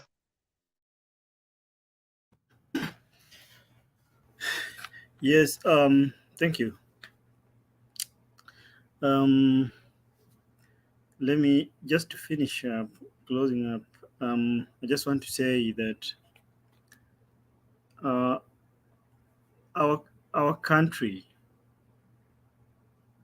is in a very awkward state, It is so absurd what's going on in the country. We are so much deep rooted in corruption. The best case study is what Makiadi just highlighted. Whatever happened, where you find that people who does nothing get services ahead of people who provide the services. Actually, that was sad and uncalled for. It shouldn't be like that. And indeed, those people should be prosecuted. But I don't know whether our system can prosecute them. Some of us, like me, I'm a Kenyan. I'm so much patriotic. I'm so much elated. I love my country. But sometimes I do go back home. Whenever I go home, it is sad. The state of affairs is sad. If things can be done right, tomorrow I can just catch the next flight and I'll be in Jomo Kenyatta. But things are not being done right. So sometimes I argue with my friends and they tell me, hey, why are you so much into politics? Because politics controls everything. Politics controls economy of every country in the world. It controls education. It controls everything that we do, even our jobs. Politics controls it. It doesn't matter which country you are. So politics revolves around almost everything that we do.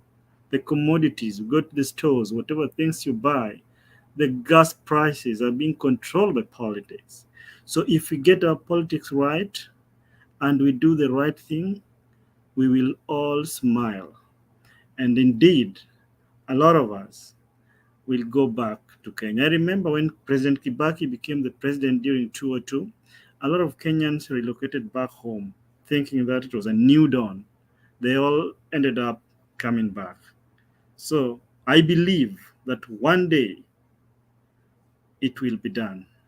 Like right now, our hope is bestowed on Raila and Martha ticket. And I believe and I hope that it will be done. So let me just close. I know we have 20, how many days do we have to elections? It is 25, 20, 22, should be 21 now. 3 weeks solid to election. We are going to vote. So let me finish by quoting a quote by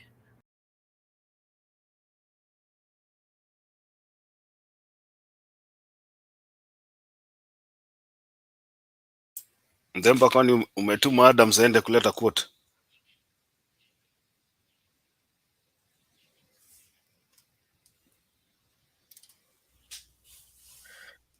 Kwani ameenda wapi? Nadhani ameendea quote, wacha tumpatie dakika hapa. Nadhani atarudi saa hii. Christine. Okay, hi everyone. Hi Makiadi. Closing remark. Si mambo ya kwanza kuongea mambo ya kutoka asubuhi mpaka jioni. Mimi nasalimiana tu Temba. Kwani kuna makosa hata hujajibu salamu zangu? Uko na beef gani na mimi? Wapi Bob na Mise? Yaani wewe ukichika mtu anatoroka wote wawili. This we are not going. Not Temba, leo niko na Makiadi pia hapo. Ako lone single. Nimedrop accidentally. Oh, so continue Adams, then finish the quote, then I come in. Thank you so much, Christine Nyaloka. All right, now my closing remark is the quote I had was just a Norwegian a political scientist. It's called Jens Stoltenberg. He once said, and I quote, "By voting, we add our voice to the chorus that forms opinions and the basis of action." By voting, we add our voice to the chorus that forms opinions and the basis of action. So let's go out, mobilize, and vote. Thank you and God bless. Okay, thank you. Christine, now, before you start explaining where you have taken others, can you give your comment. Okay, thank you, Temba. Before I give, today you are very hard on me, Temba. Tone it down. Before I give my comment, I just want to correct Adams that What a self-stigma. I'm not a Nyaloka, Adams. I'm not. I'm a Nyaugenya. So it's different places. Okay, Temba and the panel. Nyaloka is a promotion, but it's From not where a I demotion. from I like to be associated with a Nyaloka. Me, I'm a Nyaugenya. When I stand in my village, I call your place Loka. You know what I'm saying? Okay, I know what you're saying, but I feel nice being called Nyaugenya, referred to as Nyaugenya. Okay, back to business, Temba and the panelists and the others on the comment section. Today I've had a busy day, but I've been following through everything that has been happening. I won't say anything that everybody has touched on, but I just want to say before I make my closing remarks, okay, it's just like a closing remark. Just something that caught my attention was RUTO in Kiambu talking about Raila and Matakarua that ganged up to send them to Hague, and he stood with Uhuru. I just think RUTO should be careful with some of the statements. We are so used to that. He should be very careful because the moment he starts talking about Hague, he should remember there are people that lost their loved one too. So it's gonna again bring those memories of a loved one dying prematurely, and it will not be good on him because when he starts talking about the Hague story, the others will also start reminding him how the Hague story came about, and it will not be good for many people. You know, you only know the pain of death when you've been there. So basically today I have nothing but them, but I just miss you guys. I just came to see you guys, you know, and have a good chat before we get to bed. Thank you.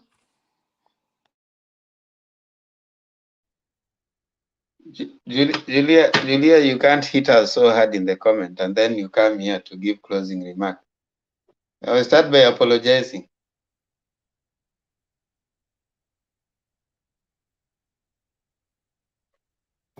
Okay, you people, you really bored me so much. No. You see, Julia, you don't choose yourself to be exposed to what we are discussing. Then you say we are the ones who are boring you. You know, let me give you a story, Julia, so that you understand what I'm trying to say. One day in school, the high school I went to, it was a mixed school. So I remember there was a gentleman. You know, when you have a mixed school, what happens is a time comes and towards the night, maybe prep time, some of us become cheeky. So he had crossed the fence with his girlfriend. Yeah, he had crossed the fence with his girlfriend, and then the teacher on duty was making rounds. Then he discovered that there were some people who were missing in the preps room. Then he had already, you know, I don't know how teachers knew these things. So the teacher followed to the fence. It was at night, and when the teacher got there, he was able to nab this guy. So when he nabbed this guy ran, and the teacher remained with his sweater because he struggled and he escaped. So the next day, when the teacher called him, and the teacher asked him, "So what were you doing in the bushes?" The guy asked the teacher, what were you doing?" And for me, I was hiding. You know, I hid so that you don't find me. So when you come in and then you find me, who is on the wrong? It is you who has followed me. Because if I wanted you to find me, I wouldn't have hid. Now, the point I'm trying to make, if you find that we are boring, switch off the TV and do something else. Come back when we are done. Yeah, you are right then, but I just muted you because I was tired of you people and people wearing gowns and all that. church thing, business, and Adam said doesn't understand the meaning of the word ordination. And he was saying that the sinners are the one who have been. I mean, it's not sinners. Ordination is not for sinners. and then you people, whatever. Watu wenye wanaenda kwa shetani kuomba shetani waombe shetani, wenye wanaenda kwa Mungu waombe Mungu. What matters is that we have decided that Baba is the next president. So Shetani exist. If the God exists, the devil also exists. You didn't know that? Yeah. If God exists, the devil also exists. That's a very dangerous statement, Julia. The devil exists. The devil is called Lucifer. I will teach you tomorrow about the Bible, where the devil came from. So you people, you worship whoever you want to worship, you face judgment when Jesus comes back. But for the election, let us vote for Baba. That's my take. Now, I don't want to talk about, the only thing I would like to say is what Christine said, that RUTO bring up the Hague thing will not benefit him now. It may have looked favorable when they were with Uhuru, because he forgets that the Uhuru vote was really Julia, yeah. Can I ask you a question? Yes, sir. Bad things are associated with darkness, right? Yes. Also, good things are associated with darkness, right? No. Like the tree makes its food at night, right? It needs the darkness to make its food. That's what sounds lied to you. I mean, there's a reason as to why you have it. No. Plants make their food through a process called photosynthesis. Yeah. So they need the light. And what happens at night? I don't want to know what things do at night, Demba. Then why do you need the night to sleep? Sleeping. Why do you sleep at night? You sleep good. I sleep so good. And it is good, isn't it? Yeah. Yeah. So, I mean, there are good things that happen at night. No, my house, there's no darkness in my house. I do good things in the light. I'm not like you then, but I don't turn off my light.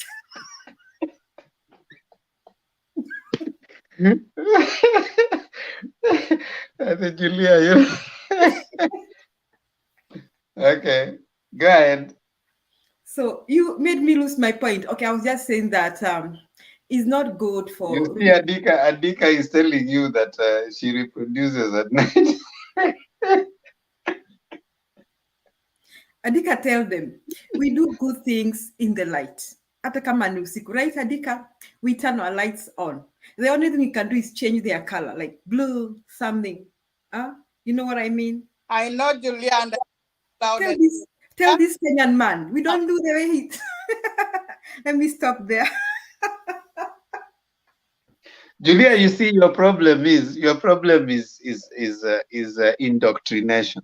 What indoctrination? The indoctrination that anything that is dark is associated with bad. That is an indoctrination. That is what has led into some of the problem that we face today. That anything black is bad. And that is what I was talking about. Africa is referred to as a dark continent, yet they are stealing to us because they called it a dark continent, so that we imagine darkness is something bad. And you so believe darkness is backward, and therefore darkness is supposed to be associated by bad. I mean, that's what is called. You are the one that Bob Marley sang for. Emancipate yourself from mental slavery. Then Julia, if you choose to walk in the dark, that's your choice. Julia, white is good. It's wrong. Julia, I think, Themba, with all due respect, I think we should have another session where we can talk about this, because this one will never end. And I agree with you, Themba. And that is why I try to stay away from the issues to do with religion, because sometimes I look at most of the things that people believe in. Like if you act a movie they call it a Jesus Christ film.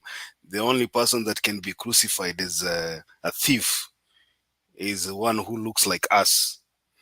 I tend to find some things very offensive, and we all know that. Stop self-victimizing yourself, Makiadi. I don't watch those movies where they crucify black people. But I'm just giving an example, and we all know that Jesus was not white. It doesn't matter to me. You'll find Kenyans, Demba, and you'll find Kenyans hanging a white man's picture behind on their walls, saying that that is. I mean, Julia, I think Julia is a victim. No. Unahang picture. Julia's mind has been captured by white supremacy, such that he believes that sin is dark. Who told you sin is dark? I will mute all of you if you talk again before I finish talking. You see, Twitter, I live with this kind of people here. I have to pray for myself so much before I come here because they drive me into temptations. But today I refuse to be tempted. So I got to finish my statement. So I was saying this, that RUTO doesn't have to seek sympathy because I technically believe that the vote for Uhuru in 2013 and 2017 was basically tribal. It was, and if Uhuru got any sympathy because of the Hague thing, is because the Mount Kenya people believe that if Uhuru did anything wrong, is because he was defending them. Not that I justify what he did. I don't even they justify that. Two wrongs cannot make a right. But they think that Uhuru got to any trouble for their sake. So to them, Uhuru was a hero. So they had a reason to vote for him as a bloc, but not for Ruto. If Ruto asked me, I did not vote for him. It's just an accident that I found him with Uhuru. So if he thinks he's going to get away with it, talking about saying that Raila, if brings Raila, nobody believes even in Mount Kenya that Raila brought this thing. Nobody believes that. Or Mother Karua. So this thing won't work for him. It won't work for him. And the vote Uhuru got was tribal and sympathy and support for their son, period. So I want to conclude by saying Ruto is walking around challenging Baba, making some statements that he can be taken to court with. I don't know whether he can be taken to court with, but those statements are not good.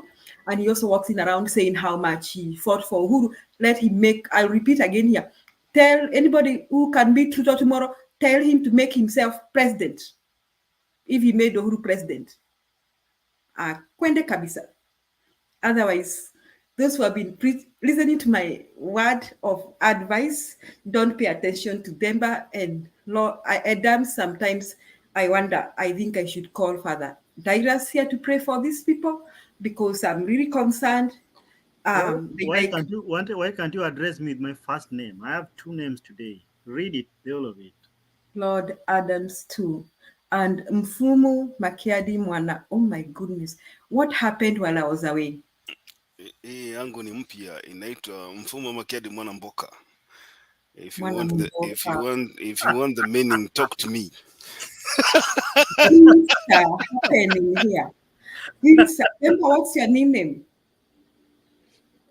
Franco's name was Luambo Makiedi. I'm not changing. I'm just Themba. So it's not changing anytime soon. Yeah, I don't like people who keep on changing who they are. I wonder what's wrong with them. So I'm asking fellow The issue Kenyans. is you. The issue is not them.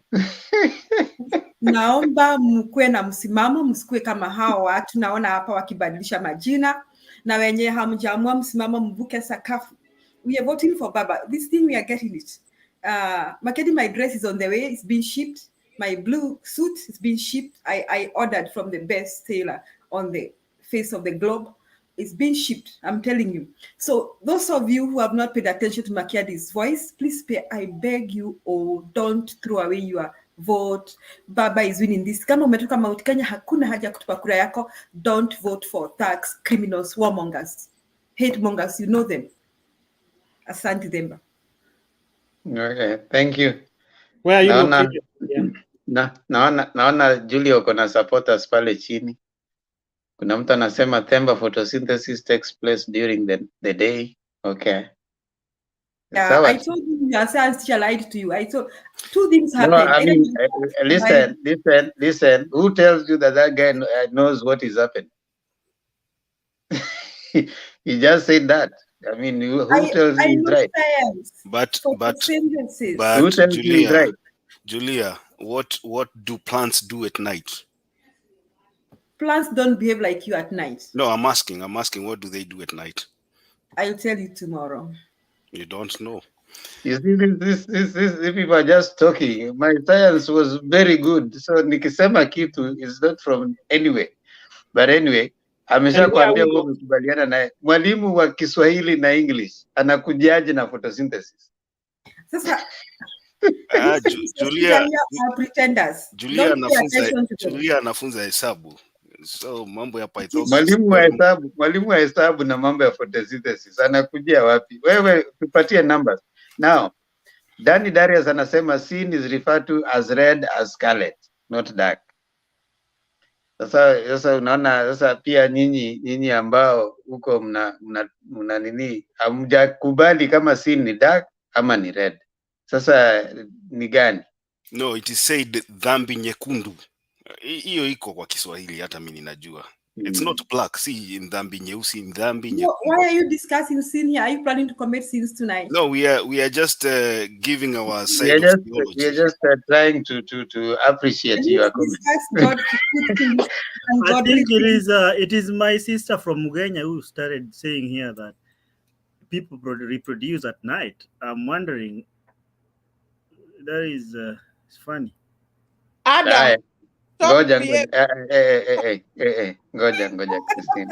Ngoja. Thank you. Julia, hebu tuimbie ile wimbo kama kawaida, alafu ndio tusikie wimbo kutoka kwa Makiadi. Tusipoteze mteremko, tunaweza kuingilia umbaya tusahau mteremko vile huwa inaenda. Yes, and I don't want you to start saying bad things in my ears. I'm feeling so good today. I don't want people to pollute. I just went to church. I worshiped God. I had a wonderful time. I don't want people to mess my ears tonight. So, let's pray. Mungu twaomba uilinde Jumuiya Afrika Mashariki, tuwezeshe kuishi kwa amani, tutimize na malengo yetu. Jumuiya yetu sote tuilinde, tuwajibike, tuimarike. Umoja wetu ni nguzo yetu, idumu jumuiya yetu. Uzalendo pia mshikamano viwe msingi wa umoja wetu, na tulinde uhuru na amani, mila zetu na desturi zetu, viwandani na hata mashambani. Tufanye kazi sote kwa makini, tujitoe kwa hali na mali, tuijenge jumuiya bora. Jumuiya yetu sote tuilinde, tuwajibike, tuimarike. Umoja wetu ni nguzo yetu, idumu jumuiya yetu. Amen.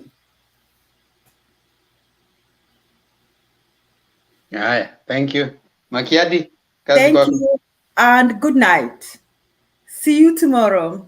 Hizo wimbo Makiadi, wewe acha sasa, hiyo ndio Ukristo.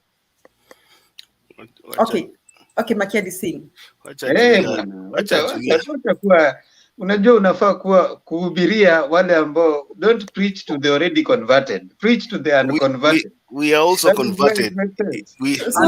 I told Julia that we are also converted. The only difference is we have some hobbies. So you mean Makiadi is heading to the devil, so I need to convert him? Julia, you should embrace sinners. Please, love sinners. So, Makedo, you are a sinner. We are not sinners on this forum. Labda Lord Adams peke yake. I don't know any other sinners. No, Julia pendi sinners. I'm telling her to love sinners. Okay, let's pay attention. Julia hapendi sinners, lakini Yesu ule ambaye ana worship, yeye alikuja akasema nitaenda kwa nyumba ya Zacchaeus. Akaambia Zacchaeus yule alikuwa ni tax collector, mtu mbaya zaidi, akaenda kwa nyumba ya Zacchaeus. Na hata kabla Zacchaeus hajafa akamwambia shuka chini, nitaenda kwa nyumba yako. Haya, Yesu akafuatwa na mwanamke ambaye alikuwa ni prostitute. Akamuosha na one of the ile mafuta ambayo alikuwa amepata kutokana na prostitution. Akachukua from Koinange akamuosha na akamuosha nazo miguu. Yesu hakumwambia mimi usinioshe miguu, na akampanguza na nyele zake. Lakini sasa wale ambao wanamfuata huyo Yesu ndio hawa sasa ati mimi sitaki kusikia matoroka. That's so sad. I don't know what Jesus was thinking. Really? Una question mpaka yule ambao unamfuata.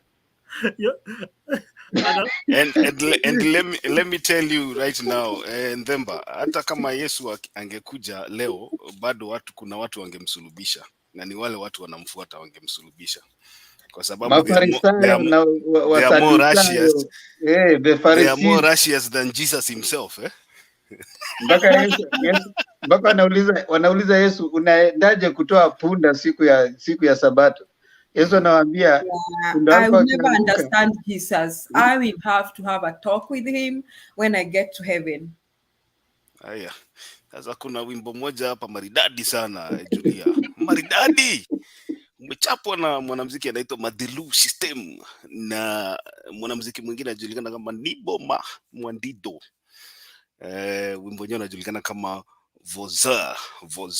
Yani ukienda kwa Kifaransa, kama unanena Kifaransa, enda uangalie Vozo, VOISIN, inamaanisha jirani kwa Kifaransa, Julia. Kwa hivyo ukitoka hapo unasalimia jirani yako Vozo, ndenge nini, yani my neighbor, how are you? Wimbo wenyewe unaenda namna hii. Nasema nasala yo nini ye vozo nangai na defa eloko nini ye epai na yo papa na bomela na yo na familie na yo. Yani, what have I done to you, my neighbor? What have I borrowed from you? What trouble have I caused in your family? Alafu inasonga inasema tata oyo, yani tata oyo ni kama hey mister, yo motema mabe, you are a hater. Vozona ngai motema mabe, my neighbor, you are a hater. Yekoso mokristo, yani my neighbor, you are a hater and you are a Christian. Aloko mwana yabato yanganyoso nandako yanzambe. Every Sunday you go to church but you are still a hater.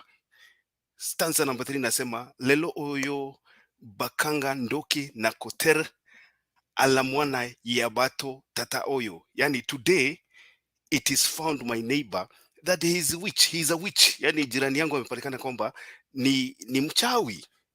Ala mwana yabato tata oyo. Yani he has even sacrificed someone's child. Ikiendelea pale, lakini sasa sitaki niende sana kwa sababu naona ni kama tutakuwa tuna cross line. Lakini wimbo wenyewe, Father Danny Darius, najua ulikuwa umeniuliza dedication. So whom are you trying to cut here? No, I'm giving Father Darius this dedication. He had requested for that. So Father Danny Darius, wimbo wenyewe unajulikana kama Vozo, yani VOISIN, umeimbwa na Madilu System na Niboma Mwandido. Ukitaka kusikiza wimbo, nenda type kwa Google, utasikiza wimbo maridadi sana. Ndemba, wacha niachie hapo. Okay, the song is good, but the singer... Menini sasa?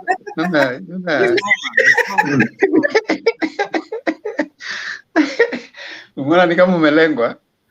But the singer has... I'll talk about it tomorrow. Good night. Ni wewe ulikuwa umekuwa targeted. Sasa tabu iko ndenge ya nini? Iko shida wapi? Ndenge ya nini mama yo? Are you related to Luambo Luanzo Makiedi? Soma hiyo jina yangu uone. Mfumo Makiadi mwana wa Mboka. Jina mrefu hata naona Christina ameshangaa hii ni nini leo. Sasa nimekuja na jina yangu kamili ya kutoka nyumbani. Mfumo inamaanisha leader, a hero. Unajua wale watu huko kwetu wanajipatia majina mrefu. Kama huyo jamaa anaitwa Loro Kabila, alikaa hivi akaona hii Loro haitoshi, akajibadilisha jina akajiita Mobutu Sese Seko Nkumbu Mbenda wa Zambanga. Yani the all powerful warrior who, because of his endurance and inflexible will to win, goes from conquest to conquest, leaving fire in his wake. Kwani Makiadi ulisema mamako ni anatoka Bungoma lakini babako anatoka Kongo? Mimi nimesema hiyo ndio lineage yetu sasa. Wachana na mambo ya mama na baba. Nimerudi nyumbani sasa Abraham Adams. Wachana na hii mambo mingi ya sijui nani baba mama. Hiyo haisaidii. Soma hiyo jina uone. We are back home. I'm trying to trace you. You cannot trace me. You cannot trace me. Adams, take him to the Maury show. Or Steve Wilkos show. Exactly. Yofino Adams, Makiadi ulimfanyia nini DA? Sasa DA amepotea, si unajua holiday ilikuwa mrefu lakini atarudi tu. Nataka tutoke mapema kwa sababu Misi yuko hapa na papa yuko hapa na hofia Lord Adams na papa Makiadi.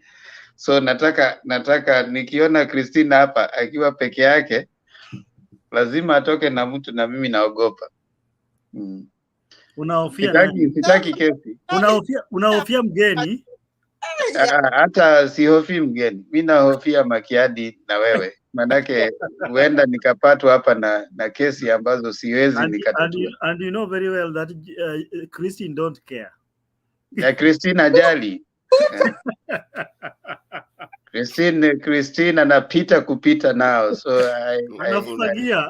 unajua wale wazee wa zamani tulikuwa tunawajua, akienda kumeza kitu huko nje lazima arudi na mboga nyumbani kuja na kanyama kuota, hata kama itarudi. Unajua ilikuwa inafungwa na gazeti, lakini hata gazeti inaweza kuja kama imefungwa na nyama sasa, lakini lazima afikishe kwa nyumba so you know, it was insulated with a newspaper, but kwa sababu ni quota, saa ingine inakuwa the vice versa. So Peter, hiki sasa kimefika kipindi cha umbea. Sasa kama unapenda umbea utakaa, kama haupendi umbea na kuomba tuonane kesho. I think the mic ziko free very long. Just let somebody sit, and you never know. Don't prepare him, you know. Christine hapa mimi namuogopa sana. So Peter, tafadhali tuonane kesho. Christine ni mkali. What do you mean mkali? You just met me today. Why are you going as far? It's like law enforcement. Peter, nimekuambia utoke, tuonane kesho jioni. Tafadhali, manake unasikia Temba unaona kitu Julia ameandika hapo chini. So Peter, unasikia pale unaambua kimbia, toroka.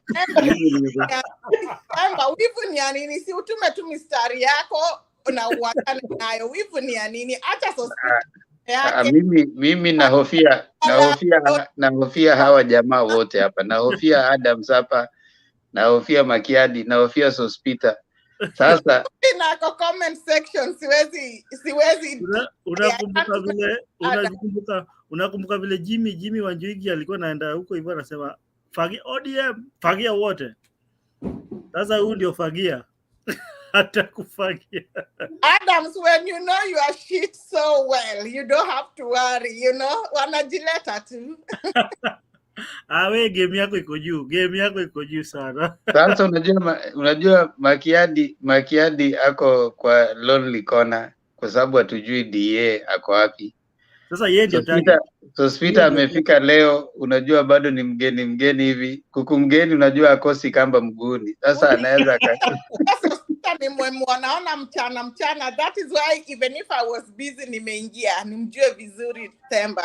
Don't spoil You for see? I told you. You see? Wewe tufunge show. Mimi vita ya mimi Themba naona umalize hii kitu. Can you moderate the show for us please? No. Themba wewe funga hii kitu kwa sababu. Nafunga show sasa for our own safety. For my own safety and Adam shikilia. Christine Iron Lady. Sina right. Karua mwenyewe. Zospita hivi umeanza kuongea hivi naona hautapenya mtego wa Christine. Mr. Sospita, this lady is a go-getter. He knows her target. She don't miss it. She don't miss. Ajay miss. But you know everything that she has touched has never come back here. So Sospita, are you now listen Sospita. Ngoja Christine Nyamaza. Sospita, tafadhali.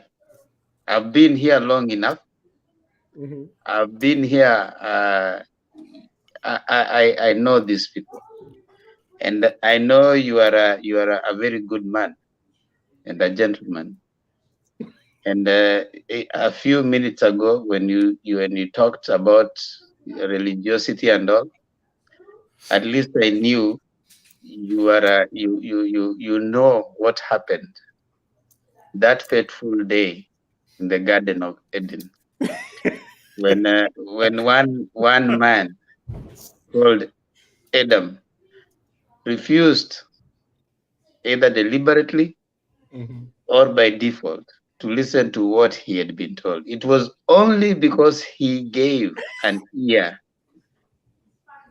to one person. I beseech you, I urge you, I implore you, I request you, do not hear what she tells you. Okay. And if you see her sweating, she don't just sweat for no reason. She's actually doing that. She's doing that to draw your focus to a certain part. This is symbolical. This one has a meaning. Look. Yeah, and also you've been told that everything she touches never comes back on this show. So ungefunga ikitu, Misa is gone, Bam Papa Azimio is gone. We don't want to have another victim. So I want to see you here many times every day. Kill this thing. We go. Bomangai. Bye. Bye. Thank you. Bye.